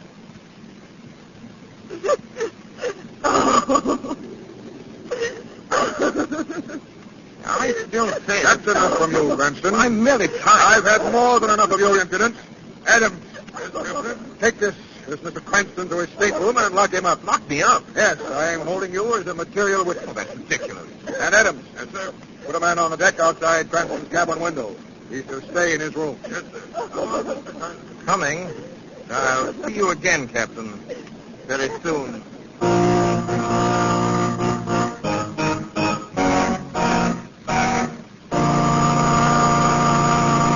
Ladies and gentlemen, while we're waiting for the Shadow's hair-raising story to reach a thrilling climax, let me say something about a new kind of rainy day driving safety that may save your life. Because who knows? The Shadow knows. When there's wet, slippery film on the highways, there's always the grim uncertainty that your car may start sliding, swerving, spinning off the road. Why gamble with fate? Yes, motorists, and why gamble on tires when the new Goodrich Silvertown, with its lifesaver tread, offers you such marvelous skid protection? And marvelous is the word for it, because exhaustive road tests of the regular and premium price tires of America's 6 largest tire manufacturers prove that the new Goodrich Silvertown gave greater skid protection than any of the other tires tested. And don't forget, motorists, those grueling road tests weren't made by Goodrich. They were conducted by absolutely impartial engineers from America's largest independent testing laboratory, the Pittsburgh Testing Laboratory. What's more, some of the tires the new Silvertown was tested against have list prices as much as 40 to 70% more. When you consider that, then the fact that this new Goodrich Silvertown gave greater skid resistance than any tire tested is even more remarkable. Remember, when you buy Silvertown, you get Lifesaver Tread skid protection plus Golden Fly blowout protection. 2 exclusive Goodrich features at no extra cost.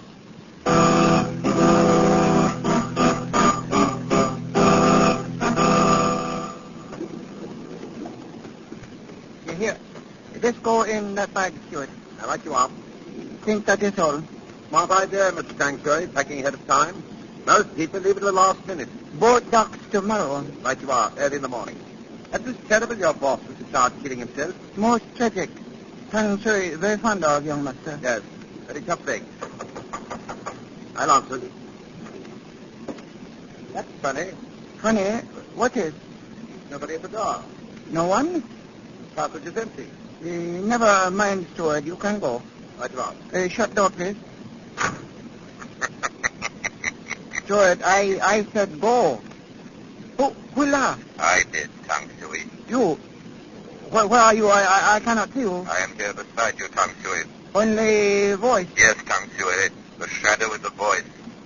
Asking for the truth. The truth about Randolph Todd's death. Tang Shui know nothing. Tang Shui lies. The Shadow knows. Where is the radiogram your young master got this afternoon? I not know. You are a wicked servant, Tang Shui. Where is the radiogram? I did nothing. Where is it? Here in pocket. Put it on the table. Yes, Shadow. Why was it taken? What does it say? I give it to you. Now, go away, please. No, Tang Shui, not until I know the truth. Was Randolph Todd murdered? Go away, please, go away. Tang Shui did nothing. Tang Shui, get away from that door. No, leave me alone. I run.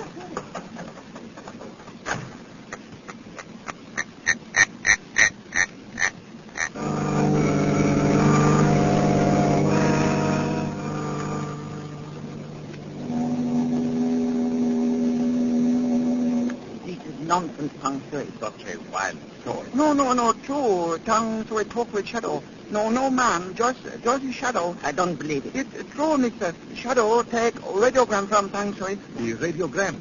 You gave it to him? You cow. Cannot fight Shadow. Cannot see. Fool. There is the answer to not seeing him. He hid in the fog. No fog in Tang Sui cabin. Well, we won't mind the fog a little later tonight. Doctor, you'd better shut the window. Look at the way the curtains are blowing in. That's funny. There has not been a breath of air all night. But the curtains were blowing just for a moment. This man with the shadow, he may prove an obstacle. How? He cannot know our plans or what is in the hold of the ship. Now listen, we are only about 10 miles off the Ricaguana coast. In a section friendly to the revolution. Yes. In the fog, we can easily lower a boat and slip away. But this is a shadow. You and your broad story, Tang Sui. He cannot do anything. He has radio message. Only the copy in code. I destroyed the decoded copy. How can you read the message without the code book? And you have the code book saved, Vista? Of course, I have it on me. Look in your pocket, Vista. Huh? What's that? Who spoke? Shadow. He's here. Yes, my friend. The shadow is here. Maria, the code book. It is not in my pocket. It is gone. I took it. Now I can read the message that caused one of you to murder Randolph Todd. Maria, if he reads that message... Sir, he must decode it. By that time, he will be too late. Come, we act at once.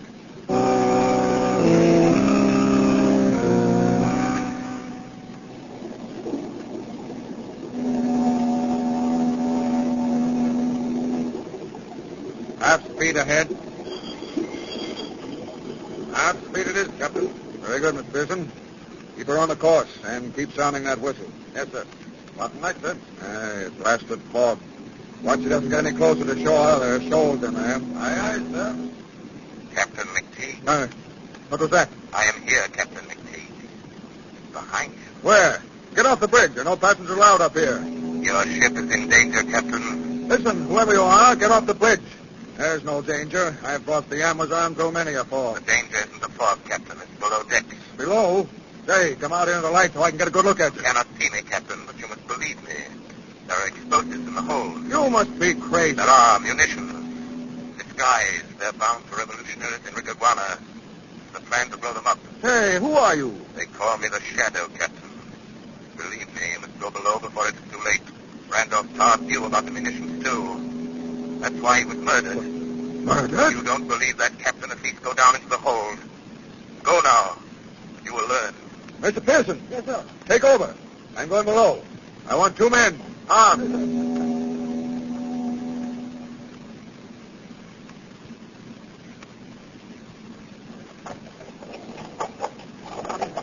Get the top off that box. Yes, Maria. Tang Sui, hand me that hat. Yes, sir, yes. This one has the fuse. Quickly, start tying up to the powder. If one box blows up, they'll all go. Yes, and the ship with them. What is it? Someone come. What? Tang Sui, quick, switch out the light. Yes, sir. Good. Up, Tang Sui. Stay by the switch box. Don't turn them on till I give the word. Yes, listen. Quiet. Black is pitch in here. Got your flight speeders? Yes, Captain. Find the light switch. If you ask me, this is the crazy... Now, Tang Sui. Hey, who turned on those lights? Do not move, Captain. Got a gun, sir. So I see. Shows the woman. And I am a good shot, sailor. Keep your hand up. Mr. Todd and Mrs. Todd and Dr. DeVista. Hey, what are you doing down here? Good evening, Captain. And young Todd's valet, too. Put down those guns. What the devil do you mean by You do not command now, Captain. That's mutiny? Throw your guns on the floor, gentlemen. I'll be... You'll be dead if you don't. Throw guns. What do you say, Captain? Go ahead, boys. Not much we can do now. Here's my gun. The other, please, quickly.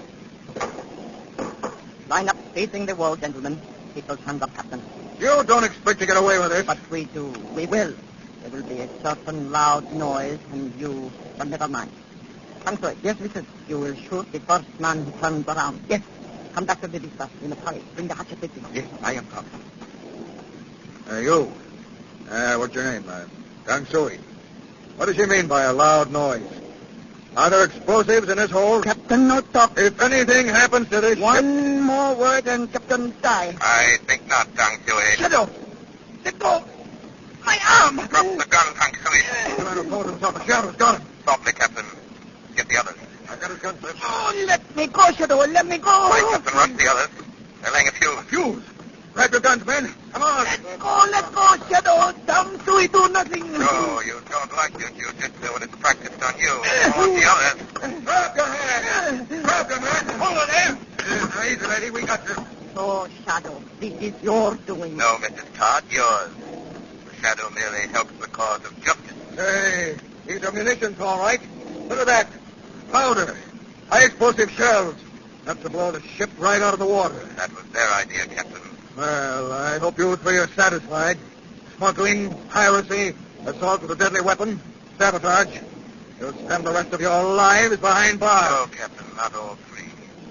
Tang Shui will die for the murder of his master, Randolph Todd. No, I did not. You will hang Tang Shui. I tell you truth, Shadow. Don't you fool. Be quiet. The truth, Tang Shui.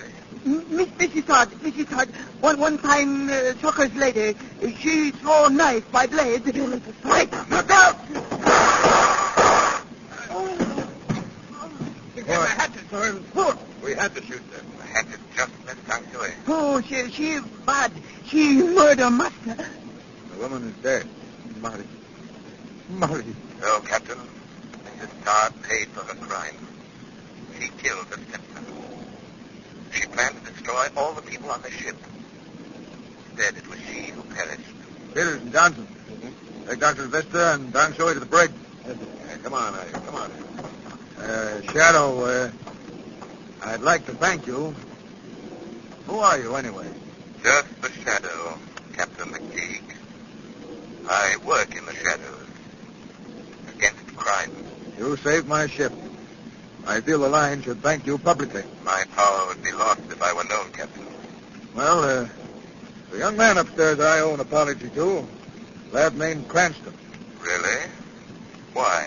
Well, he sort of figured young Todd was murdered. Mr. Cranston must be very wise. Now, Captain, I must go back into the shadows.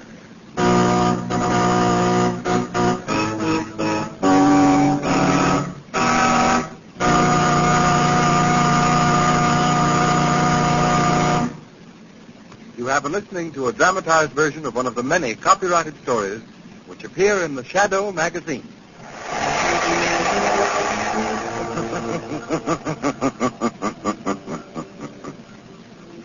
The weed of crime bears bitter fruit. Crime does not pay. The Shadow knows.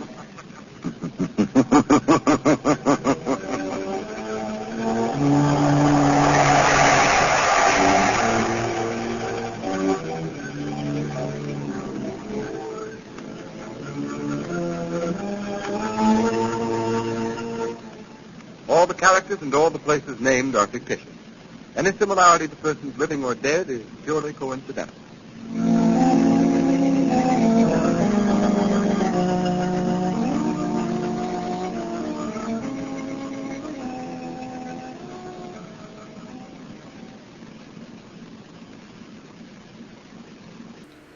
Groucho Marx meets some of the most interesting people you could ever hope to hear on radio in You Bet Your Life, coming up next. As we go on, you'll find quite an improvement.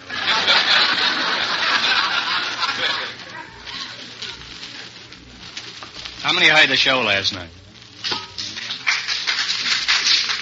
Pretty good average, 173, I got.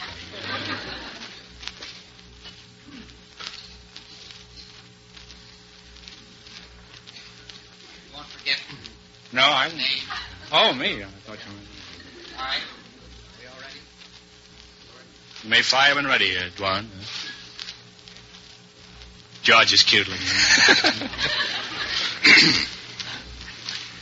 Ladies and gentlemen. You wouldn't think he's wanted by the police in 3 cities.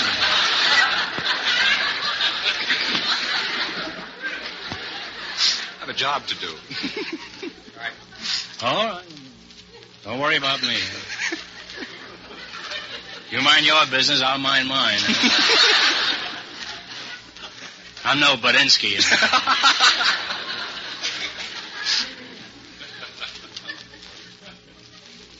Ladies and gentlemen. With Bauer and them. I was just thinking of Bauer and Aldridge now. They're now going to run for mayor. It really doesn't make any difference. Mickey Cohn's going to run the city anyhow.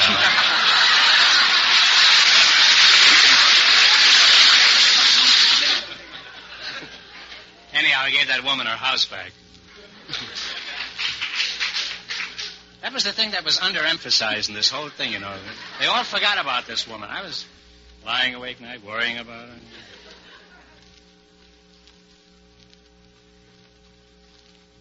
What a crook that Pearson.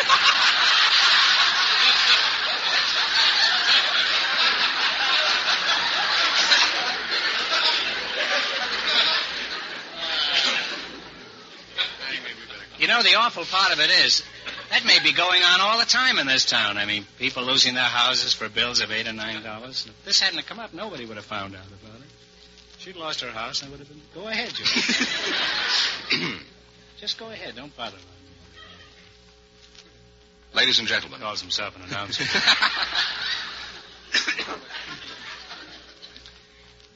Ladies and gentlemen, the secret word tonight is head. H-E-A-D. Really? You bet your life.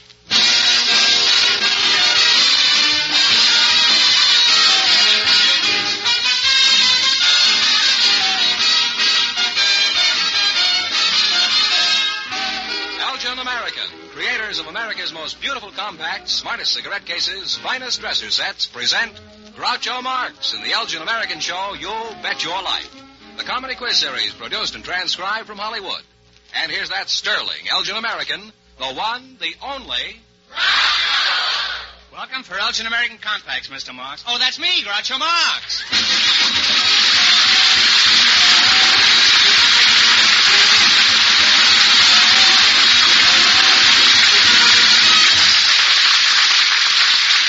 Thank you. Tonight we have $1,000 for one of our couples. George Fenneman, who's first to try and take it away from me? Just before we went on the air, the studio audience selected a bachelor and a spinster to be on the show. And here they are. Miss Harriet DeBow and Mr. Norton Schreiner meet Groucho Marx. Welcome to the Elgin American program, folks. And if you say the secret word at any time we're talking, you'll each win the amazing new Apollo 16mm sound movie projector. It's a common word, something you use every day. Miss, DeBow, is that? Yes, sir. DeBow, is that yes, sir. French? Yes, it is. Mm-hmm. French descent. Mm-hmm. Huh? French descent. French descent. Mm-hmm. It's good enough for me. Now, you're a spinster, eh? Yes, I am, sir. What kind of work do you do, Harry? Well, for 20 years I was a telephone supervisor and 20 years a hotel clerk. I'm now retired and going to school. You're kind of doing the whole thing backwards, aren't you? I started out to work very young. You started out to work, and now you're going to school. Yes, sir. You romp to school in the morning, bring the teacher an apple or something? No, I go to evening school. I'm taking up vocabulary. What do you bring in the evening? Pancakes? Or... Yes, And now, how long have you been going to school? About 6 months, sir. 6 months, huh? You teacher's pet? Well, I'd like Some to be. of them do. No, I mean, that's an old joke. Just ignore that. You'd like to be the is it a man teacher? No, it's a miss. Spinster like myself.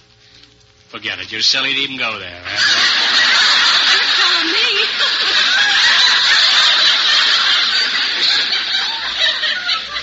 Thank you. Just walk up and down in front of your house. You do much better. Mr. Schreiner? Norton Schreiner, is that? That's right. You're a bachelor. Yes, sir. What do you do besides bacheloring? Well, I'm a relief man down at the Italian kitchen in Los Angeles. Mm-hmm. You speak Italian? No, sir, I don't. What kind of relief do you bring them down there? Well, just relieve other men so they can have a day off every week. Uh-huh. Once a week. Well, that's good job. You just work once a week? No, sir, I work 6 days a week. They have 6 men that get relieved? Eh? Yes, sir.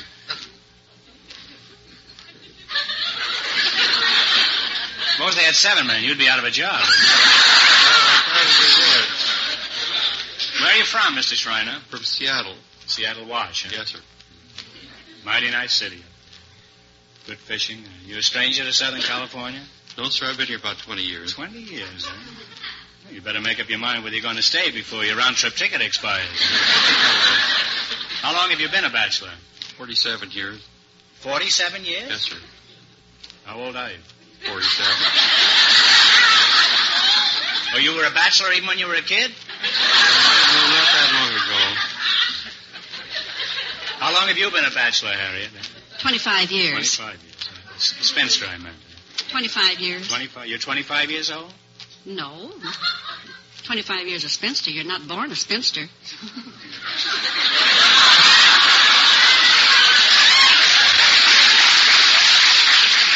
I know I wasn't, then. And how old are you now, Harriet? Within reason. Within reason? Yeah. 60. 60, And, Mr. Norton, what's the reason you're not married? Well, I never met the right kind of a girl, I believe. And, Would you like to get married?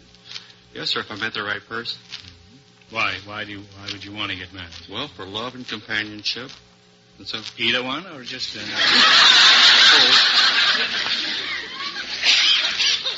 Are there many bachelors in your family? none. None. I'm the only one. Bachelors don't run in your family, eh? If they did, they wouldn't be bachelors, eh? You've never been hooked, eh? No, sir. Have you been on the brink of being hooked? Yes, sir, I went with a girl for about 2 years, and I think I was rather slow on the romance, and they got acquainted with my cousins, and that was the end of it. You got acquainted with your cousin? No, sir, she did. Oh, she did, huh? And your cousin married her? Evidently. I never thought... What do you mean? You never heard from your cousin again? You ought to investigate that. Huh? Maybe you have enough cousins that you don't care what happens to one little one. Why are you still single, Harriet? A charming woman like you? Thank you. Well, Quite I had 3 chances. 3 chances, and you struck out?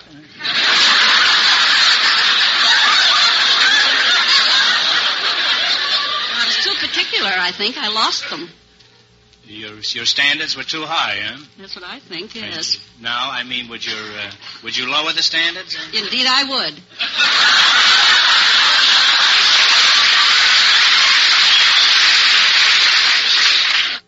Well, there's no reason why you shouldn't lower the standards. Clancy lowered the boom.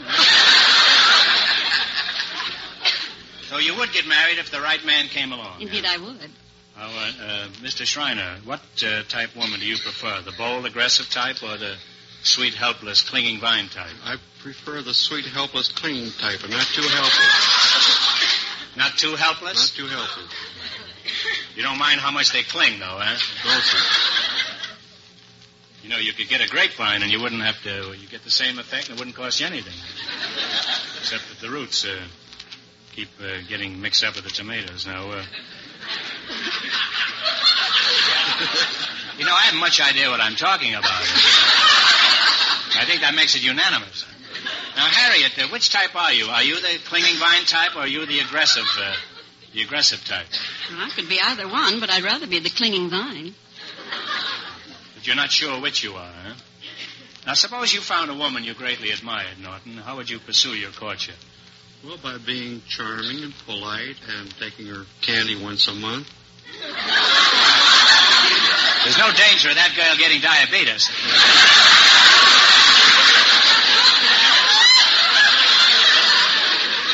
You seriously think that a box of candy would last a girl a month? Well, I don't know. I doubt it. You'd have to supplement that with something else, you know, like frankfurters or apples or banana splits or something. And how would you be charming, I mean, specifically? What would you do? Do you turn the charm on and off like hot water? Or? Well, you can do that way. Yes. And how do you do it, I mean? Well, by being pleasant. Pleasant. Well, that's a pretty fair way to do it. Where would you take her for entertainment? Has she seen Night at the Opera at the Markel Theater? Well, take her... Or don't you consider that entertainment? Huh? No, we'll take her to the park. Take her to the park? In the zoo. Well, if I had my choice, I'd take the park, too. You take her to the zoo? Yes, sir. You think that would be safe? Well, you can learn about wildlife. The birds and the bees.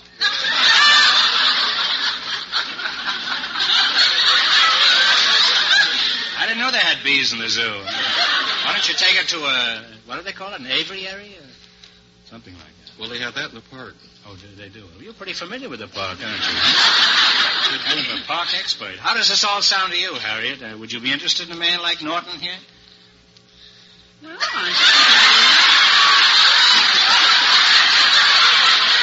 healthy anyway. He's robust. I think she's measuring you for size. And he has hair on the top of his head. That's the...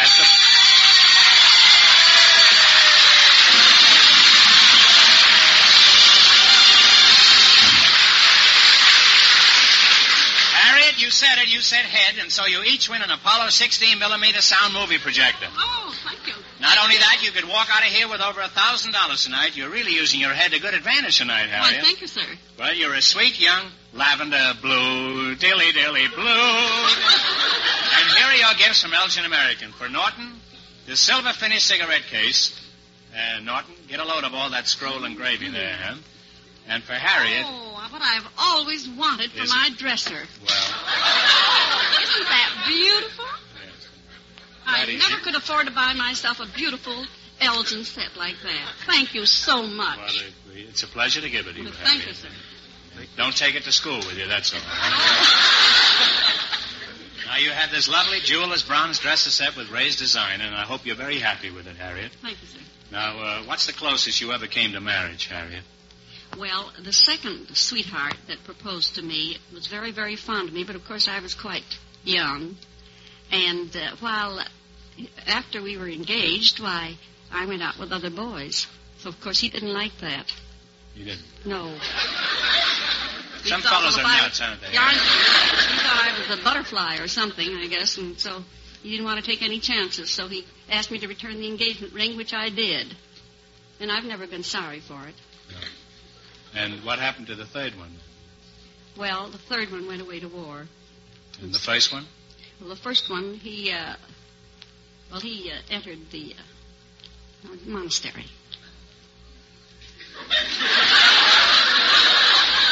Well, there's all kinds of escapes, I guess.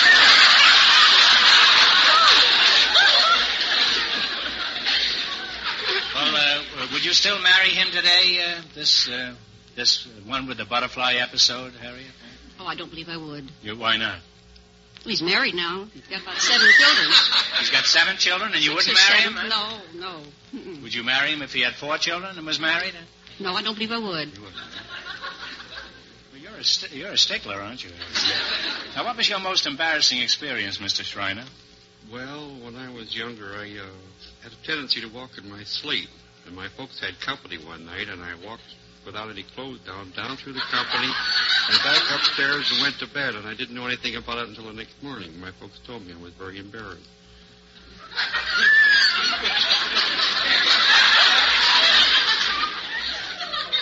Do you make a habit of doing this? Not so anymore. You don't, huh? You go to bed with an overcoat on now, I suppose, huh? How old did you say you were, Norton? 12 years old.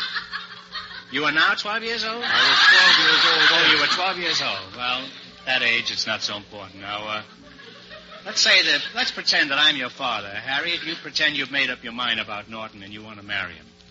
You come into the parlor and I'm sitting there knitting a hot water bottle. What for? Well, it looks better, I think, knitted. Huh? And you ask my permission. Now, you go ahead. What would you say to me? I'm your father now, and you ask me. We're only pretending. You're my father? Yeah, I'm your father. You want to marry this chap, and you come in the parlor, and I'm sitting there. Well, Father, I'd like to marry this young man. I know he's much younger than I am, but I probably need a younger man.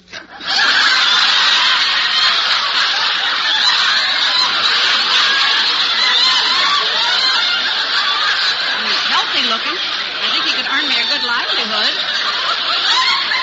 Said he'd bring candy once a month. Bring me a box of candy, that would be nice. He wants the clinging vine. I can be a clinging vine. Well, at this moment, the water is running out of the hot water bottle. Well, my son has expensive tastes. Could you support me, too? Yes, I'd be willing to support you, too. He's a growing boy, you know. Would you care for him through his customary childhood ailments like gout and rheumatism? Yes, I think Falling I... arches? Huh? Yes, I would. He's always had a roof over his head. Could you give him a nice home? Where? No, he'd have to provide the home for me. Would there be room enough for me, too? Yes, indeed. We'd make room for you. Well, Harriet, you have my permission. You may marry my son, huh? Blessings on thee, little man, barefoot boy with cheeks of tan. My name is Groucho Marx, and I'm 81 years old. Now, Norton, what have you got to say for yourself? Well, I don't know. Why don't you marry her, Father?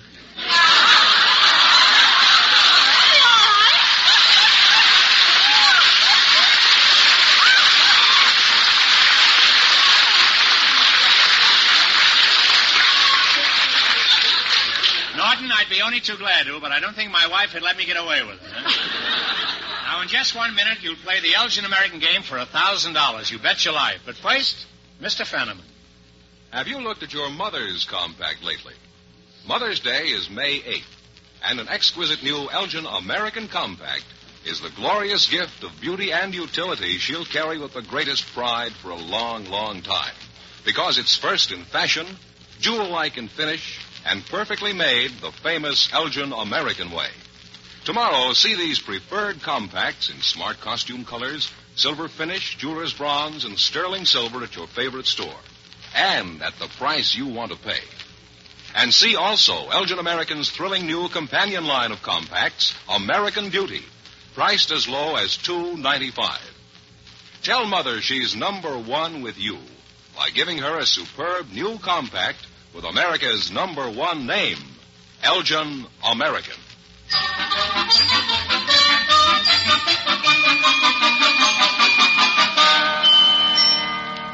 Now, let's see if you two will get a chance at the $1,000 question. You're going to play You Bet Your Life. Fenneman, tell them the rules. Each of our three couples has $20. They bet as much of that 20 as they want in each of 4 questions. The couple that earns the most money gets a chance at the $1,000 question at the end of the show. Our other 2 couples are in a waiting room off stage, so they won't know what goes on until it's their turn. Here we go. Let's see how high I can build you $20. What question category did you select? Co-stars in recent movies. That's right. Now, here's your first question. How much of the 20 you going to go for? $10. $10. Who played opposite Bob Hope in The Paleface? Jane Russell. Jane Russell is right. They're on their way with $30. Remember, you're going for $1,000 tonight. How much of your $30 will you try? 20. 20? Is that all right, Yes, sir. Harriet? Mm-hmm. Who played opposite Jane Wyman and Johnny Belinda? Lou Ayres. Lou Ayres is correct. Now they have $50. Here's your third question. You have $50. How much are you going to try this time? 40. 40. You don't care what Harriet says. Well, I'm the clinging vine. Oh, you're kind. the He clinging can do vine. whatever All he right. says is okay. Oh, fine. Who played opposite Loretta Young and Mother as a freshman? Van Johnson. Van Johnson.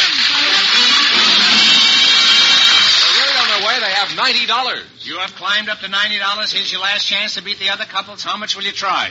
All of it. All of it. Who played opposite Madeline Carroll and Don't Trust Your Husband? Fred McMurray. Fred McMurray is right. And they wind up with $180.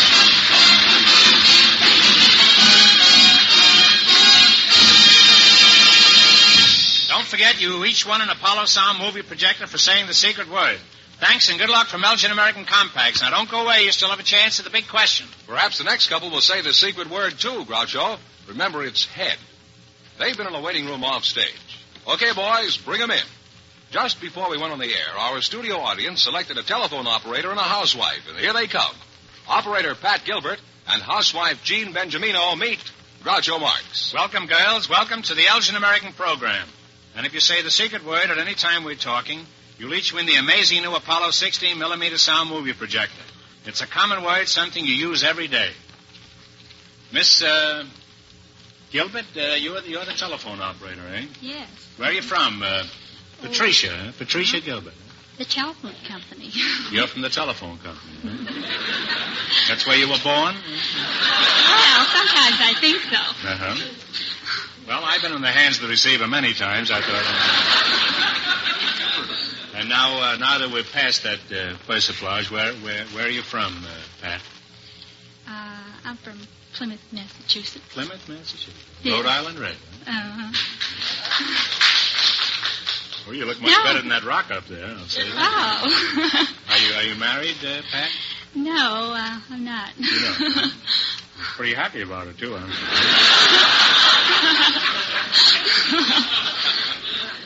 What kind of a man are you working for? Oh, well, I'm not very fussy. Someone like Gregory Peck, about 6'4", and black hair, just an ordinary thing. Would you take Gregory Peck? Would you take Gregory Peck if he was 6'2"? Well, I'd consider it.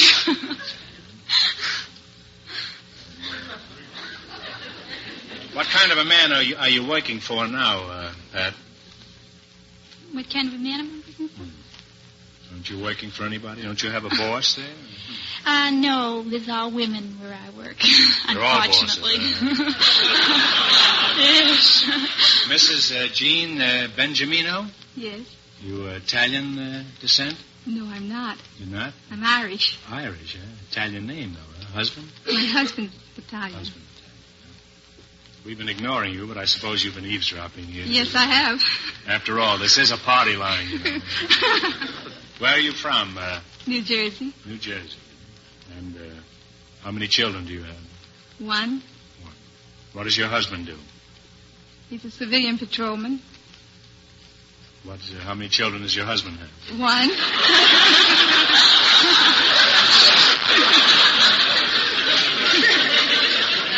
You say your husband is a civilian patrolman? Yes, sir. What is that? Well, he works for the War Department. He's a patrolman for them. The War Department? Yes, sir. How'd you meet him? Oh, well, I was on maternity floor. And, You were on the floor? I was on... I was in charge of the floor. I'm a registered nurse. Oh. And he was up there visiting. The first time I saw him, he visited this lady 3 times. And I saw him out in the hall looking at the baby, so he stopped me and asked me for a date.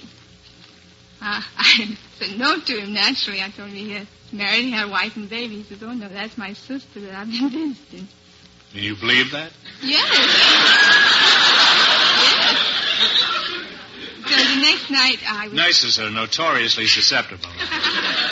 The next night I was down in the kitchen drinking coffee about 10:30, and all these nurses were coming in off their date, and I heard this rapping on the window.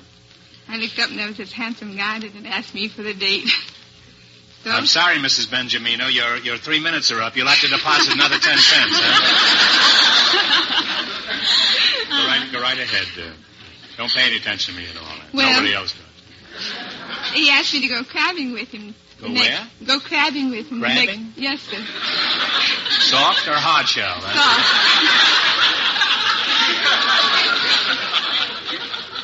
So I told him no. Well, he says, if you don't give me a date to go crabbing with me tomorrow, I'm going to raise everybody up in the hospital. I'm going to wake everybody up. He was pretty crabby already, wasn't he? So I said, okay, I'll go crabbing with you tomorrow if you'll just get away from the window. I didn't mean to keep that Well, date. have you ever gone crabbing with anybody else before? Is that the customary procedure for romance in the Yes, place? during the summertime they go They crabbing. don't go dancing? They go crabbing, everybody? They go dancing, too. Well, While they're crabbing? And do they go crabbing while they're dancing? I imagine some of them do. So, now you're in the boat, huh?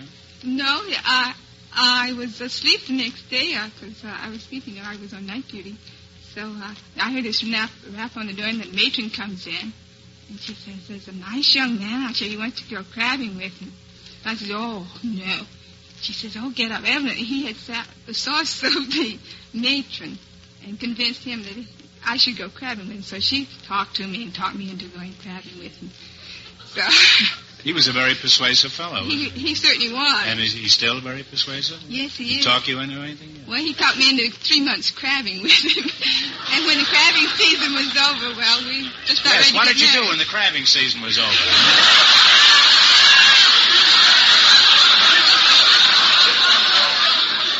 I mean, there comes a time in every couple's life when the crabbing season is over.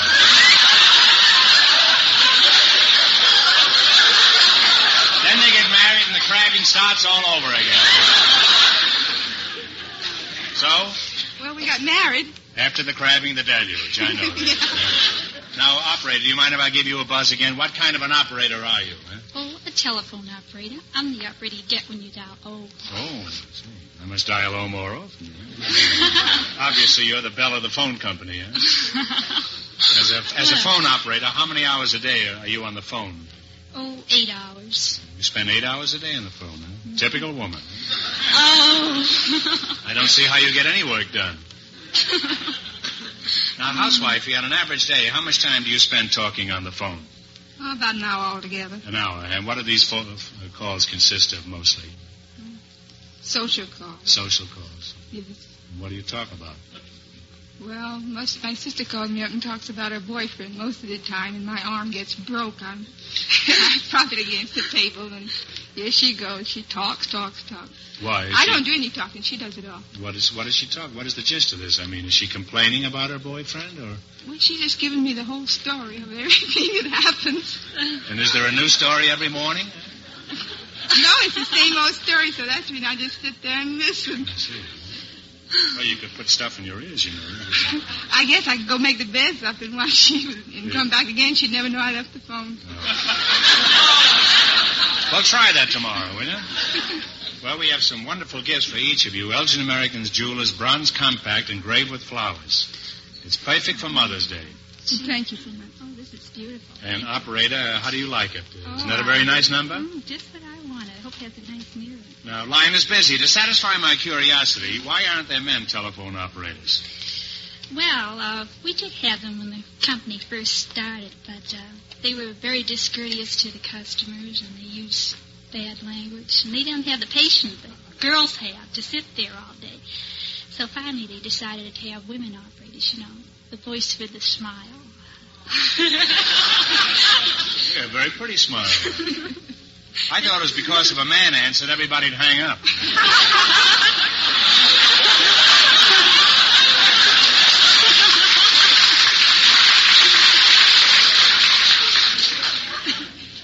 What training is necessary for your job, Pat? Well, we go through 12 weeks training on with an instructor on a dummy board. A dummy board? Yeah. Is there anything like a smorgasbord? What is a dummy board? Well, it's made up to look just like a real board, but the only thing is it seems like you're on a real board, but it's not connected up. They can't put any calls through. And the board of directors are all dummies? They sit around there watching? How can you tell when some swindler sticks a slug in a phone instead of a nickel? Well, I listen to money so often, I can tell by the tone of the bell. If it doesn't ring. Well, remember that. I've lost a lot of slugs lately. I always thought you operators bit the nickel face before you put the call through. Must get pretty monotonous sitting there all day, doesn't it? What do you do for relaxation? Take the plug out for a canter around the park? Oh, that's an idea. How often do you have a rest period, Pat? Well, we have a rest period about every 2 hours. Do you ever get angry with a subscriber who bawls you out? Oh, no. I'm trained to be very patient and courteous. I never get angry. You never get angry, huh? No. Tread softly and carry a big stick. Yeah. You treat your customers. Grit your teeth. Well, you have nice teeth. You can grit them. If I grit mine, they'll fall out, huh? You treat your customers with a great deal of respect and reverence. I've noticed that you always observe 2 full minutes of silence before you answer a call. That's because we're busy. You're busy, huh? Now, what's the strangest call you ever had, Pat? And what's the strangest Pat you ever had call, huh? Well, one of the strangest calls the other day, this man called me up and he said, operator, how about fixing me up on a date tonight with a blonde? I have a lot of calls like that, but this one, I don't know what he thought it was, the lonely hot sparrow. You don't answer any of those calls at all? Suppose it had been for a brunette. Well.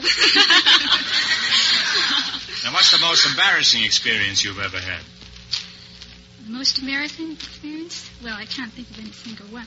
Oh, well, the other day I answered this call. It was a private line signal. I was so busy working, I didn't notice. I took it for a coin box, so I pressed the coin return, and I said, please deposit 40 cents for 3 minutes. And he said, operator, I'm speaking from my own home. Where do I deposit it? With my face red. Well, he could have dropped it in the garbage disposal. Now, what was the most expensive call you ever had, Pat?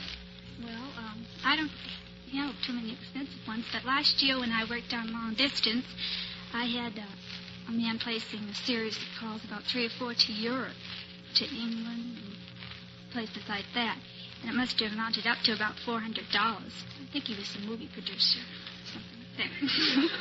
Of course, I don't listen in. You didn't eavesdrop at all? No. Not at all? Well, sometimes you have to listen a little to see if they're getting the right number. Might have been Rita and Allie, you know. In that case, You know, the most expensive telephone call I ever made only cost me a nickel. I proposed to my wife on the phone. It was a party line. I got 5 acceptances and 3 refusals. Now, wrong number. On your job, you must overhear some fascinating conversations. You ever learn any state secrets? No. No, we don't listen. Don't That's against Rule X923. Is that the rule? Yes. Can you give me that number again? Well, something like that. What is it, X0923? Yeah. That's a good number, huh? I like your number better now. How do you know? How do you know when my 3 minutes are up on a long-distance call? Well, when you start talking, I have a clock there, and I time it, and I know just what time your 3 minutes is up, so I notify you then. And, housewife, what's your chief complaint against the phone company, in addition to your sister?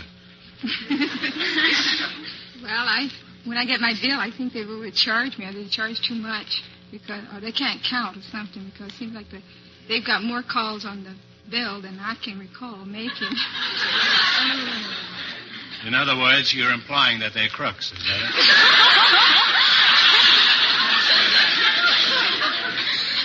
I can have it's worse than a laundry bill. I can't figure mine out. Extra calls, they don't know no details or anything. Now, what have you got to say to that, operator? Well, that's a pretty serious charge. It's the customer's fault because they don't realize how long they talk. 3 minutes. Don't blame her. It's her sister. It isn't her. Well, what advice do you have for your customers? Well, do you have anything to tell them that could cut down their phone bill? Cut down their phone bill? Well, maybe to time their calls or not to talk so much.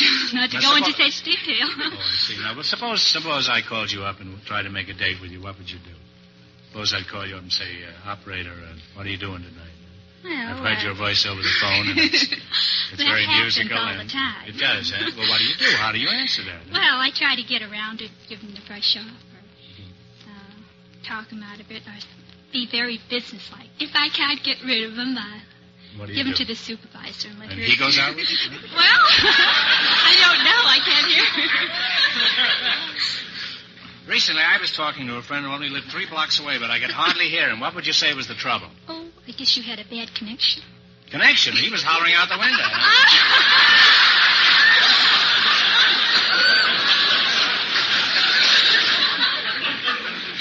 Huh? A busy signal. What are your favorite complaints against telephone subscribers?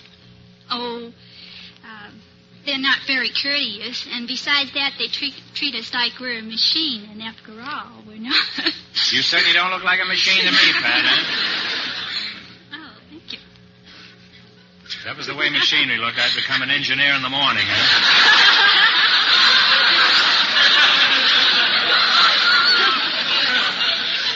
Well, let's see how you handle a call. Pretend I'm placing a call to Sam Magawiddawisk in Glendale. I just dialed operator. Now go ahead. What is the name, please? Sam Magawiddawisk. How do you spell that? S-A-M, Sam.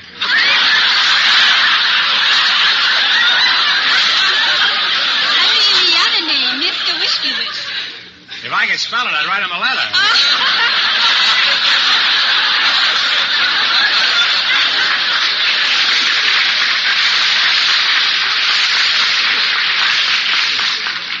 Well, it was very instructive having you here. Now, let's play You Bet Your Life. If you run your $20 into more than the other couples, you get a chance at the $1,000 question. Fenneman, remind our listeners how much the first couple won. Here we go. Let's see how high I can build you $20. What question category did you select? The popular songs by Harold Arlen. That's right. Here's your first question. How much of the 20 are you going to try? Speak right up loud. 10. There's over 200 people listening to this all over America. Huh? 10 we'll try. $10 you're going to try? Give me the title of this great Arlen tune. Play, Jerry. I don't know why. Stormy weather. Stormy weather is right. We now have $30. Remember, you're going for $1,000 tonight. How much of the $1,000, wait, how much of your $30 will you go for? I got a little ahead of myself there. 25. What's the name of this Arlen song written in collaboration with Johnny Mercer? Sweetest girl. The girl on my... No. One answer between you. Now take your time and think it over carefully. That old black magic. That old black magic, that's right. Well, they're really on the way now. They have $55. You now have $55, and here's your third question. And how much of the 55 will you wangle on this? 50. Let's see if you can identify this Arlen melody. Okay, Jerry.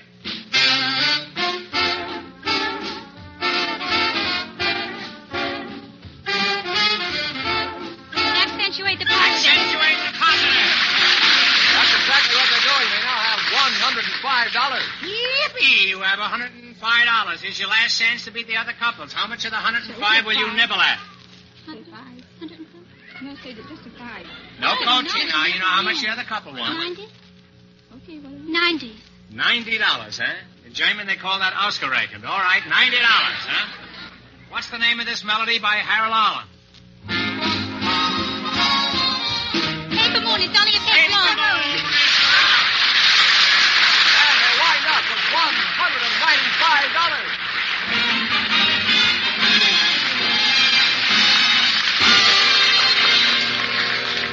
Thanks and good luck from Elgin American Compacts. Now, in just 1 minute, our last couple will play You Bet Your Life.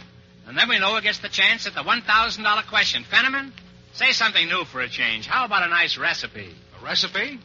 All right, Groucho, how's this? A recipe for happiness. Take a lovely new Elgin American dresser set. Give it to Mother on May 8th, Mother's Day. And see how perfectly delighted she'll be. This is the gift that really dresses up a bedroom. It's the unusual gift that proves you gave thought to Mother's big day. These dresser sets come in a range of easy prices and lovely designs, with or without matching powder jars. Combs are hand-cut. Bristles are nylon. Mirrors are specially ground for extra clear reflection. Every detail is Elgin American Perfect for the perfect gift Mother deserves.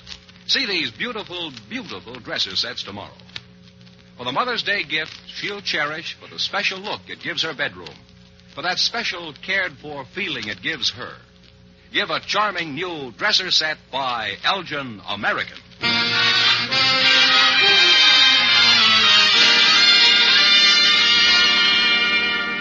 Now then, we'll soon know who's going to earn the most money tonight and get the chance at the $1,000 question. George, who's ahead so far? Well, the telephone operator and the housewife are ahead with $195. And here's our final couple, Groucho. They've been in a waiting room off stage, so they don't know the secret word is head. Okay, boys, bring them in. Just before we went on the air, our studio audience selected an antique dealer, Mr. Ed Roberts, and a dealer in war surplus materials, Mr. Sam Groden.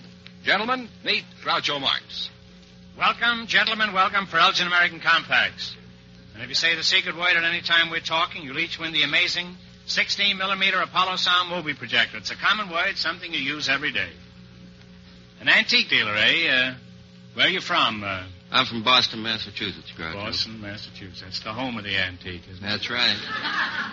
In a nice way, I mean. And where is your antique shop? My antique shop is located at 9095 Santa Monica Boulevard. Are you married? No, I'm not, Groucho. Have you got a girlfriend? I sure have. Are you going to get married? Well, that lies in the future. Well, it usually does. How did you meet your girlfriend? Well, I was walking along Hollywood Boulevard one day, Groucho. That's the place for it, then. Right near the corner of Vine. isn't bad either. I got one a couple of weeks ago up my top there. I bumped in. Pardon me, Mr. Roberts. I didn't mean to interrupt you. I bumped into her while she was walking along. She was carrying a lot of bundles. And the bundles scattered all over the street. I bent down to help her pick them up. And at the same time she did, and our heads bumped.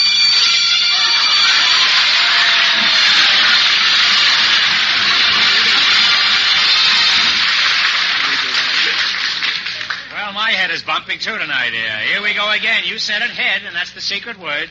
So that means you each win an Apollo 16-millimeter sound movie projector. It's also highly possible that you might walk off with $1,000 for the big question tonight. Now, where were we before you poked your head into the show, huh? I was bumping my head. You were bumping heads, huh? You were doing the bumps on Hollywood Boulevard, huh? That's right. And what happened? Well, I helped her pick up her packages, and we went into one of the drugstores for a Coke and started to talk, and ever since then we've both been talking. What happened to the bundles? Did you ever find out what was in the bundles? No, I didn't. Did it ever occur to you that perhaps this was a device on her part to hook you? No, it sure didn't. You look like a pretty hep young guy, and I'm surprised that you should get fooled by anything as obvious as that. We do, no matter how hep we are. It doesn't make any difference, no. Ultimately, you'll get hooked, Mr. Sam Groden, you're the war surplus dealer. Yes, sir. We have 2 stores. Oh, now, wait a minute. Let's get in a few words about Elgin American Place, You have 2 stores, huh? That's right. You deal in war surplus. That's right. How many times have you been indicted? How's business, Mr. Groden? Just fair. Business is fair, huh? Well, even that's pretty good. Who wants to buy a surplus war? And we got a brand new one coming up. Where are you from, Mr. Groden? Los Angeles. I'm a native son. Native son, huh? Some native daughters out there would like to hook you, too. Already married. Already married. Are you wasting your time? You are married, huh? That's right. Is your present wife your first sweetheart? No, she isn't. What happened to the others? Well, Did you sell them as surplus? No, I didn't sell them as surplus. When I went in the Navy, I just forgot about them. That's the typical Navy attitude. Now, Mr. Roberts, the antique dealer, just what is an antique? An antique is generally has a general conception of being at least over 100 years old. Is that the only qualification? That's the main qualification for an antique. Well, I'm coming down the stretch. You can get me in about 3 months, huh? Is your girlfriend fond of antiques? She sure is. Well, will you, the next time you bump into her, will you give her my phone number? What was your most unusual experience as an antique dealer?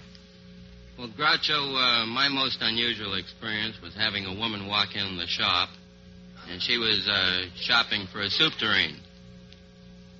Well, she... Any particular kind? Noodle or matzo ball? Or... Probably matzo ball. Matzo ball, right? Are there differences between soup tureens? I mean... Not as far as matzo and noodles are... You mean soup tureen is a soup tureen. I mean, it'll handle matzo balls or noodles, huh? I'm glad to know that, you know. I thought you had a different kind for each one, huh? So, anyway... Well, anyway, she found one that she liked very much. The only trouble with it is that I had to remind her that most soup tureens had 2 handles. This was not a soup tureen, as it only had 1 handle. She liked it well enough and bought it anyway. I think she's serving soup now.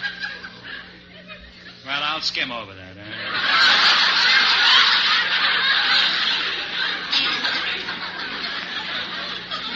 How do you junk dealers, I mean antique dealers, how do you get those holes in old furniture? Do you have a little squad of trained worms that, No, if a piece is antique, then it's got those holes in it already. It does, huh? Well, how does it get the holes in it? I mean, well, I don't know who trained the little worms, but evidently there were worms at one time that did make the holes in the pieces. And that's the only test of an antique it has? No, that isn't the only test, but it's one of them. Where do you get your antiques? Well, I have all of my antiques shipped in. You breed from your own worms? You have them all shipped in? I have them shipped in from the New England states. My mother does the buying back there from various private estates. Long trips she makes through the small towns and everything? That's right, through the small towns of New England. Have you ever been fooled by a phony one? I sure have. How do people get bamboozled by antiques? Well, when I first started in the business, I went ahead and bought something that I believed genuinely to be an antique. A man walked in, and I tried to sell him this piece and found out that he'd reproduced it himself less than 2 years before that time. Well, when you get stuck with an antique that was made in Grand Rapids, are you always successful in palming it off on some sucker? None of my antiques come from Grand Rapids. I remember one time in New England, I nearly got stuck with an antique. But I knew instantly our paint was cracked in the wrong places. Actually, her legs were what fooled me. I thought they were Duncan Fife legs. As a matter of fact, they did belong to Duncan Fife. I know, because he came back the next morning and got them. He was pretty drunk. His name might have been Drunken Five. I don't remember. Now, War Surplus, you've been standing there like you were surplus. Wake up. You're about to make a sale. Tell me, just what do you sell? Well, you name it, we have it. Okay, watermelons. I mean, specifically, what do you sell? Oh, you name it, tents. we have it, huh? You sell what? Tents, tarps, shovels. What's a tarp? Lifeboats, life belts. Sell lifeboats? Lifeboats. You have water in your store? Not very far from the water. Well, how do they find out if the boat is non-leakable? Well, these are all brand new boats. They come in original cartons. How big are these scows? Well, it's a 7-man boat. You mean 7 men have to come in at one time to buy this thing? No, just one man can come in. One man comes in and buys it? That's right. Well, how long would you say it is? Then? Oh, it's about 18 foot long. What do they use them for? Go fishing in them. They don't go in the water. They just fish in the boat? I mean, they're that big? Oh, no, they take them down to surf and take them out and go fishing. Are they good boats? Oh, brand What do you new. sell them for?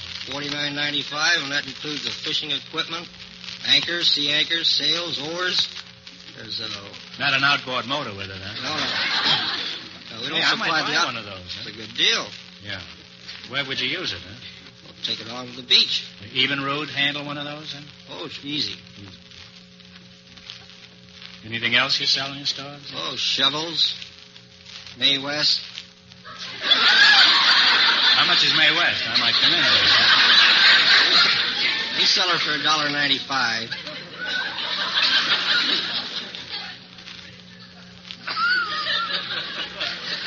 We also have life belts and jackets and shoes. You're all ready for a war, aren't you? No, not right now. No. Were you in the war, the last war? I was in the Navy. Did you have your own boat? The government supplied one for me. What was your most embarrassing experience, war assets? Well, the most embarrassing experience was when I got married. The judge was going through the ceremony, and I kept saying, I do, and the judge says, when I do's enough. That was just about my most embarrassing experience. What'd you say? I do. You just kept on repeating it, even after he told you it was enough. Huh? I'm still doing it. I do. Well, you're just an old yes man at home, huh? Not quite. Well, just to show you how welcome you are, we have an Elgin American silver finished cigarette case for each of you. These have an engraved panel design. Now, War Surplus, just what does most of your merchandise come from?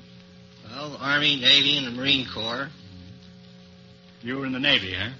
That's right. I bet you had the biggest duffel bag in the Navy, huh?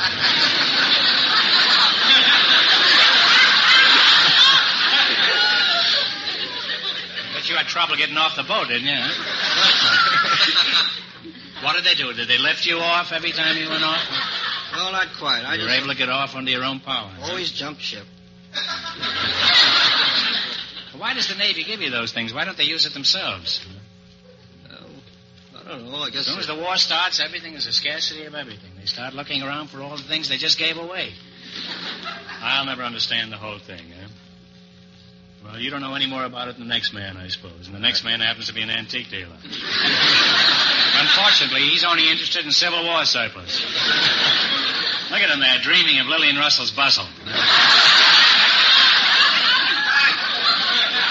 What Navy surplus do most people buy, Mr. Groden? Clothing's our biggest item. Clothing, huh? What's the largest item you have for sale? Well, that's that big 7-man lifeboat I was telling you about. Well, here we are, back in the water again. Now, Antique, let me jerk you away from the War of 1812 and bring you back to 1949. Well, I've still got some change in my pocket. What's the most valuable antique in your shop? Well, I have a very beautiful French porcelain steeple clock.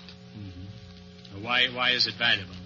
Well, it's approximately 400 years old, and it's a very beautiful item, very desirable.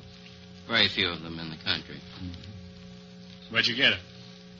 It was purchased in New England from one of those private estates I was telling you about. And what is it up for now? I mean, how much would it cost? Well, the price to you, Groucho, would be very small. I'd give you a dealer's discount, which would only cost you $350.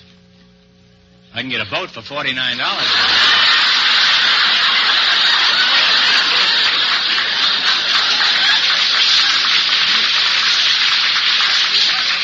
Does this clock run? I wouldn't guarantee it, Groucho. Well, it wouldn't make any difference. I never know what time it is anyhow. Now, look, I'm not going to buy anything, but do you have any rare bargains in addition to that? I mean, something a little cheaper? Nothing, huh? Not too much, Groucho. Well, what was your most embarrassing experience, Mr. Roberts? Well, the most embarrassing experience I ever had, Groucho, was when I was invited to a basketball game. I was going to high school at the time. I thought there'd be a mixed crowd there. I walked in and unfortunately found myself the only male in the crowd.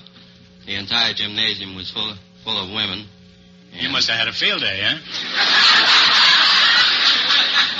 Not quite. All I got was a lot of whistles and catcalls. Oh, and you didn't do well at all then? Not too well, Groucho. Didn't get in the game at all? No, I was on the sidelines. My Aunt Minnie has a passion for collecting old spinning wheels and fixing them. She can fix them so they stop on any number she wants to. Now, let's see how you work together as a team for $1,000. You're the last couple to play You Bet Your Life. You beat the other two couples, and you get the $1,000 question. I can't tell you how much they won, but George is off stage to remind our listeners. Here we go. Let's see how high I can build you $20. What question category did you select? That one about the racetracks. Racetracks, yeah. Now, here's your first question. How much of the 20 will you go for? 10? Is that all right with you, Eddie? That's fine. All right. And what state is Rockingham Park? It's in Narragansett. Wait a minute. What state? What state? New Hampshire. New Hampshire is right. That's a tough They're off with $30. Yeah, remember you're going for $1,000 tonight. How much of your $30 will you try? We'll go for the 30, right? You're going for the 30, huh? That's right. You'll be clean on the second question. Well, I'll be clean if I don't get to the right racetrack, aren't I? Where is Oak Lawn Park racetrack?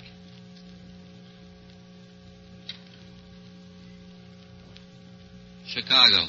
Illinois. No, I'm sorry, it's Arkansas. That was a tough one. You bet all your money and didn't do so well.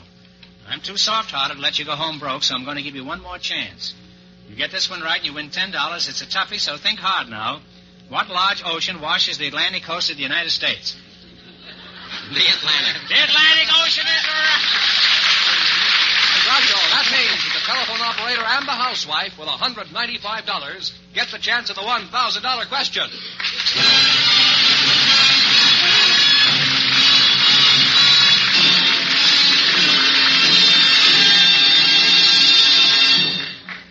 You know, it's hard, isn't it, to decide between a new Elgin American Compact and a dresser set for your Mother's Day gift. Either one will make her extremely proud and happy because it's an Elgin American. And remember, that preferred name is on Elgin American's brand new companion line of compacts, too, American Beauty, priced as low as $2.95. Mother will certainly appreciate your perfect taste in choosing a compact or dresser set made by America's leader, Elgin American. And here's the winning couple, the telephone operator and the housewife. Well, back again to try for $1,000, eh? Good luck. I'll give you 15 seconds to decide on a single answer between you, so talk it over thoroughly and no help from the audience, please. Here it is for $1,000 in cash. The first Republican candidate for the presidency was a famous soldier who was known as the Pathfinder of the West. What was his name for $1,000? Think it over.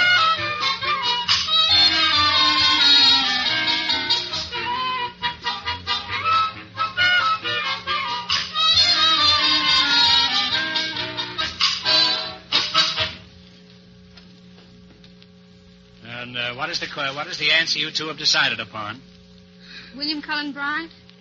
No, I'm sorry. The answer is General John C. Fremont, a great soldier and leader. Oh, I knew it. He explored every part of the West, but he just couldn't find his way into the White House. So that means the big question next week will be worth $1,500. You've been a wonderful team, and in addition to the 16-millimeter Apollo Sound movie projector, you also earned $195 in the quiz. Congratulations, and thanks to both of you.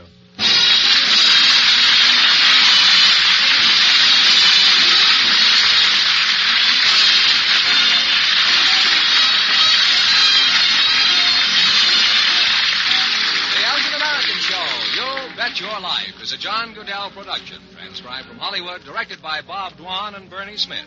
Music by Jerry Fielding. Remember, next week's big question pays $1,500. Be sure to tune in again next Wednesday night at this time for You'll Bet Your Life, starring Groucho Marx, presented by the creators of America's most beautiful compacts, smartest cigarette cases, and finest dresser sets. Good night, folks. Young man, have you looked at your mother's compact lately?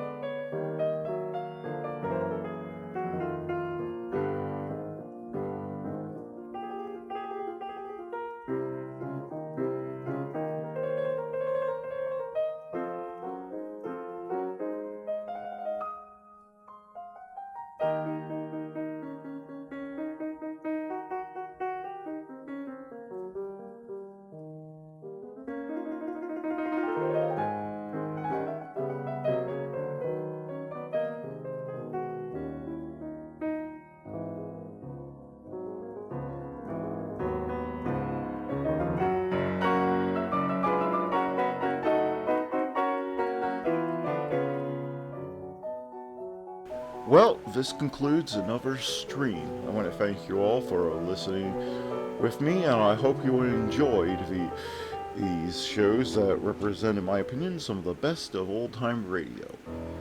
Join me again tomorrow night at 8 p.m. Thank you for listening, and have a good day.